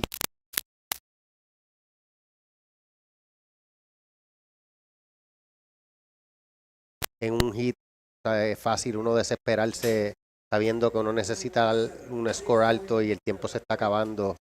Y yo creo que parte de lo que es lo bueno es eso, tenerse tranquilo al momento de de que está acabándose el hit para poder mantenerse pues, tranquilo y poder ejecutar las maniobras y sacar el score aún teniendo esos nervios y esa presión. Definitivo, el hit dura 20 minutos y desde que empieza la corneta hasta que suena la corneta y todo puede pasar. Hemos visto buzzer beaters en este mismo evento. Así que eso es algo, una parte mental bien importante, no mantenerse calmado, positivo y sabemos que eso te ayuda también a entrar en un buen ritmo y ahí el chico de rojo lo hizo y logró esa puntuación de 8.33 para avanzar en primera posición a la próxima ronda. Ahí vemos las puntuaciones de rojo, que está en la primera posición, tiene un 5.23 con ese opening ahora que vimos de comienzo y también ya tiene un backup de 4.83, así que ya rojo, Ramos de Brasil, está en los double digits con un total de 10.06. Nos quedan 13 minutos y 40 segundos en este último hit de la ronda 1 de Open Men's, ronda de 128, así que aquí de 128 surfers que empezaron, ahora bajamos a 96 para la próxima ronda, así que hay algunos que dicen, nos fuimos, farewell. Y para explicarles la razón por qué vamos a 96 y no llegamos a 64, es porque hay otros surfers que ya están seedeados en esta ronda. So, suben los 64 que pasaron esta ronda, pero hay otros muchachos que no han competido todavía que están seedeados. Correcto, por su ranking que tienen. Ya están en esas rondas. Hay unos que están seedeados en ronda de 96 y hay otros que están seeded en ronda de 64, que ahí es que la cosa se va a poner peposa de verdad. Ahí están todos los wildcards del WCT que vinieron a hacer el evento y todos esos nombres que están en el top del rankings. Entiendo que Owen Moss está liderando ahora mismo el ranking del regional. Lo vi. Él está en esa ronda y también Lucas Mesina, que está segundo lugar en el ranking para lograr. Allá en Hawái estuvo a un hit, yo creo que todavía a veces hablamos de eso y hablo con Brian y estamos ahí como que, coño, nos dolió porque de verdad que lo queríamos, pero tengo que quitarme el sombrero con Brian porque Brian es otro que creó el camino, que demostró cuál es el camino y con su dedicación para ese mundial, porque tú que eres muy buen amigo de él, sabes que ese hombre no escatimó en entrenar, en comer bien, en trabajar con su psicólogo deportivo, en estar aquí con Magnum todos los días. O sea, ese hombre no escatimó aún teniendo hijos, trabajo, haciendo un balance que no tiene el mismo tiempo que otros surfistas. Y él demostró que si uno tiene el compromiso, la responsabilidad, uno puede lograr lo que quiera. Y le demostró a estos atletas que él se batió allí con los mejores del mundo. Y recordamos ese hit que le ganó a Felipe Toledo, el campeón mundial, junto con John Florence en ese hit. Así que demostrando que tenemos el nivel de surfing, lo que tenemos que tener esa dedicación y compromiso para poder estar entre los mejores del mundo. Y estoy de acuerdo contigo, Oscar. Brian en verdad está bien cerca muchas veces y yo creo que el ver a Brian haber estado así de cerca es lo que motiva a estas generaciones que vienen de abajo a decir, bueno, si él puede, yo creo que nosotros si tratamos, ¿sabes? Estamos expuestos a lo mismo, podemos también lograrlo. Y tú lo ves bastante marcado, él tiene un sobrino que se llama Sage Katz, que es uno de los Open Comers, y tú ves el hambre que tiene ese nene y súper enfocado. Y te das cuenta que es parte, ¿sabes? Y para que sepan todos, parte del success de Brian fue su madre Peggy. Peggy es la cacique, la mostra, ¿sabes?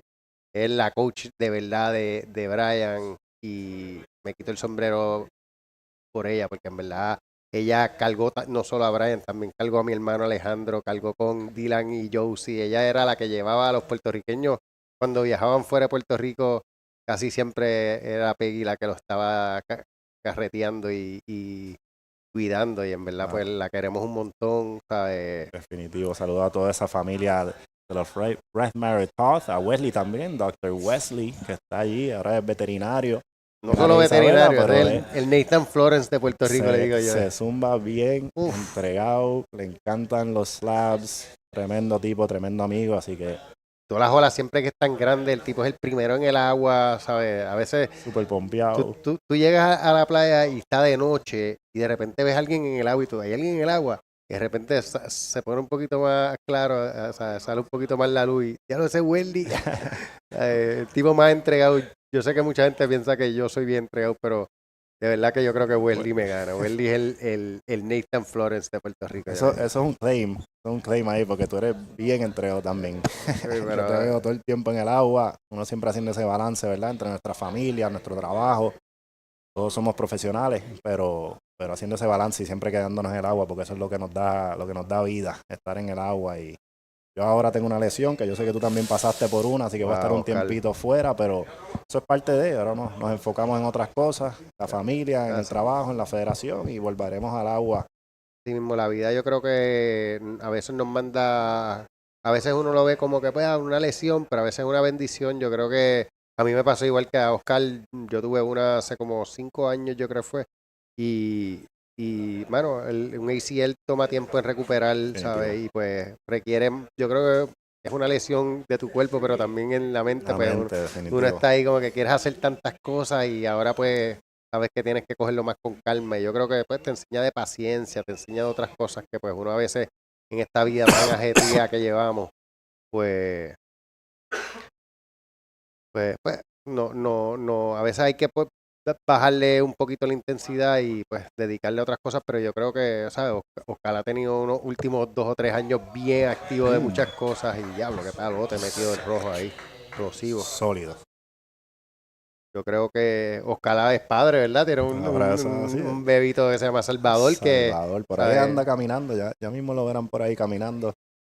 De verdad que eso es un cambio de vida y sí, siempre manteniéndonos activos y poniendo nuestro granito de arena por nuestra patria aquí en lo que hacemos por la federación. Es un trabajo que hacemos totalmente de gratis y es verdad, nos toma mucho tiempo, pero a la vez pues... Pero mira qué lindo se ve bello, Arecibo, esto es un pueblo hermoso, las montañas allá atrás, el casco urbano Arecibo, que como decíamos antes es un casco colonial, o sea, mucha arquitectura aquí desde los españoles, unos edificios hermosos, boom, cuando vemos a Ramos ahí cerrando de Brasil, parece que va a mejorar su situación con ese turn que cerró sólido.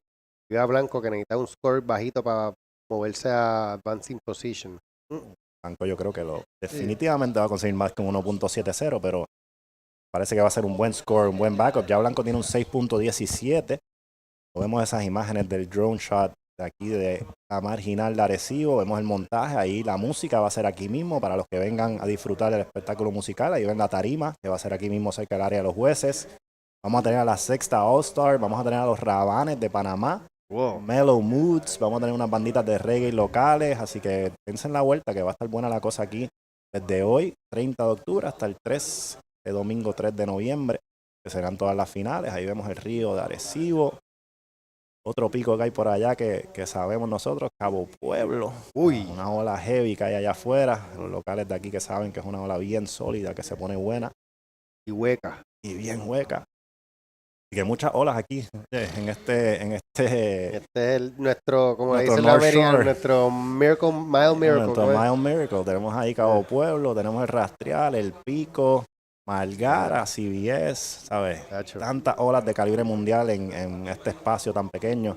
Y sin hablar de todas las otras que tenemos por ahí secretas que tampoco podemos tirar al medio, pero esas son las que están ahí y de verdad que son de calibre mundial.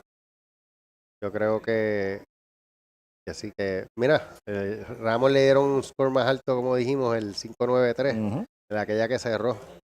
Y realmente creo que la mayoría de ese score viene de ese closing maneuver, porque lo anterior fue más moves de transición, y ahí al final logra cerrar sólido y los jueces lo premian con un 5.93, y ahora estamos esperando todavía esa puntuación de Blanco, que ahí la tenemos 5.73 para Blanco, ahora lo pone en la primera posición.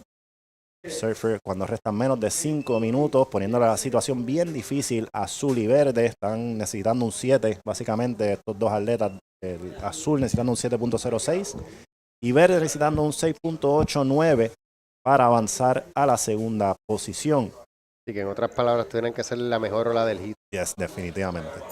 Y eso es algo bien importante porque los jueces están comparando olas. Claro. Para los que no sepan de cómo es el sistema de jueceo, cuando vemos aquí a Ramos otra vez, usando su prioridad para bloquear al otro surfista. Pues los jueces están tirando puntuaciones en una escala de 1 al 10, usando los criterios de speed, power and flow. Quieren, ¿verdad?, ver maniobras críticas, radicales en la sección más crítica de la ola. Y ellos están comparando la ola. Es decir, para darte un 7, ellos van a comparar con el 6 de Blanco y van a decir si entienden que es mejor o peor que ese 6. Así es que se da el sistema de juzgamiento. Tienen 5 jueces, un panel de 5 jueces. Se elimina la puntuación más alta y la puntuación más baja y se saca un averaje de las 3 puntuaciones en el medio, de manera que, ¿verdad?, sea la puntuación más justa. Claro, porque esto es un deporte subjetivo, que quizás lo que para ti era un move mejor, pues para mí no, y por eso se usa ese sistema de eliminar el high y el low score y así sacamos ese average de los otros 3 jueces. Estoy de acuerdo. Y hay muchos factores, está estilo, hay otras cosas que siempre también toman en consideración y yo creo que el trabajo del juego es un trabajo bien difícil. Igual el de los camarógrafos y el de las prioridades. Aquí, ¿sabes? En 20 minutos cogen un montón de olas, están saliendo un montón de olas a la vez y el trabajo de un juez de poder juecear 2 personas a la misma vez, porque a veces se dividen en una misma ola, ¿sabes? Es un trabajo difícil y hay que aplaudirle el trabajo a los muchachos que están ahí arriba, hombres y mujeres, que están haciendo un tremendo trabajo.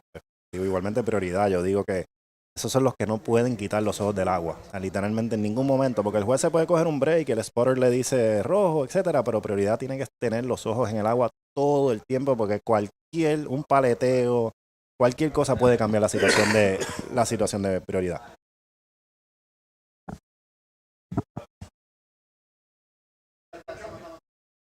¿Tienes agua ahí? Okay, let's finish this heat.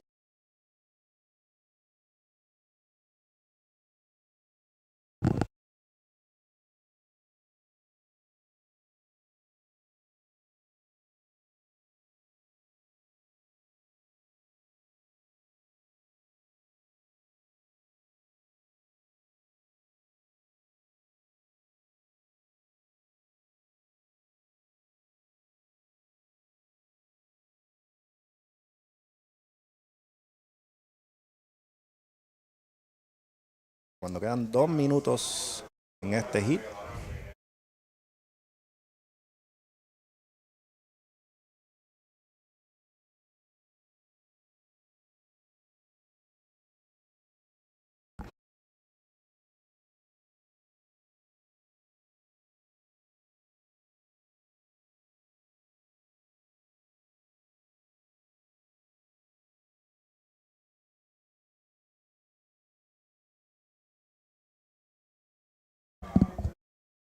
All right, lo que queda es 1 minuto y 30 segundos. 1 minuto y 30 segundos, un poquito menos de 30 segundos de este gira. Ahí vemos el replay de Verde, que necesitaba un 6.89.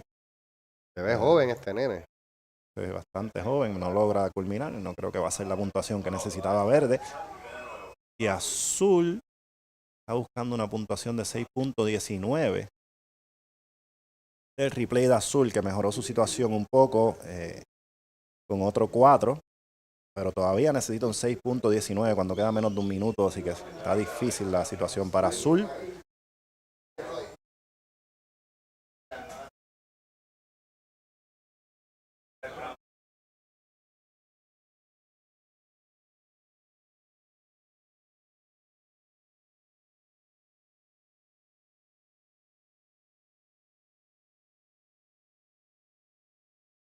Ahí va Azul todavía, no se quita, ese Azul no quiere quitarse.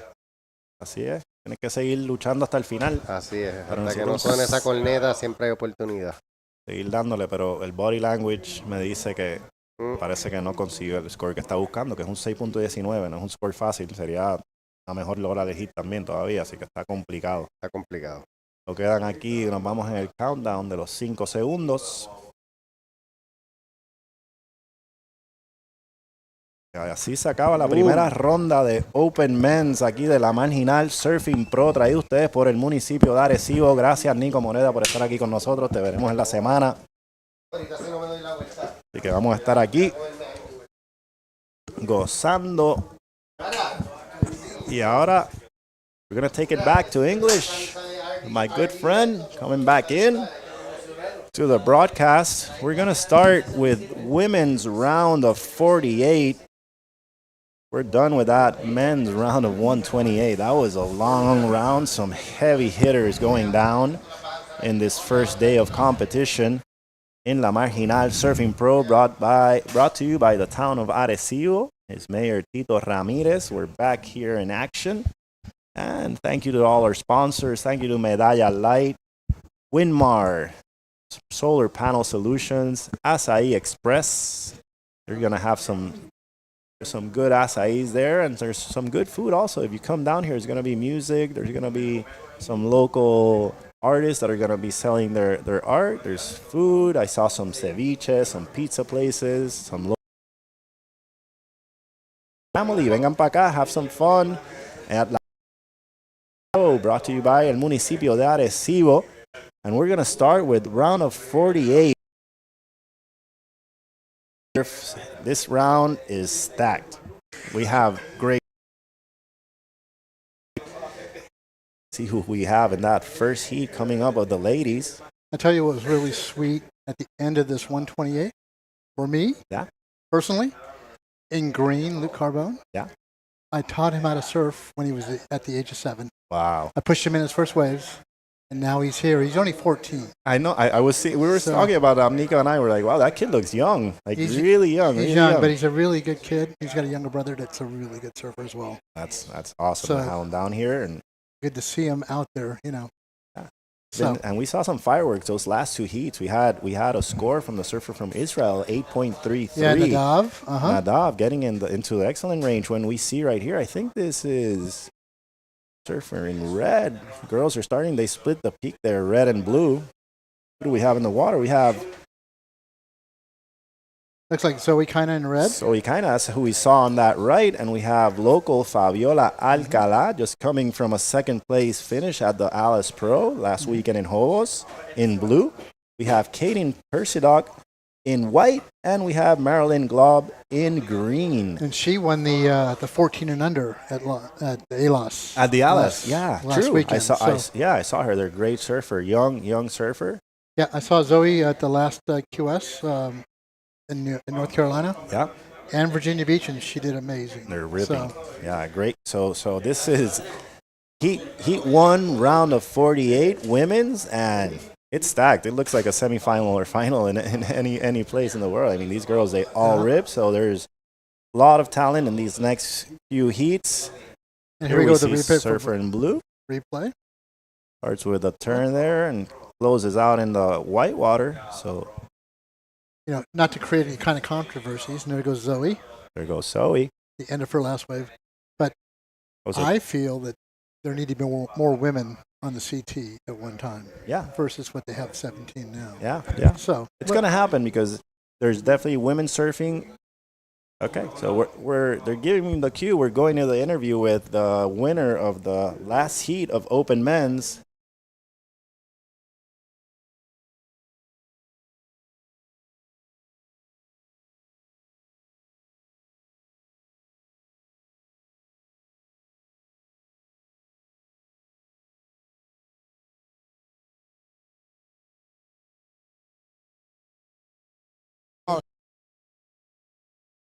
Puerto Rico.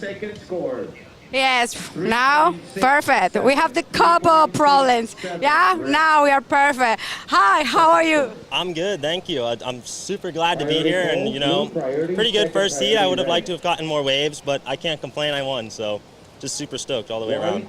That is so nice. We're here with the winner. He's a Starling from the United States. That was amazing hit. So you get the first place in the last 5 minutes. We're talking about that. Well, I got the first score, and I was pretty happy about that. I figured I didn't need much to advance, so I figured I'll just wait a little bit for a good one, and a good one happened to come in the last 5 minutes. So I'm pretty happy about that. Like I said, I would have liked to have gotten more waves, but 2 is all you need to advance. And that's what I sought out to do. That is amazing. This is your first time in Puerto Rico? No, actually, it is my, I believe, 4th time, but my first time down in Arecibo. So I'm very happy to be here, and we'll see. Hopefully tomorrow is just as good. Okay, what do you expect for the rest of this context? I can't really say. I'm feeling pretty confident, though. I'm feeling pretty good. I know I can do better than I did, so I'm hoping to see better results, and hopefully the waves will get a little bigger, too. So. All right, thank you so much. Here, Pauli Moreno, we continue, and this is WSL.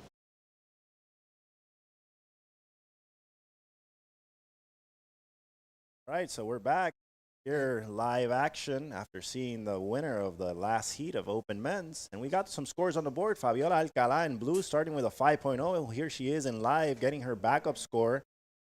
Oh, big turn. Let's see if she makes it. Oh, can't finish that turn. But Faviola is a great local surfer. She's only 19, if I am not mistaken.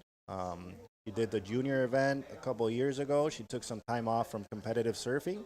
but now she's fully back. She's doing the QS, all the QS. She was in Virginia Beach. She did North Carolina. So she's fully back on the tour. And Faviola, great young surfer, very, very.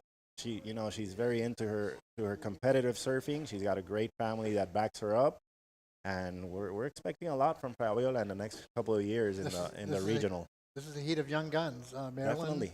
Maryland, I think, is just 14. 14, yeah. From Florida. From Florida. And I remember her from 4 or 5 years ago competing. Still going at it strong. And Zoe, again, yeah, we saw her ripping that first wave with her 3.67, but we saw she's got that good rail surfing. Let's see if she uses her priority over white. Surfer in red, putting that rail in right there. Maybe the wave gets a little flat, but just one turn. Yeah, but we could definitely see that rail surfing. She's got great style, good technique. That's our surfer in red, who's currently in the second place with a 3.67 and a 3.33. The more goes you get, the more comfortable you get. Yeah, that's what we're seeing it. It's. I think it's the winning recipe. You got to keep it busy today out there. There's a lot of opportunity, but you got to keep busy. Here we go with the replay. With just that one turn. Yeah. Really beautiful style. Definitely. So it's worked. The surfers who've been busy have definitely gotten the better scores. Marginal today just offering a lot of opportunity lefts and rights. We've seen a couple of great scores coming out of the rights also. We were talking about that earlier with Nico. Even though this is predominantly a left, we've already seen two guys pass their heats with the rights. We saw Red from Jamaica. He got a right that he just blew it off. And the lid off of that one also. And I saw Blue in the Heat 15 with buzzer beater. Logan Rad. Yeah. And he went right and killed it. Yeah, Logan is a great surfer. We were talking about Logan. He came here and he did the national circuit event. He did the federation event. He competed in Hobos. He got to the finals in that event, and then he did the Alice Pro. Super cool guy. Been able to meet him. Very humble kid. Solid and he's got great surfing, and that talks a lot about the competitor. It's not how you are in the water, but also how you are outside the water. As we see Faviola.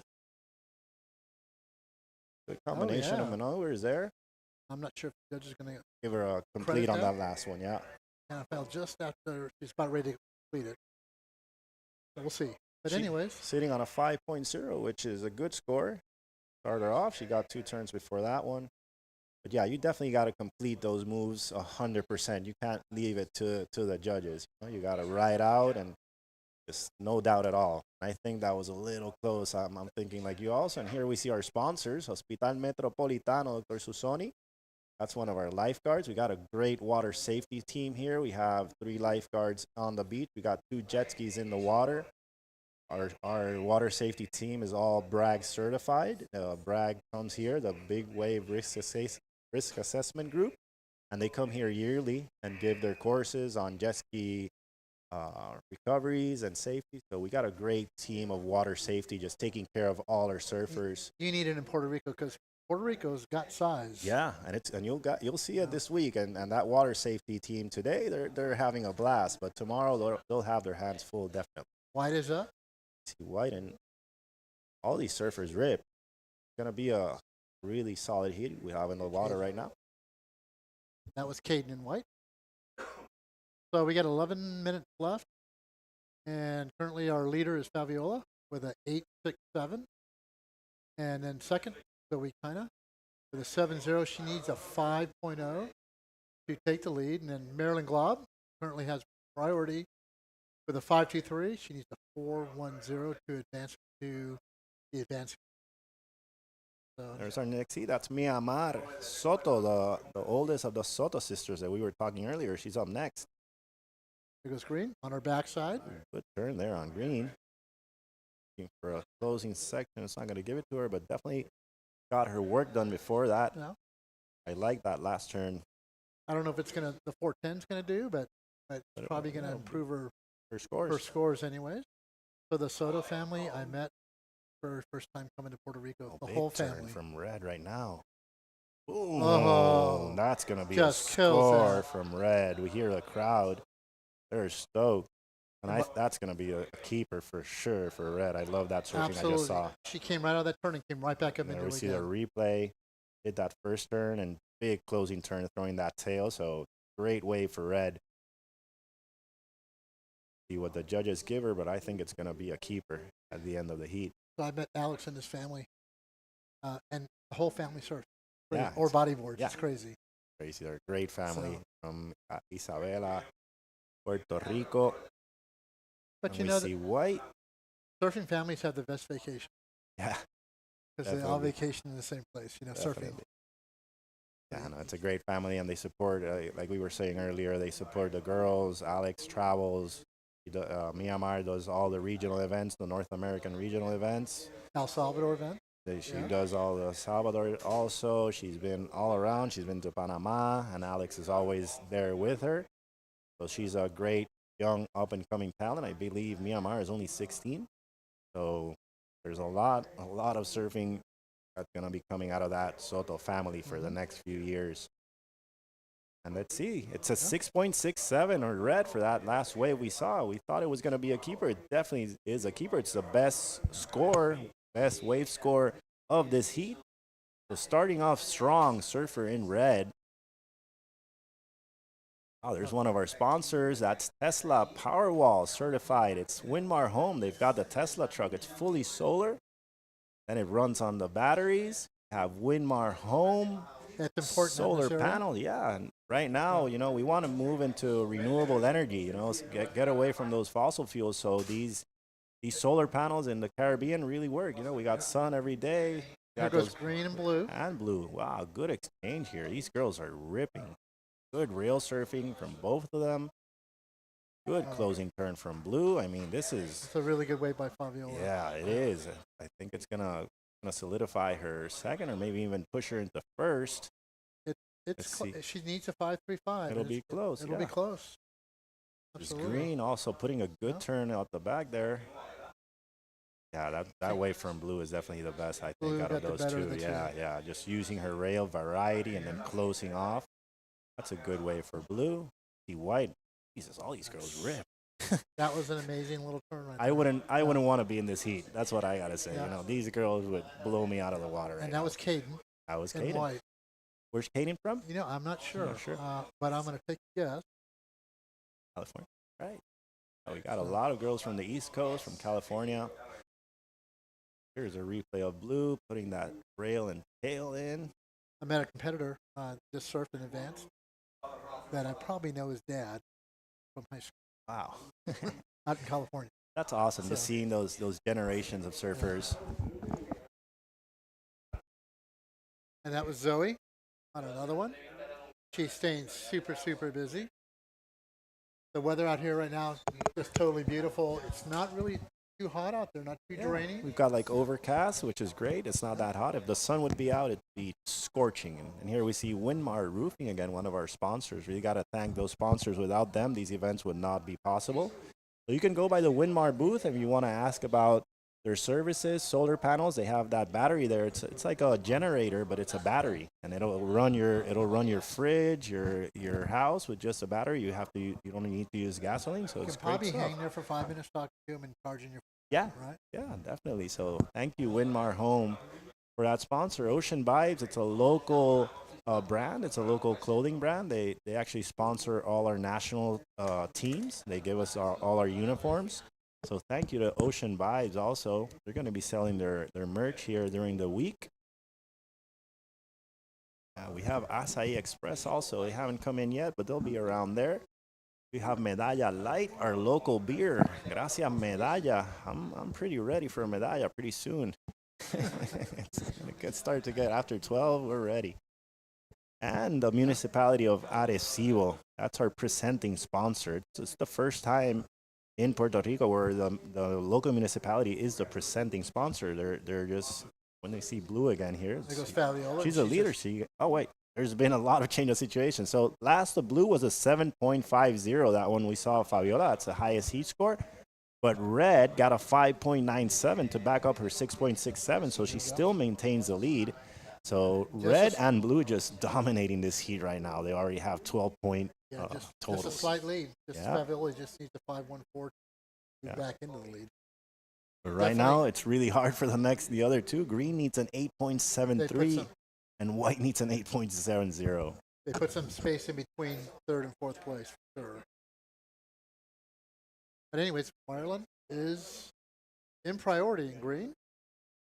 And in fourth place, Kendra Caden is actually in second priority. So they kind of have that advantage right now to maybe move up a little bit without having to have worry about having a wave taken away from them.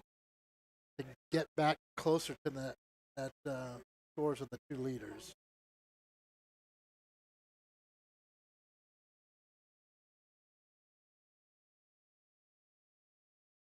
Looks like a wave is approaching. Looks like white might be. Nope, white's gonna turn. Go. But these look like set waves coming in, and they're just kind of a little inside. Too close.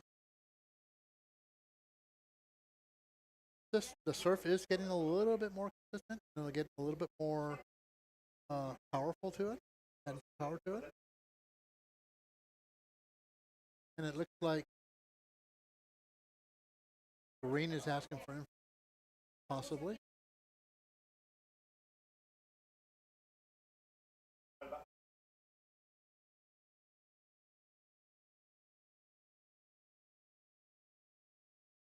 So here goes white. White's going to get a bit of go.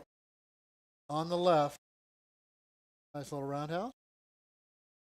Kind of come up and hit it. Boom, good closing move there for white. It's going to better his situation. I don't think it's the 8-7-3 she needs, but it's definitely going to better her situation. She's going to better one of those threes, and it's going to put her requirement a little bit lower. A little bit lower. And that's what you got to do, sometimes when others get out ahead. Yeah. Real quick and your time is running down, don't work. Sometimes you can't worry for the big one or wait for the big one. Definitely. Just got to go keep on and moving. Keep moving and keep getting that requirement lower and lower and lower. Absolutely. So there we have one of our local food stops. It's ceviche, some local ceviche. So if you want some good fish, it's right there. There we have some local frituras, alcapurria. We got some tacos and food out there. So if you're coming out here, what are we actually seeing right there? That's probably some chicken or meat tacos or empanadillas, how we call them there. And they're like empanadas. Yeah, like empanadas, and we got some fried chicken.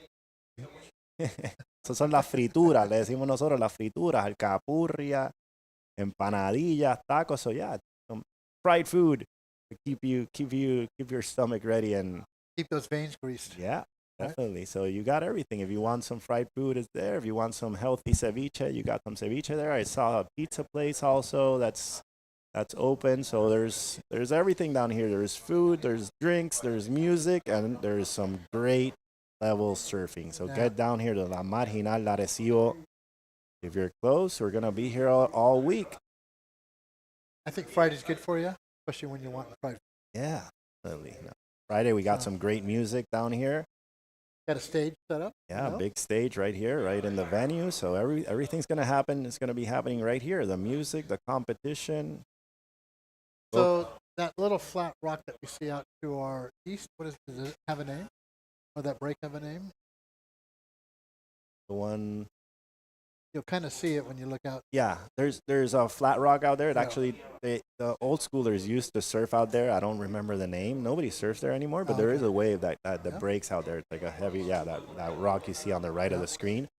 So when it gets big, there's like a heavy water wave out there, but we don't really surf it anymore. There's another one further east that's a slab. It's called Cabo Pueblo, like the Puerto Rican chopu. It only breaks about once a year, maybe twice, but when it breaks, it breaks. It gets really, really slabby. Have you tried it? Yeah. Oh, it's heavy. Not the knee injury wave. No. But the knee injury wave is also a good slabby wave. There goes green. She's looking for an 8-7-3. So white got a 4-6-3 in that last wave. She made her situation a little better. And green, I think she might get a good score also on that wave. Here we see a replay on green. It's that first section and then closes out well. So that might be in the 4 range also for green. We've got about 30 seconds left in the heat too, so it's getting down to the wire. And here we go. Surfer in blue in second place hits that second real hard.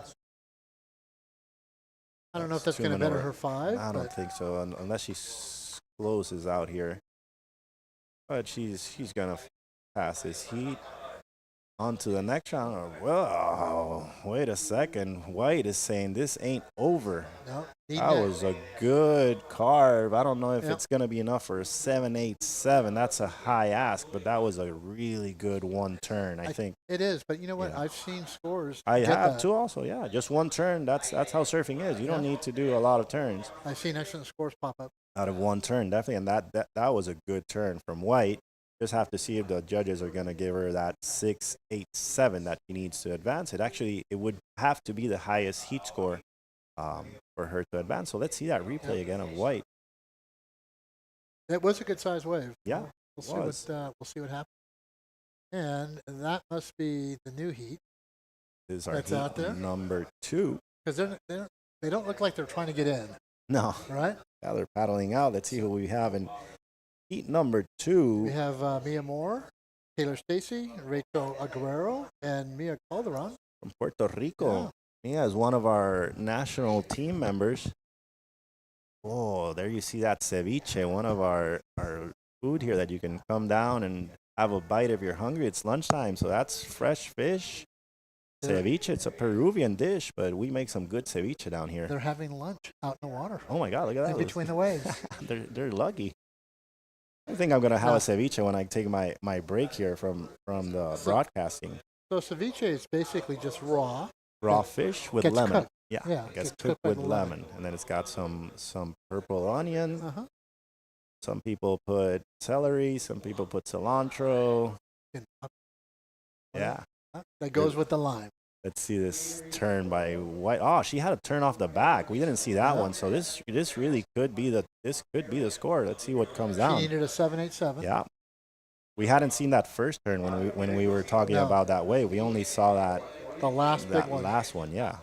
This is Rachel Agüero. This is live action right now. Rachel Agüero, boom, big section. And Red right behind her. Red right behind. Puts her tail in, hits that section. That's Mia Moore. Mia Moore. Guess green got an up and down we weren't able to see. Still waiting for blue. And so Maya's from this area of Puerto Rico. Mia? Yeah, Mia. She lives now in the West. She's studying also in Mayagüez. She's originally from San Juan. Her dad is actually the VP, the vice president of the Puerto Rico Surf Federation. So thank you to Carlos Calderon. I saw him around there, and her mom also, Rosana. Great family, really cool people. And Mia is a great girl. I mean, she's super humble, very nice person, and a great surfer. So be seeing a little bit more from her in this heat. And that was that replay. I mean, you got to be cool. Your family's involved. Yeah. Yeah. Super cool family. And her brother, Noah, I mean. And you give back. Yeah. You just don't show up to the event with kids and you actually stuff. Yeah.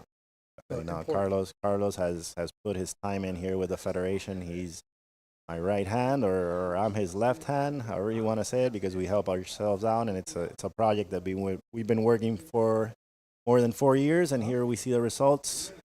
And having a QS event for the first time in 10 years and hosting the ISA World Championships this same year. So there's Rachel Agüero from Costa Rica. Rachel, she's been here for a while also. I've seen her for more than a month. She's been staying here in Puerto Rico. She's really good friends with a lot of the girls down here. Okay, so guys, we're going to go with an interview with our heat winner from the last heat.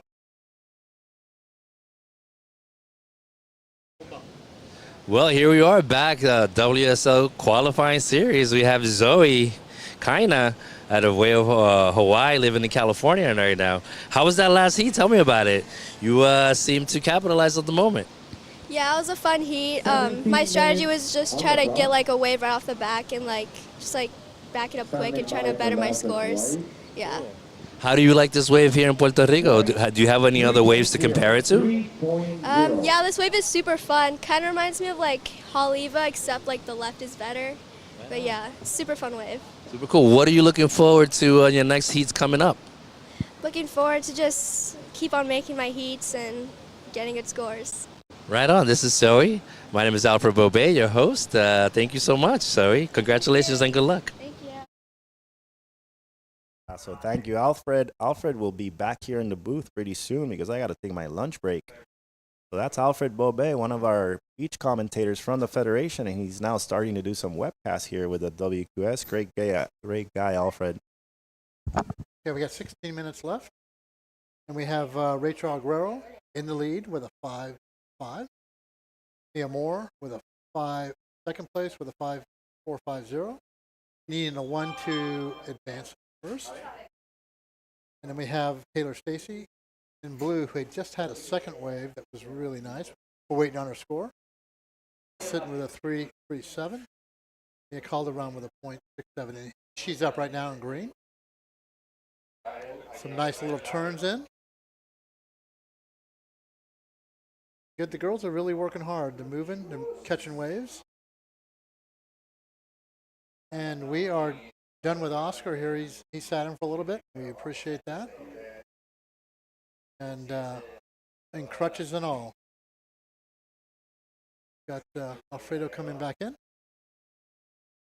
Beautiful Arecibo, Puerto Rico.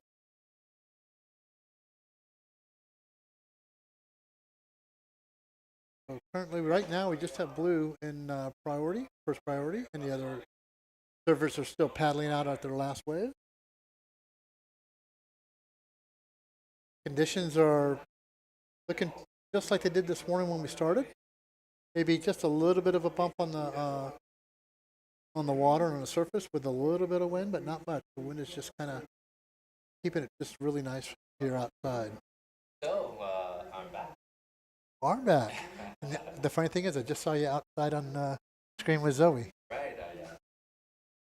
So, what did you think about Zoe? I know. Yeah. He's got it. And there's blue with a big heavy hit.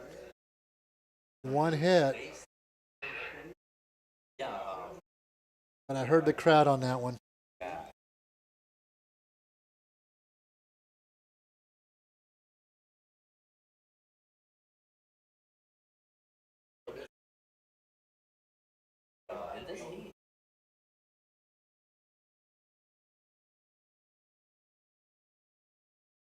Couple from Puerto Rico. Yeah.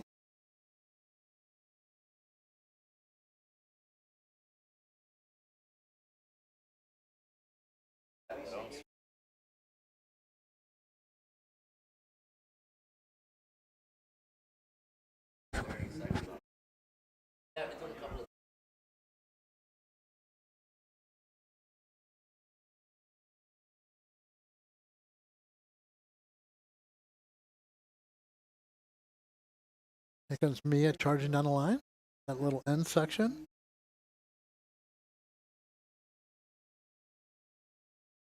I know. I ran into her at North Carolina, and when she said Mia Moore, I was thinking Italian and love. And so her parents named her the perfect name. Yeah. Yeah.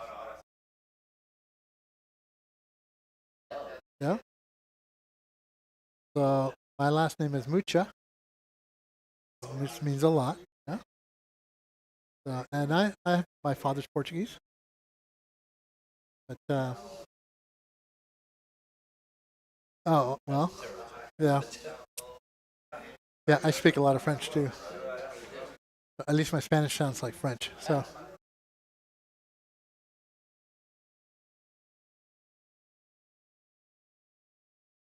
But anyways,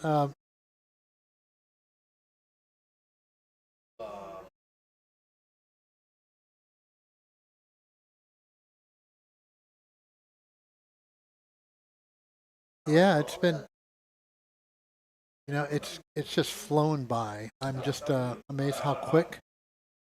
When I'm judging, it takes forever. Right.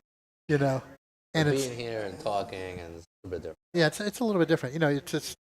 It's a lot of work to judge. You have to sit there, and sometimes you don't have a lot of time. I've seen a couple heats that I've worked in at the lower level, like the ESA, Eastern Surfing Association, 15-minute heats, and there were 60 waves in a 15-minute heat. It's That's a nightmare for judges. It's a nightmare. Yeah, It's a wave every 15 seconds. Of like 1.1. And you are trying to think about the score, write it down, and then you got to enter it electronically. So it's a lot of work for these judges. We got to give a shout out to the judges for working today. Yeah, those guys are doing an amazing job. And we're sitting in AC; they're not. So yeah, we are fortunate enough to be sitting in this wonderful cabin, fully equipped with AC, and hydration, and all these other things. But yeah, those guys are up there doing their thing. That's what they love to do. Everybody up there, regardless of the temperature, seems to be very, very happy. So it's surfing. It's surfing. At the end of the day, this is work for us, but not so. It's so not. Much, it's not really work. It's work, but not really work. Love what you do what you love, right? Yeah. And I told friends I was coming here to work, even though it's on vacation. Yeah. Sure. So it's just the way it is when you're. It's a workation. It's a workation. Yeah. So, especially when you come to the Caribbean. And you leave all your bull sharks behind. Leave all the bull sharks behind. Oh my gosh. Showed up with a shark bracelet on your ankle to the Caribbean. People were like, "What is happening?" Yep. I did bring mine. yeah. But you were telling me. Yeah, but I probably won't wear. Sharks here are a lot friendlier there in Florida. Sharks here, they speak Spanish and they understand each other. There you go. But in Florida, we got surfer in green, Mia Calderon. Yeah. Mia needs a 4.21 in order to find herself moving I met forward. her and her family first time in Hobos. Yeah, that's where you will find them, especially during the pandemic. They all migrated to the west side of the island. That's when Mia became an even better surfer when she got the opportunity to move to the And what is up? to the Wild Wild West. That was Rachel Aguero. Rachel Aguero has been also surfing for the last couple of weeks here, a couple of contests. We got 9 minutes on the clock here, and I'll tell you the situation. Right now, surfer in white, currently sitting in third with a combination score of 5.5. Surfer in white needs a 5.2 in order to find herself moving forward. Surfer in red now, she's got a 4.5 and a 3.4. She needs a 3.7. She's currently sitting in third, so she needs a 3.7 or better to find herself also moving forward. But with that last wave, Mia Calderon with a 4.5, she's currently sitting. She's got a 4.5 and a backup score of a 3.7. She's currently sitting in second right now, chasing down Stacy, surfer in blue.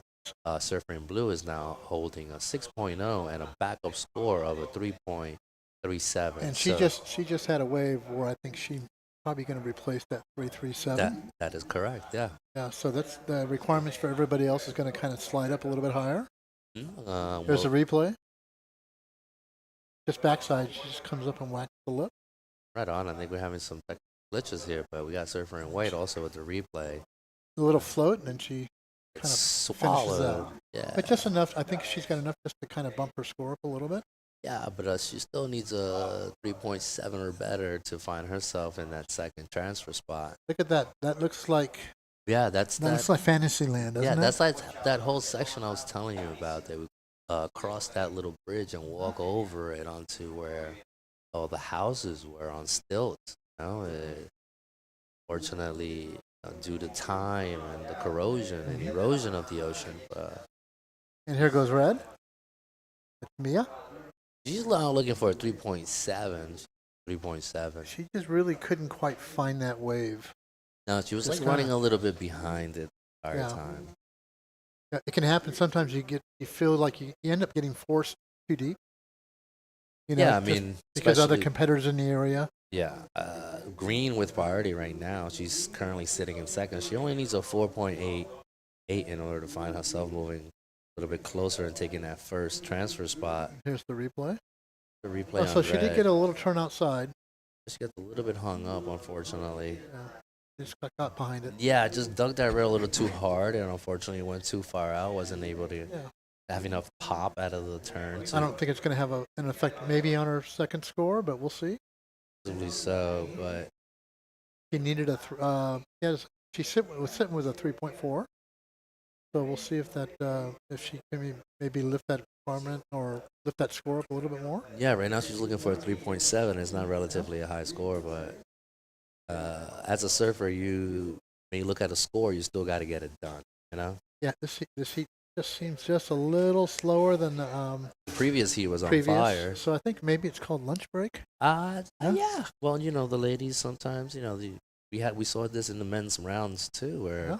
we had some more action than others. Some surfers are a little bit more tactical than others. They prefer to sit on priority a bit longer or just wait for that right wave. Yeah, it'll be a So, little bit more patient. yeah, I mean, like if you really think about it, as a surfer, you have two options. As a surfer, you have basically, you need to catch two I think waves, it's so like you can 3 like o'clock. split it down in two sections. You got 10 minutes to catch each wave. So that's kind of like a nice little breakdown. I always like to think about, since you only need two waves. Those first 10 minutes, you can try to solidify a good score, and if that doesn't happen within the first 10 minutes, then you really have to scramble You have to start moving. to get the job done. But it's plenty of time on the clock to get two decent scores. I think like once we get into the later rounds, we're gonna see a lot of these surfers just hold out a little bit longer just for that right. And hopefully they're going to have bigger waves and I believe so. I Yeah, think coming up. this is the smallest. We got red up and going.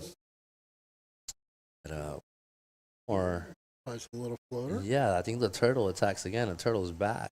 That turtle is back. The It's in the turtle- same spot all the Yeah, time. it's in the same spot. The turtle same will spot. get you. Yeah, I don't know if you guys at home can see the turtle pull the leash right there, and yeah. We're gonna have to talk to the turtle committee, the guy who's in main turtle charge. We'll have a meeting with them later on, just to make sure that this doesn't happen for the remainder of. But if they do, they like to have fun. They're turtles. You know what I mean? And they're slow. That's why they're in the simulator. Yeah, they're not moving. Yeah, they're like turtles are like, we're not part of this simulation. We're in the ocean. We're real. Yeah, So, we're real. We're yeah. real. Look at me. I can like breathe oxygen and be on the water for, how long are they on the water for? Right, like 30 minutes or so. Oh, I don't know. I've never held my breath with them, but Yeah, no, I gotta do my research, my turtle research. I know a little bit about Teenage Mutant Ninja Turtles, but that's about it. Yeah? Yeah. Yeah, 3 minutes and 30 seconds. Yeah, the 3:30. developer of the Mutant Ninja Turtles was actually from Cocoa Beach. Look at that. All this Florida knowledge. People, don't be afraid of Florida, really. The bull sharks are, a little bit curious at times. This is what I tell people. Our black tips, which is our predominant shark, Yeah. they are familiar with you when they're little babies. They swim around your leg for Yeah. protection Oh, I see. because they stay away from the bigger fish. Ah. And so when they swim by a couple of years later, they see those legs in They the water, remember the and they frequencies. remember. It's a frequency, I guess, right? Yeah, they remember that it's not a threatening thing, Yeah. So at least that's my belief on that. Yeah.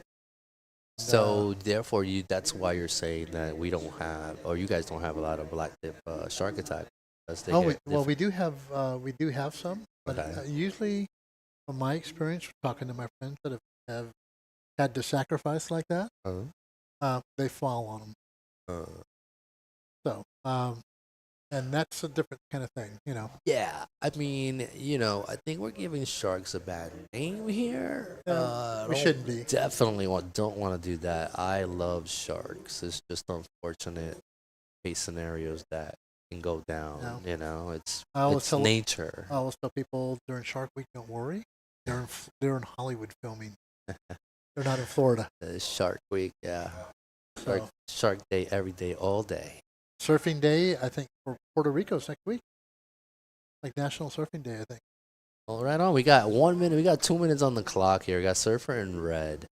More. She's looking for a 3.7. She's been trying to hunt that down for like the last couple of minutes. But so far, Surfer in blue, Stacy, got a combination score of a 9.37, followed by Surfer in green, Mia Calderon. She's got a combination score of an 8.2.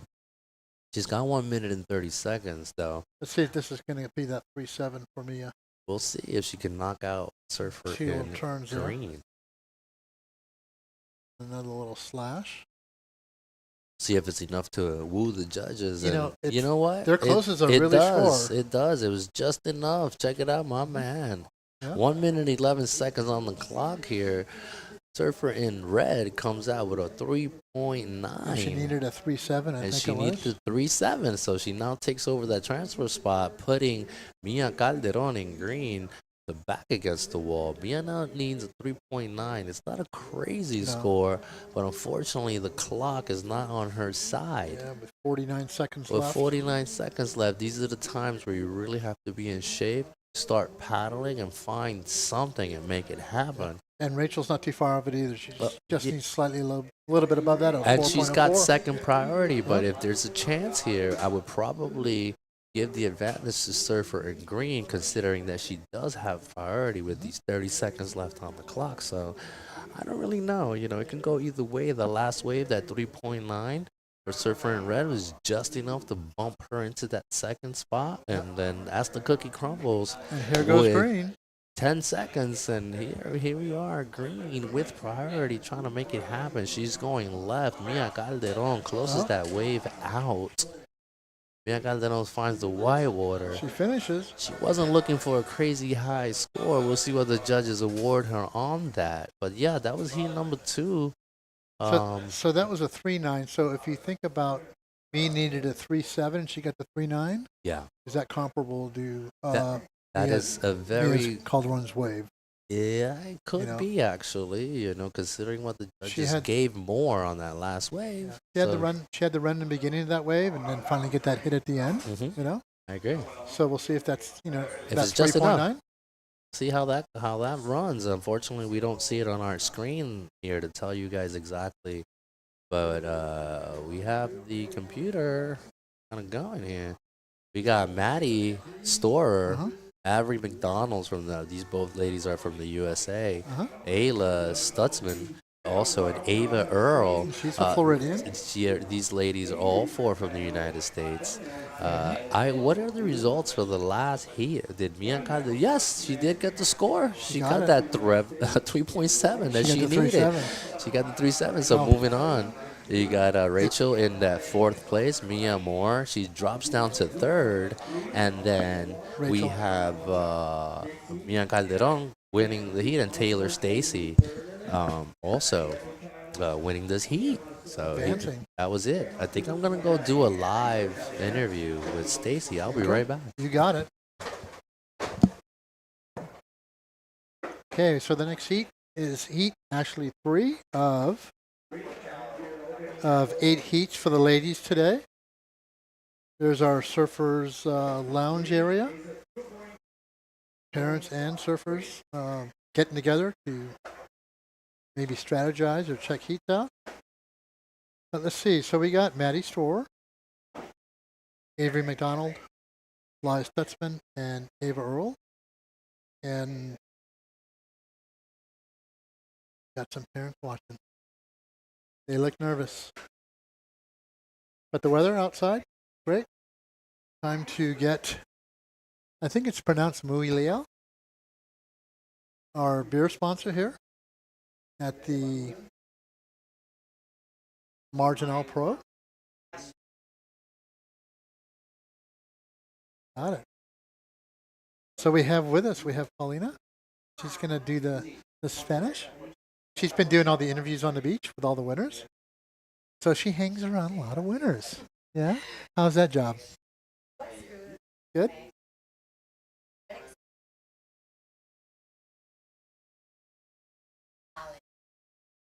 You are around people that are happy because they're all winners, right? That's where you want to stay. So you don't want to, that's where you want to stay. So, but anyways, our heat just started about 2 minutes ago. We've got 17 minutes and 30 seconds left. We have Ava Earl. She's out of, I believe, Jacksonville, Florida, with a 2.5. She's leading. And then we have Maddie Storer with a 0.5. And the other 2 contestants have yet to catch wave. So anyways, they're all from America. Nobody from Puerto Rico. But have you tried surfing yourself?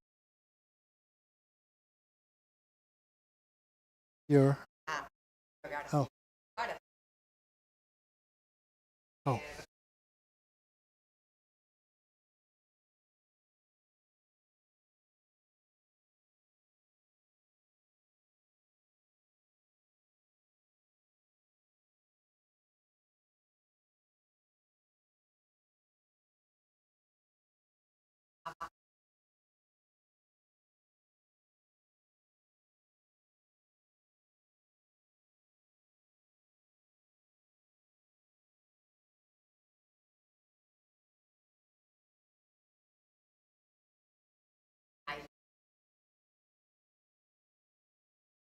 Very good.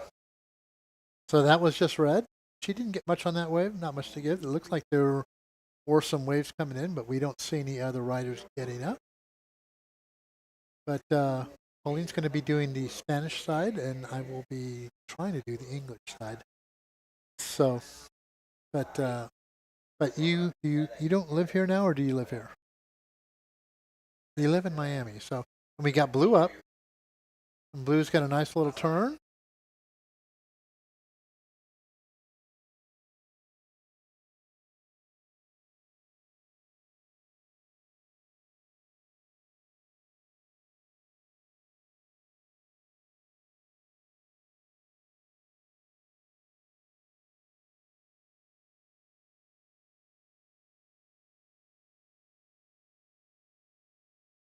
It was fun. I'm enjoying my time here for sure. It's definitely nice to be in warm water and warm weather, so that's always sick. Yeah, the heat was fine. Not very comfortable, but made it.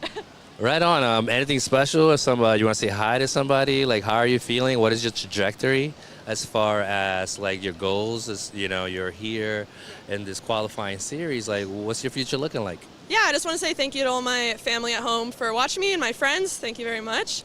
And goal-wise, I don't know. I kind of just want to still enjoy it and have fun, so I don't want to set myself up for something that will bum me out at the end of it. So just making heat sounds good to me, and as far as I can make it, I'll be happy. Well, there you have it. Taylor is here visiting Puerto Rico, winner of the last heat. Looking forward to seeing you surf on the rest of this competition. Yeah, thank you. Me too. Later. Nosotros volvemos al estudio por ya 16 minutos para que acabe este hit.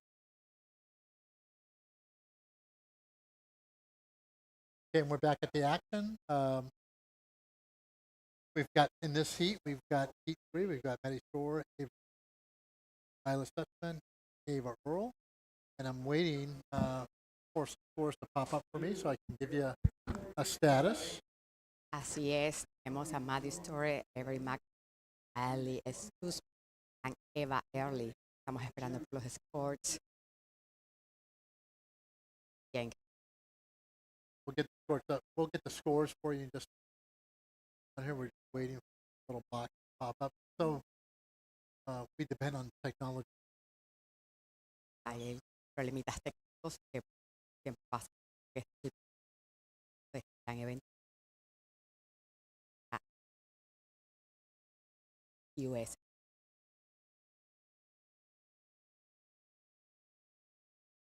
So are you out here then? If you live in Miami, are you? Oh yeah, only I'm here last week for las alas. And the in Corona? Playa Havas. In Corona, no. But the last one was alas. Right now, here. There you Very go. happy.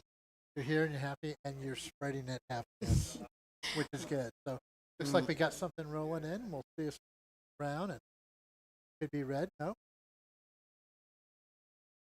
The consistency, it kind of seems like we've got like a little lunch. Here goes green. Green gets up, going left. Comes down from the bottom and does a nice little hack. Kind of loses their balance just a little bit. Size up. Those kind of things happen sometimes when you kind of overpower those turns in areas you might not be familiar with. Don't search the place right. There goes blue. Nice backhand hack. Just trying to find something. Side 2. Try again later.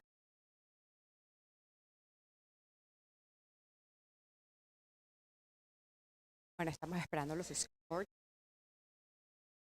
Toda la parte de verlos y iniciar scores en esto.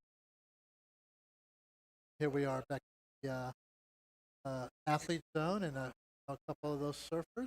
Kylie right there. Kylie, Florida. Here is red. Here's Maddie Store. Okay, now we got our scores. Now we can kind of see what's going on. There's white. You gotta kind of get stuck behind that wave. So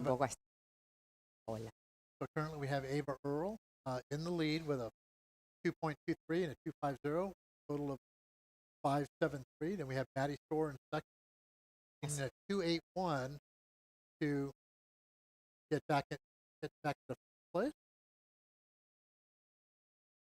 We're waving back. You will wave. It's a natural thing, right? See people waving at you, you're going to wave whether you. Yo también lo hago. I did. And I believe her name is Miramar. From Puerto Rico. Así es, Miramar. Toto y es de Puerto Rico. Tuve el placer de poder estar a la una flores muy fuertes. Familiar estuvo todo el tiempo dándonos historias acerca de su vida con una adrenalina y no solamente eso, sino con una humildad impresionante para todos los turistas que estaban visitando su casa. Ella se siente muy cómoda con ellos aquí. Al contrario, estaba quedando con varias de sus amigas. El hit, casa. Eso es algo increíble. And here we go. The beautiful color of her cars. So beautiful. So, aquí voy a regresar entonces el micrófono al gran Alfred. Así que nos estamos aquí un poco intercambiando entre las entrevistas y en el estudio. Mi nombre es Pauli Moreno. Placer haber. And here we go with green. Green up, hits the lip.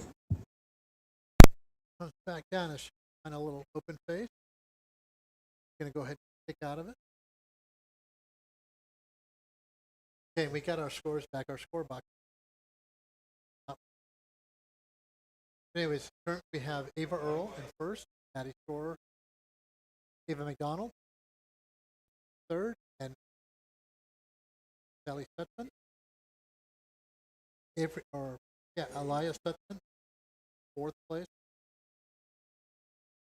We have Ava Earl with 7.23. We got 9 minutes left.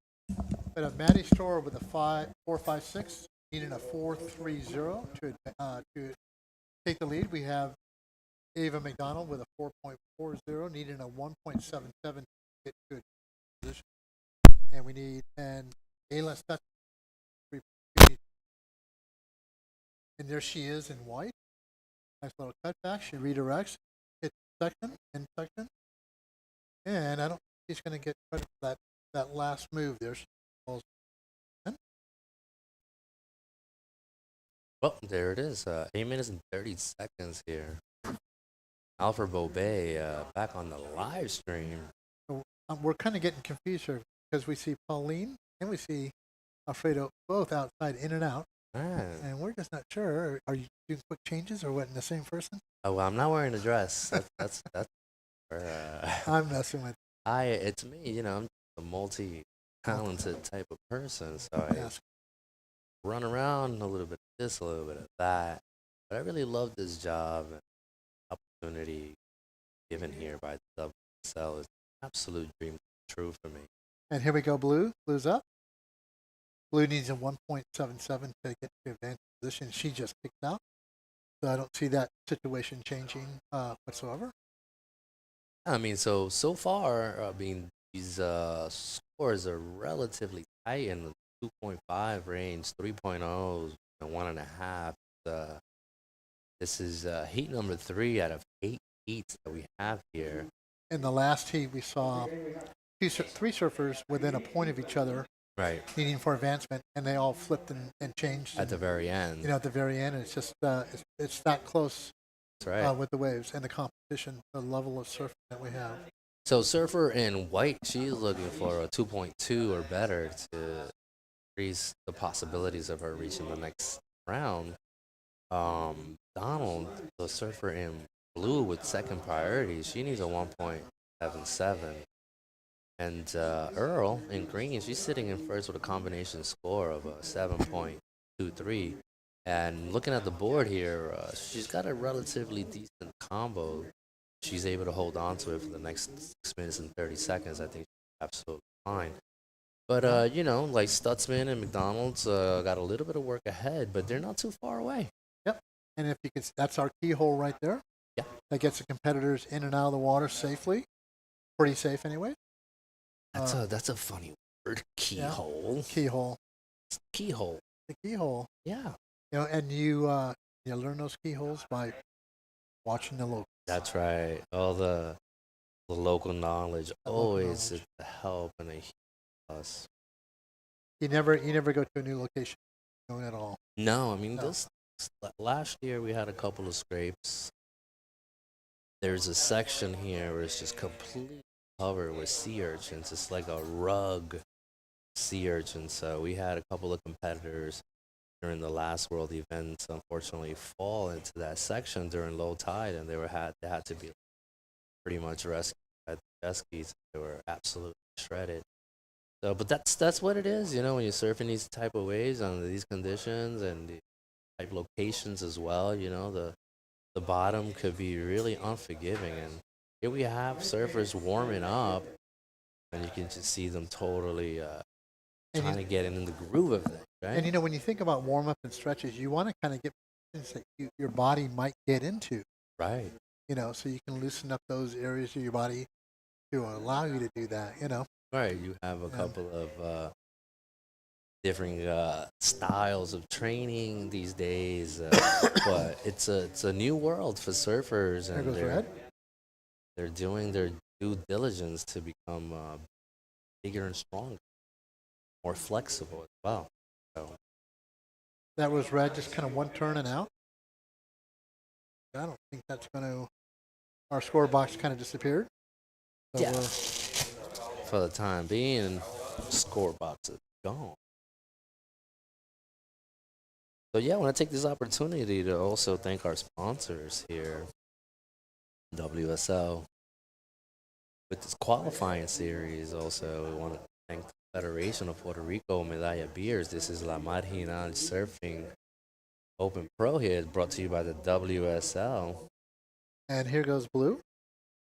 On our backhand, nice slash. Another second hit. That's it for blue. But it was a nice, quick 2 hits. Yeah, she got her a little decent score. It's really interesting because I go outside and I visually, physically look at the waves, and you look at them in the screen and it doesn't quite give the moment justice. But it's completely different. I guess there's the illusion of the camera angle and such. But these are decent waves. We've gotten some really good scores. We got this young lady there where Aaron. They're all prominent surfers that are trying to just live out the dream. I think that was Eden Walla. Okay. Out of California. Right on. And she's got a brother named Zion. It's just amazing with a surfer. Wow, with a name like Zion. Yeah, Zion Walla. I think he's won a couple national championships already. Oh, already, right on. At the age of 10 or so. Interesting. There's a lot of talent coming up. One of my that family, you'll hear about them. Yeah. Green on a replay. Trying to throw that tail out just a little bit, just to kind of change things up. It's Ava Earl. And that's blue for the next heat. Getting ready. And I'm going to take a guess that was Remy Todd. Oh, there it is. Yeah, I mean, Stutzman, she needs a 4.8. Surfer in white. Surfer in blue, she needs a 2.31. I'm actually a 3.31. Earl just got bumped down to that second transfer spot. In order to regain it, she would need a 4.61 here. But Surfer in red so far with a 5.67 and a backup of a 2.93 seems to be getting the job done for the time being. Yep, we got 2 minutes, 20 seconds to go. See how they're paddling out here at the keyhole. Yeah. A safe place to paddle. Well, the person on the left part of the heat, but they're splitting up. There's the training side, and then the competition side is on the right hand side. And there goes Green. We didn't get to see the rest of her wave, but we saw the end. So she looked like she was successful because she was standing up when she finished. Yeah, she was on her feet. Well, And here's the replay. There it nice is. little roundhouse. And that's all she had. She rode on that one. You were talking about that little training area. I was watching the surf yesterday, and that side looked bigger than the competition. Yeah, they always say the grass is always greener. Right? It is. Bailey Turner, and I believe she's out of Hawaii. She's a ripper. Right on. Remy Todd. Remy Todd. Miramar Soto. Yes. From here. Yeah. And Emma Cruz Hayashi. Yes, Emma Cruz Hayashi. Father's Puerto Rican, mom's Japanese. They live here in Puerto Rico. She's the younger sister out of the two. And yeah, that's heat number 4. That's going to be number 4. And I'm looking forward to that. I mean, keep an eye on surfer Miramar Soto in white. She is got some power and flow. Definitely caused damage at her early age. So she's got a lot of international experience. She does as well. Plays a major role in events like this. Yeah, absolutely. You're just not against the local surfers. You're against a lot of really good surfers all over. Right. And she's handles pressure really well. Well, yeah, I see Maya Postman. I see her. She's coming up heat 7. Gotcha. The lovely lady that I was just talking about when she was sitting there. And yeah, this is where we are. Heat number 4. There's the judges' view. Can't give you their names. Those are that's the them. judges. Camera crews. Those are the 4 cameras that each surfer gets a camera, and that way they can record and view. Not only for the screen for us to see, but also for the judges that need to review. Right, in case of any situation, any priority calls, or we have Pito Rodriguez right there, my partner in crime. I call him Tupac. My name is Tupac, and that's Biggie Smalls, and together we make a team. And yeah, we've been working together and narrating for a really long time. That's part taught me a lot. 18 minutes on the clock here. 18 minutes seem relatively quiet. Emma Cruz trying to take a dig at it. Doesn't get on the face of it. Talk to me. Yeah, it's been 2 minutes to the heat, and the last heat kind of ended a little slow. So it feels just like time's kind of slow, a little slow, but right. It's, a lot of times when you're out there at contests, you'll find one wave, one heat will have a lot of waves, and that next wave just, it's just kind of how the ocean kind of flows sometimes. And then the next heat, go 2 heats without real slow, and then all of a sudden, start jumping in you. The tide is changing well, so that usually plays a huge factor. And here goes blue. Blue is up. Nice little turn in the pocket. I come back up again if I can see it. Another little turn. So this looks like her first wave. And it's going to be a good one. She makes that. There you go. She needed that. Surfer in Blue definitely needed that wave. So it's going to turn out to be a decent score for Surfer in Blue, I believe. And I think Blue, we don't have the box up here, score box, but I think Blue is Remy Todd. Yeah. So we'll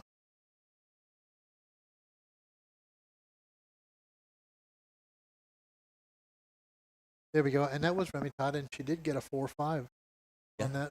So that's a good score. We got the scores back on board.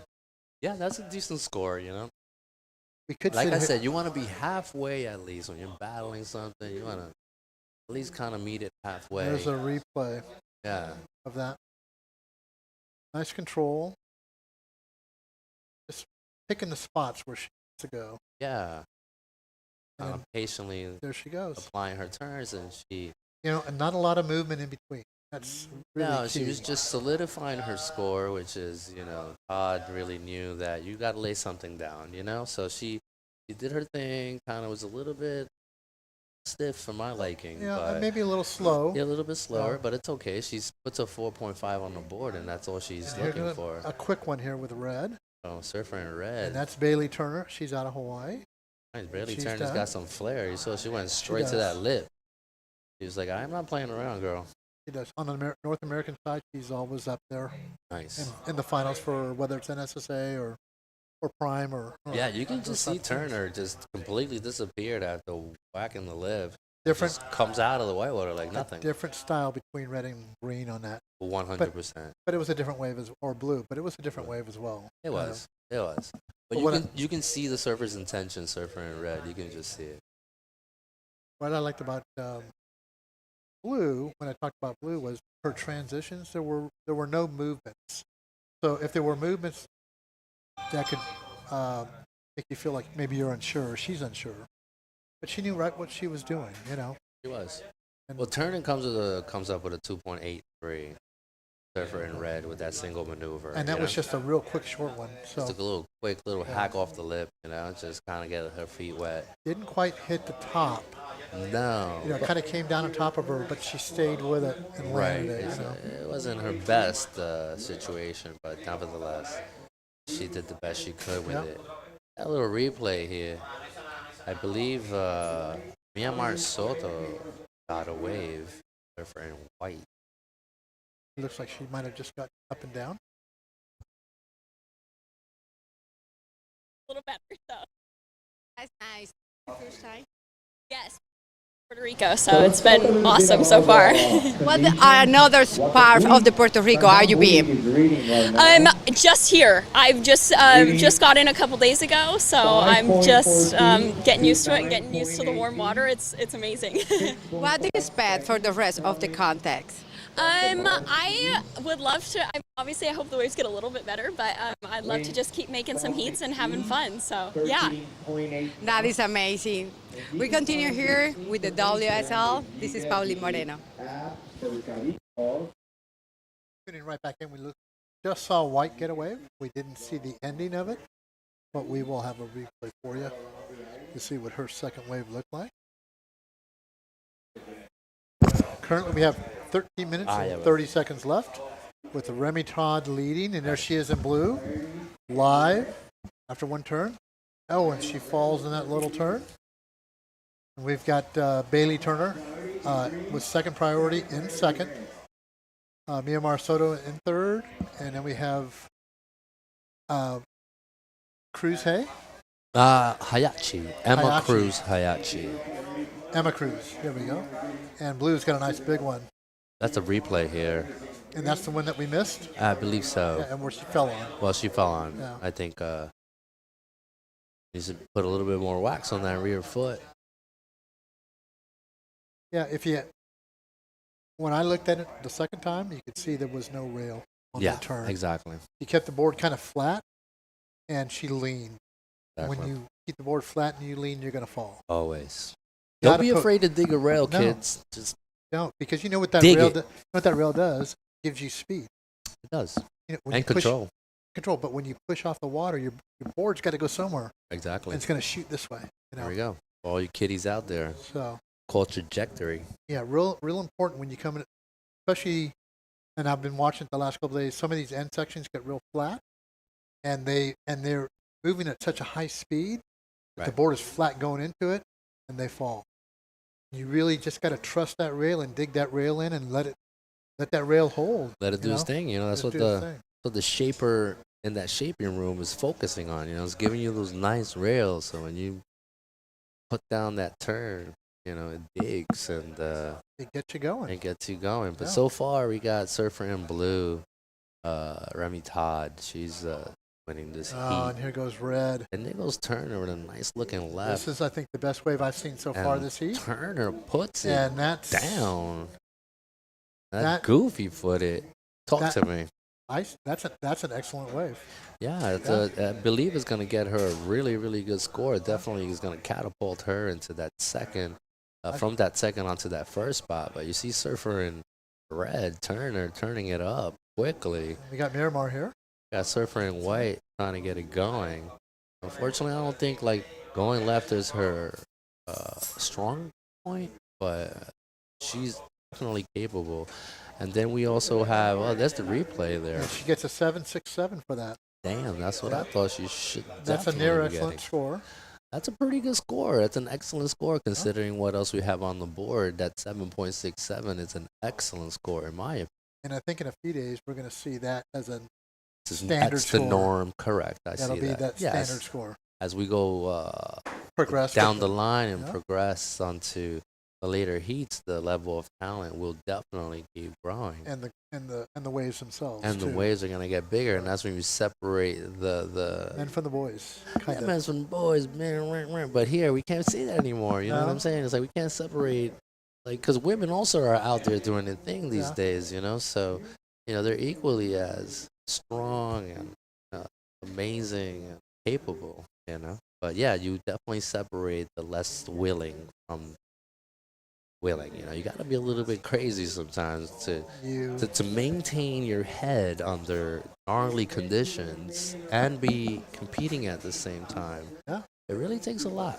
If you've never surfed reef waves before, when you first look down, oh yeah, and you see that, It's like, hello. Yeah. Good That's- morning. That's like a solid wall down there somewhere. Yeah, You you know? know.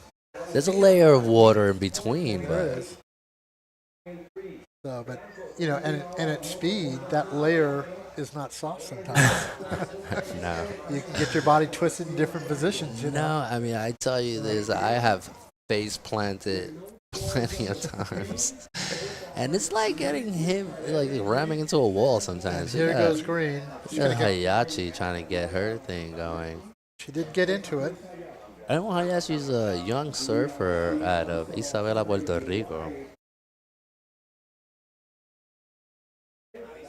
And we also have Myanmar Soto Perez. Myanmar needs a 4.83 or better. She's looking for a 4.83 or better.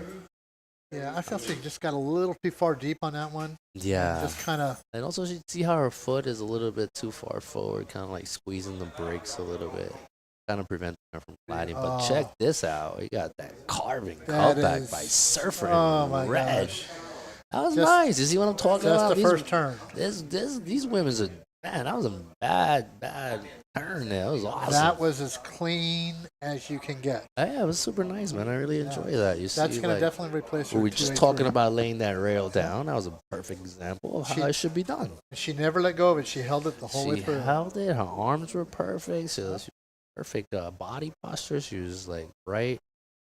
The way she was standing, she was like nice and centered and low. That was a video for how to do a carve. Yeah, look at that. It comes in at a 6.0. Yeah, there you go. For one turn. For that one nice, beautiful Yeah. turn, the judges say, hey, you know what? Turner's turning it Oh, my up. gosh. We're going to give her a 6. Yeah. And so they do. Yeah, I mean, you can't miss good surfing. You just see it. I you mean, know? yeah, it's right in front of the judges' faces. So in comparison to what else is going on in the heat, And we feel it. and we feel it, You we know, feel it. that's- Like we know, we both Yeah. were like, oh, okay, But when I'm up on the microphone calling the heats, I can't be as excited. I don't want to sway the judges in any way, so I have to hold my language quite a bit. But down here, I can pretty much rim rocka, And here goes Blue. shaka laka all day long. Nice little cut back. That's got surfer in blue. Little bottom turn. Back into it. Also a goofy footer. We got 3 goofy footers versus Myanmar Soto. And that's going to be, I think, her best wave. She's got a 4.5 as the high one. Yeah. But it's definitely going to replace that 2.73. I think so. Now Soto needs a 4.83, and Emma Cruz Hayachi, she needs a 6.20. So She stalled a little bit coming out of that turn, but I think she put enough energy in this wave to get a good score. possibly to better her 2.73. For I sure. but definitely believe she should better that score. I see that and 4.5. bettering her situation. But you can see Turner turning it up Oh with my a gosh. 13.67. She's got 6 minutes and 30 seconds further distancing herself from the other competitors. So, I saw her. all these other girls are right now, they're battling for second place. Saw her 3 years ago at the Huntington Beach Pier for Nationals, NSSA Nationals. Never heard of her before, and she was tearing it up. Yeah. So that name just kind of sticks. It does, right. When you see somebody like that, the name, you never forget the name. Especially at these series and qualifying series, you're going to see a lot of young talent, and you're going to hear their names. Yeah. And it's like the storm is coming, And they gave Remy a 4.73 for that. Oh, there you go. Yeah, so That's awesome. That's right. 4.73, Remy, she's bettering her situation, and now making Myanmar Soto in white and Surfer in green Emma Cruz Hayashi. A little tougher. A little bit tougher for them to get their party going. As also the clock is not helping them very much. I think it got a little bit under 5 minutes, if I'm not mistaken. Yeah, Well, actually, 5 minutes and 30 seconds here. Our clock just disappeared and came back. Yeah, so. we have some technical difficulties, but we're trying to make it happen regardless. Well, I think it's trying to tell us time doesn't matter in Puerto Time Rico. doesn't matter. Yeah, right. I mean, what are we worried about? We're a on clock vacation, for? right? Yeah, we're on workation. Yeah, workation. We're on at a surf contest. Right. The only time that matters is what's in between the heat. Yeah, it matters for them. For them. But for us, we're having a good time. Yeah, absolutely. We're good. We're coming to the end. We got another 4 heats left for the day. Yep. And then that'll be all for today, day 1. Yeah, day 1. It doesn't seem like a long one, but it's been fast. Yeah. I think it depends on what you're doing. If you're judging it, it's a long time. Doing this is fun. It's cool. Because it's never the same. It's just Right everything's changed. So. I'm happy you're here joining us on this broadcast, La Marinada Surfing And Pro. I only have a 4-minute walk away from here to get home. Oh, there you go. So, but right now we got Miramar in 3rd, who needs a 6.83 to advance. Right on. And then we got Hayashi. Yep. That needs an 8.2 to advance. So I think with that 1.03, she really needs to work on looking for 2 good scores versus just 1. Because if she's looking for just that 8.20, Yeah, she's got to break that down a little bit. Yeah, that's going to be the best way of the heat. For sure. And that's going to be tough. So with the conditions as they are right now. Yeah, it's going to be a little bit of a hard get for Surfer in Green. Surfer in Green came in as an alternate, actually. And there's nothing wrong with the alternate whatsoever. No, nothing at all. And she's also like really young, and this is a great experience for her. It's about opportunity, absolutely. You know, and she's from here, so Isabella. Yeah. Correct. Like she's from here. They live in Isabela, and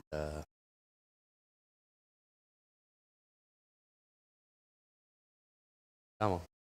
All right. Trying to get the scene right up in. They're telling me to get a haircut. So we got Green up. Green. Hayashi. Yeah, Emma. Wave selection plays a huge factor. You know, like at the end of the day, you're only as good as the waves you select. It is good surfing experience for you to just be out there and competing, but I always ask these young surfers to go back home and kind of analyze what they could have done better, what they did wrong, and just kind of like give themselves an overall view without being too judgmental on themselves, you know? And it just creates a better competitor at the end of the day. And that happens with young surfers. Yeah. You can really be too hard on yourself. You can, and you know that's the difference. You know, like I guess if you at this stage, if you get mad, you lose. Here we go, Surfer in red. Just slam the roof off. Kicks out, but gets one solid maneuver out of that. She couldn't get. She got stuck behind, but boy, she went right up at that roof and slammed it. Yeah, I mean the way she closed that section out, fearless. Here's the replay. She misses that first section, but here she punts it off and gets a nice little crack at it. Goes Remy in blue, currently in 2nd place with a 9.23 with 1:55 left. Yeah, 1:55. Yeah, and there you go. Still, we have turning it up. I mean, there's no way, I don't think, for this particular heat. Nothing against the other ladies, but it's going to be a little bit difficult for them. If there's anyone that has a shot so far within the next 1 minute or so, it would be Surfer in white. But here we go, Hayashi with a nice looking left. You see, Hayashi has a lot of potential. Closest that intersection. She was running a little bit late on that, but you can see that she's maturing and her intentions are like always, I mean, not always, obviously. You know, she wants to get her score when she's surfing, but once she gets her footing right and finds her placing on the board, you can see how she could put down a couple of beautiful turns. So let me tell you about what happens when you're hitting late a lot of time. Yeah. Your eyes are way above your feet, and you're seeing the spots you want to hit, but guess where your board is? Yeah, it's all the way down here. It's down here, so when you actually hit that spot, you're another 3 or 4 feet below. Correct. and you can actually hit that spot. Yeah, I mean, it's Spot also the quick reaction of. So you have to understand that when you're looking to hit something, your feet are going to be a little bit further below. So the timing and of all that. I mean, in comparison to surfer in red, like Turner, her timing was pretty much she was closing the same type section, but her timing was completely different. And so here goes Miramar right here. definitely see on what her you're backside. saying. That was her replay. I don't think it's gonna be enough to woo the judges. She's linked at 6.3. She can break Here down goes in Kareem. twos. But here we go, Hayachi with a 2.67, and she says 4 seconds. Emma Hayashi is trying to close this wave out, and there it is, the young Emma Cruz Hayachi at her WSL event here. Is this her first one? This is her first one. I think it's a lot of the first for all these local surfers, to be honest with you. We don't get that many opportunities And it's that a we big one. haven't had, or a tour of this caliber make it stop here in a really, really long time. So we're definitely feeling grateful for the opportunity and the moment here to showcase our talent here on our beautiful island of Puerto Rico. Yeah, it's a big one for her. Yeah, it is, absolutely. It's 3,000. Put that under your belt and you feel stronger, it's but that's what I was saying, like at this younger stage of competitors, mentally it'll make or break. And in this heat, we have Kylie Puccini. She's from where I'm from in Florida. We have Ava Wagaster, Ellie Barrimo, and Sima Soto Perez. Yeah, Sinai. Which is, Sinai. The younger middle sister of the Sinai of the Soto Perez family. Yeah, she's the Miramar's sister. Yeah. Miramar's middle sister. There's 3 of them, 3 lovely ladies. The youngest one is called Alana. I call her Furiosa. She's served. She's like boogie boards. She does it all. Serves. She's always like having fun. Kylie's probably one of the top ladies on the East Coast. So here we go. Yeah, Surfer in blue. Is that correct? She's going to be in red. She's going to be in red. Kylie. Yeah, okay. she's out of Florida. Right on. But she's our biggest series out there for the really non-professionals is the Prime USA Surfing. Yeah. Kind of like what gets you to the USA Surfing team or the Puerto Rican team. Right. The federation and so forth like that. So, and she's constantly up there in the finals and or winning them and so forth like that. So, proud of her. I've known her for probably 5-6 years now. Right. And she is. So you've seen a lot of these young surfers coming up and she's doing the thing. I think she might be 16 or 17. So I've known her since probably about 10 surfing. Oh. And judging her, I've judged her in many heats. So in those smaller series like that. Yeah, but a really nice girl. Good person. Fun to be around. Super cool, man. Yeah. All right, this is heat number 5 here. We got this heat. 3 more heats coming up after this, and that should be the day for this WSL qualifying series. La Marginal, brought to you by Medalla Beers. El Municipio de Arecibo. We also want to thank the mayor for letting us host this, being so supportive, turning this into the capital of surf, Puerto Rico. We did have a wave with Ellie, and I'm not sure where she's from. The U.S. I'm not sure where she's from. I believe probably the West Coast of California. Okay. So she must be loving this weather. Yeah, they probably all. It comes in at a 2.83. Is that correct? For the first wave. That's right. And here goes Kylie right here. Kylie, you can tell Kylie's got some style. Sitting in the pocket of that wave, trying to have the wave develop a little bit, but unfortunately the wave did not want to cooperate. Yeah, but but she still gets a couple of turns in there. So she got her feet in the wax. Yeah. I was gonna say wax in the feet. Wax in the feet. She waxed her feet. She got her feet in the wax, and I think she's ready to go. And they gave her pretty much the same score as. Here we go, 2-way tie. Yeah, 2-way tie. Pretty So cool. I know. What are the chances of them getting both 2.83s? it's kind of wild. And I tell you what, if the heat was to end now, who would be the winner? Yeah, exactly. 'Cause they have the highest wave. I guess whoever caught the first wave. Yeah, I guess that. Well, we got Surfer in Blue Agaster now searching for a relatively low score of a 2.84. So surfer in green. And we're just 4 minutes to the heat, so we got roughly 16 minutes left. We do. We have plenty of time on the clock here, and everything can change. Unfortunately, on that last heat, Myanmar Soto Perez did not make it through. 16 minutes on the clock, heat number 5. Well, if she's not going to make it through, her sister's going to make it through. Somebody's got to make it through, Someone's right? got to make it through. Like if one wins, they all win. So it's like they have an army. Can we get an interview coming up? All right, our interview coming up right now. Hi, we're back here, WSL. I'm here with Bailey. How are you? Good, how about you? Good, thank you. Tell me, how good is to show you surfing on fun waves like this? Yeah, it's so fun to finally have waves for a contest. A lot of the contests have been really small, but the wave's so much fun, so I'm super excited to be surfing it. Are you happy today? Yeah, I'm so happy. That's amazing. Have you been here before in Puerto Rico? No, it's my first time. I had no clue what to expect, but it's really cool here. I like it a lot. What is the part most do you like? I like the waves, and I like how there's like, I don't know, it's very like kind of quiet in some areas with all the trees, and it's super hot. I like the heat in the water. That is amazing. Okay, thank you so much. Congratulations. Thank you. All right. During the break, Ava Wagster got a wave, but just got a .50 on it. Not much to change anything. No, I don't. But think she's on the board.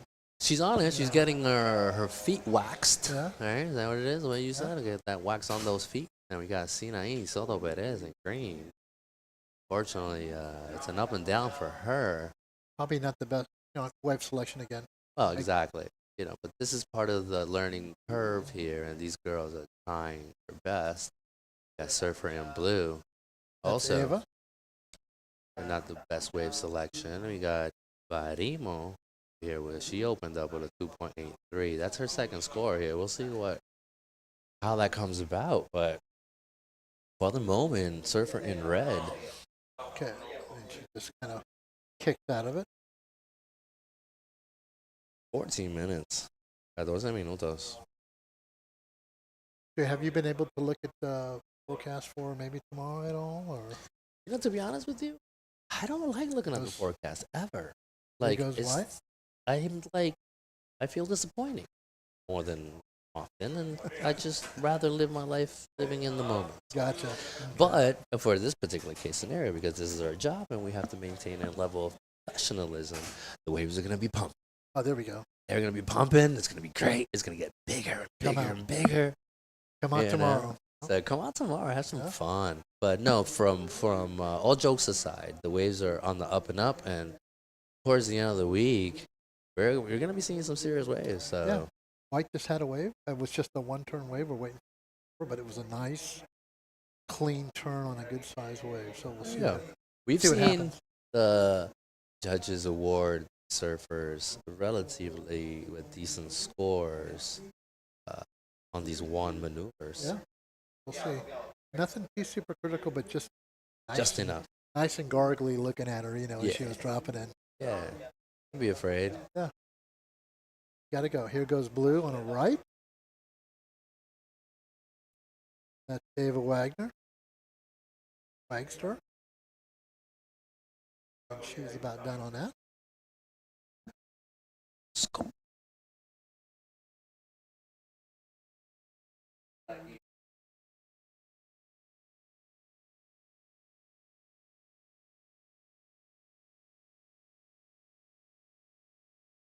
$12 minutes here, 12 minutes and 20. That's the replay for Surfer in blue. And so on that single turn for white, you get a 3.37. There you go. That's what we're talking about. 3.37 on a single turn. Yeah, and that became her best score. Well, right now she's got a combination score of a 6.2, currently sitting first. And Although Wagster. Here goes Sinai. Surfer in green. Kind of coming through that inside section. Nice little turn under the lip. Yeah.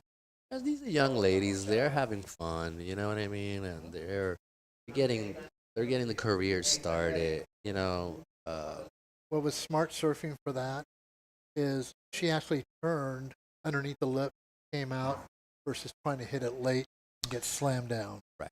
And So that's the high mistake. IQ on that. That's section. that's a mistake a lot of surfers do make. Trying to hit the lip, right? Just turn right underneath it. And the thing is, when you do that, you're keeping your railing engaged, keeping that speed up, get away. You Right, know? to get out of the zone, right? Get out of that crash zone. Yeah. So, She almost had it, you know. She had the right intentions. So you got the replay for Surf White. We There got goes- red. that's Kylie. Kylie Pulcini, is that correct? Yeah, out of Florida. That surfer in red. I think she's going to do really well when it gets a little bit bigger. Yeah, I've some seen her on- girls. Yeah, some girls do way better on bigger conditions. You know, and smaller conditions like this, it's a little bit difficult. You know, it's like it's a roll of the dice here. You know, it can go anybody's way. To be honest with Yeah, it kind of becomes a leveling field when it Yeah. gets a little bit smaller. But I this agree. isn't too small. It's not know? too small, but also like wave selection, you know, it's like not necessarily. Yes, it has to do a lot with your surfing ability and skills, but also you have to be smart enough to pick out the right waves and try to get that score that is needed. You don't really have to go over the top. You just got to get the job done. And you can see these girls are relatively close. The 6-point combination scores are of a 6.76 and a 6.47. That's really close, which it's kind of somewhat leaves the door open with halfway down the road here with 10 minutes left. It kind of leaves the door open for the possibilities. Yeah, and in fact, Kylie on that last wave got a 393, and that put her into the lead There you go. on there. So, but and we'll see. Yeah, there goes scores. So she moves into first. Yeah, I mean we have Surfer in blue with a 1.07 as a backup score. I'm sure she's gonna get rid of that. And also Surfer in green, she only has a poor. Her backup score is 0.77. So if she can better that within the next couple of minutes and possibly find herself, you know, transferring on and moving on. Yeah, and Sinai's the same way. She's got a 0.7 for a second wave. That's got to get removed Yeah. to help her. So, and just that 370. I just bought a Coca-Cola from that guy. Oh, you did? I needed a bank loan. I was like, what? It's a Oh. Coca-Cola. But anyways, Alberto's Pizza. Feel free to. Is that a good place? Good pizza? Pizza truck? I didn't get the pizza. I got like I said, the Here goes Blue. $80 Coca-Cola. But Blue looks like she got one hit on that. Yeah. That's going to replace her 1.07. And here's Sinai again. Getting ready. yeah, that turns to.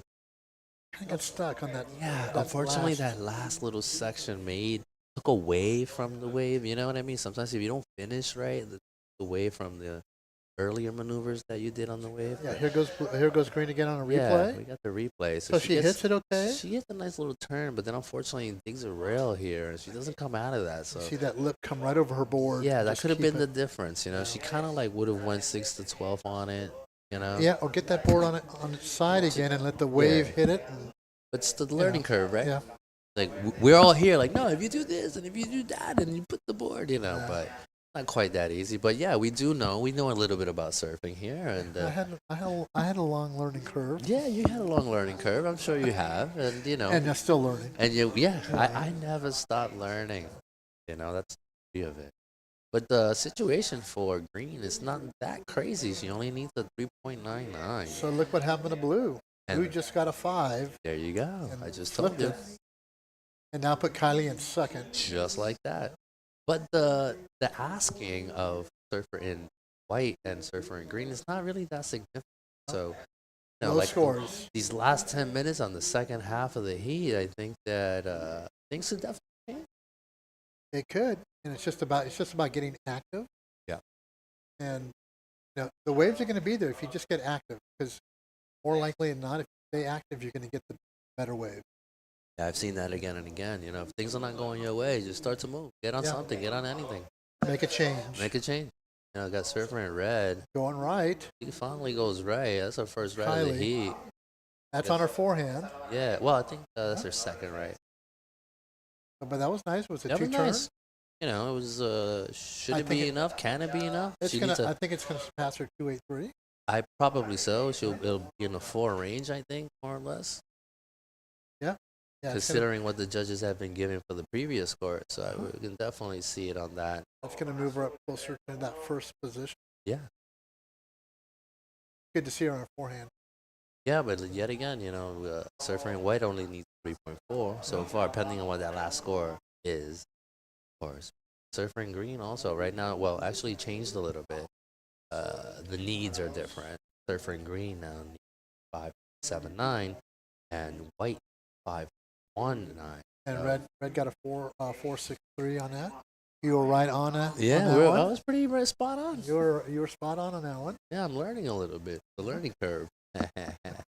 But no, I'm having a lot of fun here. We got 5 minutes, 45 seconds to this heat.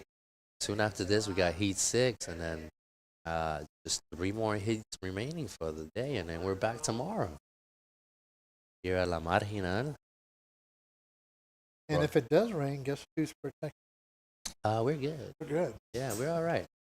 I mean, we're all protected. Well, we're all protected. The only difference is that we have ace. Have ace. No, we got. And it's not for us; it's for the equipment. Right. Just trust me; these lights are hot. So that was a really nice turn off the top in White. It was. We're going to see where that goes in her score line. Falls out that turn. Yeah, I mean, in White, that was. We got red again. White Barimo. Yeah, that was Ellie. She's from here, isn't she? I'm not entirely sure, my friend. I haven't heard that name before. Where? Barimo, Ellie Barimo. Peru. Well, if she's advancing, we'll have to look it up. We have it. We definitely need it. There goes Kylie. Kylie in red. So we got Surfer in Green with priority. She only needs a 5.79. So we'll see what that one turn for White does, because she needed a 5.19. And it was a pretty good turn. We'll see what happened. Goes blue again. Our current leader with a 9. Another lip a little bit. Oh, and that was a replay. That was a replay. Yeah, Winmar Roofing here. They probably stay busy during hurricane season. Huh? Yeah, they're a company. They do solar panels, and now they're also doing some roofing. So they're reinventing themselves somewhat. Oh, that's a nice little hack, as you said. That was the replay. Yeah. I mean, that free-falling maneuver actually gets you some points. It's more aggressive. Yeah, I mean, it's critical. If you don't make it, you don't get nothing. Right. And at least with that one solid maneuver, she's got the possibility of getting a relatively decent score in comparison too. She needed that, and you know what? I think she. I don't know. My scores aren't updated here, and we're missing our score box. Yeah. Up here.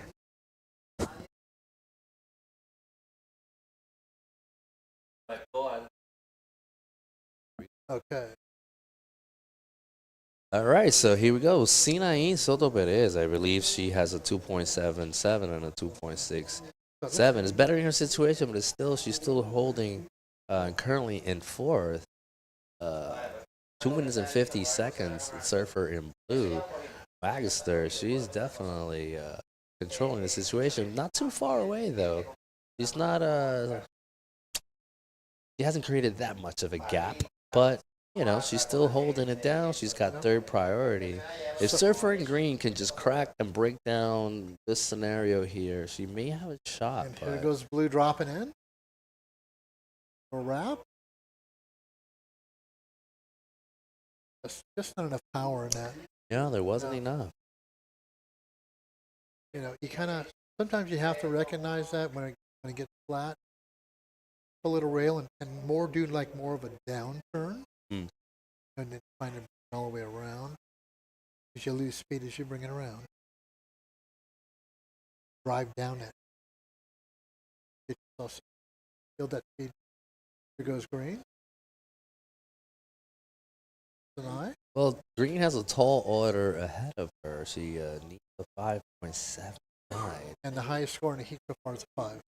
His score so far, it's a 5. And I don't really think on that last wave is going to be enough for Surfer in Green, to get past this round. So you never know. Never say Never say never. over to over. Huh?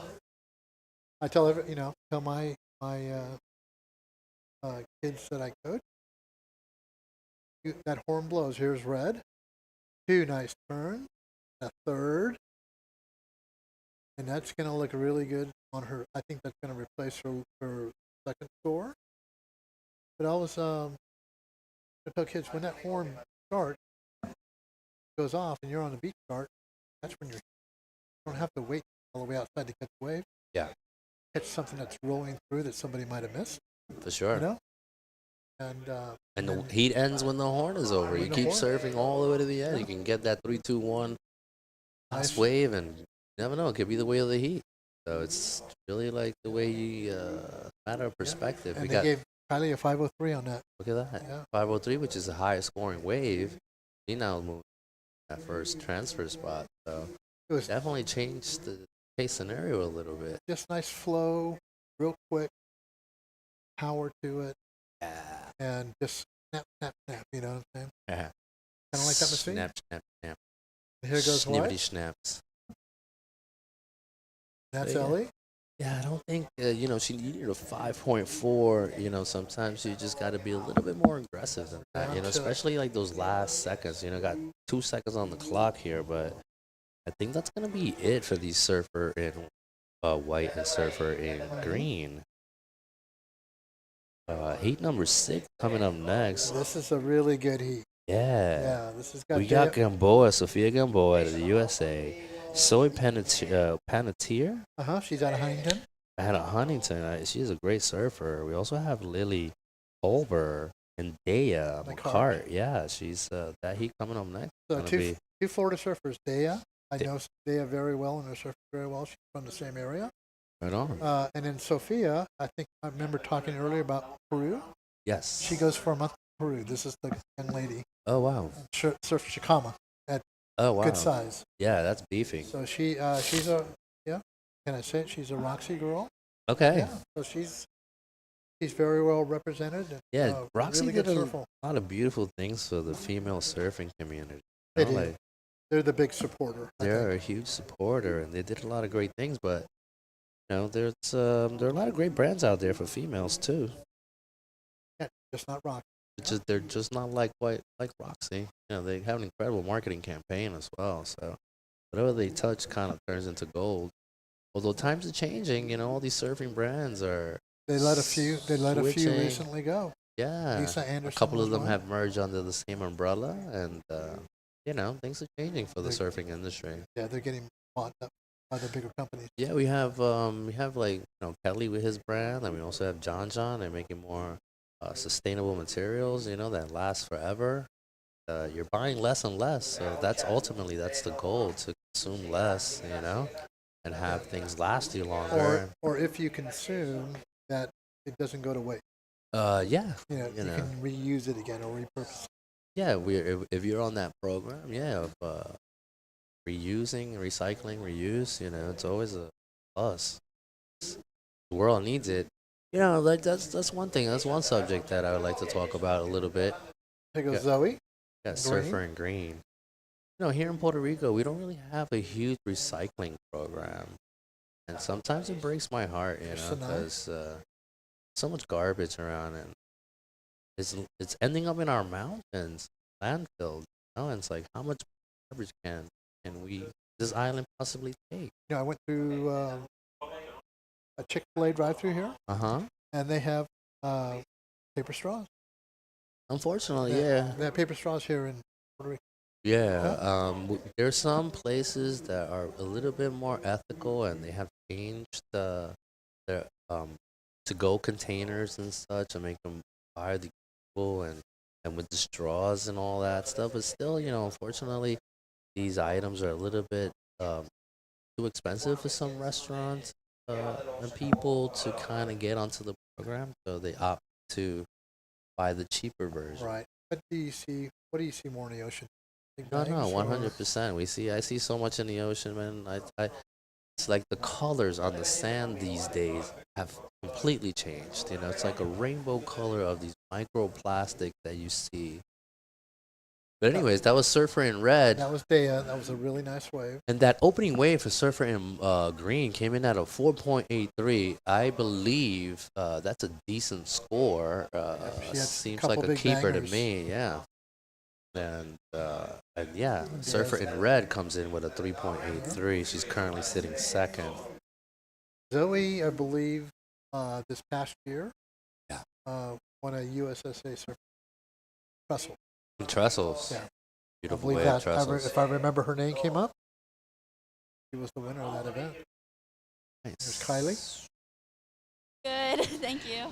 That was so excited contest and so excited heat. What do you can say about that? I was definitely nervous. So I wasn't on my A game, and I think I was sitting in the wrong spot. But I think I kind of got lucky and found the waves towards the end. Yeah, you did it. Something special you and say for your family back home? Oh yeah. Hey Dad, and hey Todd, my coach, and thank you Beyonce. All right, thank you so much. We're still here with the WSL, Puerto Rico. Well, there you go. That was thank you, Dad. And thank you, Todd. And thank you, Todd. Todd. You know who Todd is? No, I don't know. Todd Holland. Okay. We know Todd Holland from the WSL. And also thank you, Former Beyonce. Yeah, Beyonce. To the left, to the left. 15 minutes and 40 seconds here. 15 Here we go 40. with Sophia. Kind of just, that section just kind of sat down on her. That lip, it just didn't stay up. Oh, where is Sophia from again? She's from South Florida. South Florida. So kind of the Jupiter to Miami area. Oh, okay. So, not a lot of severe, critical waves there. So she has to drive up north a little bit. Yeah, I mean, Florida's a tough place to come out of. But, these kids that are competing now, like here, they don't spend much time in Florida anymore.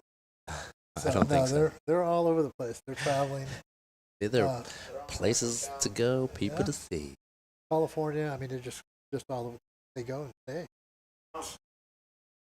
Yeah, I mean, these kids today, they go on these incredible training camps, and also academically speaking. Here we go, Green. They can be homeschooled. So yeah, what a treat to be homeschooled.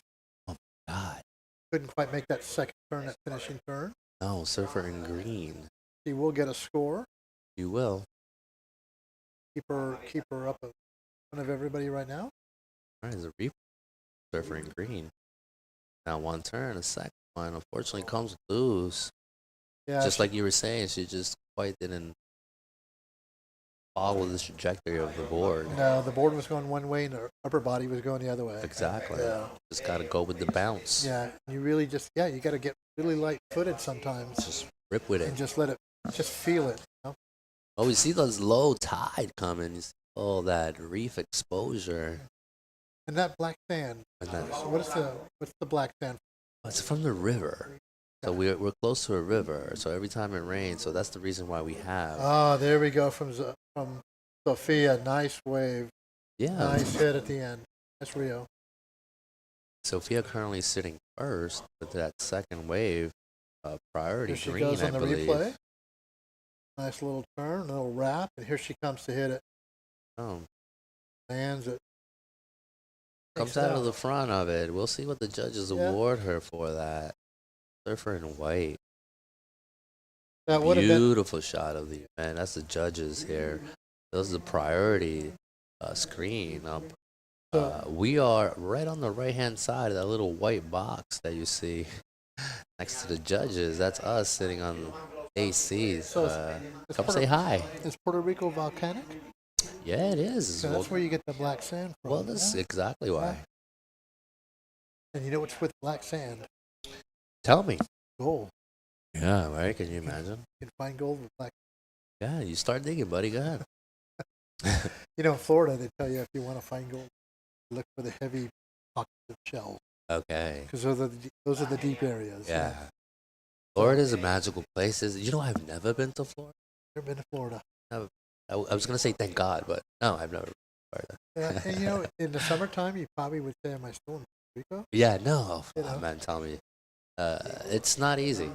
I've traveled the world. I was actually a professional cyclist. I rode a bicycle Oh, wow. for an Italian bicycle company.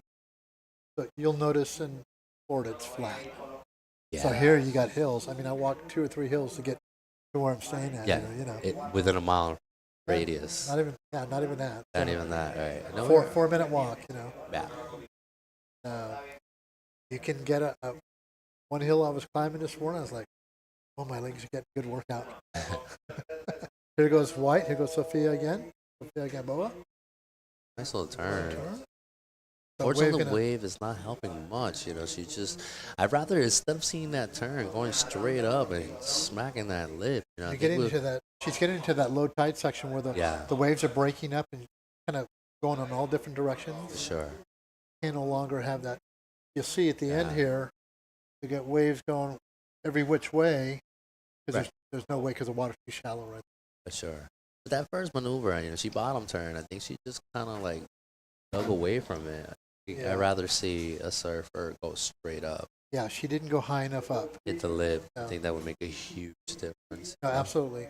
Especially when you're like throwing bullets out there. Every wave you catch, you want to get a little something out of it, because you're losing energy and you're putting yourself. So, you have to be really selective and kind of like preserve a little bit of energy, I would say. She hit that face.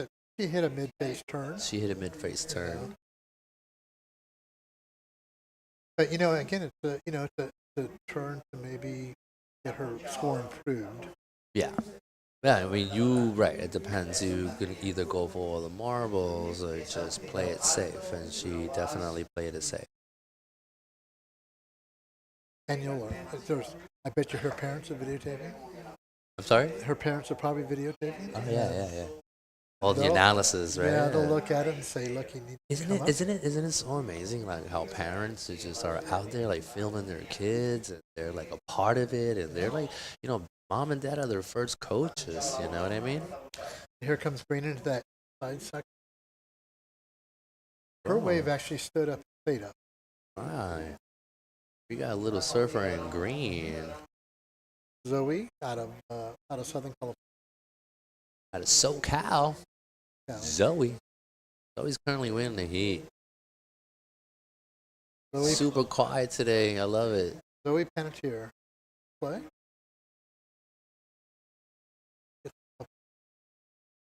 Couple of turns out of that. Zoe Panettiere. That's a great last name, by the way. He's got a 4.8 and a 2.77.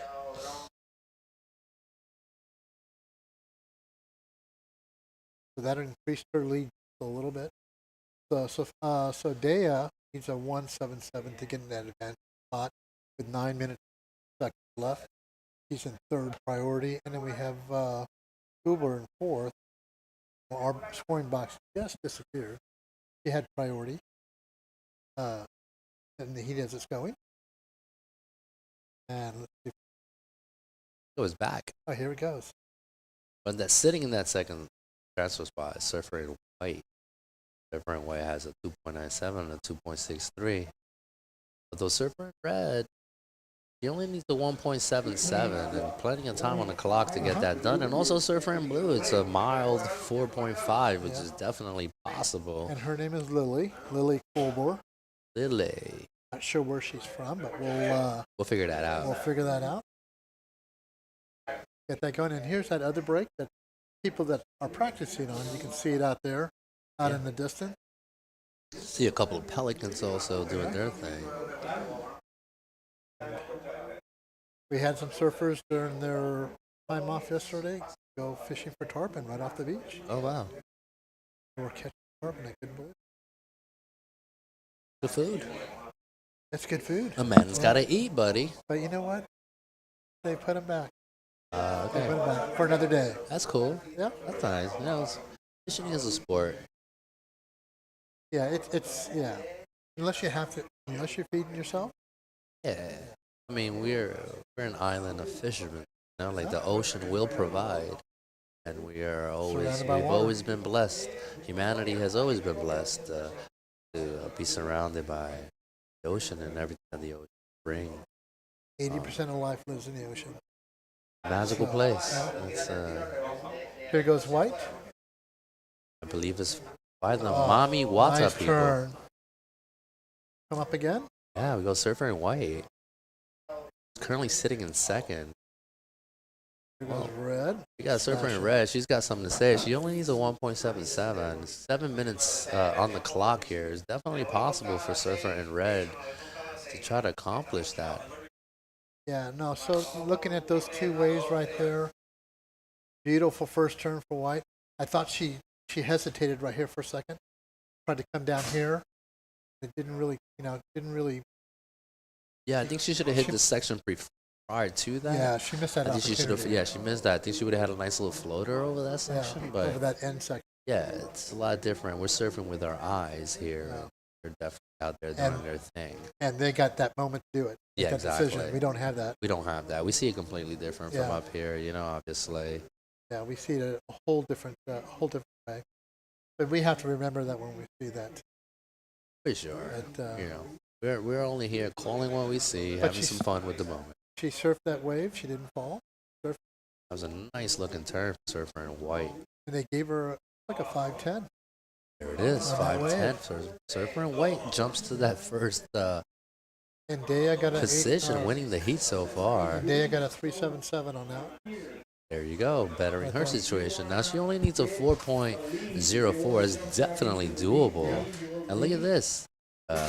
Blue currently Lily. sitting in fourth place. She only needs a 3.8 to find herself in that second She transfer was spot. sitting So at like a 1.6 just a minute ago. She gets that 407. Puts her right back into it. Yeah. So we have behind us, looks like we have a beer sponsor. Right? And it's, how would you pronounce that? Oh, no, this is the emblem of the municipality. Oh, I got you. But medalla, medalla, which means medal. Oh. Medalla Light. It's our local beer here in Puerto Rico. Those are our main sponsors for this Red. event. So thank you guys at Medalla Light. Dea again on it. Yeah. 5 minutes. Her and her brother will be in the round of 96. Name is Beckham. And they are twins. Are they? Yeah, they are. Oh, wow. Look at that. Yeah.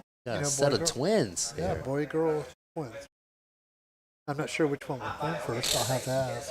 Hey, we have a lot of information here. We gotta find. That's a lot of research to be done tonight. We gotta figure out how long does a turtle breathe for underwater or holds his breath. Or why does the turtle pull leashes? And why is it so aggressive during competitions, pulling all my surfers' leashes? Yeah. Though I think I sent the water safety out there, and I had them talk to the turtles. And here goes Dea. We came to a truce. Like a nice one. Up in a little slash underneath. I know she's doing her job. She only needs a 4.4. We'll see if it's enough. I don't think it could be just on the cusp of what she needs. It's right. It was kind of, I thought, an easy wave.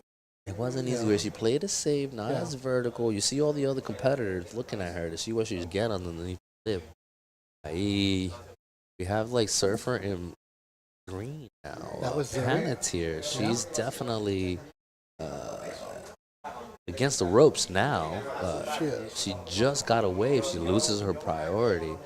Now it's up to Surfer in blue. Surfer in blue only needs a 4.01. She's got 2.5 minutes to try to get that done. If Lily gets another 407, she's in second. So she doesn't need much either. No. Got a 401 to advance. Yeah, there you Here go. goes Blue. Let's see what she does. There you go. Get a nice clean turn under the lip right Culver closes that section out. And she get in makes front of this. it. She can actually. She might, does. She might get that 401. Hey, right there. she only needed a 401. Let's see. 2 minutes on the clock. It's cool. I mean, it's a heartbreaker. Then you're like in that second transfer spot, and all of a sudden you get bumped down like this person just did, right? Look at that. That could be from last to first. 5.63 from fourth There to you first. go. Yeah. Just like you just said, Just my like friend. that. 1 minute and 30 seconds here. That puts Sophia. And this is why I love surfing. Needing a 316 to. Alcimbias to against come the back wall. up.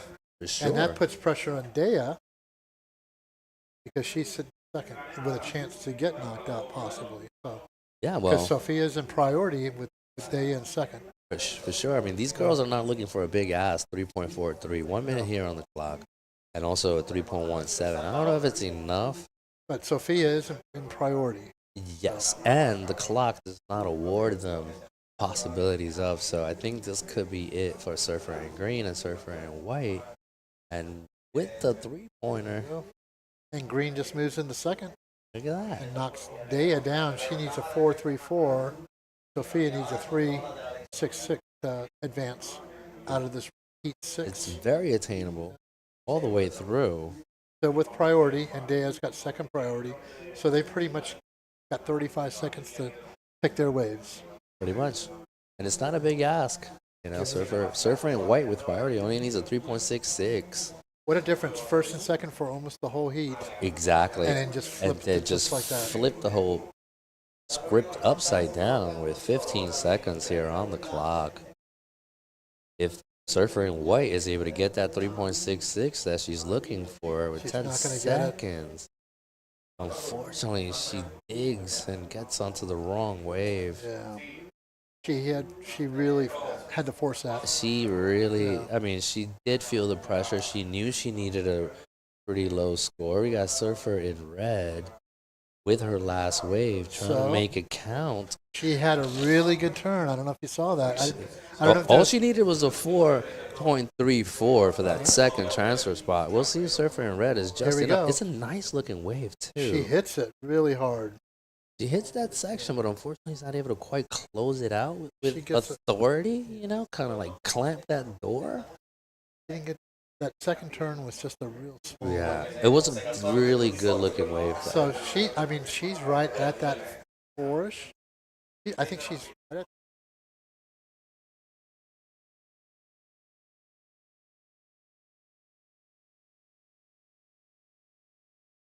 All right, that was it. That was the end of that heat. Not sure what happened with the. We're waiting for the scores to kind of come in so we can further inform you guys of what actually went down. But these are the last two heats. I'm sorry, what was that? She needed that 4.34. See, that was enough. Yeah, it was. The first turn was a banger. Yeah. She got the board up in the lip. She got air underneath that board coming back down. Yeah. But she kind of got caught in that whitewash going down. I agree. And it slowed her so much that she really had nothing on that second. She was looking for a decent little score. You need me out there? No? Okay. I'm wanted everywhere. It's okay. So we've got heat 7. Heat number 7 in the water. We got Chelsea Touch. She was actually a former CT surfer at one time. Really? Yeah. How old is she? She's from Barbados. Oh. Yeah, she's probably maybe about 30. Oh. Gotta be. Okay, she's still a young lady. Chelsea too. We got Olivia Storer, Maya Kuzmovich, and Danielle Dickerson. So Maya's from Puerto Rico. That is correct. That's Maya here in white. And here she goofy footed. She's a really good competitor. It's really interesting because she is very smart when she's out there. She knows what she needs. She's a really good listener. Sometimes a lot of these girls are under the pressure of the actual competition. And that's Chelsea. They have problems when we try to relay and communicate information. They sometimes they quite get it, so you might have to repeat it a few times, which is okay. But Kuzmovich, every time I've given her spiel, she's always really aware. And there she goes. She opened up with a 3.5, and also surf here. And here's the former CT surfer. Yeah. Surfer in red. So it's touch, right? Yeah, I think it's called Touch. Yeah. All right, we gotta figure. It's another way. I'm gonna write all this down. We got so much research. She starts with a 4.83. There you go. On that was really a lot of power surfing in on that right. It was. Right-hander. So she's obviously got a game plan, and she knows what to do. Sure. She's out of Barbados. Barbados. Caribbean. And we have Olivia Store in here, and I believe we had her sister recently and a couple of heats earlier. Oh yeah, we did. Matter Store. Oh yes, we did. So, and I don't know who Danielle Dickerson is, but it's a cool name. Yeah, search it. Danielle Dickerson. Called Dee Dee. She might be called Dee Dee. Dee Dee. Probably. Might be a good nickname. If she doesn't have one, she can have it if she wants. You can have it. You don't have a nickname? Her name is Dee Dee. Okay, and we're going to go to a break. All right, we're going to go to the beach for an interview. Let me know when. Okay, with 16 minutes left.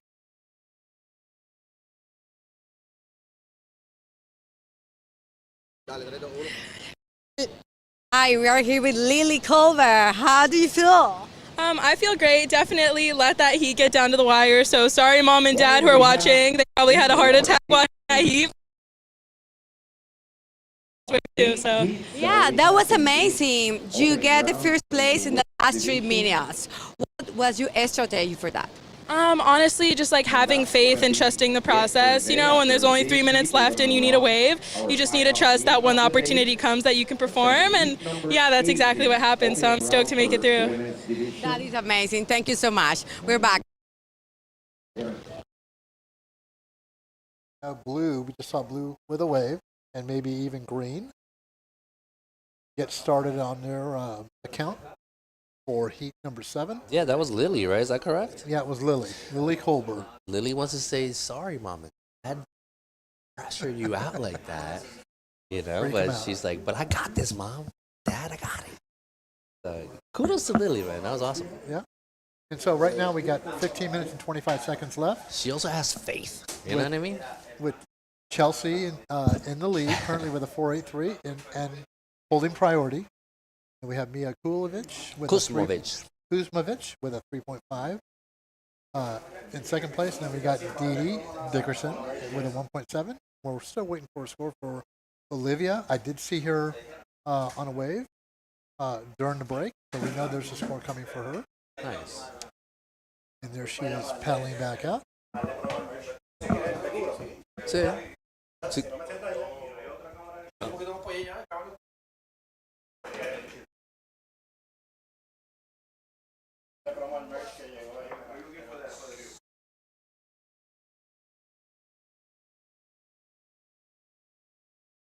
And so here we go with green. Green is up. And looking at that section coming at her, she gives it a little tap. Not quite enough power, not enough energy to keep her going on that. But she will get some type of a score that will go on her scoreboard.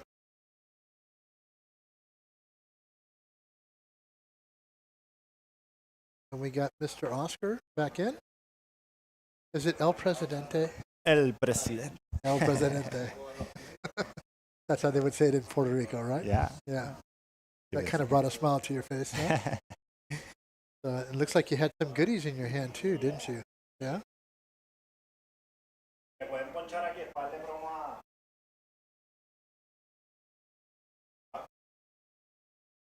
So Mia Kuzmovic actually goes into first place. There we are. Yeah, we got the new merch in for the event, the WSL WQS. It's available here for sale. So while we're seeing red, this is Chelsea. She's a former CT surfer. Yeah, Chelsea. And you can see it in her surfing. She's just so smooth. She's got that flow and that speed and that power. Great surfing. I've been watching Chelsea surf for a long time. She comes here a lot with her mom. From Barbados? Yeah, from Barbados. Great group there from Barbados. There's another Chelsea out there, Chelsea Road. Yeah, just amazing. Here we go with a replay for red. So yeah, Chelsea spends a lot of time here. She's a fellow Caribbean, one of our neighbors from neighbor island of Barbados. There's great waves over there. They have the Super Bowl Invitational every year. So yeah, just letting you guys know, we got the merch for the. And you got the hat too. We got the hat, and this is a T-shirt, the poster, which is pretty cool. So you guys can get this. It's gonna be on sale all week here, all the WSL merch. So come by La Marginal Pro and get your T-shirt, your hat. Super cool. That poster design, and this is Maya Kuzmovic right here. Right? In white. Currently in second place with a 5.83. Great surfer, Maya. Ours. A little bobble right there, Yeah, but boom. still working that wave, trying to throw that board. Quite can't finish that that lead maneuver, but I think I think it's going to replace her 2-3 for sure. Chelsea got a 2-3-3. 6.67 on that right. We just saw the replay. Red, so she jumps up first place. And here goes the replay of White again. Yeah, with Chelsea's, it was super. It was speed, flow, and power. But what I thought was lacking that would have bumped that score up, maybe the opportunity to get a little bit higher. You know, and because it was just she was gliding like an eagle. You know, like she was flying like an eagle was flying. She's You got know, crazy, super nice style. Yeah, Chelsea, and comes from a great surfing family. I've seen them surfing for a long time, and but she's a CT surfer, so you know what I'm going to say? I'm not going to say nothing bad about her surfing. So she rips. She does. Seeing her and down there at Soup Bowls, that Soup Bowls Invitational, which has become a staple point of the North American Regional Tour. Great wave. It resembles a lot middles here. It's that right hand reef break kind of wave. It worked with wind, without wind, very consistent. So our surfers always do very well there. We've had Havanna Cabrero do semis that event, actually against Chelsea. It was a final probably about 3 years ago. Because it's a lot like home, you know, it feels a lot like the waves down here. The water's the same. The water's the same, you know, learning how to surf with the wind. So yeah, it's very familiar for us here from the Caribbean to go over there to Barbados. Yeah, Barbados is on that windward side. Yep. Here Just goes like that's the replay again. Yeah, White. They gave just her that little bobble. 4.93, so that's a good score for White. So yeah, that first turn of Chelsea's was really kind of critical. She did. I didn't notice it at first, but she really got up in there. Yeah, and then this closing maneuver. Yeah, and that's why I can see that higher score. I thought it was kind of safe on the rest of it, even though it was nice and smooth. But that first turn, she really gouged it right at the top, right there. Yeah, and judges really like that you start strong and you finish strong. That exclamation point. It's like the first thing they see, and then the last thing they see. So. That's usually a good formula to get a good score. You know, start with a good maneuver, have some good in between, and then just close out strong. And there we have it, 6.67. She's leading the heat. We've got 9 minutes and 45 seconds to go.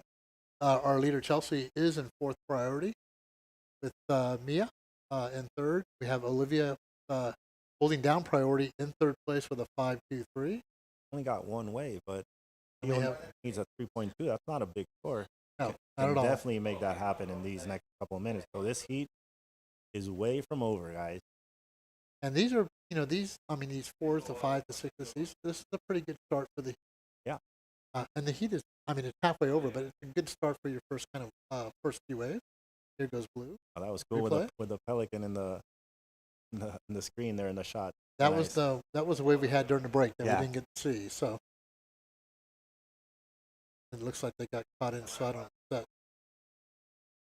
And that's probably going to happen even more as the contest goes on. Yeah, and the swell pushes builds. in. So we've been looking at forecasting. It's still not official, but it looks like we're going to be running men's tomorrow. It seems the swell is really going to pick up. It's going to be stronger winds.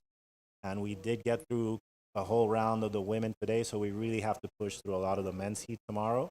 Yeah, you just have the women's 32. Yeah, we're already in 32, so it gives us a little bit of time, but we really do have to get through the whole round of 96 tomorrow, men's, and maybe even into half of the round of 64. So if men competitors that are listening, the call is not official as of yet, but that's what we're thinking about, the conversation that we're having internal, just looking at swell and what the event period looks like. We just want to make sure we make best use of every single that round of 96 is really a long round. It is a very long round. Because that's the 128 just got about 48 surfers. Then you double it. And then round of 64 is going to be 25-minute heat, starting round of 64. So it makes it a little bit longer, But I think those 25-minute heat are really fair for everybody. The conditions are going to be strong. There's going to be a lot of paddling. It's not going to be such a quick paddle out as today, where you see surfers, they catch a wave and they're right back out. In the lineup tomorrow, it's going to be a lot more of a gladiator's pit out there, It'll be a test. It'll be a test. So the strongest will definitely prevail tomorrow. As we see red again, a big opening turn on her backside. Oh, and another one. Combines with a number. I think she's going excellent if she closes this one. Yep. She's already That's gone great, excellent. Yeah, that was an excellent wave for me. That's in the. I think the judges are gonna. Yeah.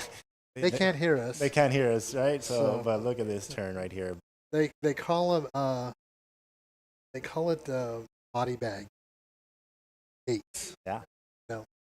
So I'm seeing it up there. I think she probably. If we compare with her 6.67 and that wave, I definitely see a lot more power in that wave. I've seen some 7.83s today. Yeah. And I think that's going to go over those 7.83s. I think she's going to get so. the 8. That'll probably be the first one I've seen all day. Yeah. I was able to see one, the men's 8.33 on our right, but in the women's heat. Oh, there was an 8.33. Yeah. Okay, so I must have that one. But yeah, that was just fire. Excellent. Yeah. That's what we want to. Here we go. 8.00 right on dot. She just hit everything. She marked all the boxes. She did those turns as critical as she could do them without losing any speed. Pushing. You really want to see the surfer push. You don't want them to do a safe turn, but she was really pushing each one of her turns, coming out with speed from one turn to the other, and there we see. Absolutely. The 8.0 that she gets awarded by the judges for her excellent surfing there. And that's probably the highest heat score so far of the day. Definitely. Haven't seen a heat in the 14s. I've seen some 13s, but 14.67. Is White again? Yeah. White loses control, started with good rail surf. Boom. And she makes it. She makes it out. That's going to be a good score for White. Yeah, that's going to be good. She had a little bobble, but I don't think it's going to hurt her too much. I'd like to see the front angle on that one. That the drone angle is great, but sometimes you really can't appreciate like how big the wave is or critical. It looks flatter from the drone. Yeah. Then when you see it from up front, you see the same angle as the judges. Also, that's what's seeing that. When I took my break and I went outside, it looked completely different. Right, and when you're watching from here from the left. Now you're looking from the front versus the drone view. But that was beautiful. Yeah, that was a strong turn. And she didn't have any trouble landing it. No, she didn't lose control. There we go. That was a pretty. It's a 4.80. Came down. Blue. Like a maybe turn, one good turn. Got flat on her, yeah. But you know what? That was her only wave was a 5.23. So this is going to help her. Yeah. One turn like that. And it was a good turn. Could get in the 4s. Yeah, and that could take her into that second position. Oh. But are we still waiting for Mia's? No, I saw it come down to, I think it was a 4.8. So yeah, 4.80 for that last one for Mia. So we'll see what happens. Maybe a little bit of a paddle battle, but I see White gaining priority over Blue the last 4 minutes. And it seems really Green's not really factoring into this heat right now. She's got some really low scores. So it's basically a fight for second. And there goes a 2.87. Yeah, they gave her 2.87 for that turn. For that turn, yeah. I just want to see a little bit more control maybe and power when finishing out those turns. Yeah, well, I think when she came out of it, she didn't get a lot of projection out of it. And so it was just maybe just a little too soon on getting up there and didn't get the energy from it. Definitely see how White uses her priority now, because this is 3 minutes left. This is when you really got to use that priority as more as a defense and as an offensive. Try to keep Blue off the way, because definitely Blue has the surfing to get a 4.5 in second. That's why you you stay a little close. Yeah. But you can't forget, even when you're in defense, you'll kind of forget the offense. Yeah, you gotta keep upping your scores. That's true. Yeah, you gotta still keep pushing it so you get further away from them. There's in Blue, the point. Blue's running away from White. We're gonna have a little priority battle here. This is very exciting end of the heat. I like it when heats are like this. When they're really close towards the end of the heat, you have a great surfer who can get the score. The other one's trying to play some defense. So really exciting end for this heat of round. The heat we just had with the Lily Colbert winning. Yeah. And Zoe Panettiere advancing in second. They were in third and fourth. And then with the last minute to go, and they flipped it. That's what we've been seeing. You got to stay busy here, because all the girls rip, so they can really get that score, manufacture that score. swimming a lot into the inside. They might even get priority suspended if on sport. Yeah, and that can happen if you get too separated from the surfing area. Priority will get suspended, and then none of them, you'll just go to old school priority rules, which is a peak. And see, and the reason why they do that is because if you are leading or have that priority and you come inside, you can always jump on a wave that somebody else gets. So she got it under priority. Here we go. Stops her. So good turn to start off. Little flat here. Let's see if she gets the closing section. she Another needs a 4-5 for that. She's looking for a good closing section to really stamp it up there. Let's see. She's looking for the right down. That's what the judges give her for that. In the old days, people Because so close to that wall right there. You know, in the old days, what would happen was somebody had priority, they would just sit way inside, and then the other ones they would block. And so they stopped that by suspending the priority. I think that's a good rule. It of is sportsmanship. It is. You want to be able to use your priority as a defense, but it can't be to the level. You can't be on the inside of everybody and then and you're just gonna block. jump. That's Yeah. not. Priority is just you want to see everybody have the same chance to catch waves, and we just want the best surfer to win. Absolutely, Not using the priority in as that way. As a game. But there are instances like Pipeline and remember Medina? Definitely, it changed the rule. Yeah, where he dropped in and it kept the other surfer from scoring at the end of the heat. He's such a good surfer and such So a tactical smart. surfer that he knew even with the interference, he would still win. He was still winning. So Yeah. it's incredible that that level of competition where they can do that math while they're in the heat. Yeah, you have, and all these things. At that CT level, they know if I get second, facing. Also. If I get in first, I want to be facing this guy. Yeah, they want to surf down sometimes. Yeah, so they won't say that, but they do it. You know what happens. Yeah, and it's part of competition, and you can select your kind of road. Just a little bit. You have a little freedom in that. You know what I'm saying? Even though you're constrained by the rules. Yep.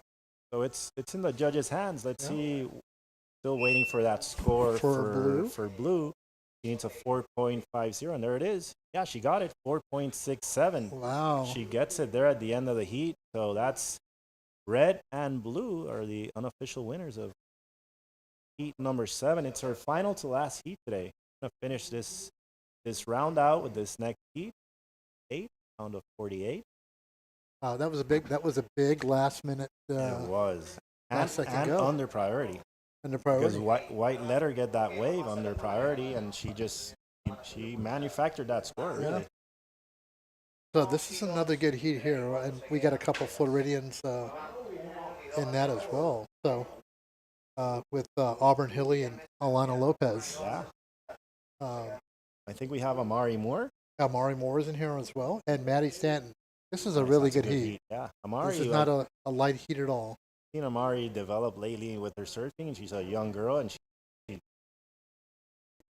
all these girls, Lopez, obviously Ripper. Yeah, Lopez and Hilly are from the same area. Yeah. From New Smyrna, Ponce Inlet.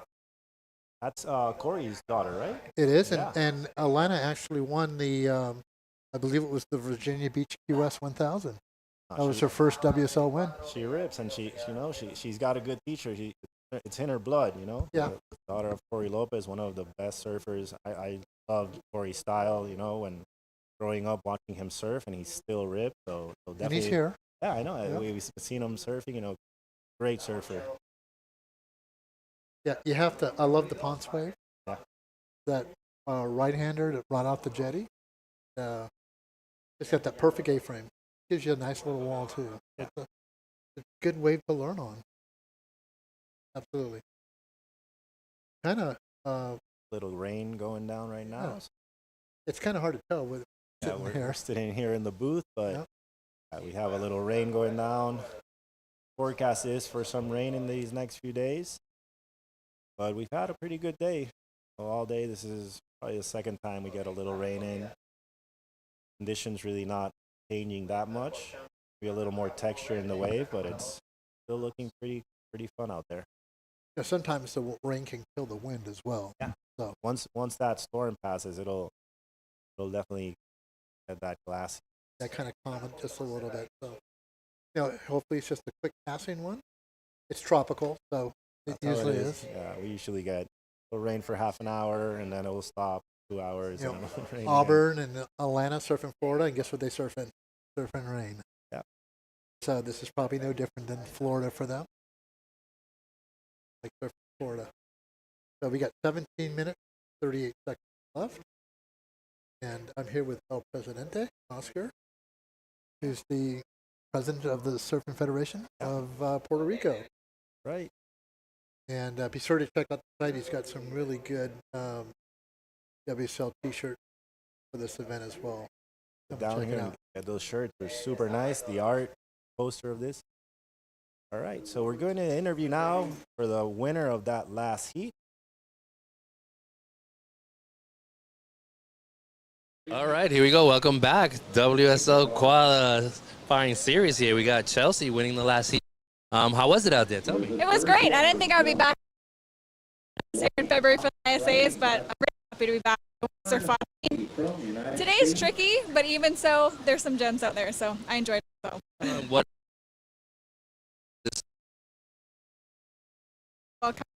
More waves. So having an event in bigger surf and good surf is going to be really exciting.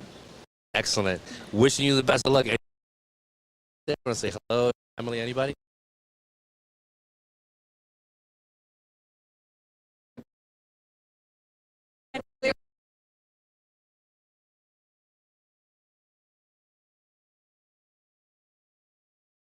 Seems that rain's affecting a little sound system outside for that interview. So let's just take it here with Green. That's Amari Moore. That's her first wave. Yeah, we had a couple waves red during the break. So Audrey also, there's a 3.0. Surfer in white. Getting their feet wet. Last heat of the day. Hey, we started at 7:30 start. Going to be finishing right around 4, a little bit before, right around 4 o'clock. So it's been a nice 8-hour day out here.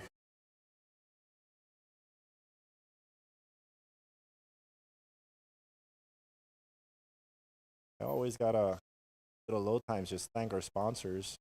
Municipio Arecibo, Medalla Light, our local beer. Come down here. The bar is open.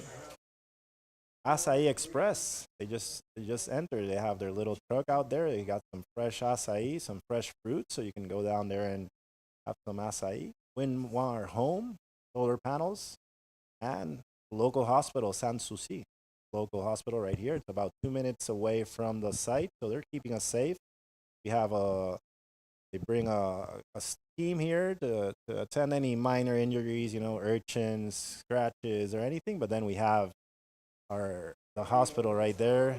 Hopefully nothing happens, but we have all that set up for keeping our athletes safe. That's our number one priority out here. As I said before, we have a great water safety team, and that's number one. Is we see white on a good one. Fun. Good roundhouse. Start off. Gets that one go. Yeah. So Amari got a top first there on two with a 3.5. 3.5 on that first.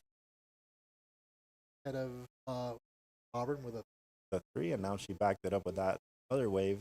She She got turn. one turn in, a little roundhouse, and then the wave sort of went away from her. Here's Amari on her second wave, trying to get some speed to get through that section. Doesn't make it, so that'll be inconsequential score. The waves always look a little different. Yeah. They actually look a little a lot of times. And have that little lip, even though it's not breaking. Yeah.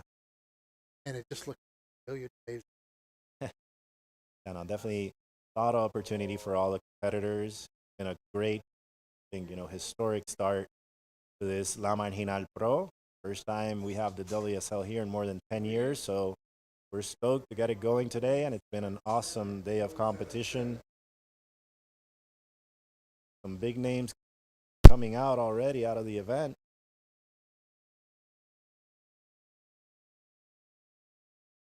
There's And here we go with Blue. Turn in, and that's all for Blue. He had a .57 before that. We got 13 minutes to go in the last heat of the day. Here's the replay. And it just kind of just shut down on her in front of her. She was able to just do a little foam climb. Come back. Looks like we just saw white tail. Yep. Not sure what she got for that. We're going to take a look at that wave. I think with the way the conditions are when it rains, a lot of times the waves even feel like break. Never end. Go. We got some scores in. Oh, this is another wave from Mari. Right. These are the waves we couldn't see. Tyler Stern. Kind of got cut off. But Auburn, just he's the smallest surfer, but like old. She's actually a gymnast. Really? And she does gymnastics. Helps a lot for surfing. It does. You know. So it's just you do things outside of surfing to get prepared for surf, and that's what he does. And here goes Blue. We have blue and white with a 3.0. They have the same score. The blue's only looking for a 1.28 to move into second place.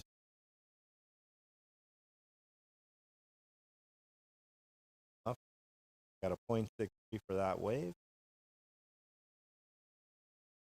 Use of priority is going to be very important now in this second half of the heat.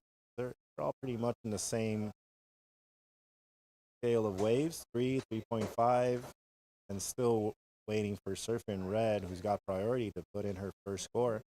But she only needs a 4.27, and we know from her surf she can definitely get that. She's a very patient surfer. Yeah, wait for the good ones. Yeah, sometimes she waits for the good one. A lot of times.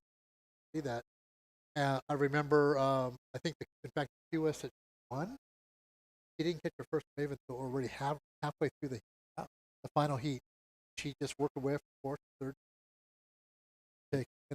We're about 9 minutes into this one, and she still hasn't caught that first wave. So don't let those double bars, no, at make all. it feel.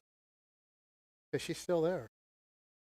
That's when you have a strong mental game when you can do that. Stay focused and know that you just need 2 good waves. You don't have to catch 10 waves. All you need is good waves to make it through. And that goes to being confident. That I only have 2 waves. Guess what they're going to be? They're going to be scoreable waves. So she's got that. She's a winner. Up there and all. So, White, current heat leader, she doesn't. Red's going to pull the trigger now. Seeing her priority on this one.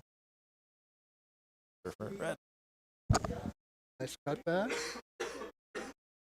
One. Okay, she got turns in.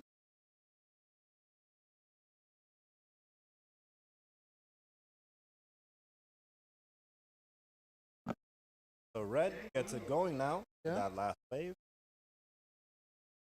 Really powerful first. A lot of speed, a lot of rail. Bottom. No bobbles or nothing. Really nice. Really good technique. Really nice and tight. You can see it. At board.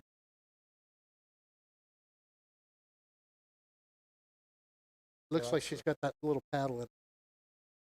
7.7 out Red. So they're all in that same range. Yeah. They're all in those low threes. Blue got a 0.93. That's the highest score. Yeah, Alana's first turn. First turn was big. Second, small.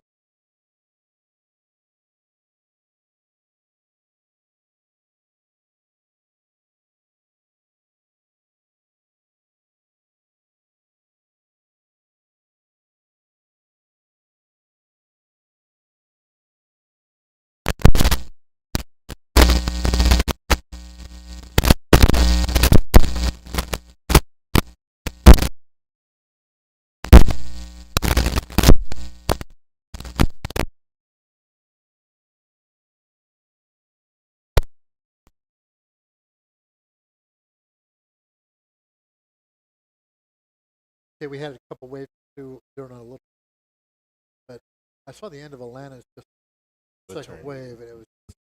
And She's ripping it. re-entry. Yeah. So we'll see where that takes. Take her up to the lead with 4.67 on that wave. Green on the right. Oh. That's Amari Moore. Change a 3.44 to get to 7.50 left.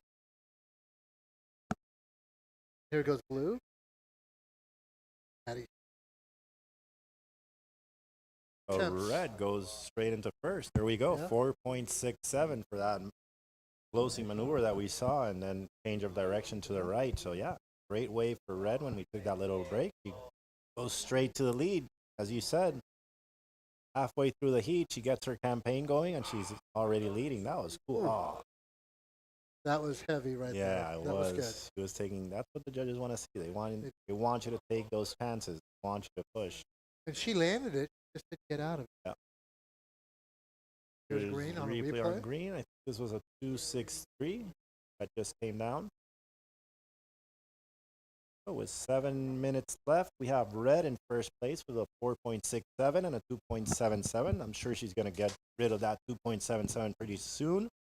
We have blue in second with a 3.93 and a 3.0. And we have green, that third place. She's looking for a score to advance, just as white.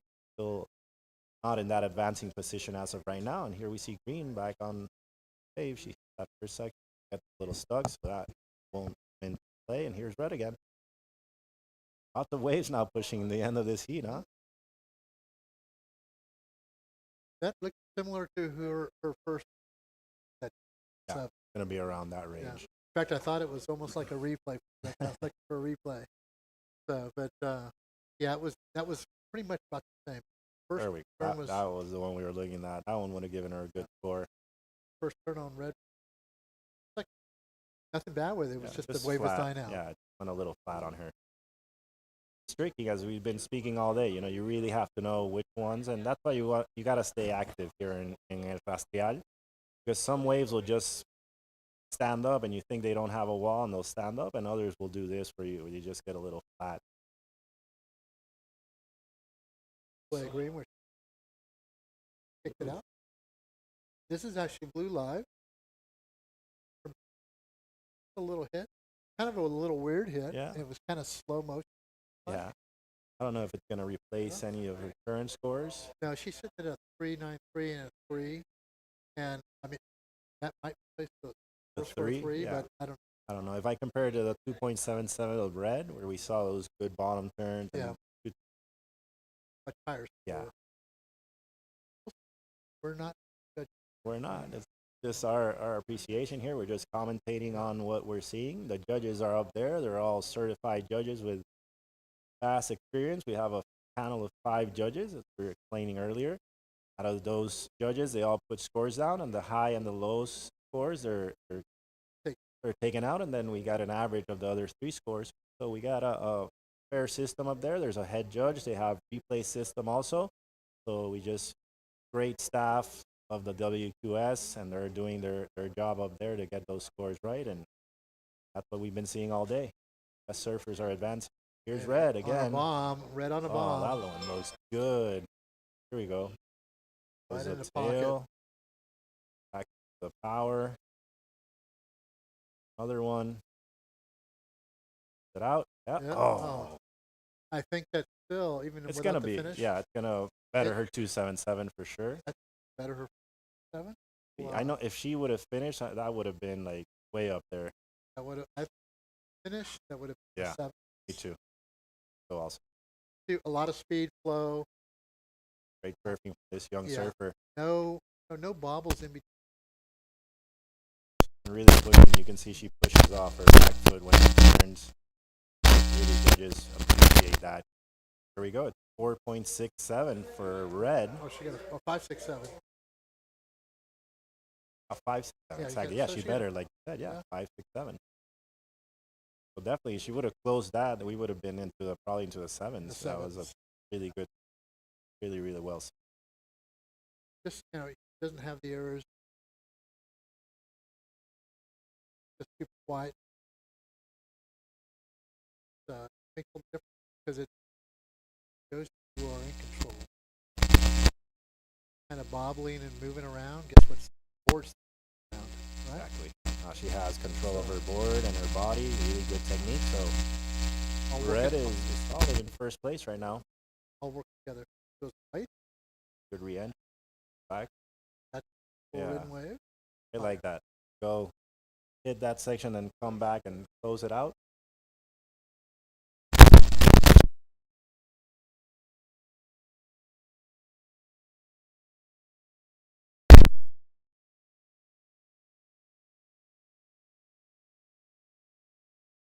Here goes green live. Couldn't quite get to the top of the lip on that. She really needed to finish that one out if she Yeah. won a 3.44. Judges are not giving away any scores. You got to start and you got to finish. I like this way from White. Yeah, she kind of blew the tail a little bit at the end there, Yep. too. Replay. She was really going fast here, green. So you got that first turn in. You got to close out these waves. Want to get the score. Yeah, she just came too late. The lip Yeah. came right over for Yeah. her. Yep. Get shallow there Yeah. really quick. So you really got to be, boom, that's a Ooh, good look turn. at that. That's a little caught up. But yeah, you really got to like be ready for that end section here because it gets shallow fast and that lip will come towards you. There we see blue. Makes it. But yeah, White goes to second. That's a She 4.0. got, That's she got a 4.0 on that. I thought that it would be around there. So I like that. I really like that closing. I knew it'd be over her 2 point, 2 ways before that. And so. now she has priority. So White is sitting in the driver's seat right now for the transfer position. Got to keep a close eye on Blue, who only needs a 3.08, and Green, who only needs a 3.51. So White's got to make good use of her priority now with this last minute of the heat. Make Minute and sure 15 seconds. Yep. But good thing, sweet thing is she's priority. she's in priority. The first priority, that's where you want to be. And Alana, who is in the lead, is Second priority, so she's definitely. Alana's probably just paddled away from the other girls. See if There's Blue. Auburn lets anybody get anything. There we go. underneath. Blue got one underneath priority. Missed that. Went up for a first turn, but we missed it. We'll see what there is on a replay.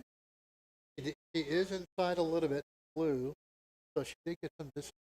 So we'll see what happens. Seems like she got a good turn in there at first, and all she needs is a 3.08. So let's see, there's only a little bit over 30 seconds now. That's how you sneak into priority and grab away. You know, you have to, if you're in second position, even if you have priority, there you go. There you go. She went up. We jumped her. So now Auburn, who's in third priority, or three. Only 10 seconds left, so she gotta get moving. Here Let's she see. goes. She's paddling there. Loses priority. Yeah. That's it for this heat. That's red and blue. Once Taking it to the next heat. Once you attempt to paddle, you have to, because you're going to lose your priority. Yep. No sense in, but that wave I could tell is a surfer. She wasn't going to catch for her to get into that wave. She knew she needed a score with the dying seconds, so she did the best possible, really paddled into that one. But passing to the next round, it's red and blue. So that's the end of day one. Thank you, everybody, for watching. It's been an awesome day here at La Marginal Surfing Pro. First time we have the WSL in more than 10 years. We're stoked to have you guys here.